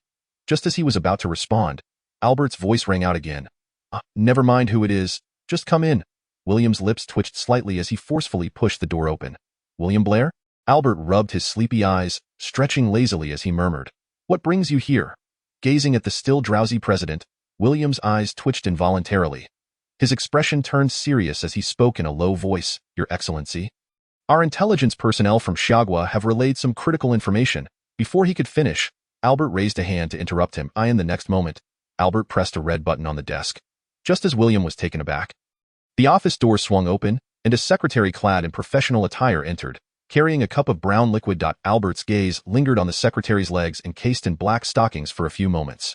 He then took the glass from her hand and gently nodded towards William. "Coke, would you like a glass? By the way, what were you saying earlier?" William was momentarily at a loss for words. He had never felt so speechless in his life. Although he had heard rumors about the current president's unreliability, he did not anticipate it would be this absurd. Suddenly, he dismissed the idea of reporting to the president, realizing that the 2 bodyguards likely would not face any repercussions for such trivial matters. Taking a deep breath to steady his tumultuous emotions, he gritted his teeth and declared, "Your Excellency, the intelligence personnel have delivered significant information from Xiagua." Upon hearing it was news from Xiagua, Albert's expression grew increasingly grave. He raised the glass and took a sip of the cold Coke, inquiring softly, "What information?" "Xiagua has mastered controllable nuclear fusion miniaturization technology." Cough, cough. President Albert choked, frantically grabbing a napkin to wipe the Coke stains from his desk. "What did you say?" "Controllable nuclear fusion miniaturization technology. How is that possible? Is the information reliable?" William shrugged. "Of course it is reliable. Xiagua's officials have already confirmed it." President Albert's complexion darkened instantly. "Damn it. I just spent a fortune acquiring a complete set of controllable nuclear fusion technology. In the end, I bought someone else's discarded product. Historically, it has always been the US that reaps the benefits from other nations. Never did Albert imagine that during his tenure, the US would be so thoroughly outmaneuvered by Xiagua from thousands of miles away. Congressman Lee, Albert muttered to himself with a shadowed expression. William extended a file towards Albert. Additionally, the intelligence personnel have obtained another piece of information.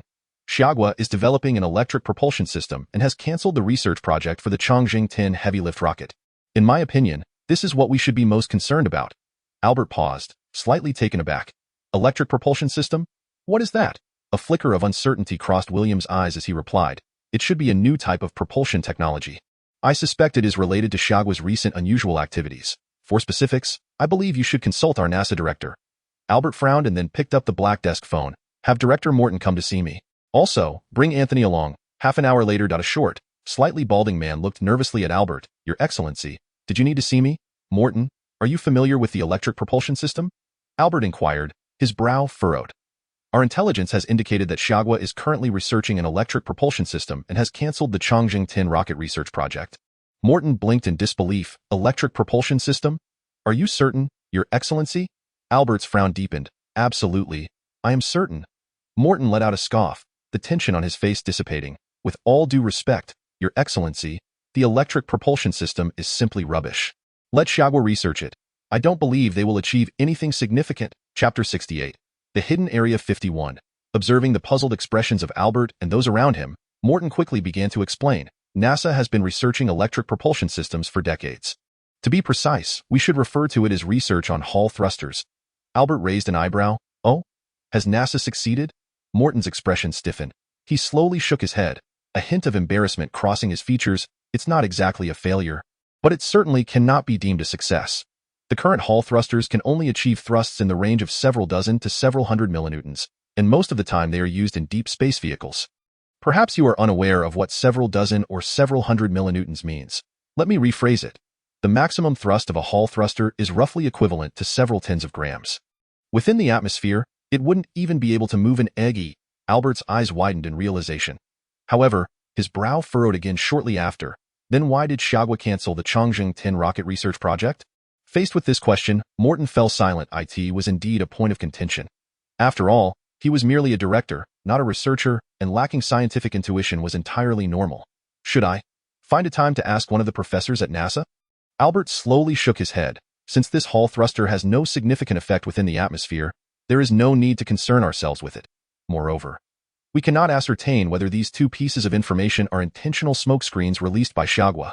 Ever since learning that Xiagua had sold the first-generation fusion reactor technology and subsequently produced the second-generation nuclear fusion technology, Albert had developed a psychological shadow. The most pressing matter now is how we should respond to Xiagua's series of maneuvers. Morton nodded respectfully, murmuring, in my opinion, we need not pay any heed to the information released by Xiagua. After all, we have already suffered enough losses concerning nuclear fusion. If they wish to research Hall thrusters, let them do so. I believe chemical fuel rockets remain humanity's best option. Albert's gaze sharpened slightly as he regarded Morton intently. How is the Pathfinder program coming along? Morton's expression tightened. Preparations have already commenced. Too slow. Albert's brow furrowed in frustration. Just beginning preparations? At the current pace of Xiagua's development, by the time they finish preparing, they might have planted their flag all over the moon. Anthony, who had remained silent, pursed his lips and exchanged a glance with Morton. Morton, I believe it is time to activate that project. Morton's expression shifted slightly as he quietly questioned, Anthony, are you sure? Anthony closed his eyes briefly. Inhaling deeply, I am certain. The US can afford to lag behind occasionally, but we absolutely cannot allow ourselves to fall behind repeatedly. President Albert, seated in his chair, interjected with a furrowed brow, wait. What are you two talking about? What project? Anthony abruptly turned to Albert, his eyes blazing. Your Excellency, I request the activation of the Area 51 project. Seeing the fervor in Anthony's gaze, Albert's expression turned peculiar. Huh? Area 51? Isn't that just an Air Force base? The next moment, Morton's voice chimed in. Your Excellency, on the surface, Area 51 is indeed merely an Air Force base, but in reality, it serves as the core base for the US's Advanced Technology Reserve Program. Albert's expression grew increasingly bewildered. Hey, gentlemen, this joke isn't amusing. An Advanced Technology Reserve Program? I was never aware that the US had such a program. The voice of Secretary of Defense Anthony soon resonated. The High-End Technology Reserve Program, initiated 50 years ago, aims to stockpile various advanced technologies to ensure that the United States maintains its international leadership in the future. During this period, to safeguard secrecy, only successive secretaries of defense and NASA administrators were privy to the details. Not only you, but even previous presidents of the United States were unaware of the existence of this program. President Albert's expression suddenly froze. Well, it seems that all past presidents were in the dark. His mindset eased slightly, however, he soon pondered a crucial question. What about the funding? Why have I never seen any budget for the so-called Area 51 in the financial statements? Anthony replied, his face tinged with embarrassment. Well, funding can certainly be fabricated. Approximately 10 of military expenditures over these 50 years have been secretly funneled to Area 51. Albert gasped in shock. 10%? That amounts to 10 of the United States' annual military budget. A staggering expenditure over 50 years. Albert could scarcely fathom what sort of research could be taking place there. He took a deep breath and softly inquired, "May I ask what technologies are being reserved there?" Anthony exchanged a glance with Morton, then gently nodded. Of course. The last Cold War profoundly illuminated the importance of space dominance, so the primary reserves at Area 51 consist of aerospace technologies. For instance, an enhanced version of the Saturn V, known as the Saturn VI launch vehicle. Albert's pupils dilated in astonishment. As a native-born American, he was well aware of the world-renowned Saturn V heavy-lift launch vehicle. As the heaviest launch vehicle ever used in human history, the Saturn V rocket stands at an impressive 110.6 meters tall, with a launch weight reaching a staggering 3,038.5 tons, and a total thrust that peaks at an astounding 408 tons. Designed for manned lunar missions, it is also referred to as the lunar rocket.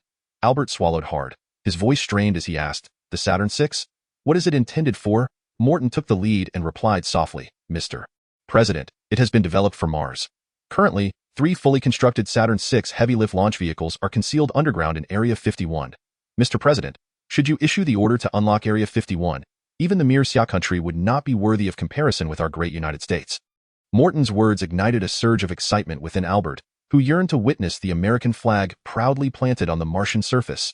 He inhaled deeply, steadied his racing heart, and declared resolutely, "Prepare to sign the presidential order. Activate the Area 51 program, Chapter 69, completion of the spaceplane. Xiannu No. 1 Xia country, a certain Air Force training base." By Yishuan, pale and leaning against his waist, gazed up at the blazing sun in the sky. "Finally, it seems to be over." A familiar hoarse voice from Hong Fan echoed beside him. "My goodness, I never want to return to this training base in my lifetime." Hearing Hong Fan's complaints, Bai Yishuan managed a bitter smile and shook his head. "Don't say that. I also never wish to see this training base again." Hong Fan's eyes brightened. "Xin Gu, you can't hold on either? This is a rare occurrence. It's the first time I've seen you concede." Bai Yishuan shot him an exasperated glance and retorted, "What nonsense? I'm not a robot. Of course I can't withstand this intensity of training." A clear, cheerful laugh rang out from nearby. "I think Fangu is right. Since I've known you, I've never seen Xiangu complain about the training content." Bai Yishuan turned to see Xiaowani smiling brightly behind him. "With your energy levels, should I contact the coach again for another round in the sky?" The smiles on Xiaowani and Hong Fan's faces vanished in an instant. Their heads shook vigorously like rattles. "Are you kidding? Another round in the sky?" Recalling the scene from a month ago when they first arrived at the training base, both shivered slightly under the scorching sun. The 3 of them, lacking any theoretical foundation, were immediately thrust onto 3 training aircraft. It was grandly proclaimed. Practical experience is the best teacher. Thus, the 3 astronauts were thoroughly put through their paces by their respective instructors. Cobra maneuvers, Neskarov spins. Although the 3 astronauts were physically fit, they were still severely challenged by these flashy maneuvers. After enduring the torturous first day, their daily lives became fixed to their training aircraft from the second day onward. In just over a month, their cumulative flight hours reached an astonishing 300 hours. On average, each person spent a full 10 hours a day on the aircraft. It can be said that during this month, aside from eating and sleeping, the 3 of them spent nearly all their time on the training aircraft. Finally, it seems to be over. Xiaowani shook her head, casting aside those painful memories, then stretched and sighed softly. "Next, we should be heading to Professor L's place, right? I wonder if that so-called spaceplane has been completed." Bai Yishuan glanced at Xiaowani as she stretched, then replied, slightly annoyed, "Don't get too excited too soon. Professor L did say that after training at the Air Force Base, we still need to undergo further training on the spaceplane." Xiaowani smiled sweetly and tossed her short hair. "No worries. After all, It's something that can go to space. Just thinking about that makes me feel invigorated. Gazing at Xia Wenyi's radiant smile, Bai Yishuan found himself momentarily entranced. A roar of engines echoed above. Bai Yishuan's eyes flickered, and he looked up at the armed helicopter descending slowly from the sky, softly telling his teammates, "It's time for us to depart." Outside a workshop at the National Space Research Institute of Xia Country, a sleek, jet-black spaceplane rested quietly. The aircraft's structure resembled the American B-2 bomber, with the primary distinction being that its wing dimensions were not as exaggerated as those of the B-2. Thanks to its powerful propulsion system. The 30-meter-long fuselage has a wingspan of merely 25 meters. At the rear of this spaceplane are 10 dark circular Hall thruster outlets. Yongchang stood before the spaceplane, his eyes filled with admiration. This is the first true spaceplane of Xia Country. It is no exaggeration to say that this spaceplane symbolizes the pinnacle of human technological achievement at this moment. Professor L, why don't you give it a name? The voice of academician Chao Liangkai broke the spell of Yongchang's contemplation. Yongchang's eyes flickered slightly, and without hesitation, he declared, "Let us call it Xiannu No. 1. Chao Liangkai paused momentarily, evidently recalling the three major plans of Xia Country that Yongchang had introduced some time ago. The Xiannu series spaceplanes from the Nantangate plan? Chao Liangkai raised an eyebrow and gently inquired, "Are you seriously considering bringing that Nantangate plan to fruition?" Yongchang chuckled lightly, his deep gaze returning to Xiannu No. 1. Of course, not only the Nantangate plan but the Heavenly Court plan will also be realized in the future. Chao Liangkai cast a peculiar glance at Yongchang. The Heavenly Court plan? That colossal fleet composed of 2,500 starships? He chuckled softly and shook his head slowly. What a joke. Such a thing is likely only seen in sci-fi movies. What? Don't believe it? Yongchang caught the movement of Chao Liangkai's reaction from the corner of his eye and turned to him with a smile. Is this a matter of belief? Any normal person wouldn't believe it, would they? How about we make a bet? After the completion of Xiannu No. 1, Yongchang found himself invigorated. Without hesitation, Chao Liangkai nodded. What shall we bet on? Yongchang pondered for a moment. He chuckled. Professor L, if Xia Country really realizes the Heavenly Court plan in 15 years, I'll eat this Xiannu No. 1 on the spot. Observing Yongchang's serious contemplation, Chao Liangkai laughed heartily. Yongchang shot him a speechless glance. My friend, this flag is already planted everywhere. He lightly shook his head, somewhat exasperated. Let us forget that. Xiannu No. 1 will be a souvenir by then, and I fear you wouldn't be able to afford it. How about this? If it truly comes to fruition, you treat me to a meal. I want to eat the chicken leg rice from Sandao University. Chao Liangkai also looked speechless. Professor L, are you serious? Seeing Yongchang nodding earnestly, Chao Liangkai smiled wryly and rubbed his nose. Fine, it's a deal. If it doesn't happen, you treat me to a meal too. Just as Yongchang and Chao Liangkai were chatting idly, a researcher hurriedly approached Yongchang, whispering, Professor L, the three pilots for the spaceplane have arrived. Yongchang's eyes lit up. The pilots have finally arrived. Let us proceed, my friend, to welcome the pilots. Whether this magnificent vessel can soar into the heavens rests upon the capabilities of those three individuals. Lu Yongchang called out to Chao Liangkai and then turned towards the factory's entrance. Chapter 70. Do you not yearn to ascend to the skies? As Lu Yongchang arrived at the front entrance of the research institute, he spotted the three pilots of Xiannu, one beside the helicopter landing pad. Perhaps due to their recent departure from the Air Force training base, the three astronauts bore expressions of confusion and fatigue. Bai Yishuan. Lu Yongchang's voice echoed towards the trio. The lead pilot, Bai Yishuan, instinctively turned his head at the sound of his name. Upon catching sight of Lu Yongchang, his eyes sparkled with excitement, and he eagerly gestured to his two companions. How's it going? When the three astronauts approached him at a brisk pace, Lu Yongchang chuckled and inquired, What are the results of your training over the past month? Hong Fan suddenly shivered, a hint of melancholy flashing across his previously cheerful countenance. Professor Liu, please don't say that. You have no idea what we've been through this past month. With a twinkle of mirth in his eyes, Lu Yongchang raised an eyebrow and replied, I did warn you that the training here would be far more arduous than at the Air Force Base.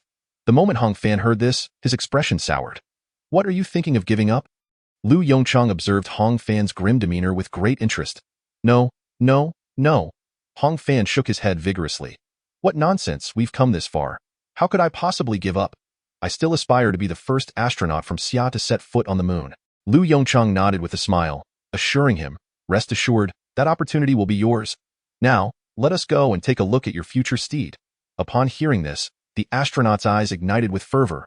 Upon encountering the striking and enigmatic exterior of Xiannu 1, the astronauts found their jaws agape in astonishment. Wow. Hong Fan exclaimed in excitement. Is this truly a creation of our Xia? Even Bai Yishuan, the most composed among them, was momentarily taken aback. Xia Wani's delicate hands trembled as they grazed the cold surface of Xianin No. The icy sensation did nothing to extinguish the fervor burning within her heart. Her eyes glimmered with admiration as she murmured, "It's simply breathtaking." Lu Yongchang observed the trio's reactions with a satisfied smile gracing his lips. This was indeed his pride and joy. Even in his previous life, he had never constructed a vessel of such caliber. After all, most of his energy at that time was devoted to the development of the underground city. "Come, I shall show you the cockpit," he said, beckoning the three. Upon hearing this, Hong Fan instinctively swallowed hard and trembled as he asked, Can we really see the cockpit?" Lu Yongchang raised an eyebrow, glancing at Hong Fan with a puzzled expression. "What, do you not wish to pilot this aerospace vehicle?" Bai Yishuan and Xia Wani exchanged looks of disbelief with Hong Fan. Hong Fan remained speechless. Lu Yongchang shook his head in confusion, turning to walk towards the boarding gate beneath the fuselage. Thanks to the use of a small fusion reactor as its power source, combined with the fact that this aerospace vehicle primarily undertook research and transport missions, the space within Xianin No. 1 was significantly optimized. Directly in front of the cockpit were 3 sides of specially crafted tempered glass windows. These windows were designed not only to withstand the impacts of the majority of minor meteoroids within the solar system, but also to significantly filter harmful cosmic rays and excessive visible light. Behind the windows lay a control panel adorned with an array of buttons and instruments. The control console was expansive, requiring all 3 pilots to manage the operational tasks. This was also the primary reason why Xianin No. 1 necessitated 3 pilots. Behind the console were 3 spacious and ergonomically designed pilot seats, crafted with the consideration of long flight durations. "Oh?" Xia Wani noticed 2 rather simple chairs situated behind the pilot seats and quietly inquired of Lu Yongchang. "Professor, what are these chairs for?" "Passenger seats," Lu Yongchang promptly replied. "This is also for future research missions." Xia Wani nodded thoughtfully, realizing that the role of Xianin No. 1 extended far beyond her initial imagination. "Good heavens!" Bai Yishuan instinctively lightened his steps, approaching the intricate control panel and gently caressing the buttons. His pupils quivered ever so slightly as he whispered, This is like a scene from a science fiction film." The next moment, he turned his gaze to Lu Yongchang with fervent eyes. "Professor Lu, when can we pilot this aerospace vehicle?" Bai Yishuan's question instantly captured the attention of the other 2. Hong Fan and Xia Wani turned their eager gazes toward Lu Yongchang. Lu Yongchang furrowed his brow slightly, contemplating for a moment before shaking his head. "That's uncertain." Seeing the immediate dimming of their expressions, he added with a smile, "It depends on the effectiveness of your training. You must undergo piloting practice in the simulation chamber. After all, there is only one of this craft. If anything were to go awry, I could not bear the responsibility. And what if our training goes well?" Hong Fan's raspy voice broke the silence. "If the training goes well?" Lu Yongchang's eyes sparkled with amusement. "If you can master it in a single night, I shall apply for a test flight with the council leader tomorrow." Upon hearing this, Hong Fan's breathing became noticeably rapid. Looking at the trio brimming with excitement, a glint of cunning flashed in Lu Yongchang's eyes. This was precisely the reaction he sought. He firmly believed that after such a stimulus, the training efficiency of the 3 astronauts would undoubtedly double. After escorting the 3 astronauts to their training, Lu Yongchang gazed at Xianin No. 1 and murmured, "Sometimes, I truly envy them." What did you say?" Chao Liangkai, standing nearby, regarded Lu Yongchang with a curious expression. "Envy? Who are you envious of?" Bai Yishuan and the others, Lu Yongchang said, his face alight with longing. "Do you not wish to ascend into the heavens aboard this magnificent vessel?" "I do not," Chao Liangkai scoffed, rolling his eyes. "I have no desire to experience the sensation of my feet not touching the ground. Moreover, you cannot possibly ascend in this thing." Lu Yongchang was momentarily taken aback and instinctively retorted, "Why not? The council leader will not permit you to do such a thing." Chao Liangkai replied with an eye roll. "You do realize your current significance, do you not?" Lu Yongchang silently nodded, withholding a response. Beneath the surface, a contemplative expression began to emerge within him, unnoticed by Chao Liangkai. Chapter 71. Eagle Sauce, do you find my pancakes fragrant? A fortnight swiftly passed. The training program for the 3 astronauts was drawing to a close. As he reviewed the training progress reports, a smile crept upon Lu Yongchang's lips. It must be said that Hong Qiming had indeed chosen well. The comprehensive qualities of these 3 astronauts were undoubtedly among the finest in the ranks of CIS astronauts. Coupled with the motivational vision Lu Yongchang had painted prior to their training, the combined effects were so remarkable that he could scarcely believe his own eyes. Control of fusion reaction rates, power management of hull thrusters, ground takeoff and landing of the aerospace vehicle, lunar surface landing. What was initially a month-long training program had been compressed into a mere 15 days. Yongchang set down the training report, pondering for a moment before picking up the desk phone. Within the first ring of the capital city of Xia. Knock, knock, knock. A series of urgent knocks caused the elderly man, engrossed in reviewing documents, to furrow his brow. Come in. The elder placed his pen down and released a sigh before speaking in a measured tone. The heavy wooden door of the office creaked open, upon seeing the visitor. A flicker of surprise crossed the elder's eyes. Academician Chao? What brings you here? The elder regarded Chao Liangkai, standing at the threshold, with a solemn expression, softly inquiring. What is it? Has there been an issue with the Xianin No? One project? Chao Liangkai quickly shook his head, his voice brimming with excitement as he declared, Council Leader. I have come to report on the progress of the Xianin No. 1 project. This morning, the Xianin No. 1 project is complete. The elder's expression froze for a moment, in the next instant. He sprang from his chair, his eyes ablaze as he gazed intently at Chao Liangkai. Is that truly the case? Upon hearing the council leader's inquiry, Chao Liangkai stood tall, his demeanor serious as he responded emphatically, Absolutely. The pilots for Xianin No. 1 have completed all training tasks. The Xianin No. 1 is fully prepared and ready for a test flight at any moment. Excellent, excellent, excellent. The council leader laughed heartily, exclaiming, There is no time to waste. Let us schedule the test flight for. As he spoke, he glanced at the calendar on his desk. Let us set it for 3 days from now. Oh, and the council leader's eyes flickered with excitement as he added in a lowered tone. This test flight will be broadcast live across the entire network. Xia must showcase its prowess to the world. That evening, the Xia National News Channel aired a report. The host, adorned with a smile, announced a piece of news that would astonish both Xia and the world. The latest news from our station reveals that the first hypersonic aircraft of Xia Nation, known as Xian Hao, has achieved resounding success in its research project. In 3 days, Xian Hao will conduct its inaugural test flight, according to the latest directives issued by the Xia National Parliament. This test flight will be broadcast live across all frequency bands. The moment the news was aired, it sparked a wave of astonishment. Am I mistaken? Xian Hao. Is this not a component of the recently announced Southgate plan?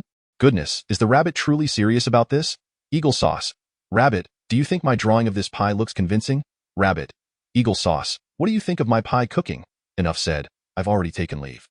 See you on Dosha live stream in 3 days. Dosha? Are you certain Dosha will host this live stream? The news has declared a full band broadcast, so Dosha will definitely be involved. 3 days later, Dosha livestream.at noon, a live stream room appeared promptly on Dosha's homepage, titled Xian Hao Test Flight Livestream.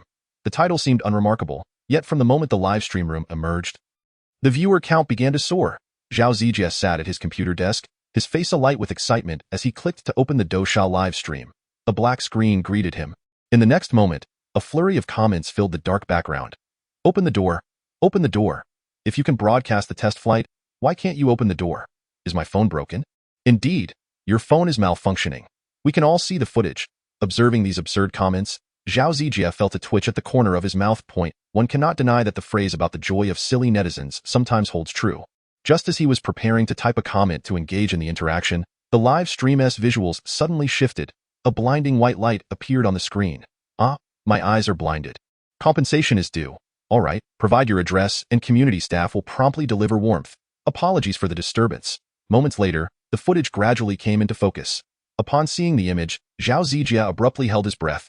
The camera revealed a long aircraft runway. At the starting end of the runway stood a sleek, pitch-black aircraft, exuding an air of sci-fi wonder. The live stream room fell into a momentary silence.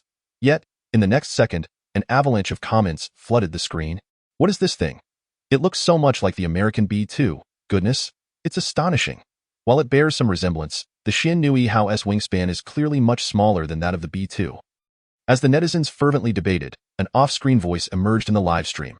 Greetings, dear viewers. I am EE, the host of this test flight broadcast. The current time in Yongchang is 12:15 p.m. With exactly 30 minutes until takeoff. Before Xian Hao takes flight, I will provide a brief introduction to this hypersonic aircraft. In the United States, at the White House, Albert wore a grim expression as he gazed at the images on the television screen. The broadcast revealed the test flight of Xia Nation's Xian Hao. Xian Hao employs the latest model of Hall thruster, which enables it to achieve an astonishing thrust of 50 tons. As Albert read the translation below the video, his expression darkened further. Morton, tell me, what is happening? I recall you mentioning that Hall thrusters have no effect within the atmosphere. Chapter 72. Trouble arises. Professor L is missing in response to President Albert's inquiry. Morton's face turned pale as he shook his head. Oh, I am uncertain. The Hall thrusters developed by NASA previously did not possess such thrust. Perhaps I should consult Professor Austin, who was previously in charge of the Hall thruster project? Albert shot a furious glare at Morton and hissed, "Go and ask him right away."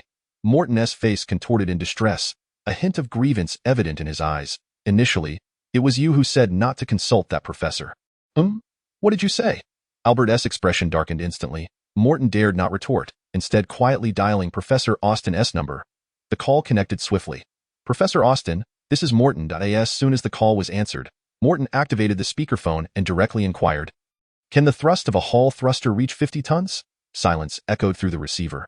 Morton furrowed his brow and asked softly again, "Professor Austin, are you there?" Professor Austin's voice resonated from the speaker. "Director Morton? Are you jesting? This is not a laughing matter." Morton felt a wave of embarrassment wash over him as he glanced at the president beside him, clearing his throat before saying, "Ahem, Professor Austin. The president is here with me. I hope you will consider your words carefully." After a moment of hesitation, Morton added, "Xia Nation has developed a Hall thruster with a thrust of 50 tons and installed it on a hypersonic aircraft." "What? This is impossible," Professor Austin exclaimed from the other end of the line. "The current generator's power cannot possibly support such a Hall thruster." Morton's eyes flickered with a glimmer of hope as he asked gravely, Professor Austin, if Xia Nation has combined small-scale nuclear fusion with the Hall thruster, what then?" Austin fell silent. From this silence, both Morton and Albert gleaned the answer they sought. "All right, Professor Austin, I understand now. Let us leave it at that." Morton weakly ended the call and turned to Albert. "Mr. President, perhaps in this competition, we have lost completely. No." A sense of unwillingness flickered in Albert's eyes. "We still have the Pathfinder program. As long as we seize Mars first, we have not yet lost." Inside Xianhui Hao, Bai Yishuan and his two companions donned their flight suits, quietly seated in their respective pilot seats. Before them, the control panel was awash with a myriad of indicators flashing their distinctive lights. Sitting in the left co-pilot seat, Hong Fan exhaled deeply. "What is the matter? Are you nervous?" Bai Yishuan's voice came from beside him. Hong Fan chuckled wryly and shook his head. "Xingu, are you not nervous?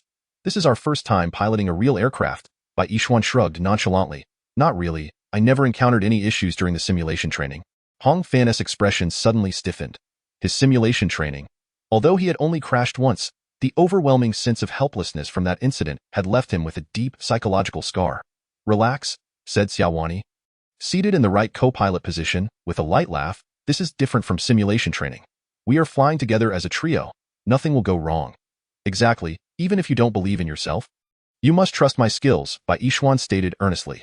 "Once we successfully return from this mission, I will—" "Shut up." Before Bai Yishuan could finish, Hong Fan and Xiaowani simultaneously interrupted him. Realizing his blunder, Bai Yishuan's face flushed with embarrassment. "Ahem. I didn't mean to." Xianhui Hao, attention, 10-minute countdown to takeoff. Just as the trio was engaged in casual conversation, the voice of Chao Liangkai came through their helmets. Bai Yishuan's expression turned serious as he immediately pressed the radio switch to respond. Xianhui Hao received. Initiating the small fusion reactor now. As he spoke, Bai Yishuan began to press several buttons on the control panel before him. The fusion reactor required a certain warm-up time before activation. Therefore, Xianhui Hao needed to start the small fusion reactor 10 minutes prior to takeoff. After completing the operation, Bai Yishuan suddenly realized a question. "Where is Professor L? Why isn't he in charge of the command?" Hearing Bai Yishuan's question, a flicker of confusion crossed Hong Fan's face. "Hey, now that you mention it, I noticed that too. Wasn't he Professor L always in control during such events? Why is he not leading today during this critical moment?" Meanwhile, at the temporary command center of the Research Institute, Chao Liangkai gently covered his right eye. For some inexplicable reason, his right eye had been twitching for the past few minutes. Left eye signifies wealth, right eye signifies. Chao Liangkai shook his head, dismissing the thought. "Bah, such superstitions are nonsense. Are all the data for Xianhui Hao normal?" Chao Liangkai, his mind in turmoil, turned to a nearby staff member and inquired, "Is everything proceeding smoothly?" "All is normal. The fusion reactor is currently in preheating, and it is expected to be ready for ignition within 5 minutes. The ground crew?" Chao Liangkai pondered for a moment before raising his voice to ask. In the next instant, a response echoed. "All is well. The Xianhui No. 1's condition is flawless. The ground crew has already conducted 2 thorough inspections." Chao Liangkai's right eyelid twitched involuntarily. "There are still a few minutes left. Conduct another check. We must ensure there are no oversights." As he spoke, He raised his wrist to check the time. 8 minutes remaining. What on earth is that rascal Lu Yongchang doing at such a critical moment? He has the audacity to visit the restroom? Furrowing his brows, Chao Liangkai turned to a research fellow beside him and commanded, "Go fetch Professor Liu. No matter how urgent it is, he must wait until the Xiananvi know. One has ascended before he attends to such matters. After all, he is the project leader. It's utterly inappropriate for him to abandon his post during such a pivotal moment." Hearing Chao Liangkai's reprimand, the researcher's face fell, and he hurriedly dashed towards the restroom of the institute. 5 minutes later, the researcher returned, visibly flustered. "Chao, academician, something is amiss. What could possibly be wrong? Perhaps the impending launch of Xiananvi No. One has made me less tolerant. We do not entertain such disheartening news at this juncture. Speak plainly, what has transpired?" The researcher stammered, Professor Liu. He is missing." Chapter 73. Launch what? At the moment the researcher uttered this phrase, Chao Liangkai felt a buzzing in his skull. How could such a prominent figure simply vanish? With a glare that could pierce steel, he demanded of the researcher, "Have you checked every restroom in this facility?" The researcher appeared on the verge of tears. Faced with Chao Liangkai's interrogation, he shook his head repeatedly. I have searched everywhere, but I cannot find Professor Liu. Not only him, but the restrooms are entirely devoid of personnel." Taking a deep breath, Chao Liangkai turned and shouted, "Surveillance. Activate the surveillance immediately." "Chao academician, there is only 1 minute until the scheduled launch." A voice chimed in from the side. Clenching his teeth, Chao Liangkai sighed heavily. "Very well, let us resolve the matter of Xiananvi No. 1 first. Since Professor Liu is absent, I will command the entire test flight of Xiananvi No. 1. As he spoke, he reached for the wireless microphone on the control panel. "Attention, Xiananvi No. 1. Countdown to launch, 30 seconds. Xiananvi No. 1. The 3 pilots fixated intently on the data displayed on the control panel. A figure clad in a white flight suit stealthily emerged from a corner at the rear of the cockpit. As the camera zoomed in, the face within the helmet was unmistakably that of Professor Lu Yongchang, who should have been in the restroom. Lu Yongchang quietly approached the passenger seat behind the main pilot. Due to the elevated seating arrangement of the 3 pilot positions, a significant blind spot was created, allowing the 3 pilots to remain oblivious to the additional occupant on the seat behind them. He deftly grasped the safety belt on the seat and secured it around himself. A glimmer of satisfaction flickered in Lu Yongchang's eyes. Not bad, not bad. His clandestine training sessions had not been in vain. Click! The sound of the safety belt locking resonated sharply in the stillness of the cockpit. Lu Yongchang's body stiffened as he nervously stared at the 3 pilots. Gulp! Lu Yongchang's Adam's apple bobbed slightly as he swallowed. The aircraft had yet to take off. If discovered, he was certain he would be unceremoniously ejected from the aircraft. A few seconds later, observing the pilot's unperturbed expressions, Lu Yongchang exhaled softly. The sound must have been muffled by the headphones in his helmet. Countdown, 30 seconds. Lu Yongchang's gaze shifted slightly. It was time for launch. Excitement flickered in his eyes.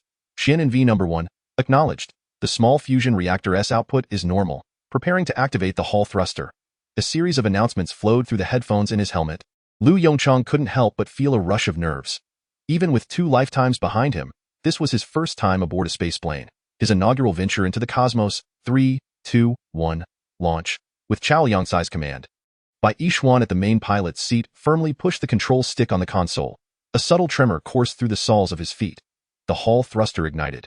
Just as this thought flashed through Lu Yongchang's mind, he felt himself pressed firmly against the back of the seat by an overwhelming force. In the Do Sha live stream room. Why hasn't he taken off yet? I've waited so long that my flowers have wilted, just as the audience grew increasingly anxious. A steady command rang out. Countdown to launch, 30 seconds. Upon hearing this command, the viewers at their computers perked up. In the live broadcast, a ghostly blue flame gradually emerged from the rear of the Xiananvi No. 1 spaceplane. Whoa, what is that? 1, 2, 3, 4, 5. Whoa, so many Mach rings. Is this the tail flame of the Hall thruster? I'm in love. Someone, roast me on it to entertain the crowd. The 30-second countdown flew by, and with the launch command issued, the ghostly blue flame at the rear of Xiananvi No. 1 suddenly intensified several-fold. In the next instant, propelled by the Hall thruster, Xiananvi No. 1 began to accelerate gradually. In the blink of an eye, it reached the end of the runway. With the nose tilting upwards, Xiananvi No. 1 soared into the cerulean sky. As this scene was captured on camera, the live stream erupted into a cacophony of ecstatic shouts. It's launched! It's launched! Whoa, that tail flame, that shape. Enough said. I'm a 10-year fan of Xiananvi No. 1, and I'm here uninvited. Everyone says Xiananvi No. 1 is a spaceplane. Where is its destination for this test flight? It can't simply be a joyride in the sky, can it? The live stream host seemed to have noticed this comment and replied softly. This time, Xiaonan V1's destination is the geostationary orbit, located 36,000 kilometers above the Earth's surface. Gasp! Geostationary orbit. Zhao Zijia, sitting in front of his computer, gasped sharply. Taking off from the surface and heading directly to geostationary orbit. The power of Xiaonan V1 is likely far beyond everyone's expectations, not to mention the multitude of satellites from other nations in geostationary orbit, nor whether Xiaonan V1 is equipped with weaponry, even if it merely dropped a tungsten rod. The repercussions would be unbearable for most nations. Captured by high-speed cameras, the silhouette of Xiaonan V1 appeared clearly in the live broadcast. After takeoff, the ghostly blue flame at its rear flared even more. Unlike ordinary chemical fuel engines, the tail plume of the Hall thruster consists of high-speed plasma at temperatures exceeding 100 million degrees Celsius. Thus, within the atmosphere, the tail flame of Xiaonan V1 was particularly spectacular.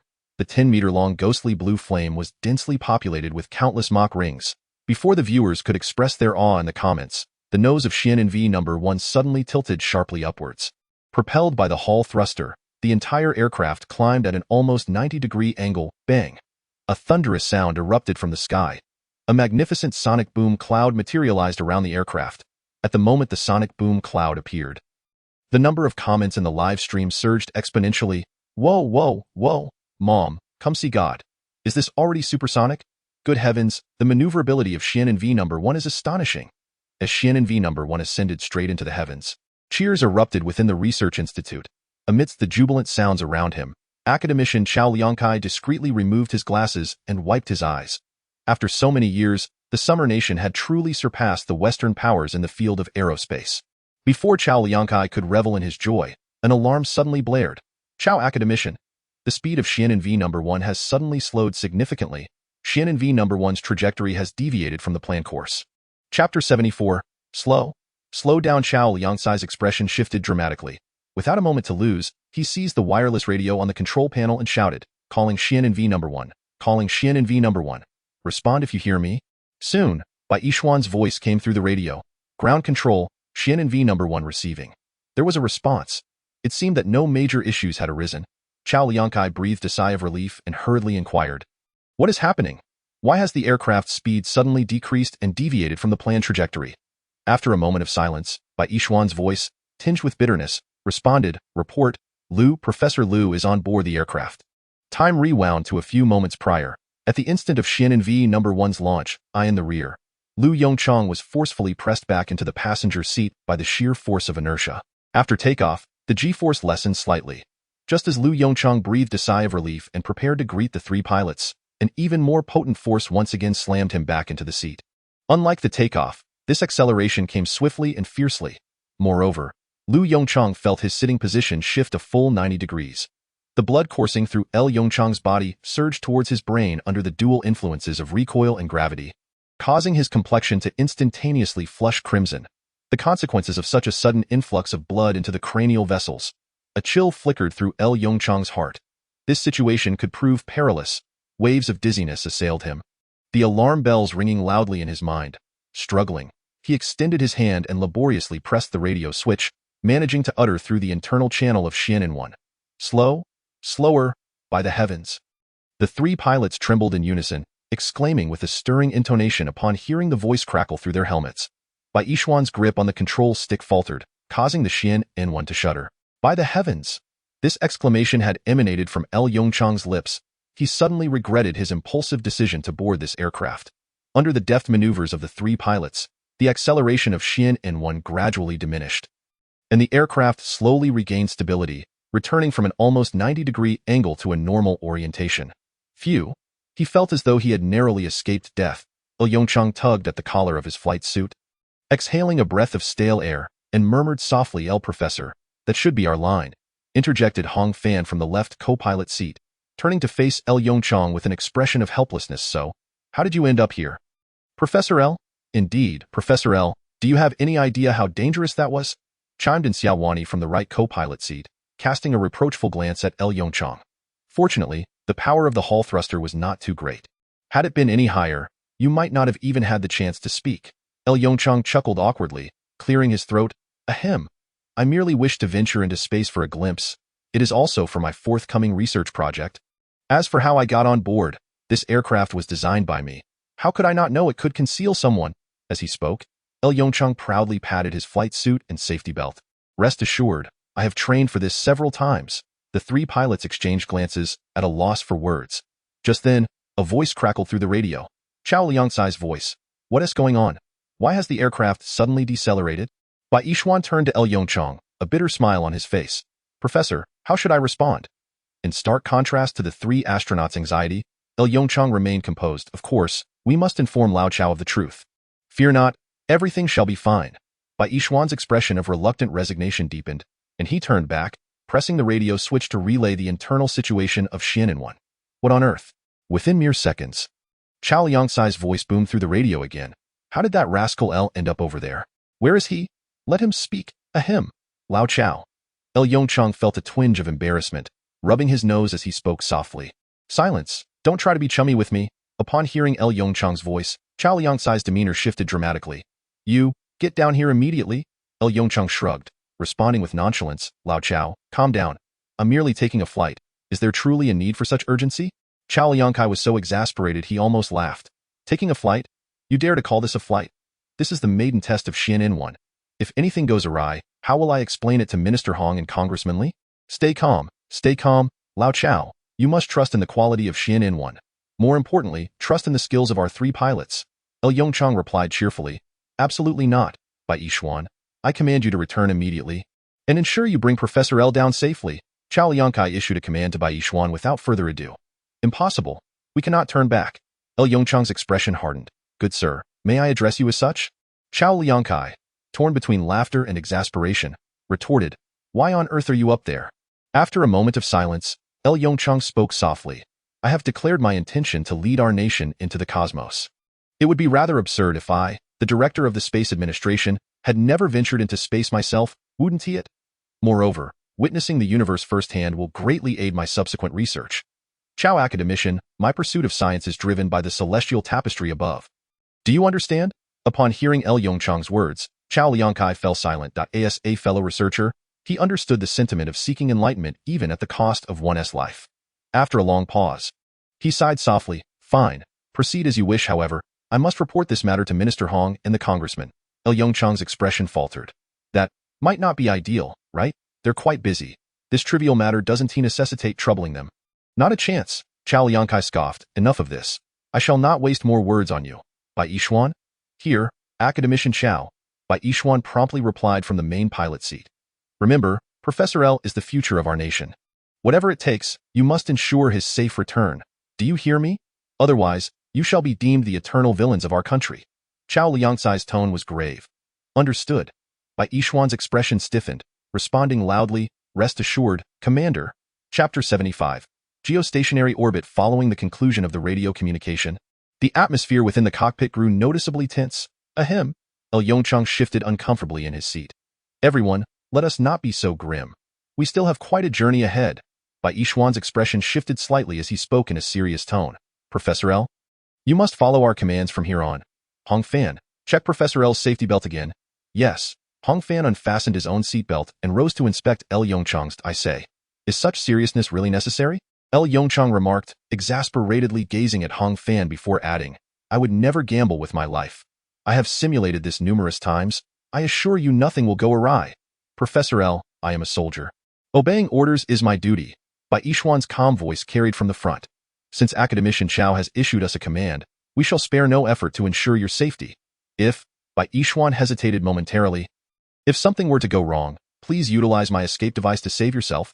Xianin-1 was originally equipped with 3 escape devices, each comprising a high-altitude parachute, protective suit, and oxygen tank. Although these devices could not guarantee safety in the void of space, they were sufficient to ensure a safe return to the ground within the atmosphere. As Bai Yishuan's words resonated, the atmosphere in the cockpit grew even heavier. Yongchang felt a stir within him. Instinctively, he touched his nose and whispered, Actually, I secretly brought an escape device with me. It's located in the rear of the cabin. Bai Yishuan and the others were left speechless. Ahem. Professor L, we have reached the designated altitude. The flight attitude of Xianin-1 will now undergo some changes. If you experience any discomfort, Please do not hesitate to inform us, Bai Yishuan, with a stern expression, redirected the conversation. Awkward. It was far too awkward. He had even prepared himself for sacrifice, only to discover that Yongchang had brought his own escape device. What was this? Thoughtful planning. Of course, if Yongchang were aware of Bai Yishuan's current thoughts, he would adamantly clarify apologies. It's simply a fear of death. He certainly did not wish to perish unexpectedly in such a manner after having been granted a second chance at life. As Bai Yishuan adjusted several buttons on the control panel before him, a cool white light gradually illuminated the cabin. Beep. With the system's self-check reminder, Bai Yishuan's expression grew considerably serious. Pressure stable. Oxygen content normal. Oxygen generation equipment functioning properly. Air filtration system operational. Hall thruster power normal. Preparing for acceleration. As a series of orderly and concise reports filled Yongchang's ears, the flight attitude of Xian N1 began to shift. With the nose of the aircraft gradually tilting upwards, it assumed a 60-degree angle with the ground. In the next moment, a more intense sensation of vibration surged from beneath his feet. The rate of deuterium-tritium bubbles forming within the small fusion reactor soared, unleashing torrents of astonishing energy from the atomic depths. Subsequently, the azure flames at the rear of Xian N1 flared even more vibrantly. The immense thrust once again pressed Yongchang firmly into his seat. Professor, how are you holding up? Can you withstand this acceleration? Bai Yishuan's voice inquired from the side. Judging by his tone, such acceleration seemed effortless for him. In contrast, Yongchang's complexion reddened slightly as he nodded with some difficulty. Rest assured, I can manage this level of acceleration. On the right, Xiaowani glanced back at Yongchang with concern, softly suggesting, how about we slow down a bit more? In the dense atmosphere, the maximum flight speed of Xian No. 1 hovers around 5 Mach. However, upon reaching the thin layers of high-altitude space, after ample acceleration time, its top velocity can soar to the first cosmic speed of 7.9 km/s, approximately 23.2 Mach. Once it enters geostationary orbit, free from atmospheric interference, Xian No. 1 can achieve the astonishing second cosmic speed of 11.2 km/s after prolonged acceleration. This is the minimum speed required for Xian No. 1 to journey to the moon. Yet, due to Yongchang's physical condition, it took Xian No. 1 a full 5 hours to barely reach the 36,000 kilometers of geostationary orbit. Although this duration seems lengthy, compared to previous satellite orbital insertions, Xian No. 1 can be deemed remarkably swift. Low Earth orbit satellites, situated a few hundred kilometers above the surface, typically complete their launch to orbit in mere tens of minutes. In contrast, a satellite destined for the 36,000 kilometers of geostationary orbit often requires nearly a month of arduous travel to successfully achieve orbit. After all, rockets can only propel satellites into low Earth orbit, and the remainder of the journey must be traversed autonomously by the satellites themselves. As the altitude of Xian No. 1 gradually ascended, the scenery outside the porthole began to transform. The distant horizon evolved into a shimmering arc of radiant light.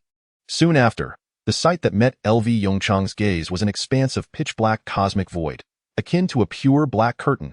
Adorning this dark tapestry were twinkling stars, glimmering like a scattering of crystalline gems. These faintly glowing jewels represented stars located tens to hundreds of thousands of light-years away from Earth. Simultaneously, a sensation of weightlessness enveloped him. Experiencing this for the first time, Yongchang furrowed his brow slightly. To be honest, it was rather uncomfortable. Professor, we have arrived. Bai Yishuan's voice pierced through Yongchang's reverie. Thanks to the excellent airtightness of Xian No. 1's cabin and its various oxygen generation and air filtration systems, the crew need not don cumbersome space suits as long as they remain within the vessel. So beautiful. Yongchang's deep gaze fixated on the starry sky beyond the porthole. He felt a stirring within. That direction pointed towards Proxima Centauri. As a red dwarf star merely 4.22 light-years from Earth. Its apparent magnitude is 11, rendering it invisible to the naked eye. Nevertheless, an inexplicable excitement surged within Yongchang. Perhaps humanity's future lies in the vicinity of that distant red dwarf. Calling ground control center. Calling ground control center. Xian No. 1 has reached synchronous orbit. Please advise. Bai Yishuan's voice interrupted Yongchang's contemplation. Received. Xian No. 1. Report your status. Chapter 76. How about I join you next time? In the capital, within the office of the chief legislator, a faint smile of relief graced Li Yuan's face as he witnessed Xian No. 1 piercing through the clouds. Success. Suddenly, a piercing ring disrupted the moment. Li Yuan instinctively furrowed his brow. For the sake of Xian No. 1's test flight, he had postponed all matters. How could there be a phone call? While pondering, he reached for the receiver of the desk phone. Chief legislator, this is Chao Liangkai. Upon hearing the voice on the line, Li Yuan's expression softened slightly, and he replied cheerfully, Academician Xiao, I have already seen the launch of Xiannu No. 1. Chief Legislator, that's not what I want to discuss. Chao Liangkai swallowed nervously. You need to prepare yourself. Li Yuan's brow furrowed, his expression turning serious. What is it? Is there a problem with Xiannu No. 1? Xiannu number 1 is fine. Chao Liangkai murmured softly. The issue lies with Professor LV Yongchang. Li Yuan? What do you mean? What has happened to Professor LV? As soon as the words left his mouth, Li Yuan paused in confusion. Why did he say again? Professor LV went up with Xiannu number 1? At that moment, as Chao Liangcai's voice echoed through the receiver, Li Yuan felt as though his world had darkened. What on earth? Say that again? What happened to Professor LV?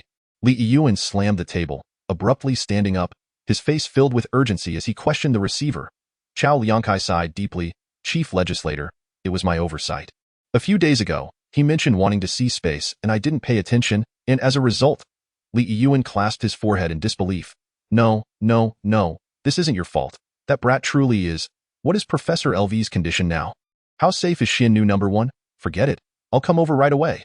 Chao Liangcai was momentarily taken aback, unable to respond before the call ended. After hanging up, Li Yuan pondered briefly before dialing another number. Qiming, come to my office immediately. Make it quick.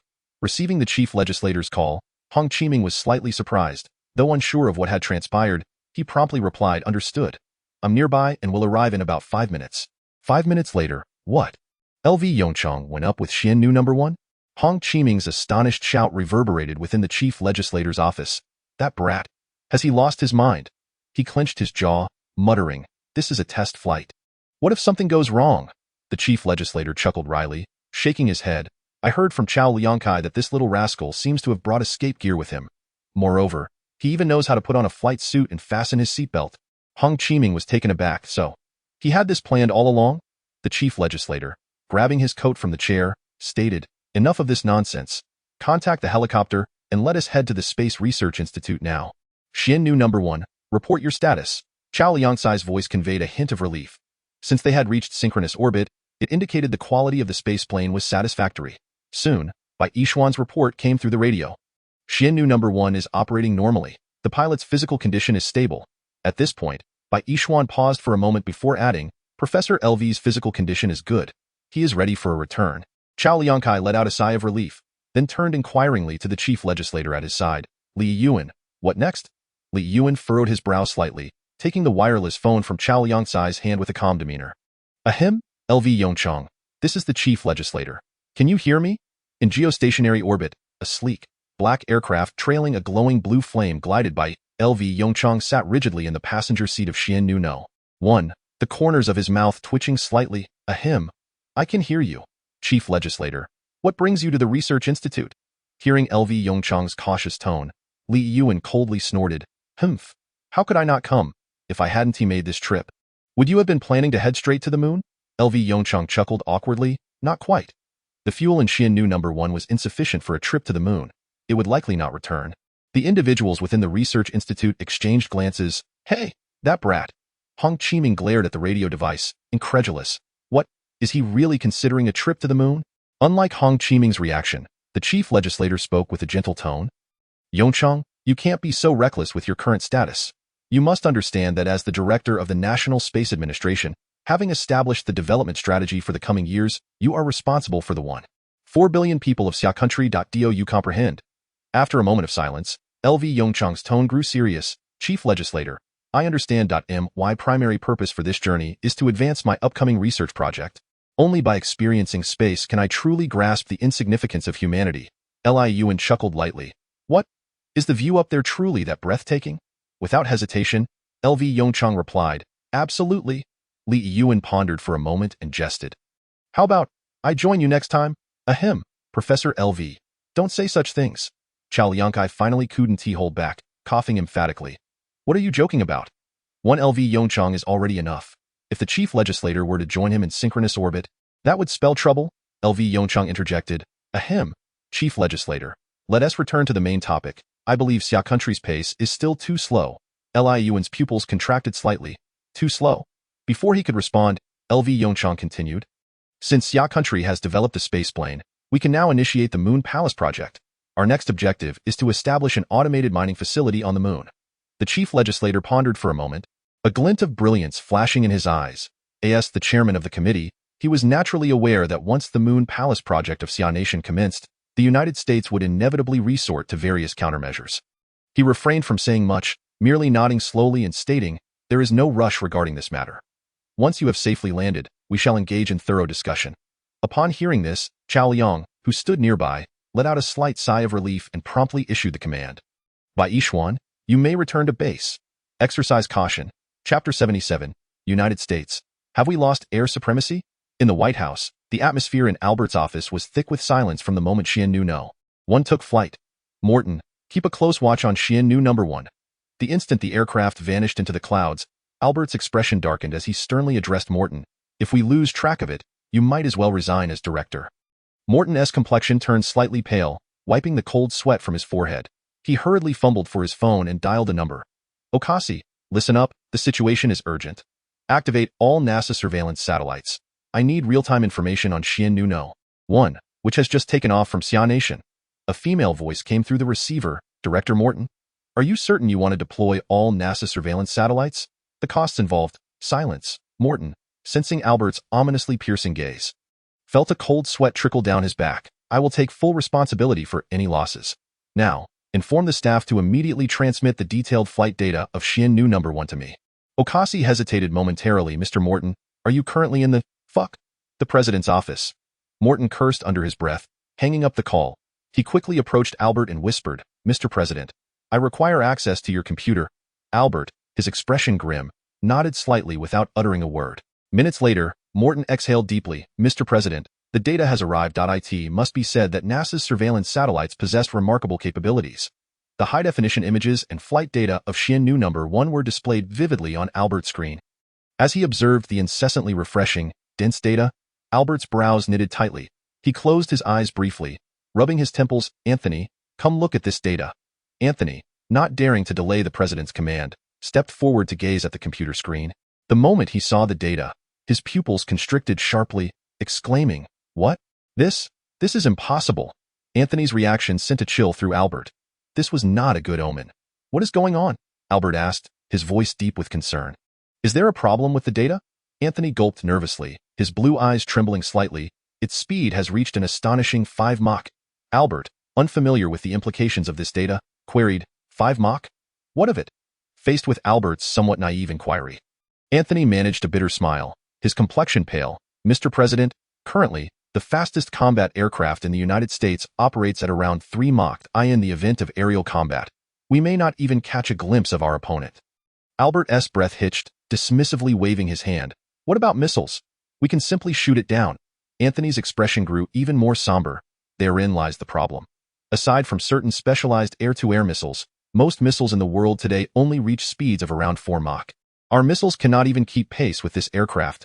As for faster air-to-air missiles, Mr. President, I must regretfully inform you that missiles under 6 Mach would be largely ineffective against it. If Xia Nation is not deceiving us, this hypersonic aircraft, powered by nuclear fusion, boasts an endurance that far exceeds our expectations. The fuel supplied to our missiles may very well be outmatched. Albert's face darkened, resembling a large iron pot. What on earth are we supposed to do? We cannot pursue it. We cannot outlast it. Just as the two men fell into silence, Morton's exclamation broke through. It has accelerated again. Upon hearing this, Anthony's heart skipped a beat.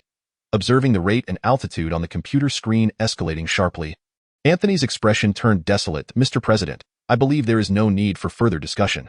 This aircraft has now reached near-Earth orbit, traveling at approximately 23 Mach, what we commonly refer to as the first cosmic velocity. I cannot ascertain its limits, but at this moment, even our fastest intercontinental missile would likely stand little chance against it. Albert remained silent, his gaze fixated on the computer screen. As seconds ticked by, Xian number 1's speed continued to rise, accompanied by an increase in altitude. With each increment displayed on the screen, the expressions of the three men grew increasingly grim. Albert's face was a mask of somber contemplation. The figures 36,000 kilometers and 30 Mach, 10.2 kilometers s, glaring painfully before his eyes. Even he understood the significance of those numbers. As the flight data of Xian number 1 began to decline, Albert let out a slow breath. Anthony, where do you think the limits of this hypersonic aircraft lie? Anthony exhaled deeply, straightening his posture to softly respond, Mr. President, that is no longer of importance. What you must comprehend is that from this moment forward, the United States has lost air supremacy in the face of Xia Nation. Albert fell into a contemplative silence. Indeed, he was correct. In such circumstances, the maximum capabilities of Xiannu number 1 were no longer relevant. Even if it could surpass the second cosmic velocity and reach the moon, it would bear no consequence for the United States. How should we defend against it? He inquired after a prolonged silence. After a lengthy pause, Albert took a deep breath and quietly asked. Anthony's eyes were filled with bitterness as he slowly shook his head. Mr. President, we cannot defend against it. While it remains unclear whether Xiannu no. 1 is armed, based on its altitude, speed, and endurance, I can assure you that no nation on Earth could withstand its assault. If Xia Nation so chooses, the White House could be reduced to ashes within mere minutes. At this moment, Albert's pupils dilated sharply. Morton, Albert rasped, from now on, we shall push forward with the Pathfinder project at any cost. Mr. President, Anthony exclaimed, lowering his voice in caution, at this juncture, we should not be competing with Xia Nation. We have already forfeited our eligibility in this race. Albert slightly closed his eyes, then abruptly opened them, a flicker of madness glimmering within. No. As long as we secure Mars first, the United States will still have a chance to turn the tide. From this moment on, halt all unnecessary domestic expenditures. All funding must be funneled into research projects. I refuse to believe that, with our years of foundation, we cannot compete with Xia Nation. Chapter 78. Biosphere Project No. 2 at 9:30 p.m. that evening, Lu Yongchang, having just disembarked from Xiannu number 1, was oblivious to the events unfolding in the United States. Had he been aware of Albert and his associates' dismal thoughts, he would likely have been unable to contain his laughter. This was a classic case of cognitive error stemming from information disparity. Although Xiannu number 1 exhibited formidable performance capabilities, its current structural design rendered it incapable of carrying weapons. Not only could it not deploy missiles, but it could not even release a simple tungsten rod. Moreover, the primary mission of Xiannu number 1 was not combat, but rather to undertake scientific operations on the moon. Thus, in the short term, Lu Yongchang had no intention of altering its structural design. In simple terms, aside from its exceptional ability to escape, Xiannu number 1 was entirely a non-combatant apparatus. At 11:30 p.m. Xia Nation time. In the office of Congressman Li in the capital, the congressman, his expression grave, handed a recent document from the United States to Lu Yongchang. Yongchang, take a look at this document. Lu Yongchang accepted the still-warm A4 printout. And upon seeing the title, his eyebrows shot up. The United States announces that NASA's funding for this year has been raised to $500 billion. Wow! A look of astonishment flashed across Lu Yongchang's face. Albert is quite generous. This is tenfold the usual funding. Congressman Li nodded solemnly. This news has just come in. It seems the stimulus from Xiannu number 1 has had a significant impact on them. This is what I worry about. If we launch the Moon Palace project now, the U.S. response could be even more pronounced. What Xia Nation needs most at this juncture is a period of stable development. Lu Yongchang smiled and waved his hand. Chairman, in my view, this should not pose a problem. In fact, the faster we accelerate our progress, the safer our situation will become. Oh? Congressman Li raised his eyebrows sharply. What do you mean by that? Chairman, look over there in the United States. Ever since we launched the Lunar Palace project, the Southern Gate project, and the Heavenly Court project, their attention has been subtly diverted. Following the proposal of the Mars Pathfinder project, the United States has increased NASA's research funding by a staggering tenfold.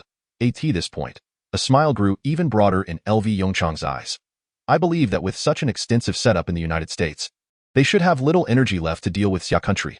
Chairman, are you aware of the term that circulates online? Strategic Deception Bureau? L.V. Yongchang chuckled. It now appears that the United States is utterly disoriented.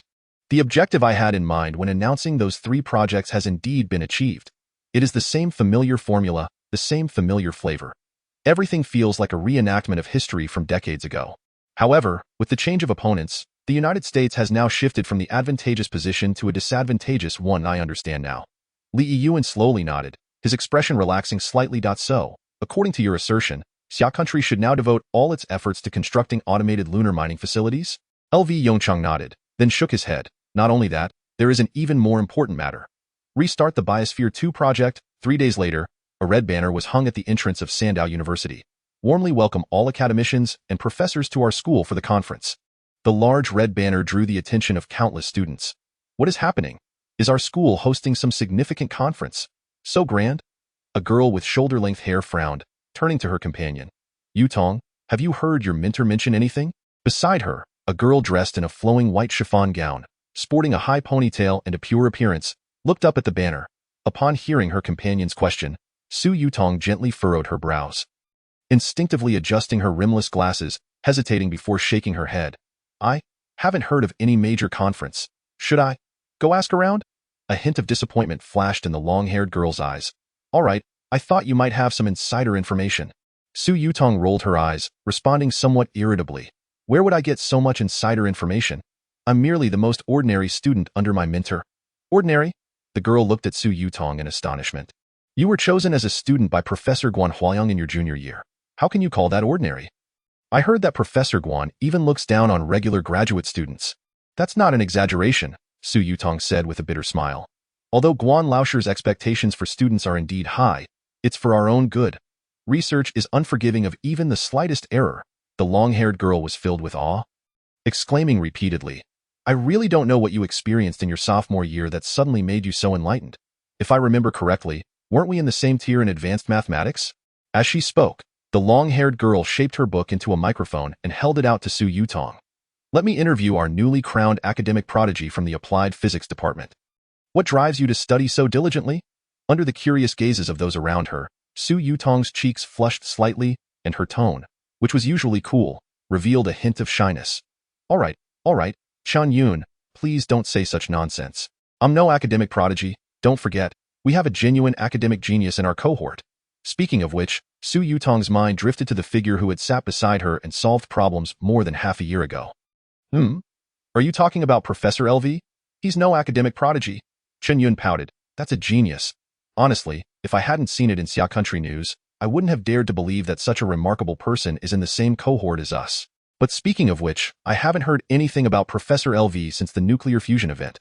I wonder where he has gone. Upon hearing this, Su Yutong's expression dimmed slightly. Since that day, she hadn't seen him in the library again. She gently pressed her lips together and shook her head. I'm not sure either. Perhaps he is engaged in some secret research task? The small fusion reactor reported in Xia Country News could very well have been developed under his leadership. Sigh, all right, we really... Chen Yun smiled as she tugged at Su Yutong's sleeve. Does Professor LV's business concern us? Let's go. I'm nearly starving. If we don't hurry, the good dishes in the cafeteria might be snatched away by others. Su Yutong retracted her gaze, gently shook her head, and cast aside the distractions in her mind, as long as she kept striving upward. Surely one day they would meet again, right?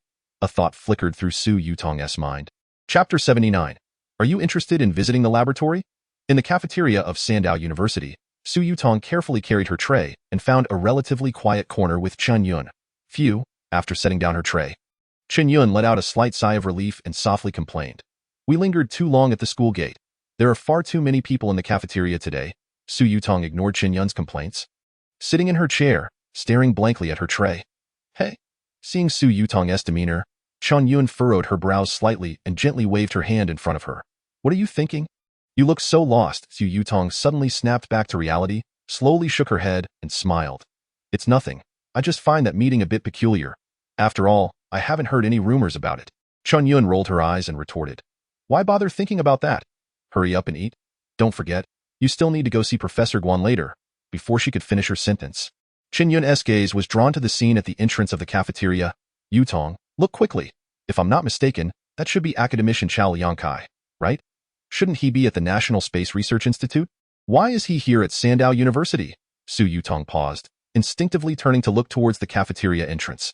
Indeed, an elderly man with graying temples, dressed in a white lab coat, stood at the door to IT. Seems to be academician Chao Liangkai. Su Yutong murmured. Perhaps he is here for that meeting. It appears that the conference being held at Sandow University is quite prestigious. Chen Yun exclaimed repeatedly, even academician Chao has come. Just as Su Yutong was about to turn back to continue eating, a figure caught her eye. A young man in a white lab coat, tall and straight, quickly approached the somewhat stooped academician Chao, casually patting him on the shoulder, and then they exited the cafeteria together, chatting and laughing. The moment Su Yutong caught a glimpse of the young man's profile, her heart raced. It's him. Even though they had only truly met once, she recognized him at a glance. Instinctively, Su Yutong sprang to her feet. Yutong? What's wrong? A puzzled voice came from Qian Yun-nothing. Su Yutong smiled awkwardly. I just suddenly remembered something. I need to hurry to see Professor Guan. Chen Yun was momentarily taken aback and instinctively said, But? You haven't eaten yet. At least finish your meal first. I'm full. I'll head off now. Without waiting for Chun Yun to respond, Su Yutong hurriedly left with her tray. It must be said that the cafeteria during meal hours is indeed crowded. By the time Su Yutong squeezed through the crowd, the figure was nowhere to be seen. Looking at the somewhat empty sidewalk, a hint of melancholy flashed in Su Yutong's eyes. What a pity. She missed him. Amidst her regret, a sense of relief also emerged in her heart. Fortunately, she didn't catch up to him. Otherwise, she wouldn't even know how to greet LV Yongchang. Su Yutong took a deep breath and turned towards Professor Guan Huang's office. Knock, knock, knock. At the office door, Su Yutong raised her hand and gently knocked. Professor Guan, are you there? The next moment, a voice from within called out, Yutong, come in. The door is unlocked. Hearing this, Su Yutong instinctively twisted the doorknob, pushed the door open and walked in. Professor Guan, I've completed the task you assigned yesterday. Upon seeing the two individuals seated on the sofa, Su Yutong's pupils dilated in shock. Yutong, the assignment can wait. Let me introduce you. This is academician Chao Liangkai from the Space Research Institute. You should be familiar with him, right? Professor Guan Huayang cheerfully pointed to the elderly man on the sofa, then gestured to the young man beside him. This one, considering, should be from your cohort, LV Professor. Su Yutong spoke softly, her voice trembling slightly. You know this kid LV Yongchang? Professor Guan Huayang raised an eyebrow in surprise, turning his questioning gaze toward LV Yongchang, who was momentarily stunned. Su Yutong. How is this even possible? Originally, his and academician Chao's primary purpose for coming here was to collect his graduation certificate and to receive the lifelong honorary professor certificate from Sandow University.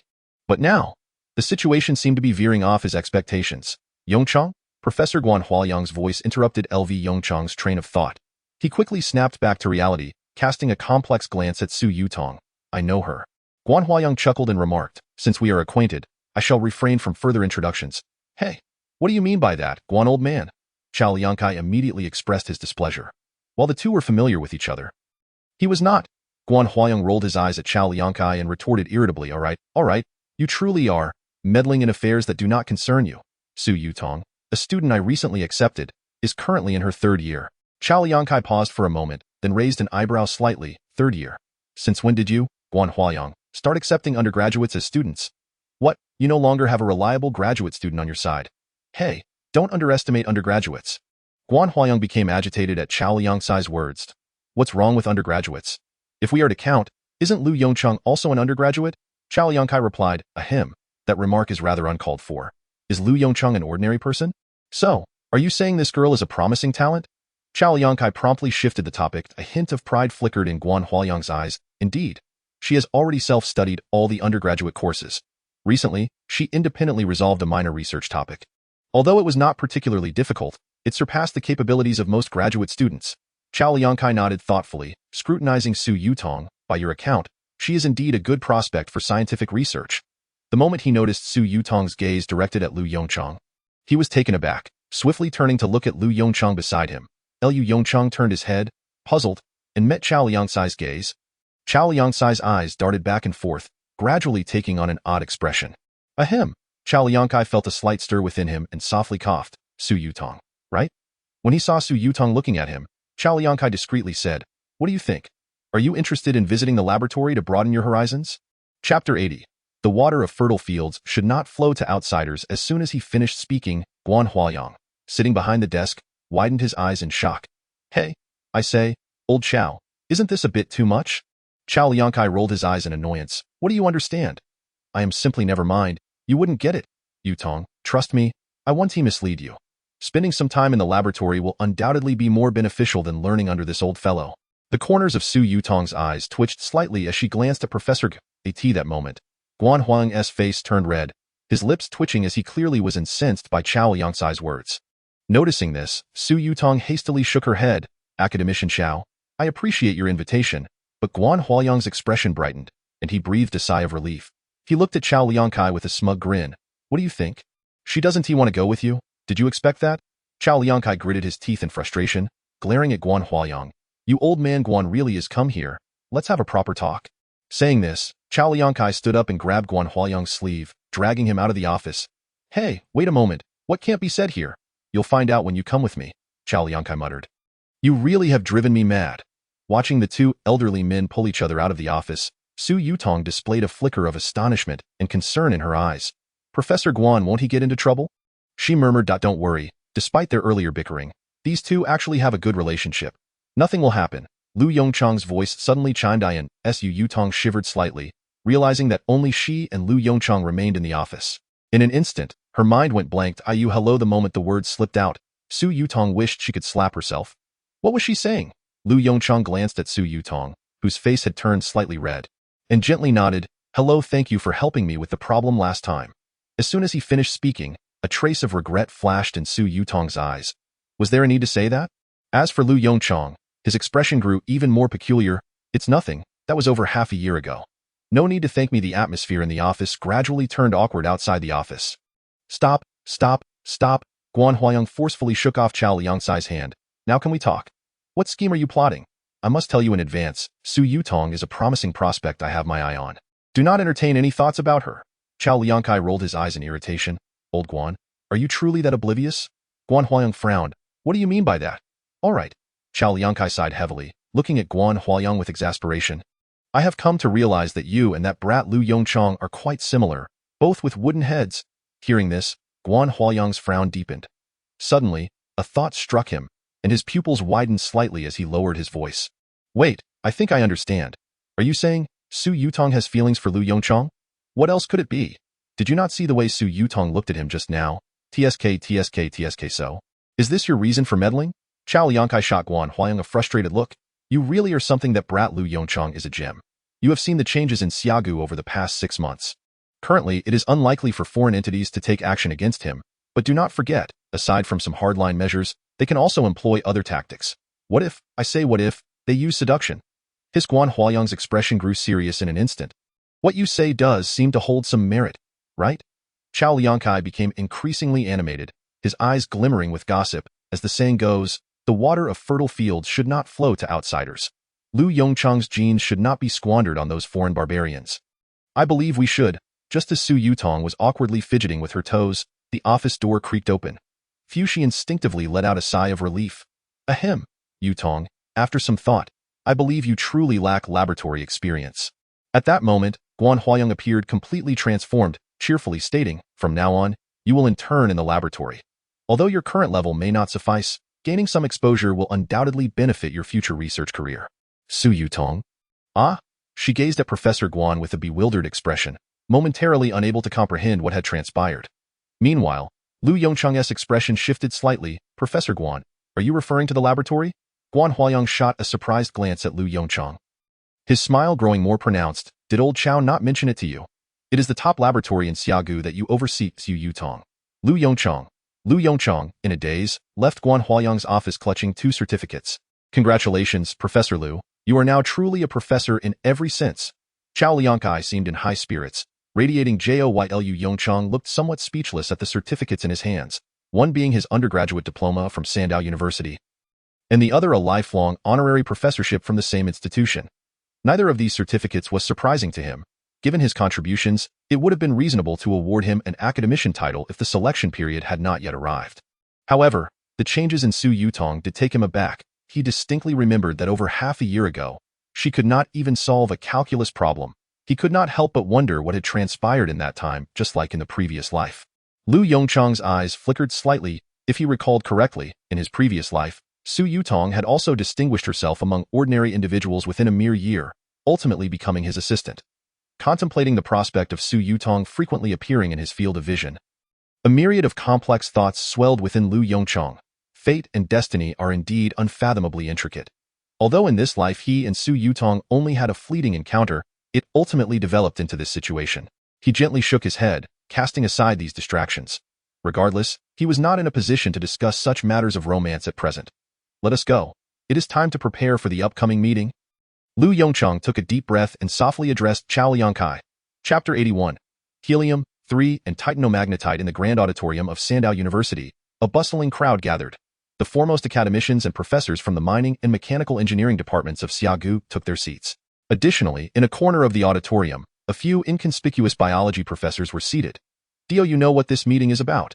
A relatively young professor could no longer contain his curiosity and inquired of his colleagues.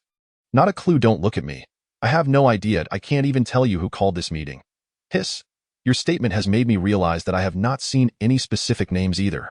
A professor with graying temples furrowed his brow slightly and murmured, "I came here for the meeting only after receiving a notification from above. So did I." Just as the crowd began to murmur among themselves, the grand hall's doors slammed shut with a resounding bang, and several soldiers clad in crisp military uniforms began distributing confidentiality agreements to the attendees. Witnessing this scene, the audience's pupils constricted slightly. This meeting is quite a significant affair. I just took a glance around, and most of those present are academicians and professors from the mining and mechanical engineering departments. A fellow academician whispered, "I suspect that Xiagua may have discovered some immensely difficult to extract large deposits. However, wait a moment, I haven't heard anything about Xiagua discovering a new vein recently." Meanwhile, Yongchang, dressed in formal attire, slowly ascended to the podium. Looking at the crowd beneath him, he composed himself, reached out, and activated the projector. "Ladies and gentlemen, allow me to introduce myself. I am Yongchang, the inaugural director of the Xiagua Space Administration. Since you have all signed the confidentiality agreements, I shall not beat around the bush. The primary purpose of convening you all here is to advance the Moon Palace project." As Yongchang's words echoed in the hall, a large title appeared prominently on the projection screen. "Fully Automated Lunar Mining Project." Boom! In an instant, the hall erupted into a flurry of discussions. The academician who had speculated about Xiagua discovering a large deposit stared in disbelief at the words on the screen. "Good heavens! This is a genuine large deposit. First, we need to clarify the mineral resources on the moon." Speaking thus, Yongchang clicked the mouse to switch the PowerPoint slide. A high-definition thumbnail of the moon appeared on the projection screen. 40 oxygen, 20 silicon, 14 aluminum, calcium, and trace amounts of titanium, manganese, magnesium, chromium, and most importantly, helium, 3 resources. The principal objective of the Moon Palace project is to obtain the abundant helium, 3 resources found in lunar regolith. It is estimated that the helium-3 content in lunar soil exceeds 1 million tons. Extracting 1 ton of helium-3 from lunar soil yields 6,300 tons of hydrogen, 70 tons of nitrogen, and 1,600 tons of carbon. Besides these fundamental resources, the titanium iron ore found in the lunar basalt is also a focal point of the Moon Palace project.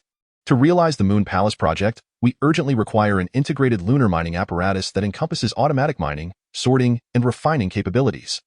This will also be the task assigned to each of you moving forward.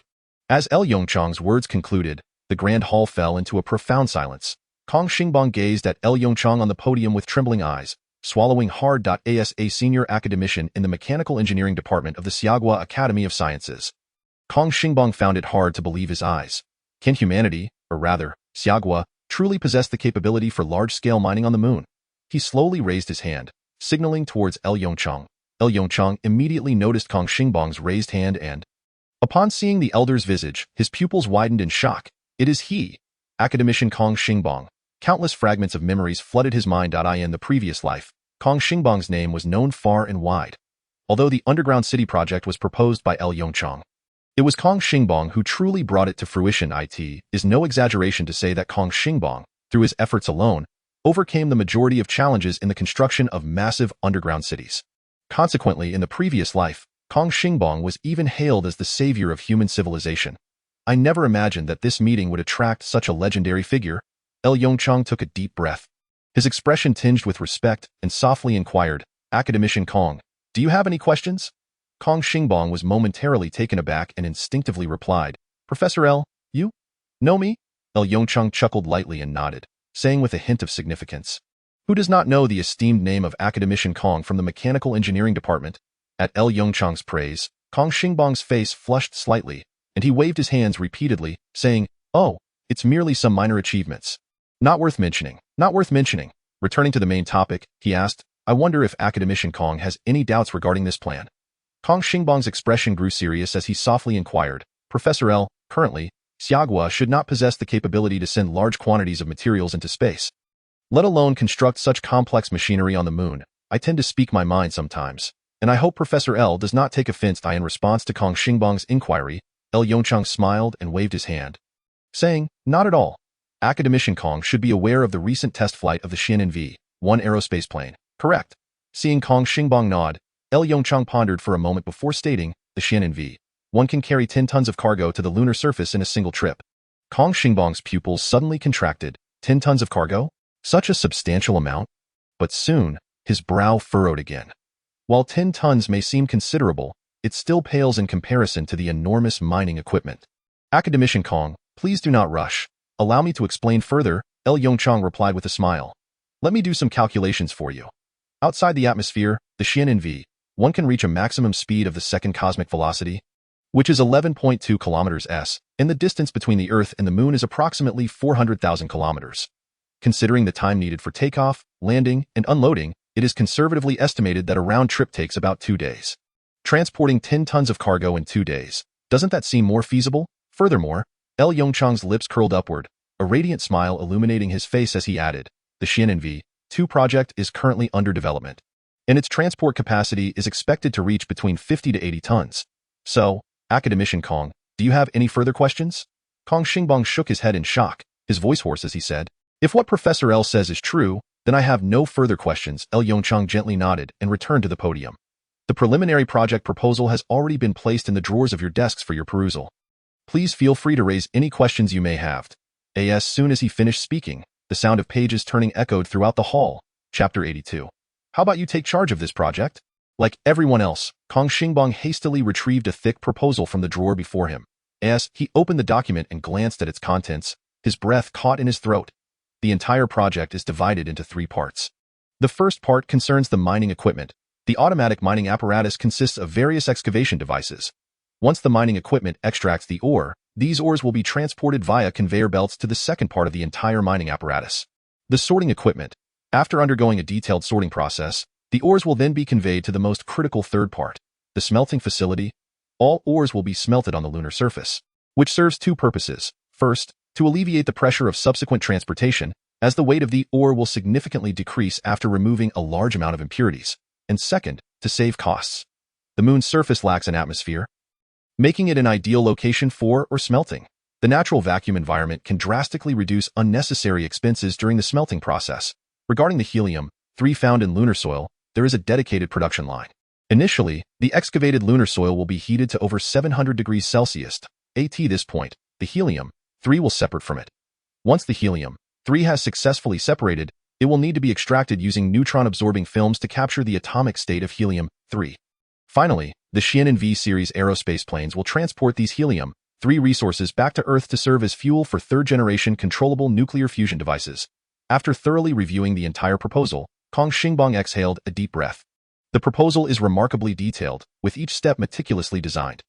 However, this does not imply that it is without flaws. On the contrary, this proposal has a critical deficiency. It provides only a framework, lacking a detailed implementation plan. Upon realizing this, Kong Xingbang's brow furrowed instantly. Academician Kong, what are your thoughts on this proposal? Yongchang noticed Kong Xingbang's expression and immediately inquired. Kong Xingbang hesitated. Speaking out directly could offend someone, yet considering the far-reaching implications of this proposal, he steeled himself and voiced the concerns he had noted. To Kong Xingbang's surprise, Yongchang not only showed no sign of displeasure but instead burst into hearty laughter, exclaiming, "Ha ha ha, as expected of Academician Kong. Your insight is indeed sharp. Mechanical design is not my forte, and haphazard designs would only invite ridicule, so I intentionally left it blank." Kong Xingbang's expression turned peculiar in an instant. From this remark, it seemed that this proposal could not have been solely crafted by Yongchang. When he inquired further, Yongchang nodded as if it were a matter of course. Of course, I completed it myself. You don't think anyone else in the Aerospace Research Institute could assist me with this, do you? Kong Xingbang, oh no, he has been outdone. Not to mention anything else, just based on the detailed proposal. Kong Xingbang believes that Yongchang's expertise in mechanical engineering is sufficient to surpass most of the professors present. And yet, Yongchang claimed he was not proficient in this area. Academician Kong, may I inquire if you have conducted any research on lunar mining? Just as Kong Xingbang was contemplating the relentless advancement of the new generation, which leaves the old in its wake, he was interrupted by Yongchang's inquiry. Kong Xingbang pondered for a moment before slowly stating, the foremost challenge in lunar mining lies in addressing material issues, in the ultra-vacuum and extremely low-temperature environment of the lunar surface. Seals and lubricants are prone to deterioration. Moreover, equipment will inevitably encounter problems related to fatigue, ductility, and surface friction. The impacts of micrometeorite bombardment and lunar dust must also be accounted for. Additionally, given that lunar gravity is only 1/6 that of Earth's, the stability of mining equipment presents a significant concern. As he listened to Kong's articulate discourse, Yongchang's eyes began to sparkle with interest. Academician Kong, how about you take charge of this project? Kong Xingbang was taken aback. What? After a delightful discussion, Kong Xingbang joyfully accepted the responsibility. Well then, this concludes the meeting regarding the Lunar Palace project. With a sense of relief, Yongchang nodded in satisfaction, directing his gaze toward a corner of the grand auditorium. Next, we shall address the second project, the Biosphere 2 initiative. A few seemingly inconspicuous biology professors exchanged glances, their eyes igniting with excitement. Once the professors specializing in mining and mechanical engineering vacated the auditorium, the biology professors hastened to Yongchang's side. Professor L, are you certain you wish to initiate the Biosphere 2 project? Is the Biosphere 2 plan you mentioned the one from the United States? Faced with a barrage of questions, Yongchang quickly extracted several project proposals from a pile of documents and presented them to the biology professors. As they perused the proposals, Yongchang settled into his chair, gently closing his eyes. With a shift in his thoughts, a glimmer of light emerged from the depths of his mind, swiftly transporting his consciousness into that emerald-hued realm. On the previously dim technological tree, several white luminescent points began to shine. Nuclear energy control, fusion reactor miniaturization technology, electric propulsion system, preliminary mastery of Hall thrusters. These once dim indicators now radiated white fluorescence. A slight movement of Yongchang's eyes shifted his gaze to the side. Beside the Hall thruster technology, a faint white line appeared, connecting a series of sequentially dim indicators. Nuclear energy control, helium, 3 fusion, or biosphere, artificial ecosystem technology, hibernation technology, space elevator technology, spaceport technology. At the end of his line of sight, a dimmest indicator materialized before Yongchang. Starship manufacturing. With another thought, he exited the mental system. A soft sigh escaped his lips. According to the divisions on the technological tree, humanity remained exceedingly distant from the capability to construct starships. From his recent explorations, he thoroughly understood the system's function in his mind. Primarily, and most importantly, it provides guidance toward the most accurate scientific research directions. Furthermore, he could gauge his mastery of each technology by observing the brightness of the indicators. Beyond that, everything else relied on his own efforts. Chapter 83. Rest assured, the funding is ample. Based on the brightness levels of the indicators within the system, he discerned his current grasp of these foundational technologies. If he were to assign a level to the brightness of the indicators, the one representing helium-3 fusion had reached a remarkable 90 of its normal luminosity. This aligned perfectly with Yongchang's current situation. The primary obstacle delaying helium-3 fusion was the issue of raw materials.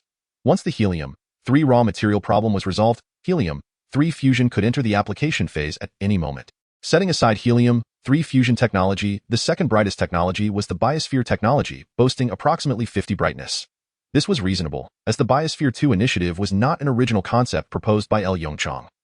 It was initially a micro-artificial ecological circulation system established by the United States. As for Biosphere I, it naturally referred to Earth, the cradle of human existence. The project's original intent was to demonstrate the feasibility of a closed ecological system supporting and sustaining human life in outer space. In simpler terms, it sought to ascertain whether humanity could recreate a stable, closed ecological system beyond Earth. This technology holds immense significance for interstellar exploration. The United States Biosphere 2 project occupies an area of 13,000 square meters and stands approximately 8 stories tall, constructed as a sealed steel-framed glass structure. To perfectly simulate Earth's environment, Biosphere 2 emulates most of Earth's ecosystems, including deserts, marshes, scrublands, rainforests, tropical grasslands, and even oceans. Furthermore, to authentically replicate Earth's ecological environment, around 4,000 species were introduced into the biosphere, comprising approximately 3,000 species of animals and plants, and about 1,000 species of microorganisms. To ensure complete isolation from the external environment, decades ago, the United States even poured a 2-meter-thick layer of concrete beneath the entire structure. Additionally, all doors and windows of Biosphere 2 underwent rigorous sealing treatment, rendering its airtightness extraordinarily high, akin to a second world. Upon project completion, the United States dispatched several scientists to conduct research within for several years. According to the original design of the American scientists, once Biosphere 2 commenced operation, it would evolve into a self-sustaining entity, with energy sourced from the sun while achieving perfect self-circulation for everything else.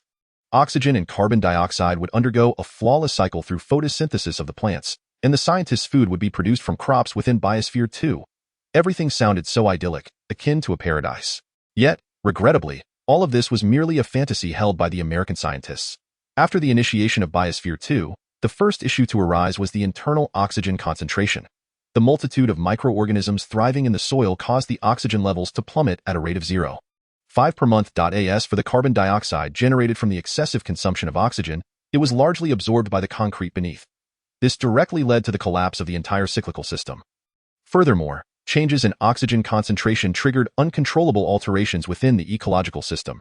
Pollinating insects became extinct, ants and cockroaches proliferated unchecked, and tropical rainforest plants grew rapidly. Even the scientists who entered the biosphere quickly became emaciated. Ultimately, the result was that external personnel had to pump pure oxygen into the biosphere. The moment pure oxygen was introduced into Biosphere 2, the entire plan was deemed a failure.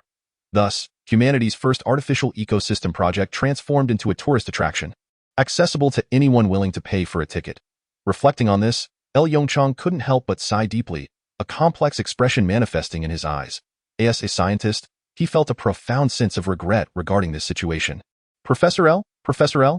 A gentle call from the side interrupted Yongchang's reverie. He opened his eyes and turned toward the source of the voice. A few biology professors looked at him with eager expressions. Professor L, we have finished reviewing the proposal, Yongchang chuckled softly. You all are professors specializing in artificial ecosystems, correct? Do you have any additions or suggestions regarding the plan? The leading professor's expression grew somewhat serious. After a moment of contemplation, he spoke in a low voice. If I am not mistaken, Professor L, you must have reference data from the United States, correct? Upon hearing this, Yongchang couldn't help but smile. He waved his hand dismissively. Oh, why put it so nicely? What borrowing or referencing? I merely addressed a few apparent issues. If you wish to call it copying, I would readily accept that. So, is there any major problem with the project? With a ready template at hand, why would he assume the role of a saint, spending exorbitant amounts to conduct his own research? That would indeed be akin to having one's brain kicked by a mule. At worst, if successful, he could simply extend a verbal acknowledgement to the United States.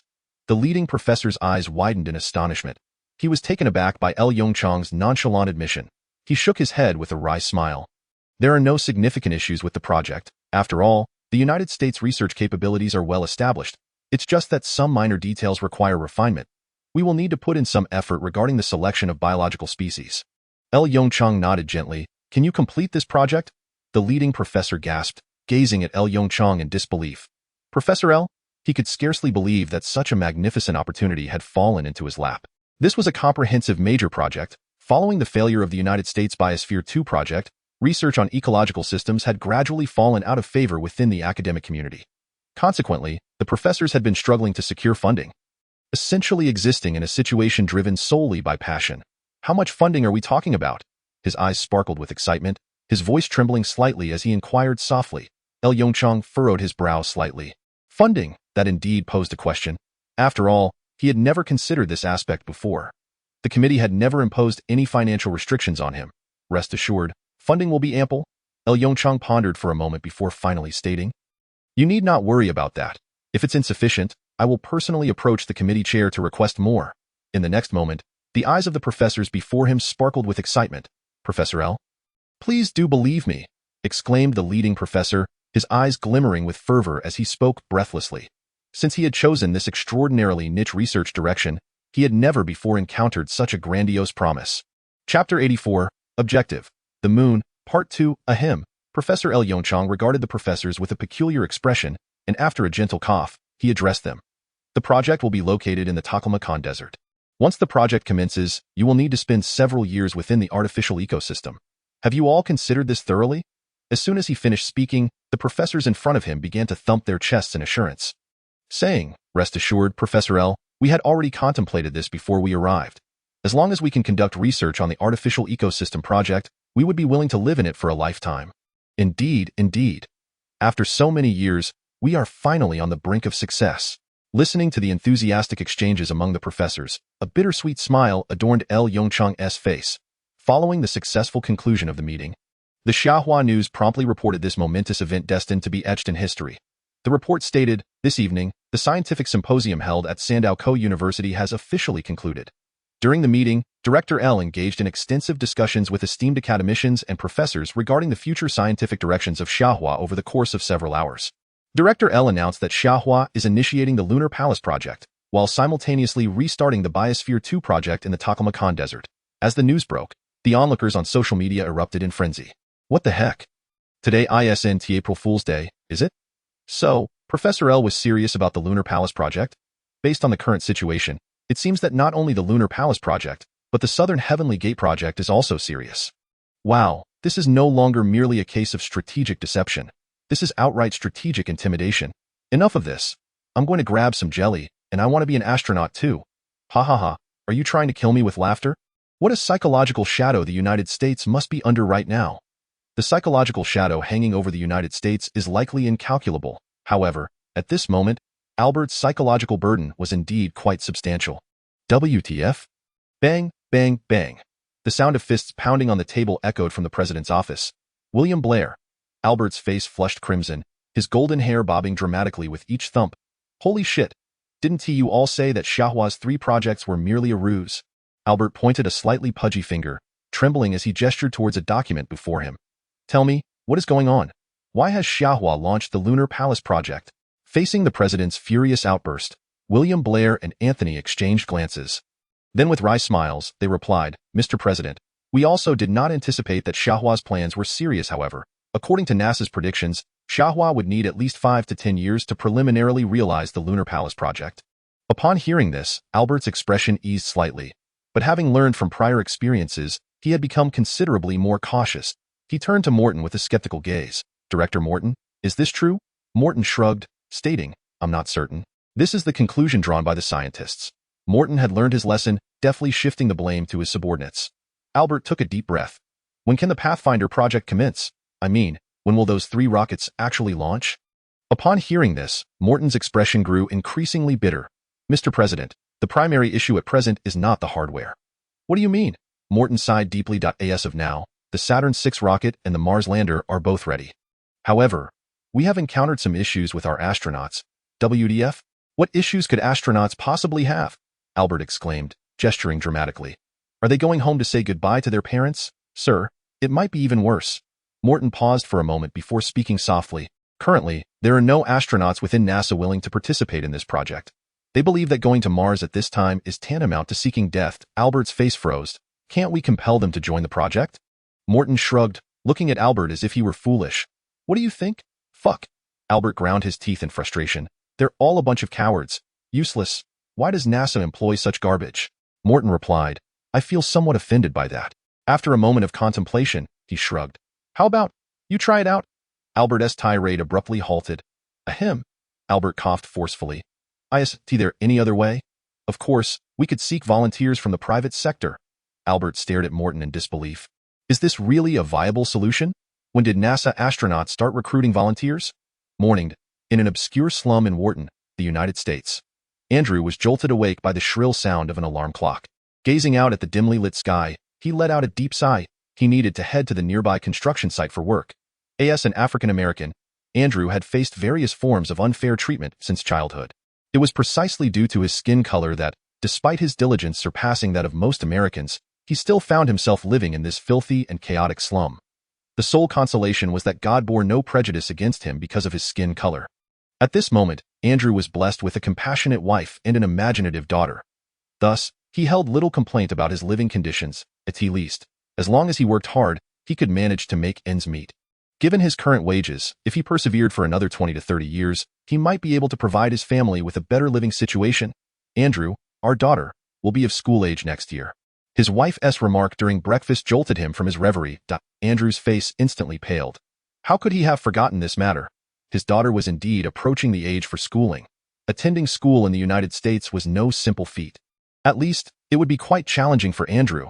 I will find a way, Andrew stammered, his pale lips parting as he spoke bitterly. It seemed he would need to find a part-time job as well. With a heavy heart, he turned on the old television nearby. An emergency news bulletin interrupted the programming. The United States authorities have announced the launch of the Mars landing project within a month, codenamed Pathfinder.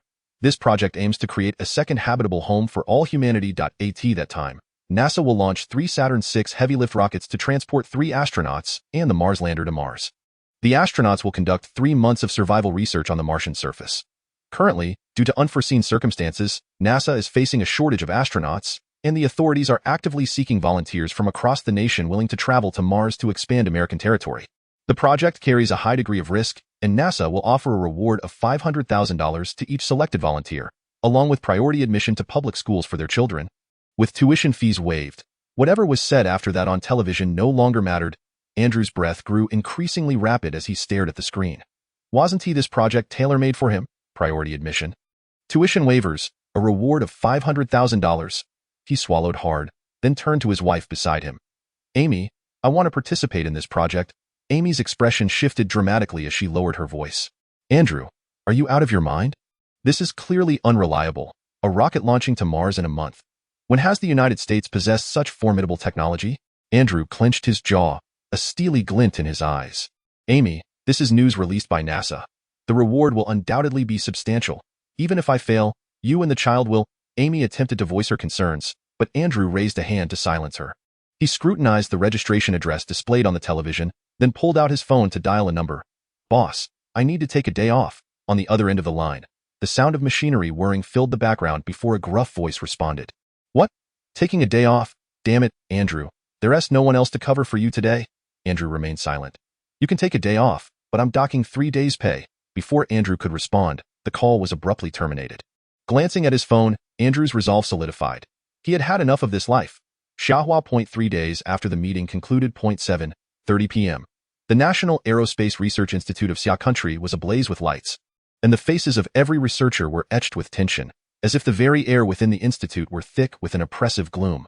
Outside, the sleek, obsidian-hued Zuinv one lay quietly on the launch pad, while the blinking signal lights seemed to herald the momentous event about to unfold that night.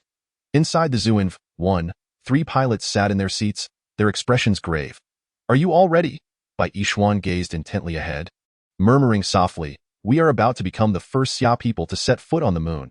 A deep exhale escaped Hong Fan as he released a breath of pent-up anxiety, rubbing his stiff face with vigor. Observing this, Xia Wani's lips curled into a faint, somewhat strained smile. What's the matter? Can't handle the pressure already? Hong Fan rolled his eyes in exasperation, taking several deep breaths before replying quietly. I am just a bit taken aback. Who would have thought that Professor LV would assign us a mission to the moon just a day after the meeting? We weren't given any time to prepare. Bai Yishuan, hearing Hong Fan's lament, couldn't he help but smile ruefully. Not only Hong Fan, but he too hadn't anticipated this. Though he had long known that Zuinv one would eventually land on the moon, he never expected the day would arrive so swiftly. A crackling sound interrupted their thoughts through the radio. Moments later, a clear voice emerged. Zuinv one, respond if you receive. Bai Yishuan's expression shifted slightly as he pressed the communication button. Zuinv one received, please proceed. LV Yongchang's voice came through promptly. Zuinv one, be advised, there are 15 minutes until launch. Received, Bai Yishuan replied while adjusting several controls on the panel before him. A low hum resonated from beneath their feet. The readings on the display indicated that the neutron dosage detector was registering activity. The fusion reactor had begun its operations. Everyone, relax a little. LV Yongchang chuckled lightly. It's merely a trip to the moon. Bai Yishuan couldn't help but smirk bitterly. Merely a trip to the moon? How casually he spoke. Professor LV, may I ask you a question? Xiaowani's voice echoed through the radio. Yes, go ahead. As the launch approached, LV Yongchang's demeanor had softened significantly, striving to alleviate the psychological burden on the pilots. Sensing his calm tone, Xiaowani bit her lip gently, speaking in a hushed tone. Professor LV, may I inquire about the success rate of this lunar mission? Wani? Bai Yishuan's countenance shifted, admonishing her softly. Is this the time to be asking such questions? After shooting a reproachful glance at Xiaowani, he quickly turned to LV Yongchang, offering an apology. Professor LV, I'm sorry. Xiaowani is feeling a bit overwhelmed. Her earlier words before he could finish, LV Yongchang interrupted. It's all right, I understand. After all, this is the first manned lunar mission for Xia Country. Feeling tense is entirely normal. After a brief pause, LV Yongchang's voice resonated once more. Wani, in aerospace endeavors, there is never a 100% success rate. I trust you are aware of this as well as I am. At that moment, Xiaowani's eyelashes fluttered slightly. He spoke true. Even Xia Country had faced numerous challenges in its aerospace development journey. While it was impossible to ascertain the exact success rate, I can assure you of one thing. The Zuinv one in this lunar mission have undergone rigorous validation by all of US. At least, theoretically, you should not encounter any dangers. LV Yongchang's steady and reassuring voice flowed through the pilots' headsets, bringing a semblance of calm to their restless hearts. Bai Yishuan cast a glance at the time and the various readings on the instruments, inhaling deeply. Report, Zuinv one is in normal condition and ready for launch. Upon hearing this, LV Yongchang's expression sharpened immediately, an aura of authority emanating from him. Launch approved, countdown begins, 30 seconds, 3, 2, 1, liftoff. Wishing everyone a safe journey. with LV Yongchang's command. A cerulean flame erupted from the tail of the Zhuan-1.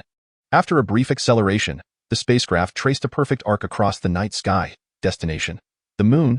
Chapter 85. It's right above us in the United States, at NASA headquarters. A researcher wearing gold-rimmed glasses yawned as he pushed open the office door and ambled over to the coffee machine. While waiting for his brew, he glanced at the clock on the wall. It was 8:30 a.m. In a wonder the office was deserted. A flicker of annoyance crossed the researcher's face. If it weren't for that damned alarm clock malfunctioning, he wouldn't have arrived at the office so early. Just then, a shrill alarm blared from the nearby computer. He jolted, hastily shutting off the coffee machine and striding towards the source of the alarm. Upon seeing the bright red alert flashing on the computer screen, his pupils dilated in shock. Jesus, what is Xia country up to now? Without a moment to ponder, he snatched the phone and dialed a number. Quick, connect me to Director Morton.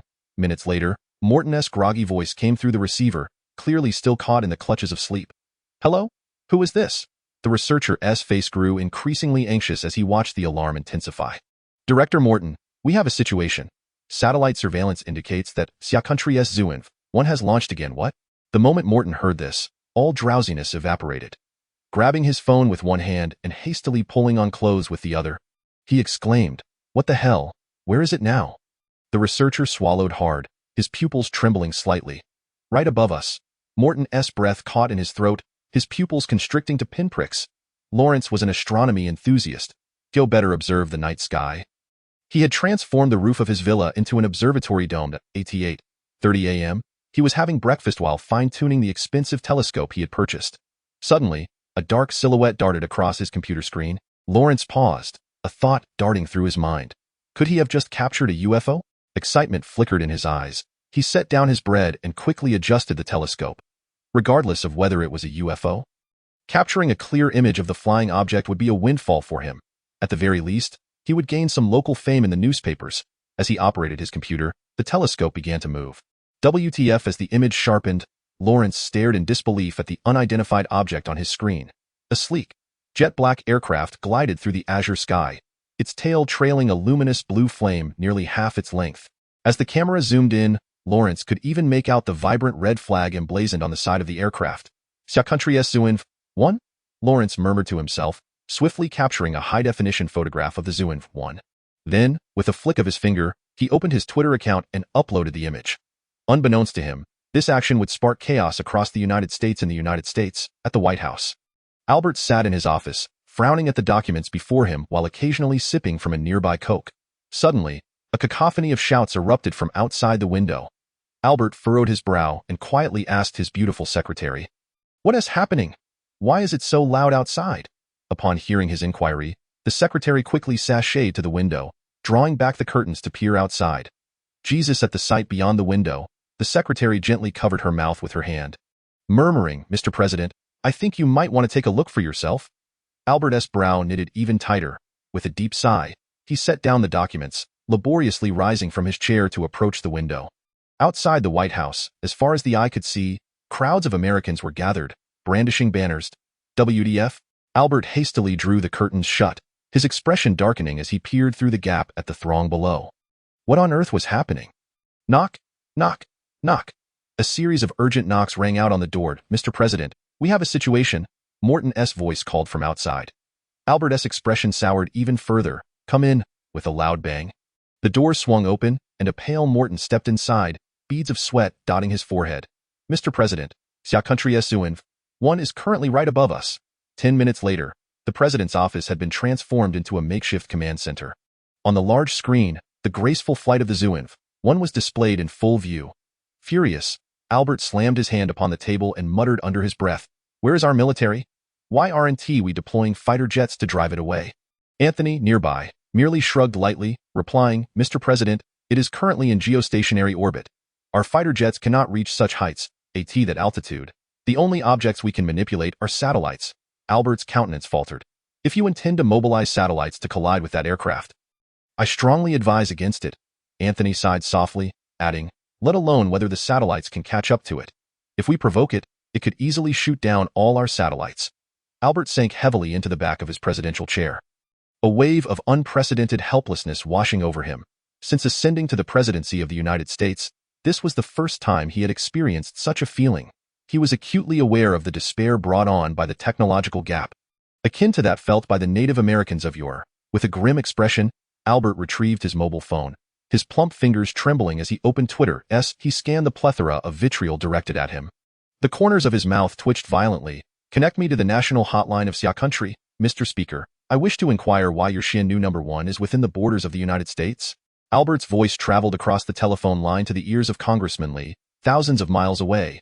A glimmer of amusement flickered in Li's eyes as he responded with feigned astonishment. Mr. Albert, did you just say Xiannu no?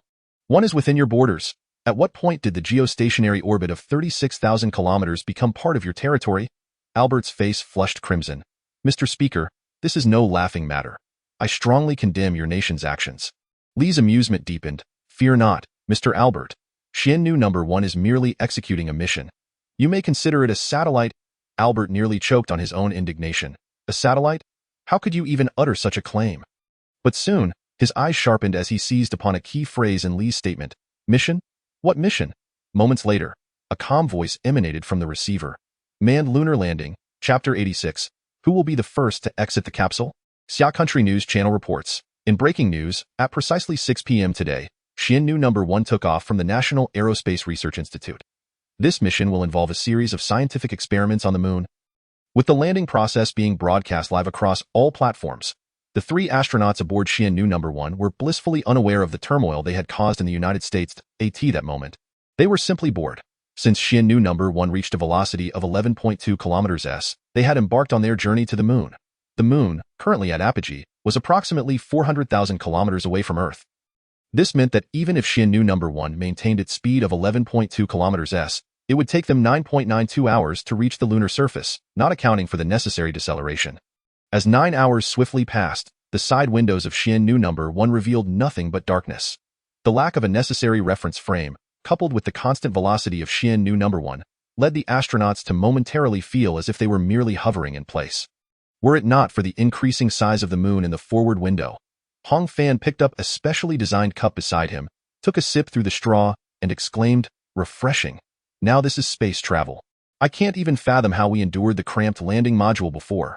Regrettably, Professor LV was not with them this time.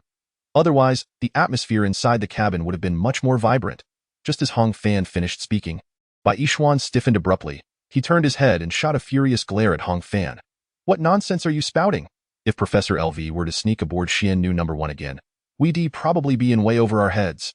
With that, Bai Yishuan glanced back. Seeing the empty passenger seats behind him, he sighed with relief. Beep, attention.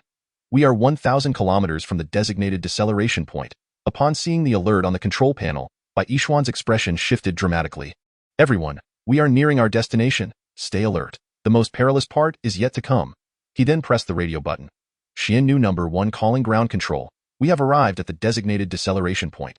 Please advise. After 9 hours of travel, Xiannu number 1 was now 360,000 kilometers from Earth. Even with radio signals traveling at the speed of light, there was a delay of 2.4 seconds for the round trip. Moments later, a voice laced with static crackled through the headphones. Ground control received. Everything is proceeding according to plan. Following the command, Bai Yishuan's demeanor shifted slightly as he adjusted several buttons on the console, softly stating, everyone, check your seatbelts. Xiannu number 1 is about to decelerate. As the final button was pressed, the hull thrusters of Xiannu number 1 gradually shut down. Simultaneously, the engine nozzles located at its belly slowly redirected. A blue flame shot forth in the direction of Xiannu number 1's trajectory. Gazing at the silvery orb occupying the entire window, Bai Yishuan inhaled deeply. Next up is the most dangerous moment of the entire process. Ground control, this is Xiannu number 1. We have reached lunar synchronous orbit. Requesting to land, repeat, requesting to land. After a brief delay, a voice crackled over the radio. LV Yongchang's voice, tinged with urgency. Landing approved, proceed as planned.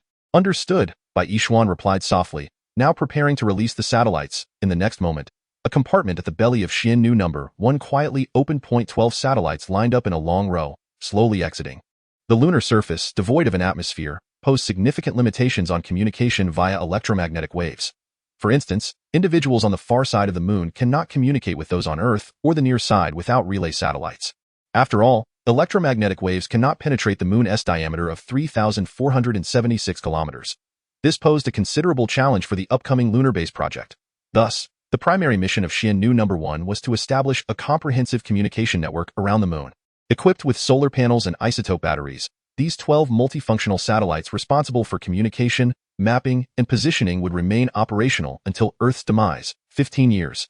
The tranquil surface of the moon was riddled with pockmarked craters, glistening in silvery light under the sun's rays. There were no signs of life. The entire celestial body was suffused with an aura of desolation. Suddenly, a shadow flitted across the luminous lunar surface. In the next instant, a sleek, jet-black aircraft descended gracefully. A blue flame, perpendicular to the lunar surface, erupted from the aircraft's belly as it touched down. At that moment, a cloud of silvery lunar dust was kicked up, slowly settling under the moon's feeble gravity. Xia Wani gazed dreamily out the window at the mesmerizing scenery. So, we should be the first Xia nationals to set foot on the moon, right? Hong Fan nodded. Absolutely, Xia Wani murmured. So, who will be the first to step down? As soon as the words left her lips, a palpable tension enveloped the interior of Xiannu No. 1. Who would be the first to disembark? This was a serious question. After all, only the champion would be etched in memory. Take Mount Everest, for example. Everyone knows it as the highest peak, but few can name the second highest, K2. How about we settle it with a game of rock, paper, scissors? Agreed, I concur. 1 minute later. No, best of 5. Hong Fan exclaimed, his face twisted in determination. I refuse to believe I can't win even once. Another minute passed. Best of 7, another minute. How about best of 9? Bai Yishuan shot a sideways glance at Hong Fan, adjusting his expression. Since the results of the game are in, the order is set. First is Wani, second is me, and third is Hong Fan. Any objections? Hong Fan looked at Xia Wani with a bittersweet expression. So, Wani, you'd be the first human female to set foot on the moon. Xia Wani's eyes brightened. She had almost forgotten. Xiannu No. 1? Can you hear me? A slightly anxious voice from LV Yongchang crackled through the helmet's radio. What is your status? Have you not landed yet? Thanks to the assistance of the 12 communication satellites, LV Yongchang's voice was significantly clearer now. Bai Yishuan's expression stiffened. After connecting the radio, he shot a warning glare at his companions. Xiannu No. 1 received. We have successfully landed. Chapter 87. The flagpole left by the United States. Phew, that's good. L. Yongchang stood at the command platform, exhaling slightly. Your report arrived 2 minutes later than anticipated. What transpired? Bai Yishuan's eyelid twitched involuntarily. What could he possibly say in response? Was it due to a delay from a game of rock, paper, scissors? Coughing lightly, Bai Yishuan, his eyes filled with embarrassment, replied, Professor L, we were just deliberating on who would disembark from the aircraft first. L. Yongchang, how is your physical condition? He deftly shifted the topic, refraining from probing into the details of their discussion. Bai Yishuan breathed a sigh of relief, his tone growing markedly serious. Report. The 3 astronauts are in excellent condition. They are ready to exit the cabin for the lunar mission. Good. Proceed as planned. Bai Yishuan took a deep breath and was the first to unfasten his safety belt. Everyone, it is time to prepare for the exit. Half an hour later, the 3 astronauts, clad in their spacesuits, slowly entered the pressurized chamber at the base of Xiannu No. 1 spacecraft. Bai Yishuan pressed the switch. A clear prompt sounded in their helmets. Pressure equalization in progress. Pressure has been equalized. With the sound of the prompt, the pressurized chamber had already reached a vacuum state. Bai Yishuan exchanged a knowing glance with Xia Wani and whispered, Wani, it's your turn. Upon hearing the captain's command, a flicker of excitement ignited in Xia Wani's eyes. The first citizen of Xia to set foot on the moon, the first female human to do so. These 2 titles acted like a potent stimulant, constantly invigorating her nerves. She swallowed hard, moistening her slightly dry lips with her tongue. Then, she stepped forward, her hands grasping the circular handle of the hatch connecting the pressurized chamber to the outside world. With a gentle exertion, the hatch began to move. The hatch slowly opened. A silvery ladder was gradually lowered. Simultaneously, a green working indicator light illuminated on a camera positioned on the ladder. The camera lens slowly panned, faithfully recording every action of Xia Wani. Each frame of footage, once compiled, transformed into an electromagnetic signal, racing towards Earth at the speed of light. Ground Command Center. Observing the slightly blurry transmission images on the screen, every researcher felt their heart race. L. Yongchang swallowed hard, clenching his fists with determination. Failure was not an option. Xia Wani did not disappoint the hopes of everyone. Minutes later, her feet firmly planted on the moon's surface. Littered with gravel and dust, she left a deep footprint. At the moment she waved a vibrant red flag toward the camera, the entire command center. No, the entire nation of Xia erupted in jubilation. We have succeeded. We have triumphed. Beside him, Chao Liangkai clapped Yongchang on the back with enthusiasm. Ha ha ha, young man, well done. At last, we have caught up with the Americans. A faint smile graced Yongchang's lips as he murmured to himself, caught up? Merely catching up is insufficient. The Xia National News Weibo account promptly released a pre-prepared article. Warm congratulations on the successful lunar landing of Xian No. 1, as all 3 astronauts set foot on the lunar surface. The cameras ceased recording. The subsequent content was no longer suitable for live broadcasting. What shall we do with this red flag? Xia Wani waved the flag in her hand and, via radio, softly inquired. Hearing her question, Hong Fan instinctively turned to survey the desolate surroundings. The ground was strewn with gravel and fine dust. Suddenly, an unusual sight caught his attention.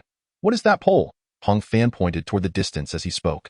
Bai Yishuan glanced over, frowning slightly, and quietly replied, that must be left by the Americans. I remember this is the landing site of Apollo 11. After all these years, exposed to cosmic rays and solar winds, the flag must have turned to dust by now. Hong Fan's eyes widened in understanding, so that means our flag. Bai Yishuan chuckled softly. Rest assured, Professor L has already considered this issue. As long as our red flag isn't struck by a meteorite, it should last for at least a few hundred years. And no sooner had he spoken than he shrugged and added, of course, I mean under normal solar conditions to AS for where we should plant our flag. A mischievous smile appeared in Bai Yishuan's eyes. How about we place it right next to the American flagpole for comparison? Hong Fan was taken aback, responding with mild annoyance. Why not just pull down the American flagpole? After all, it's been nearly eroded by solar winds. While speaking, Hong Fan quickened his pace toward the flagpole left by the Americans. No. Bai Yishuan's tone suddenly grew serious as he grasped Hong Fan's arm, stating firmly, regardless of the circumstances, this is a symbolic marker in the evolution of human civilization, and we must accord it fundamental respect. Hong Fan paused in surprise. He had never seen Bai Yishuan so grave before. The next moment, Bai Yishuan shrugged. This is what Professor L and I discussed. He anticipated this scenario before launch. That makes a certain amount of sense, Hong Fan replied. Let's plant our flag beside it. Looking at the vivid red flag before him, Bai Yishuan momentarily lost himself in thought. One day, we will plant this red flag throughout the entire solar system.